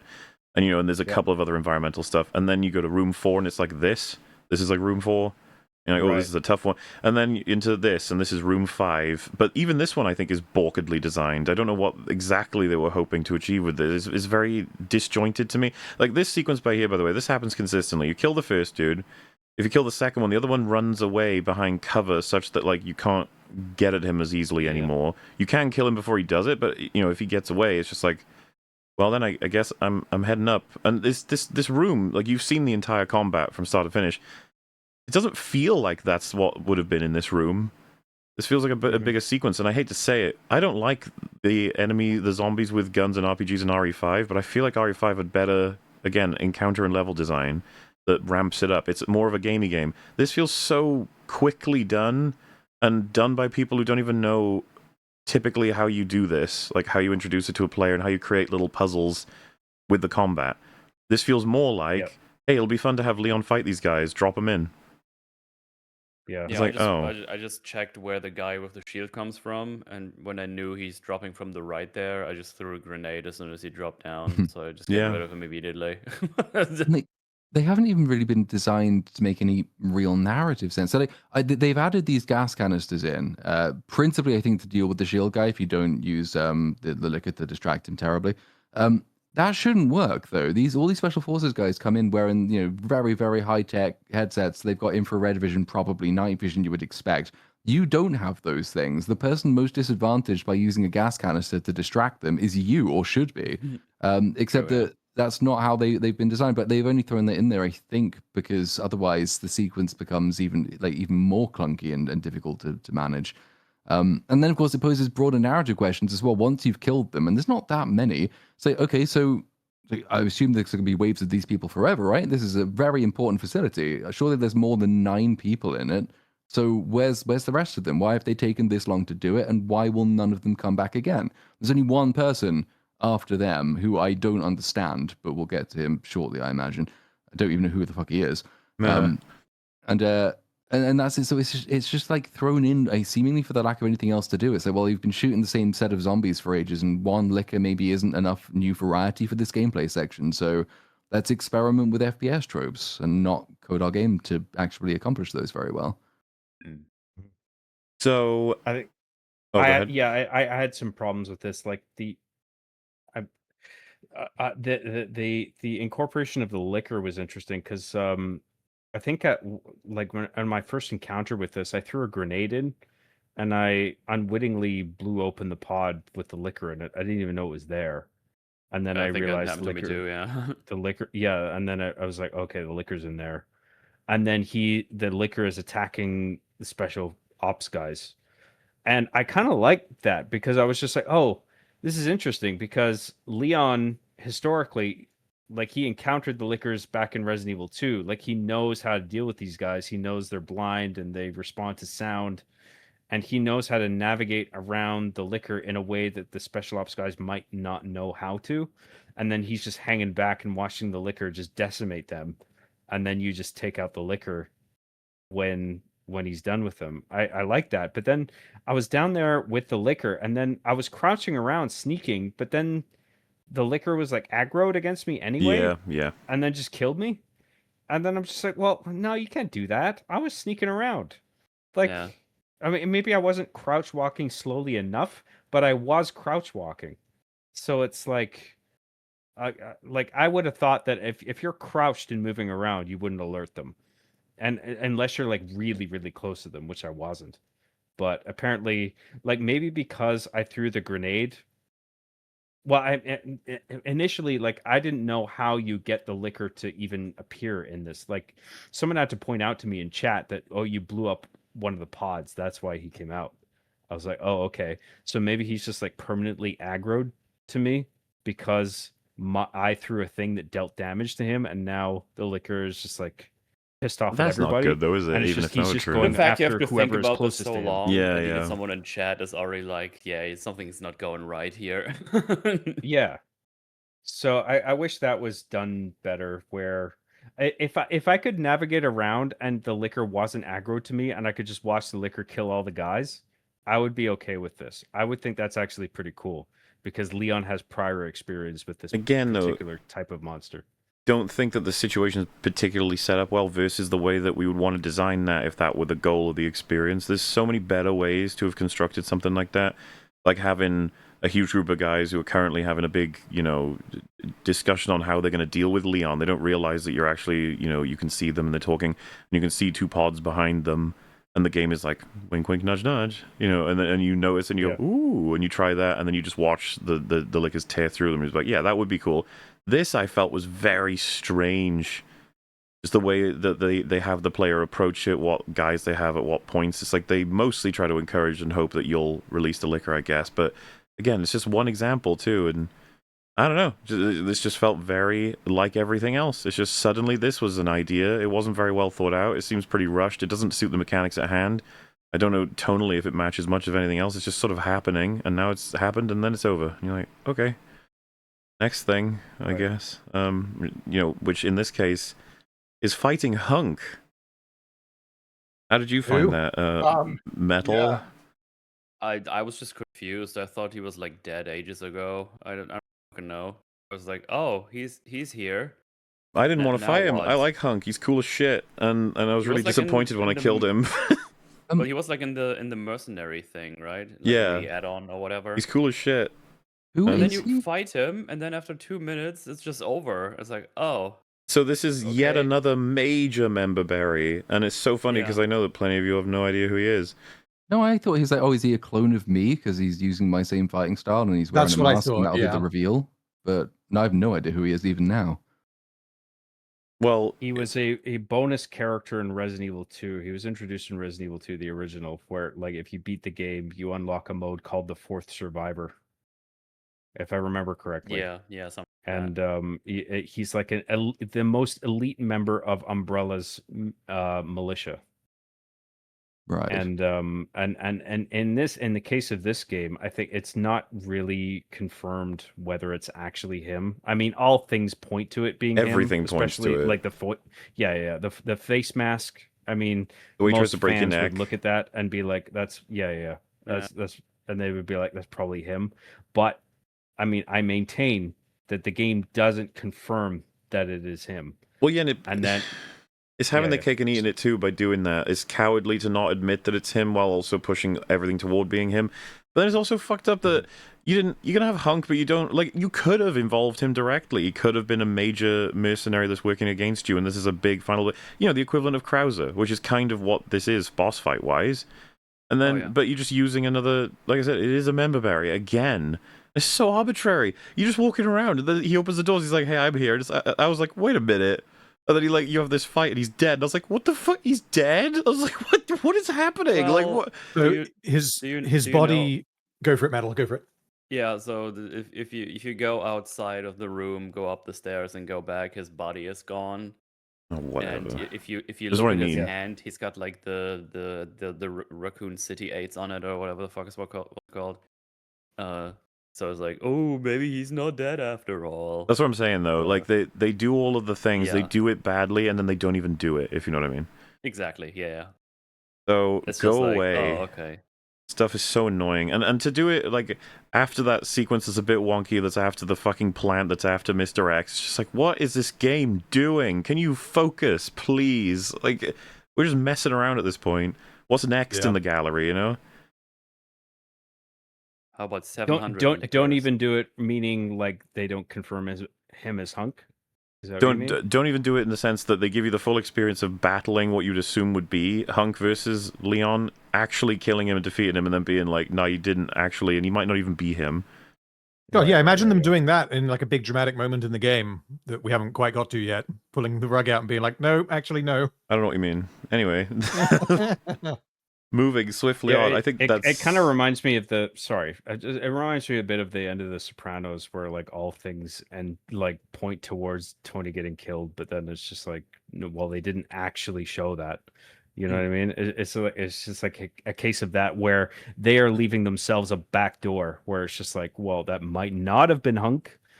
You know what I mean? Like, they could pull that off because of the way they executed it. The word is cheap. And a lot in this game feels that way for those sorts of payoffs. But yes, now you're on to the Grace additional section. I don't know, this is like we're scraping the bottom of the barrel of trying to construct a level that's not obviously thin.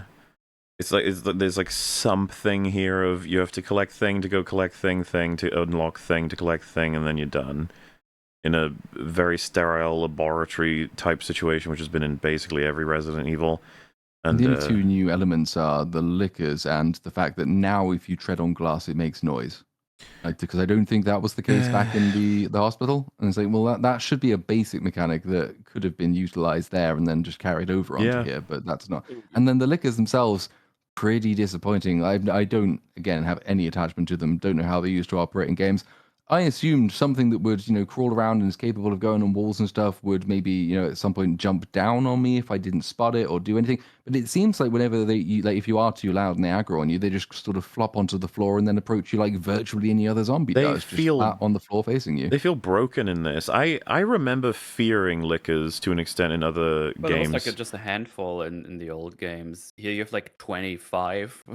But in this, they're like inept. I don't know what happened to them. I remember being more afraid of them than I ever needed to be. I didn't realize how they were kind of like, look at this. I'm just like, anyway, bye. Yeah. Oh no. Even on my normal play for the first one, at this point, when they started appearing, I had like 3 Molotov cocktails and 3 acid bottles. And I was like, yeah, fuck off, whatever. It's not that you don't kill a lot. I just remember them being a lot more. They mattered a lot more. But in this, it felt like it just didn't. I did some of this. What we're seeing on the screen right now as well. In the toward the end of the section, because I fucking hate Grace. If that wasn't already clear, I really fucking hate Grace. And I was kind of done with all of this, and so I did start just running past people. And unlike the hospital, where I think this would have been more difficult to do, level design here, all the corridors are really quite wide. So it's really easy just to run around everyone.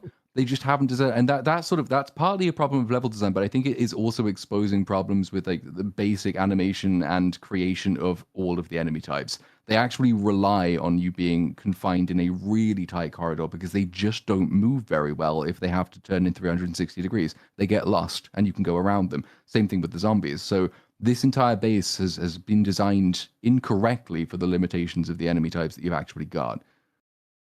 Yeah, we mostly covered the mechanics at play here. It's kind of the same. Bottle of acid, and you can use Molotovs to group kill lickers and zombies. And it's just, but at this point, I assume you guys maybe not everyone was similar, but for me, I was just like, so when we at the end, I'm about done. I did not enjoy this part at all. The lickers are bullet sponges. I thought they were irritating. Their behavior was inconsistent. And I wasn't smart enough to do what you guys did and just run past them. But you shouldn't have been able to. Well, I agree. Like, on my first playthrough, I always want to kill everything as Grace. I guess I find it fun, like to dominate with her, and then Leon's like, oh hi, I'm also here. But simultaneously, I was just surprised by their behavior. I remember being a lot more afraid of them because of past games, but in this one, like I said, they're kind of retarded. And And these zombies, I thought they were going to be regenerators. These guys, for a second. They look like them. Yeah. Yeah. Same. And I was just Especially like, the first one you see on the little. yeah, little for bed. sure. It's like, On the oh, stretcher. shit, are we doing this? Where's And my night? and I would have thought a new enemy type would have been nice. Yeah, like beyond yeah. just some like a variant of a zombie. Well, and I was just like, are we seriously gonna do another fucking creature from like the past? Can you guys do something? I don't know. I'd lost all faith, I think, at this point for sure. But yeah, not much to say about this. What you're seeing is basically what you have to do, and then you unlock a thing, and so Leon can go do stuff, and then his section. This is the same Leon stuff, except now every once in a while you'll be crippled. Yep. And it's really that's fucking really annoying. Why in the world do you Oh, think anyone would want this? What does it add? Annoyance. Annoyance. It Wow. adds Leon. Leon is on death's door. Yeah. Oh. You know, you're worried for him. It's scary. Well. Look, I respect the fact that his illness has taken a toll on him, but perhaps this could have been handled in maybe an initial cutscene, and then once it goes to gameplay, like you are unhindered. What's crazy and is then maybe there's another cutscene after where it's just like. I actually disagree. I don't know how exactly it should have been implemented, but like throughout the game, obviously there's a bunch of references to, oh no, I've got like zombie AIDS or whatever, and I keep looking at my hand, and then he coughs up blood, and you know by the end it gets worse. But when it gets worse, I was like, where the fuck has this come from? Because like obviously he's sick and he's on a ticking clock, but I didn't get any kind of sense that there was any kind of progression and that it was actually affecting him. It was as if he had like, you know, cancer, but he was totally fine, and then it just fell off a cliff, like right at the end. So I was very confused as to what exactly happened. And you get, I think it's in this section. It's when you get where the screen starts going blue. Is that this bit here, or is that later? Yeah. No, that's starting through this section. Yeah, so it's the game is telling you, oh no, Leon's not doing too well, and the screen goes blue, and it doesn't really mean anything. The screen's just blue. It's a bit harder to aim. You know, if they had integrated that kind of thing earlier in the game and had it get progressively worse, or maybe come up with some kind of a regression of Leon's abilities in combat throughout the game, that then kind of aligns with the story that they're telling with him getting further infected with zombie AIDS, then I feel like it wouldn't have come out of nowhere, because to me it felt tacked on, although like I don't know the story of why he has zombie AIDS, so maybe that wasn't the case for people who know the other games. I think it would have been it's very difficult. I think the way they've done it is T-virus infection from the earlier games. Sorry, Platoon, go ahead. Which is made up, by the way. Is it? So that wasn't a thing in earlier games? No. Well, that's certainly not. It's the whole idea is he's like had a dormant buildup of disease from his time in other, games that's appearing now. It's like that's totally fucking made up. And they could have just had him get bitten at the beginning of this game or whatever, but no. So and on how like the effects manifest, you've had a couple of cutscenes that obviously he's been coughing up blood. One of those I think we've had. That's the one just after Grace decides that the villains might be nice people after all. So you see him coughing up blood there. There's a shot away to Sherry, his friend, and the glove that she's wearing. So like, there's a couple of cutscenes which are like, okay, so there is a sickness that they have. And then of course the main big one is that all of a sudden he is dying. I think cutting away to blue and basically making it impossible to shoot and aim and run is just about the worst way of trying to fill the gap between those two things. It's innately annoying as a player anyway when you have your control and agency taken away randomly. I'm trying to figure out if there's any possible way you could have stressed the deteriorating condition without doing this. Maybe, I mean, like, could you, in this section, while he is near death, have his health bar slowly depleting over time or something, so you have to complete the entire you could thing within also set? Maybe consider permanent decrease for movement speed, but you're going to have to design the levels to account for how frustrating that might be. For some reason, the only example that pops to mind is Arthas in the Frozen Throne expansion for Warcraft 3, which I haven't played in probably 15 years. Is as sort of the curse starts getting worse, he will, instead of gaining skill points as he levels up, he essentially levels down and you lose skills. So something like that, where you're obviously this game doesn't have a skill tree, but where Leon can no longer do certain things, where you're not necessarily taking control away from the player, but you're taking, like, maybe he can't, I don't know, he can't jump, although he can't really do that anyway, something like that. He can't like parry. You say, He's too weak to he parry, can't, maybe. something like that, yeah. Or like if his health drops below half, then his movement speed is drastically reduced, which means he has to keep topping himself up on the Healy juice, something like that. Because then that plays into a mechanic that already exists. It just means that you're then further Under more encouraged stress. to, yeah, you're under more stress, and you're also further encouraged to like be crafting more health. I forget. Do you don't use the same resource to craft ammo in this? Is it 7 that they do that as well? Well, for you can use gunpowder to craft ammo in this, yeah. That I think you use a 7 normal shares the thing with same Leon. mechanic. Okay, I could be getting it mixed up there. I thought there was one of them where you have the option of crafting health or bullets. Or am I wrong there? I could be getting that mixed up. Honestly, well, I I mean, can't with remember. Grace, obviously, blood could be used for either, but with Leon, I can't remember what his crafting things are anymore. Okay. But yeah, potentially they could have done that, and which would then, if you're having to craft more health, then it means that you don't have as much ammo, which then is going to affect how you play this section rather than just shooting everything. So yeah, they had options. What they went for was the screen goes blue sometimes. They sure did, and also I realized we didn't have the cutscene in here, but we can kind of summarize it quickly. When he first meets back up with Grace and Zeno, and to escape the situation, he just shoots the thing holding up like a planetarium or some shit. I forget what it actually is, but And so, this is after as well, right? So Grace buys them time by pointing a gun to her own head, because if she dies, then the villains lose, and then you have to play as Grace, and you have to avoid dying so that the villains have a chance of winning. What are we doing? It's so stupid. And Leon shoots it, and it should never have broken for any single bullet, but it does just break. And I remember, like, you're watching it happen, you're like, what's the plan? And it starts to just fall into a chasm, and Leon's like, get on. You're like, what do you mean, get on? What do you? Oh yeah, that shit was hilarious. What are you talking about? And it works perfectly.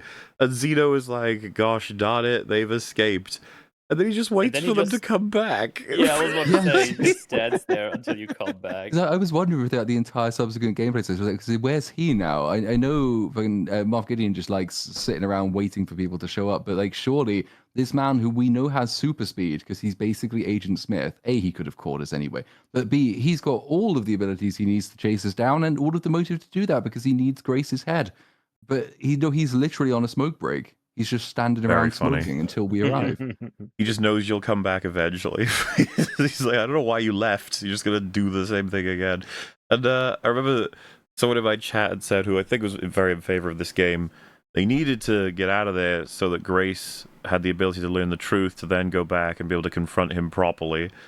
Which is like, dude, that's not even what happened. They just, like, came across videos they weren't even sure they fully understood, and then he was just like, we gotta do it, we're running out of time, let's go destroy it. And then Zeno's just like, hey, again. So this time, let's not jump off into the chasm. Like, let's cooperate this time. Possibly.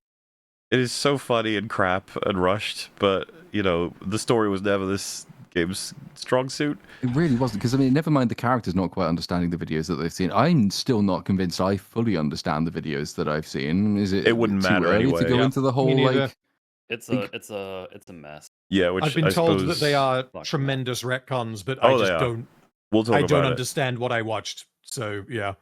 So yeah, Leon clears this area. Fucking idiot catches up, and they both head in to Zeno. So left it wide open for us.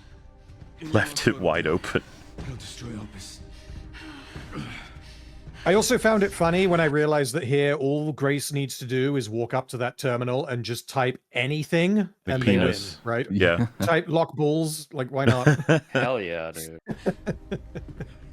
Still smoking, just like, come on, guys. Let's try. Oh hey. Regarding the retcons, I'm only aware of 3. There's like I think there's one where I think the original bomb that obliterated Raccoon City was nuclear, and then they Changed made it it. thermal. so they could so people could like occupy that area without suffering from radiation poisoning. Yeah. And Leon could like explore it and stuff. And another one was Spencer, like having this moment of like, oh, I regret everything I did, like which is leading up to the moment that we're about to dissect here. I don't mean to jump ahead. But like before this and any other situation game we've observed him in, he's like determined to like be a god and play God and rule over humanity and whatever other horseshit. And then I can't remember the third one. Fuck. Sorry, I lost my train of thought. It's all like good. I just don't remember like a lot of people are saying there's a lot of retcons, and I just don't I just it's all don't in have the a lot of them in mind. It's all in Grace's report, I think, as a summary. But oh like right, a yeah. page report. I haven't didn't read it. I got through 40 pages of it. And it I made no didn't sense. bother. When I saw the page count, I was like, "Fuck that! There's no way I'm reading 60 pages of bullshit." The only reason I even knew about this initially is because I saw like a post on Twitter. It's like, I can't believe they wrote a 60-page report and it all makes sense and puts things into position. It really You're fucking doesn't. you're lying. I don't believe I think you. what I'm gonna do, it's because I deliberately didn't read it, and I also Platoon, I saw on your stream that you started doing it, and even though I found that very funny that you finished the game and then decided to read a 60-page thing, I had to switch it off because I didn't want spoilers for the previous games unnecessarily. So once I play those games, I think I will come back to 9 and read through that. I don't know that it's necessarily going to spoil much of it, because the basic gist of it is just that because they obviously want to do more sequels, and because Umbrella is kind of played out as an organization, they just had to invent a new shadowy, mysterious organization that's secretly still pulling the strings. And so it's the connection, yes, they're still doing everything. Nobody's looked into them, and nobody ever will, even though the reason nobody looked into the reason this place exists is that nobody investigated it in the 30 years that it was there, because they did a false flag bomb attack and assassinated a president, because that's how you keep things secret. And that's the reason this is all still going. But now it's secretly the connection that's doing everything, whoever the fuck they are. And the report doesn't tell you; it just says no more information about them is available. They should have called the organization. I have yet to read the report, but I think the third retcon I had in mind was something to do with Resident Evil 5, where it might have been like changing something to set up a potential remake of the 5th game, which I'm not even convinced is in production. It might be, it might not. I'm not sure, but I don't even know what the change is that they made. They should have called the new bad guy group Legion. That's a very clever, cool, awesome name. Or Requiem. Call them Requiem. Nice. Yeah. No. I have an idea. I trust you. Why doesn't Edgy Boy just shoot Leon in the face right now? I don't know. I don't know what Xeno's doing throughout all of this. Well, what you do here is you shoot Leon, and then you start pulling out her fingernails until she types in the password. That's one option. Dude, he's aura farming. Am I right in thinking so that the first cutscene when you arrive here, obviously he's standing here with Grace. He hasn't seen Leon. Leon is walking toward him from behind him. He doesn't know he's there. And so Leon could have actually shot him in the back of the head and this would all be over. But then Grace, being Grace, says, "Oh, Leon!" And then he turns around and now he knows we're there. So that's impossible. Grace basically ensures that the game is about 3 hours longer, which is another reason I hate her, because otherwise Leon could have just killed him. I know the password. Fulfill your destiny. It is kind of funny from Zeno's point of view of like, oh, do you now? Like just you're kind of like, well, you got me by the balls because you could just do anything. You could lie, and I can't really stop you because I need you to put the password in. So I don't know, fuck it, just do it. Take whatever answer I can get. Forgive him. But he really should just kill Leon. Fuck it. Oh yeah. Very well. No, don't throw the cigarette. Dangerous. You'll set the platform on fire.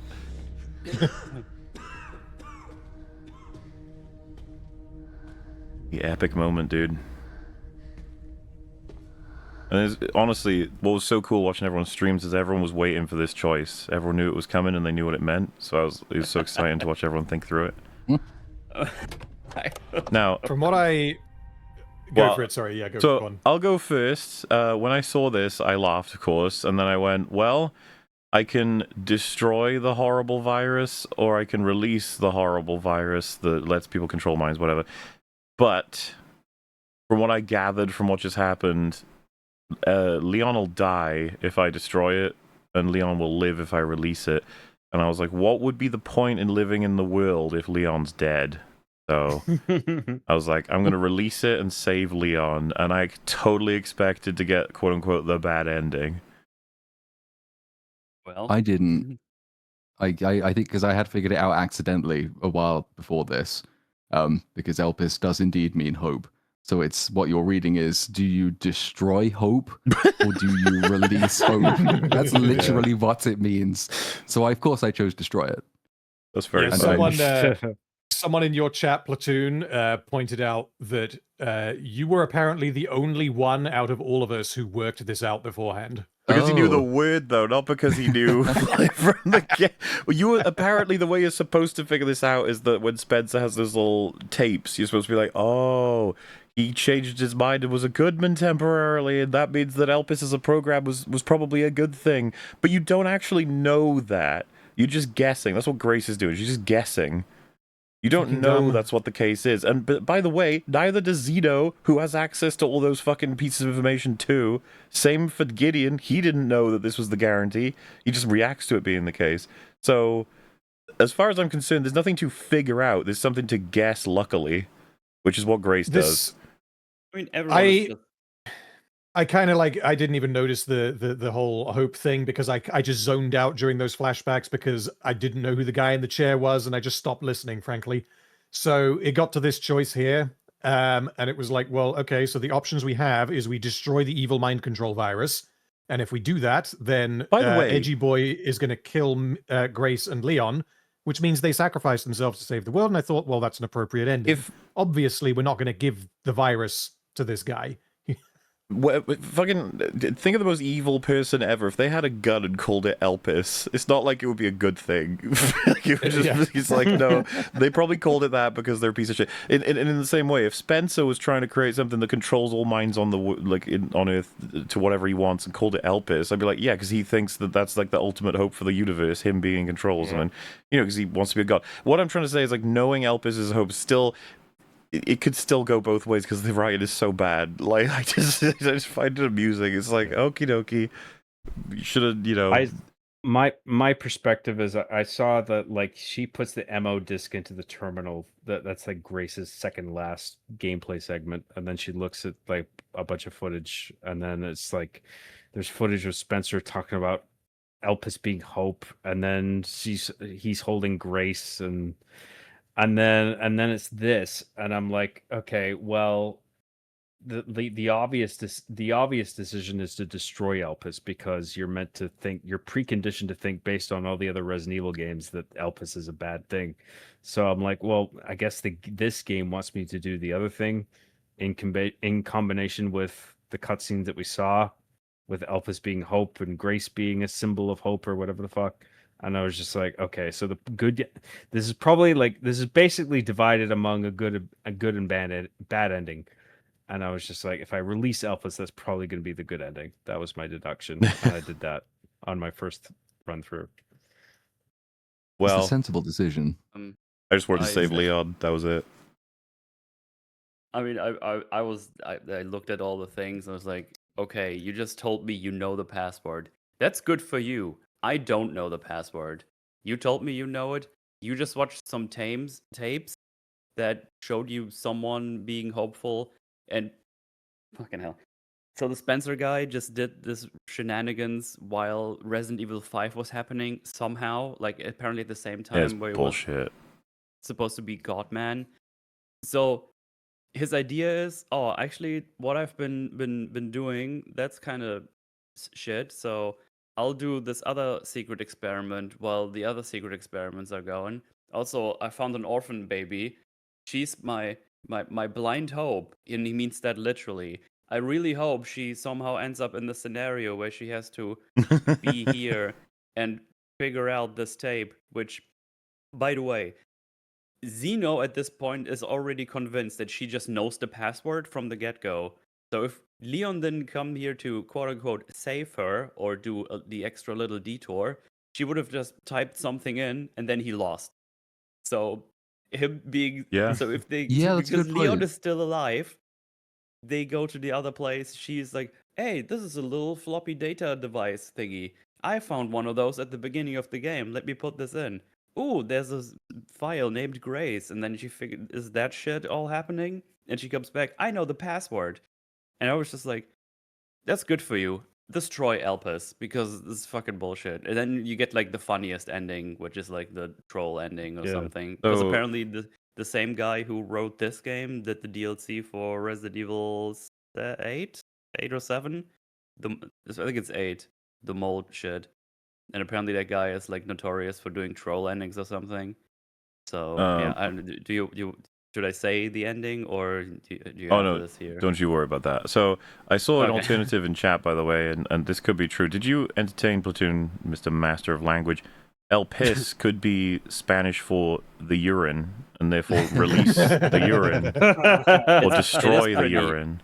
It is very yellow in here. It is. In the P room before this as well. It's very pro because it means that Grace is technically her name is the piss, and that is exactly what she is. So very fitting, but not quite so narratively useful for this decision. Well, I wonder what it looks like to choose the wrong decision. That's me. That is you. I was stuck at this ending. Jesus.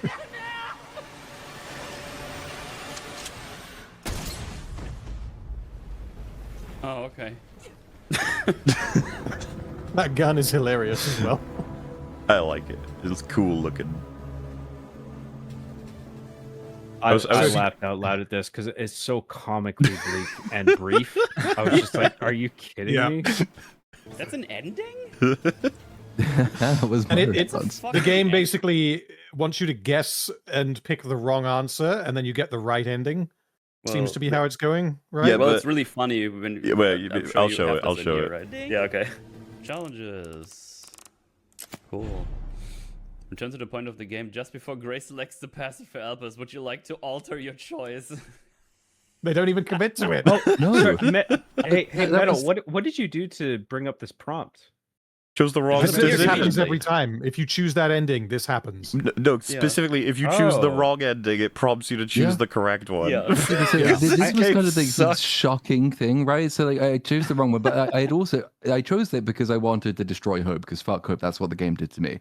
But I also knew the game wouldn't have the balls to commit to it, so I knew that ending was going to be the non-canon ending. What I didn't expect was for the game basically to say, "That's kind of shit, wasn't it? Do you want to just go back and choose another one?" That wasn't right. Which is what it's done. Let's go So again. funny. And because you don't get, obviously, in comparison to what we'll see of the correct ending, all you get is this tiny little cutscene and credits, and then, so do you want to go back and choose it right this time? It's embarrassing. It's like it's not even a choice. It's interesting because I got the good ending first and then the bad ending, in which case I don't think you get this prompt. So I guess it's only if you get the bad ending first. Oh, you mean on your second? Do you want to? on Do you your want second to? Do you playthrough, want you to see get what bad ending. actually happened? I feel like that's Yeah. what this is. Yeah, well, it would be funny if you did the good ending and then it said, "Hey, do you want to look like the shitty ending?" Yeah. You want to watch Leon die? We animated it and everything. You know, we had the Took the a actors read while. lines. Yeah, because Like, this just feels like they were like, you know, we got a whole boss fight that you missed. You know, you should probably wind back. Yeah. do that. Right.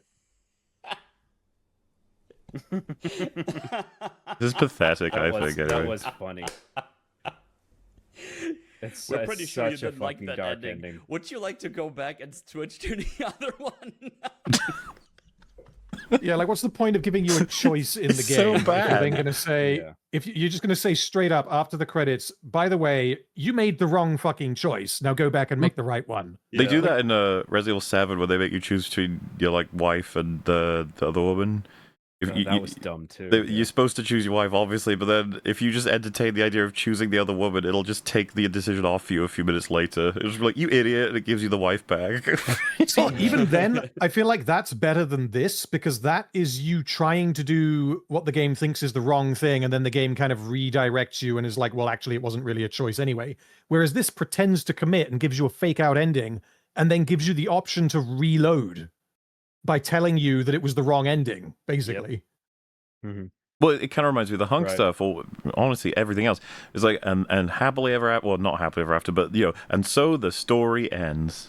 It's like, and silence, and you're like, yeah? And then they're like, well, it's not really the ending, is it? And you're like, what do you mean? It's like, wow. Can we do a different one? And you're like, what do you mean? I chose that. It's like, well, come on. Can we do a different one? Let's do a different one. What really are choices? The prompt feels like an admission of like the bad ending is so bleak and shit. It's just like, okay, you want to see the good one? Well, let's do the good one. Come on, let's do the good canon one. This is the good ending, folks.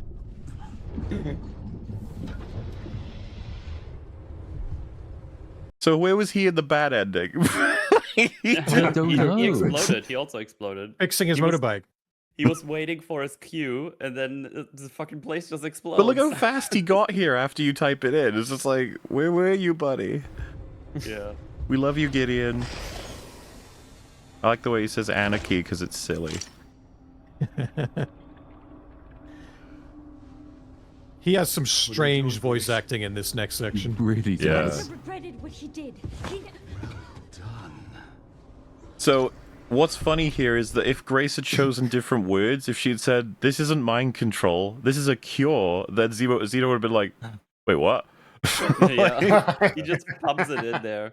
Oh, by the way, with the password thing, it's also funny because I immediately had to think about, oh, what is this if this is not like sensitive? We had to do like all lowercase with hope or something like that. Like even if that would be. You promised that I would let him live.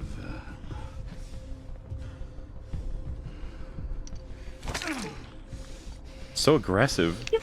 It's just funny. He wrecked his whole plan. Kennedy.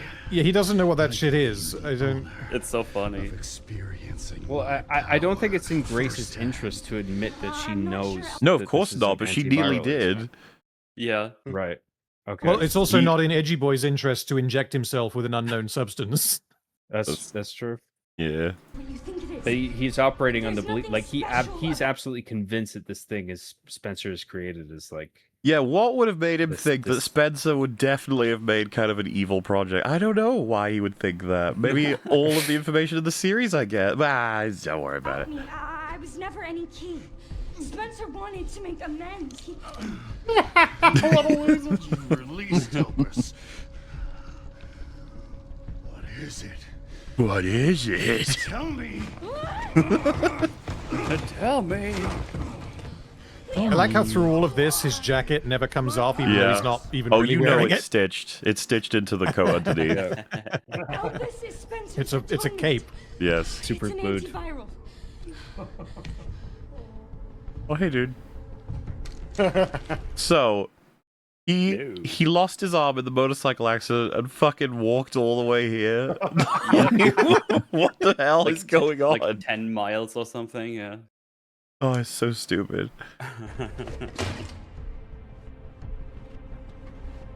Oh yeah. It's worth mentioning here. Leon is dying. Yeah. Grace is holding what she believes is a cure. It takes ages. It takes so long. Ages. I love the idea she's holding it near him, and he's slowly reaching for it, Leon, and she keeps moving away slightly. He's like, come on. Can I have this, please? I am humbled by my master's genius. Okay. Also, I got a question. Probably best to throw this in here before this continues.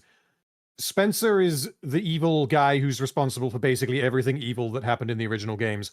So, if he became an old man filled with regret, why did he make a cure to all of the viruses, put it in a secret underground lab in a computer that destroys itself if you type in the wrong password? Because he wasn't sure, bro. He wasn't 100%. Okay? It had to be the right person at the right time. Otherwise, it wasn't worth it at all. Yeah, only his weird orphan child that he found somewhere. We don't know from where. Like, I'm gonna call you Grace. You're gonna be my blind hope, and I really hope you'll figure this out. Well, like it worked out, so obviously he was right. Random, you idiot. I'm so confused by this ending. I'll be honest. Elpis wasn't a weapon. There was never a key. Spencer's paper was obviously incomplete. There was no connection between Grace and Emily. Do you know how much time and money I wasted on this? Well, hey, you got the goop off your face, so there's that. It's all good now. A genius. With Elpis, all virus-based weapons are useless. The world order. And somehow I imagine that's not going to be the case in the next one. Yeah, I think so. I don't like that. Like, he just assumes like the world's gonna be thrown into chaos when everything is cured.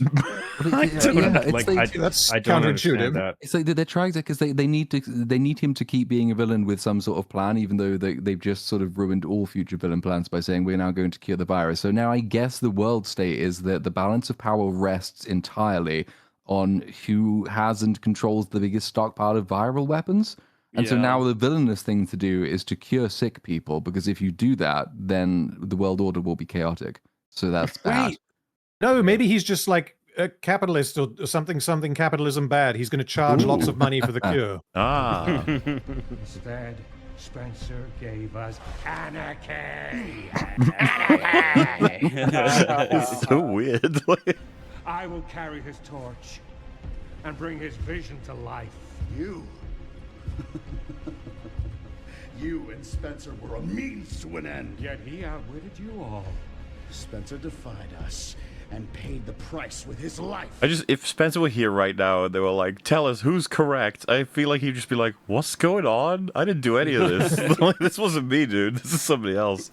Who are you? Was nothing. You are nothing but an imitation. I mean, and he gets like upset by it because you could only conclude it's like, oh, because it's true. And it's like, well, yeah, because he's just shitty Wesker. There's nothing to this. Who the fuck is this guy? It's over, Victor. The connections And is done.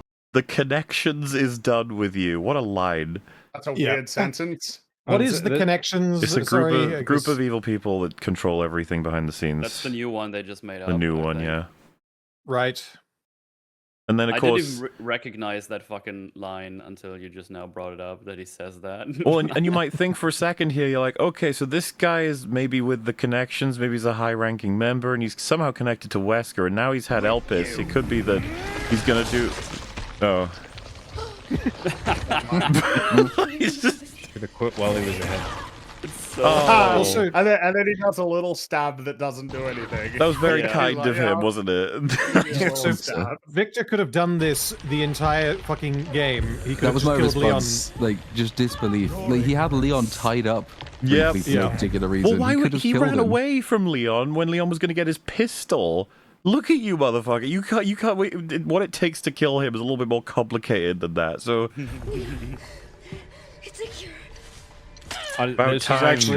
This was a moment of comic relief for me, where he suddenly gets his head swatted off, because like the whole time since he was introduced, when the shutter came up, and it like dramatically introduced this guy, I was like, who is this guy? It's a boss fight. Yeah, it's either that or it's just like we're gonna recognize this guy, but then it wasn't even Wesker. It was just like some other guy, some dude, some guy called Zeno. With a Z, with crucifix earrings, and his jacket on his back, cape. like a cape. And I'm just like, I hate this guy already. And he's just like posing as this like very superficial big third act villain. And then when he gets his head swatted off, I was just like, okay, yes, thank you. This guy sucked. Like, I mean, like. I would prefer, like, if you're gonna have a final boss, I would rather it be Gideon than that other guy.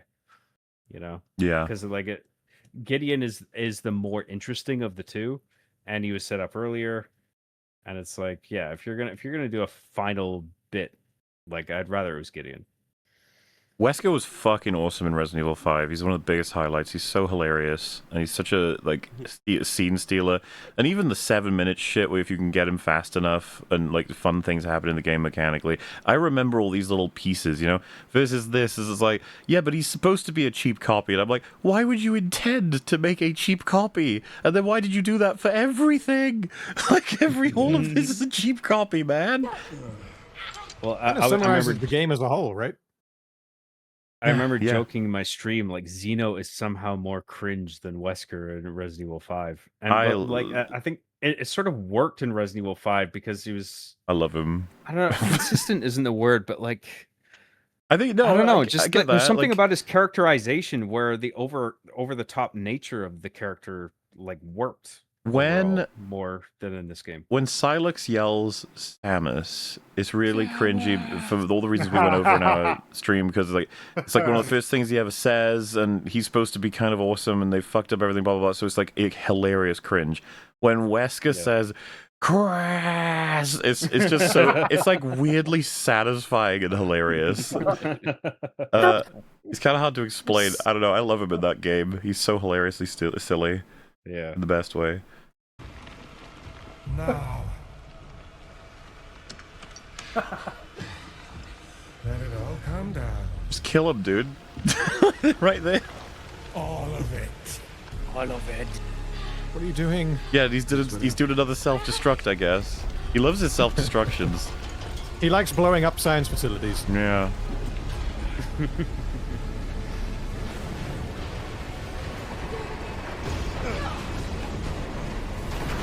Oh, also, no. Is he trying to kill himself here? Is that why he's just standing there? I don't know. I don't know what's happening in here. Because he took he took one of the like vials of the cure, right? I think so. Yeah. Yeah. And now he's destroying the facility. The idea being that he has the only one, and he's gonna mass produce it? Dude, I feel like everyone. Because if he's gonna do that, why destroy the facility? Like. Well, Grace injected Leon with one that cured him of all his T-virus residual symptoms. I don't know if like Gideon would have taken one. I don't know if that's what you were saying. No, he's just taking them though, like he took a vial to keep. Yeah. Yeah, sorry, he didn't inject himself. That thing will destabilize world order. So like, it would be weird for him to say that and then destroy all of the stuff that he wants. Yeah, I know. It's just like, I don't get it. But you say that's kind of what he does, because best case scenario, he takes a vial of it and then destroys all of the other stuff so that he can then go and somehow mass produce the vial, which he could have just not done because he's already been got a load done. of it. Exactly. I don't know. I think this man just does things because it's funny. Yeah, and then this is the final boss, everyone. You get to take advantage of everything you've learned across the whole game, which is mainly parry when appropriate and just plug him with bullets. Just shoot him. Well, yeah, it's the point that was made earlier, but like here's the two stages of the fight. They basically are just the Mr. X thing and then the giant plant thing back to back. The movesets, they look different. Like there's some new colors involved, but otherwise it's exactly the same mechanically. You get the lightning by the way, difference, but that's about it. This boss fight is the one where I didn't realize it at the time until my chat mentioned it after I finally killed the boss. This is the one where the game was spawning ammo onto the floor for me because I had run out of ammo. Okay. So yeah, I want to go back and watch that. That are very easy to avoid. You just wait for him to charge up, and then you run across the arena, and then you sharply run the other way because he does like a stomping move, and then that's it. You just repeat it. Yeah, it's also parry his rocket. You can. I'm not sure if that's in this clip, but I did do it. Your inventory is so full, because I don't know if it's something we mentioned, but the fact that they've got the Resident Evil 4 inventory is just like pointless. Yeah, there's no. They fucking knew, because there's no storage. There's just your inventory. They were just because compared to Grace, they were just like, you were never going to fill it up, and you were never going to have to compare or compete with anything. I never had to do anything with it, really. I did order it. The whole magic of the system is not, oh, hey, look, it's like slots and you can move them around like Tetris. No, the magic of it is that it's incredibly balanced, where you're constantly going to have to be making choices about what you want to take and what you want to leave behind, and organizing the space as effectively as possible. But if you can't store anything because there's way more space than you actually need to use, there's nothing cool about it. I was practically, I was playing like I do Resident Evil 4. I was picking up fucking everything, and I barely had to make any complicated decision or it just. I mean, I never did. I literally never did. I never did. I never did. People wondering, would Elpis solve polycythemia vera? we gotta get it to Boogie, okay?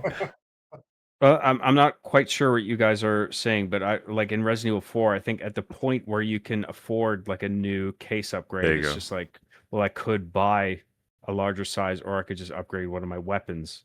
But then there is utility in being able to pick up more stuff because I think at that point in the game, like you are picking up a lot of things and then it's just like, oh, I don't have any more space. So the system it would is be more balanced to convenient. facilitate these choices. Yeah. Like it's balanced enough that you're getting introduced, you might have just too little room, at any given point. Compared to here where it's like, well, you never run out of room.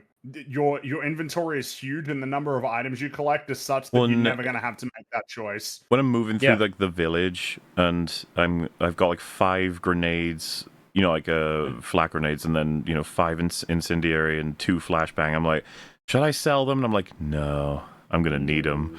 Like, I know I'm gonna need them. And you get to like the castle, there's a couple of different groups of enemies, and it's really satisfying to blow them all up. But it does mean you have to be very careful with how you're moving items in and out, what you will, and then you can just focus on selling ammo and trying to be conservative and stuff. But in this game, I was just picking everything up, and it didn't matter. And it's because they didn't fucking care. Resident Evil 4 is built with that economy. All of it's so well balanced. It's absolutely fucking insane that they pulled it off. But it would take so much work. I'm sure some of it was maybe some luck in how it turned out or whatever, but because down to being fine-tuned. But this game, I just didn't see any of it. It's so arbitrary, and it's like, well, we had it. You liked it from before. It's in it. Even RE4 Remake, like, again, this is where this stuff is taken from asset-wise, of course, but it's not integrated with any care. It's just here, and this boss fight was it's the system that you like, and the fact that you can parry this is hilarious. I just found this fight annoying, mostly. Mahler, you're playing on Insanity here, right? Yep. So yeah, I think even on this mode, because I haven't played Insanity yet, but I imagine the parry mode the parry window, is quite generous still. Still, yeah. And I just got done playing Expedition 33 for like 50 hours, and parrying in that is way harder. So yeah, I'm clearly an expert, unstoppable. But yeah, this shit, I was just like, God, what a lame final boss. Yes. Well, this is exactly, it's a nerfed version of the Resident Evil 3 remake final boss. Okay. Have any of you guys played that? No, I haven't played it, no. Oh, fuck. The Resident Evil 3 remake, it's almost exactly like this. Except the Resident Evil 3 remake final boss had the additional layer of pushing in the batteries while he's down to power up the rail Yeah, I remember. that you then use to deliver the final blow. But then this didn't even do that. It's just shoot the pustules, and then he goes down, and then shoot more pustules. Yeah. It's such a nerf. It feels rushed to me. Thing. A lot of this stuff feels answerable by, like, they didn't have much time to design it, but it looks impressive. Those guys did all their jobs, right? Like, almost to the point where it seemed like it was the focus, as opposed to the mechanical side. And unfortunately, it worked so hard. I wouldn't be too surprised if they have the idea of making Requiem 2, like, because of how well this game's doing. Assuming it continues to do well, right? Like, I don't know how it's going to turn out ultimately. Well, I don't know if we need enough time to pass and people will turn on this game, because it's Resident Evil and it's different with Resident Evil. It doesn't match like superhero shit or a lot of popular films or games. I suspect that they wouldn't turn down the opportunity to capitalize on Resident Evil X. Extinction. Of course. I'm saying that it wouldn't be it wouldn't be replacing that. I could totally see them doing Resident Evil Requiem 2 and be like, oh wait, is this 10? It's like, no, Requiem 2, different. Yeah. Like kind of like Call of Duty, like Modern Warfare 2 or something. Make it its own sub-series. Or no, Final Fantasy, I guess, would be the actual comparison. Yeah, like this being the climactic end to everything in the game, it's just another disappointment to me, because this is just a giant monster, and I know you'd be like, it's Resident Evil, and I'd be like, no, I mean, like, there's nothing about any of this that makes me think, oh, it's Gideon, I gotta defeat him. Why is this Gideon? I don't know. Like, we have to kill the giant goo monster, who is actually an evil doctor who might not be evil because he wants to cure everyone. The big goo. Why did he want to become this? I don't know.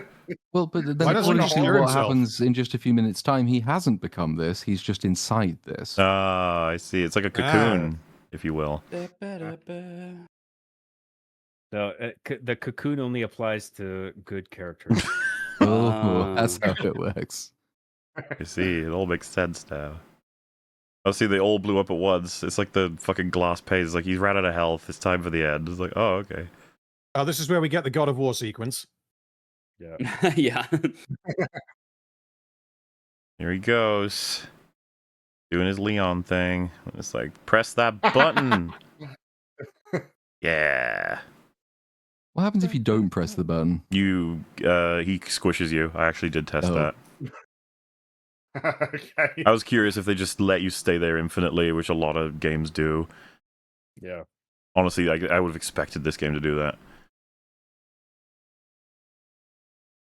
And his whole shtick is, we'll upset the world order by curing people of diseases, and then humanity could evolve. I think I do cut in the scene because we need it. Chat's got to see it if they haven't, and we've got to relive it. Wish we could have saved Emily. Wish we could have saved Emily, guys. Chris, I didn't hit any of her vitals.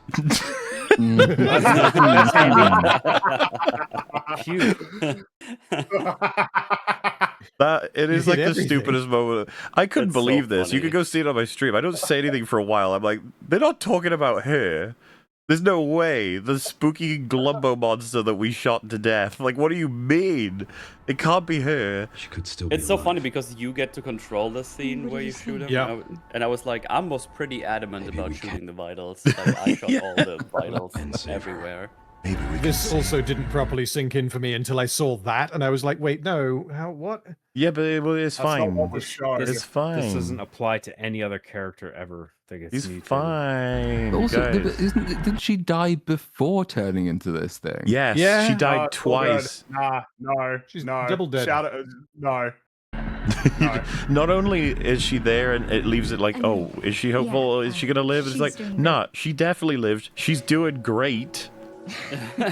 You're like, wait, what? She can see now. Like, what? I forgot about that. And yeah, so that's that. Happily ever after, we win. That was it. This is only in here in case we were thinking of reading this, but I can't imagine anyone wanting to.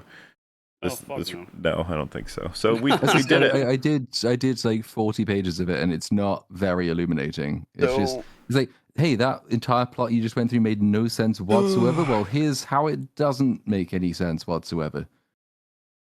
That's Resident Evil Requiem. I don't recommend it. I'm still gonna play this one more time. Well, Yeah, fair enough. okay. Well, out of curiosity, and this applies to everyone here, has this discussion changed your mind in any way, up, down, or stayed the same? You know, because we have been here for 8 hours. No, not really, because like what I said was I had fun, which is true, kind of. Like I kind of had fun, but I mean it was clearly like very compromised as an experience, and it feels like the conversation has kind of just gone over all of that. Yeah, same, pretty much. I had fun. This hasn't taken away from my fun, and it hasn't changed my mind to not play this game again, because I think the one thing it has done is it's kind of emphasized that playing it again would piss me off, I think, because of how scripted a lot of it is. But I wasn't going to play it again anyway, honestly, so. I suppose the thing is that mainly, you know, if you want what this game sort of promises you, there are like other games in this series that provide a much better version of that experience. I'm not sure why I wouldn't just recommend those instead. You know, unless you really want to have just like a sort of member berry specific kind of adventure like this, or you really want to do the motorcycle set piece or something, like, yeah, sure. You know? I mean, I'm pretty much the same because I put all this together with the intention of talking about all these things as well. So like none of this was shocking. But I mean, you know, you guys have added a few extra bits and bobs here and there that made me think like, yeah, this is, you know, I'm basically the same position as well. Yeah. So am I, yeah. I adjusted my position a bit on like the tonal consistency. Because I think there's a bit of a like across Grace, because it switches between Grace and Leon, it makes things a bit awkward, like compared to something like Resident Evil 4, where you're just playing as the main character the whole way through, or like Leon the whole way through. I mean, so there's like a weird balancing act. But yeah, I think there are some tonal problems, but I had fun playing this, so I think it offers. I don't hate it. fun I really experience don't. Time. I just suppose the finished thing another is that playthrough. there was like a much better version of this game, for sure, somewhere Well, out there. You know, the stalking with the girl, I think, is just a worse version of when they'd already done it in RE7 with Jack in the house. Leon's encounters, I just think they're all better, and they're all taken from in a thinner way from RE4 remake. The like powering the elevator and moving around with the tall girl, as much as you could again appeal to like RE7, I would go with RE4 specifically with the Verdugo stuff, where you're going around that whole area with something chasing you. That one's just better, more mechanically rich. The environment's more important. I just think it's better in that. The like boss fight with tall person, it kind of reminds me of what's he called? What's the guy in Dead Space called? Fringy the Invincible dude. He's got a name, right? The Hunter. Oh, the Hunter. Yeah, that sequence kind of reminds me of fighting the Hunter. You know, when you kill him by hitting him with a turbine, or you just like superheat him. I think after you trap him and freeze him with stasis and stuff, it just feels like that, but way worse. Similar, by the way, the final boss in this game kind of reminds me of a Dead Space boss as well. Like Dead Space specifically, the final boss. Yeah, kind of like the final necromorph, like on the surface of the planet. Again, like Raccoon City as a somewhat sandbox just feels like a downgrade from like you pick the village, pick the castle, whatever from RE4 remake. The motorcycle sequence just is probably my favorite part, but it feels like it comes out of fucking nowhere and then it goes away to nowhere. If you understand what I mean by that. Police Station and Mr. X, again, it's like it is explicitly just a worse, thin, faded memory of something that's way better. I mean, like the final lab, it's like, yeah, I mean, Resident Evil 2's got this, but it's like a proper level. So, well, and the little girl running around section, it's just the shittest version of Outlast, which is a shit version of Amnesia, which is just a recycled to death sequence of no interactivity and all for the jump scares or random scares in general. I don't know what else. Like it just feels like there's an analog for every single thing we're talking about that either comes from its own DNA or some popular horror thing. And this game doesn't do any single thing the best. It does all of it lesserly, and hence the whole like in this attempt to congeal all of this together. None of it, I think, works at the best of its potential. That means I'll never return to this. There would be no reason to. Yeah, I mean, everything I thought about has been emphasized today again. Gray sections get more boring. I did 2 playthroughs today. I just finished another one while we were talking. What did you do? Like unlockable? Minimalist. I was missing minimalist. What's that one? Apparently you're not using the blood collector, Oh. and apparently just picking up the blood collector counts as using it. So that's why I didn't get it last time today. Oh, really? Yeah. Damn. I picked it up and stored it, but that was apparently Remind enough me, for where do you get the blood collector? in the hospital. No, I mean like specific, because I could have sworn I picked it up and I got that still. I don't know. I didn't. You get the blood collector in the blood lab. Yeah. That makes sense, I guess. I guess I must have. I wasn't even trying to be a smartass with it. I'm just saying, like, it was in the blood lab. I guess I must have. I'm just saying, I guess that makes sense. Yeah. I must have not picked it up, I guess. I don't know. You can pick it up and still get minimalist. Then I don't know what I did, but I didn't craft You the fucked fucking up, thing Mel. in my playthrough. Fucked it well, up. I course corrected. Did so you now I got goomp that. anybody's blood at any point? 'Cause, you might have done that like accidentally, maybe, or without thinking. I don't know. You probably did. That's probably what you did. Maybe I did. I mean, something must have happened, but yeah, whatever. Well, I got it. But yeah, it's. I want to did say one 2 more thing about playthroughs this. today. Sorry. Finish off your point. Yeah. So, see, I was thinking about doing an insane run out of infinite ammo, but I don't know if I can live through another playthrough. I just. I don't want to do Grace again. I did the fucking orphanage piece 4 times today because I had to reload on my demon run. Damn. Well, And I so don't- Like a lot of people replay a lot of the different Resident Evil games, and I don't get why people would be incentivized to replay the other games, but not this, because there's goofy shit in all of them. because I have this but, boring shit with I was- Grace that I want people. yeah, I was gonna say that's easy for me. Like replaying RE4 is something I do like yearly anyway. It's like one of the most replayable games ever for me. But a lot of the old Resident Evil games are like Grace's gameplay, where it's all about inventory management. Yeah, well, So- the whole Less like point the we're making though inventory is that it's less meaningful, less consequential. Like it's all worse versions. So you would opt to go for other stuff instead of Yeah, this. it's not just the mere fact that it's a lot of inventory management. It's that I'm managing the inventory of a character I despise. Well, there's that too. Well, I don't guess despise Grace. I really don't. Oh, sure, but if you do, then like, man, that would make it hard, like to play through it. I imagine. I guess you'd have to Right. turn like the dialogue off, which I guess is Right. an option. But yeah, Okay, you know, people don't like Grace. I mean, fair enough. But I found her a very sympathetic character, and I liked Leon about just as much, just for like I different like Leon reasons. way Because more. I liked him. Like he goes way back in the franchise. I couldn't. he so says funny things. my you big know? problem for her Makes is me like she keeps making horrific decisions, and I can't be sympathetic for someone who's basically getting themselves killed constantly over and over again, especially when it doesn't match the history they provided as well. Like, it's all incongruent nonsense for me. Whereas Leon in all of the games up to this point, like it does bother me if someone says like, well, and I'm not saying this is what you said, other people have. It's like there is no game where not every character is making insane choices and stuff. It's like I don't think like if you play Resident Evil 4, like a lot of Leon's decisions, there might be like some or whatever that stand out, but we're not dealing with a character that's catastrophically stupid in 5 minutes of storyline. The point where I can't get behind her because I just like watching it be extremely stupid Looks constantly. like she's her own worst enemy. And it's all in service of an overarching plot that like, if it were a movie and I was just only critiquing the story for the game, like it's pushing a 2 out of 10. Like it makes no sense. I'm assuming the older games, though they can be goofy and funny and silly, cohere more than this game does. I would say so. That would be why I would be kind of interested in playing them, or if I had already played them on replaying them, is that a large part of that would be that I'm interested and continue to be interested in the story that it's telling, the decisions I get to make, the decisions the characters I'm playing make as well.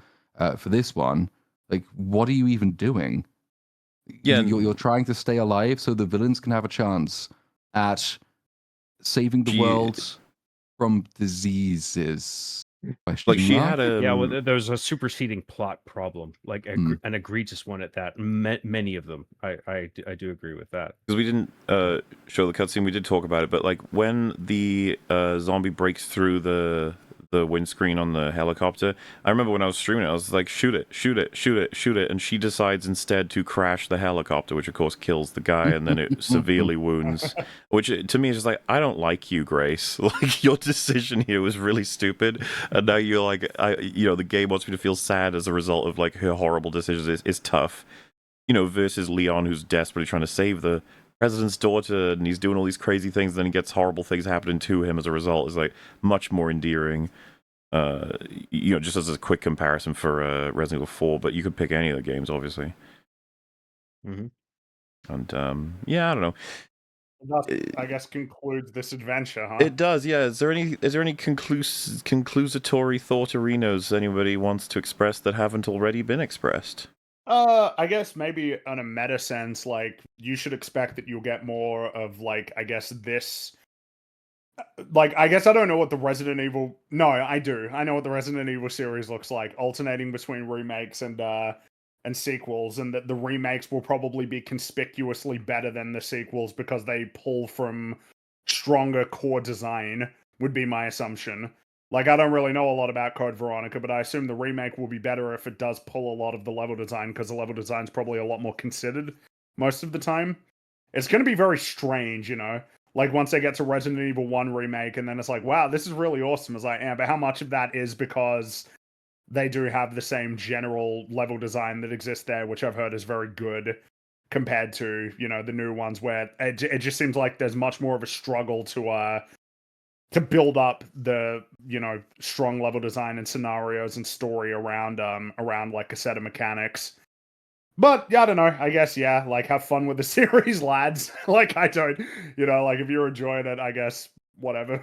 that's chill. It's not a series I'm very invested in, but I don't know. It just feels strange that this game has been so massively praised when I don't really get people thinking it's like brilliant. Enjoying it, thinking it's even good, like sure, I see that more, but like brilliant is very strange to me. I will concede it's not a masterpiece. It's getting a lot of 10s out of 10s, 9s out of 10s, and I wouldn't rank it that high. But I did enjoy it. Yeah, no, I figure. It's it's I'm not unhappy that I played it. I had a bit of fun, but I would not be in a rush to come back to this. Compared to like, oh man, maybe it would be good to go back through Resident Evil 4 remake now, or even 2 remake. Mm-hmm. Yeah. Be like, go for that, or maybe even play some of the older ones. Probably not, because I'm not that into this series. But what an adventure though, huh? Yeah. If people are going to play an older one, I would recommend the original Resident Evil 2. That is like considered the GOAT of the old ones. So I think that is a terrific game. I don't doubt it. Alrighty. Well, John, why don't you tell everybody where they can find you and what you're up to before we head out today? Sure. John Graham on YouTube. I've been streaming. I've been pausing my video production, but I'm gonna get back to work on that this month. I've been streaming the Resident Evil series. I did 1 to 8 and all the remakes, and I'm actually still in the process of doing Resident Evil 9. I think I'm going to do one more run on Insanity. So hell yeah. Take that infinite That ammo, is kind of a crazy adventure that he's been on, by the way, guys. Like John played like the whole series. You could like the whole thing, including stuff like Resident Evil 0 and 6, which like I still haven't finished because like I played it and then it was terrible, and then I skipped over it to play 7 because I think 7 is much better than 6 at least. And then I went back to 6, and then I went to 9 because it came out. But I've still got to finish 6 because I've got half of Jake's campaign to do, and then I'm going to do Revelations 1 and 2. Oh, that's like Wesker's son, isn't it? Yeah, Jake Wesker, son of Wesker. But it doesn't reveal that until like sometime into the campaign. I don't even know what the significance of it is that he is Wesker's son, but I guess I'll find out. Wow, beautiful. Random, how about yourself? Hello. Yeah, I'm currently working on my final Spartacus video, and then I can move on to something that isn't Spartacus, because my brain's been in Spartacus mode for the last like 7 or 8 months now. And as much as I like it, I need to do something else. I have started streaming the Resident Evil games. Naturally, I started with 7. And I am going to be finishing 8 probably in the next couple of weeks, and then I plan to do 2 remake and 4 remake. Cool. I'm very much looking forward to playing 4 remake in particular. And if I enjoy those as much as I think I will, then I may well play some of the other games. I don't know how long it will take me, but yeah, that's kind of all I've got coming in the near future. Have you played 4 rather than 4 remake? The only Resident Evil games I have played is 7 all the way through and the start of 8. So how come? I guess, do you see 4 remake kind of replaces 4 for you? Like, there's no point in doing 4. Given that I know nothing about it, yes, purely because it is newer, and because it's been very well received. And if I really, really like it, then I can almost guarantee that I'll go back and play 4 original. Just to let you know, though, like me and Rags and several people who were obsessively into 4, we loved remake, but we still think 4 is better. So consider the original is worth playing. Like the original Resident Evil 4 is a fucking masterpiece. Do you think that it would harm the experience for me to play the remake first? A little bit, in the sense that you, if you play them in release order, you'll be able to see all the DNA and how they've developed it, as opposed to drawing it in reverse. Okay. I feel like it's playing like GTA 5 and then going back and playing GTA 3 or something, where it just feels a little bit dated in comparison. Like if you just played Resident Evil Remake, but I would start with Resident Evil 4 original and then work your way up. Like, Okay, it was a fair enough. hard-fought battle. Remake did what it could, but it does fail in a couple of key aspects that for original.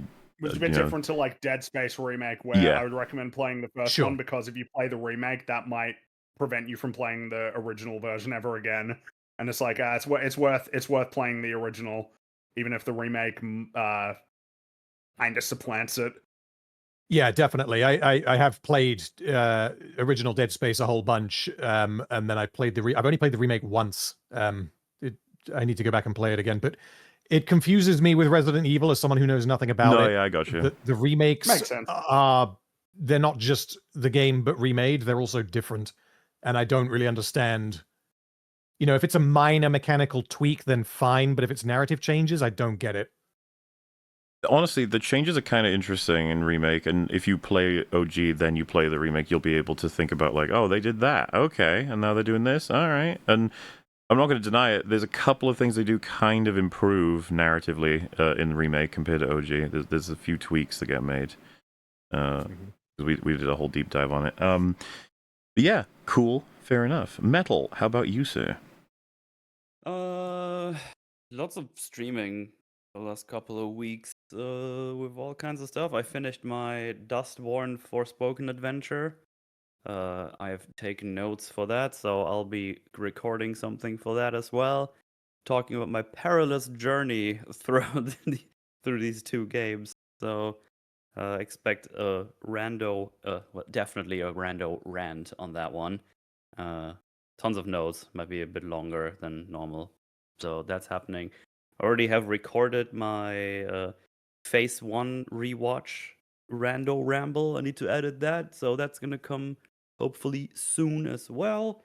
And depending on how I feel next week, I'll either do an Insano run, but right now I feel like I'll probably rather play something else because I've done like 4 runs now. Which will be Look Outside. We're finally gonna go on that adventure, so that should be fun stuff. Neat. And tomorrow we're doing a Forge. Not on this because we're doing our Forge on this game next week. But tomorrow we're gonna do another Resident Evil thing. We're doing Resident Evil Dead Island. I forgot what the name of it. That's the animated movie, isn't it? Yeah.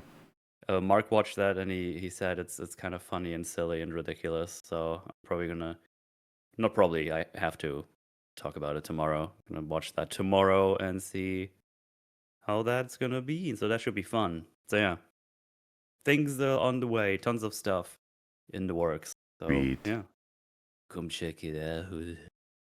Springy, Platoon, what about you guys? I'm just working away.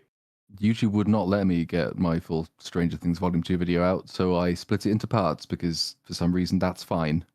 So part 1 of part 2 is out, and part 2 and part 3 of part 2 may follow, or I might just bundle them in. I don't even know what I'm going to do with them, to be honest. But the nice thing is I've got like video basically ready to go, so I can now spend all of this week working on something else. I haven't decided what it's going to be yet, but it'll be something. So there'll be more videos this week on some subject at some point. Oh, yeah. Well, awesome. Myself, I'll be streaming Slay the Spire 2 on Monday, and then your usually scheduled things will be happening. And we've said what we're doing next week for EFAP, right, Frankie? Top 10 movie. Well, I don't think we have, but yeah, Oh. we're doing top 10 movies of 2025. Oh, Yeah. look at that. Yeah, We're going to movies talk about. We'll mention the worst. We'll mention honorable mentions. Yes, And then we're so going it's to give more you of a broad recap. our personal top 10s listed from. I know it's going to shock you, from 10 all the way to 1. We're going to do. That's Yeah, I going. know. You thought maybe we'd do 1 to 10, but you can get to 10. Yeah, you can. You can. It's just that you're probably not going to get to 10. You really got to look for the movies. You may not this have year, heard of everything that we end up on with the list, but think of it more as the top 10 recommendations from us. You know, You can think if of you it haven't that seen way, them. but I mean, yeah, it's 2025 was not a good year for movies. Don't let people convince you that it was. It wasn't. No. It was It was really rough, especially in the realm of the movies that most people watch, which is the mainstream ones. And I think it's fair to say that the health of mainstream movies being like shit, it is just fine to point that out. Not because that's what most people are watching. Wow. So yeah, you had to go and yeah, I mean, you know, it'll be fun, all right. Maybe you'll get some recommendations for movies that you were like, oh, I wasn't so sure, or oh, I hadn't heard of that one, and then you can watch it and then go, yeah, that was cool, that was worth it. Next week. Hell yeah. Well, thank you all so much for hanging out with us for this long, and of course to the cast, including Dark Hour. It was a long one, and we did it. Resident Evil Requiem. Consider yourself EFAP'd, all right, in the best way possible. Wow. But that's it for us for now. We're gonna say goodnight, everybody. Thank you for joining us. Toodle pip. Cheerio. Thanks, everybody. Good Nacht. See you later, everybody. Bye. Bye. Goodbye. Bye.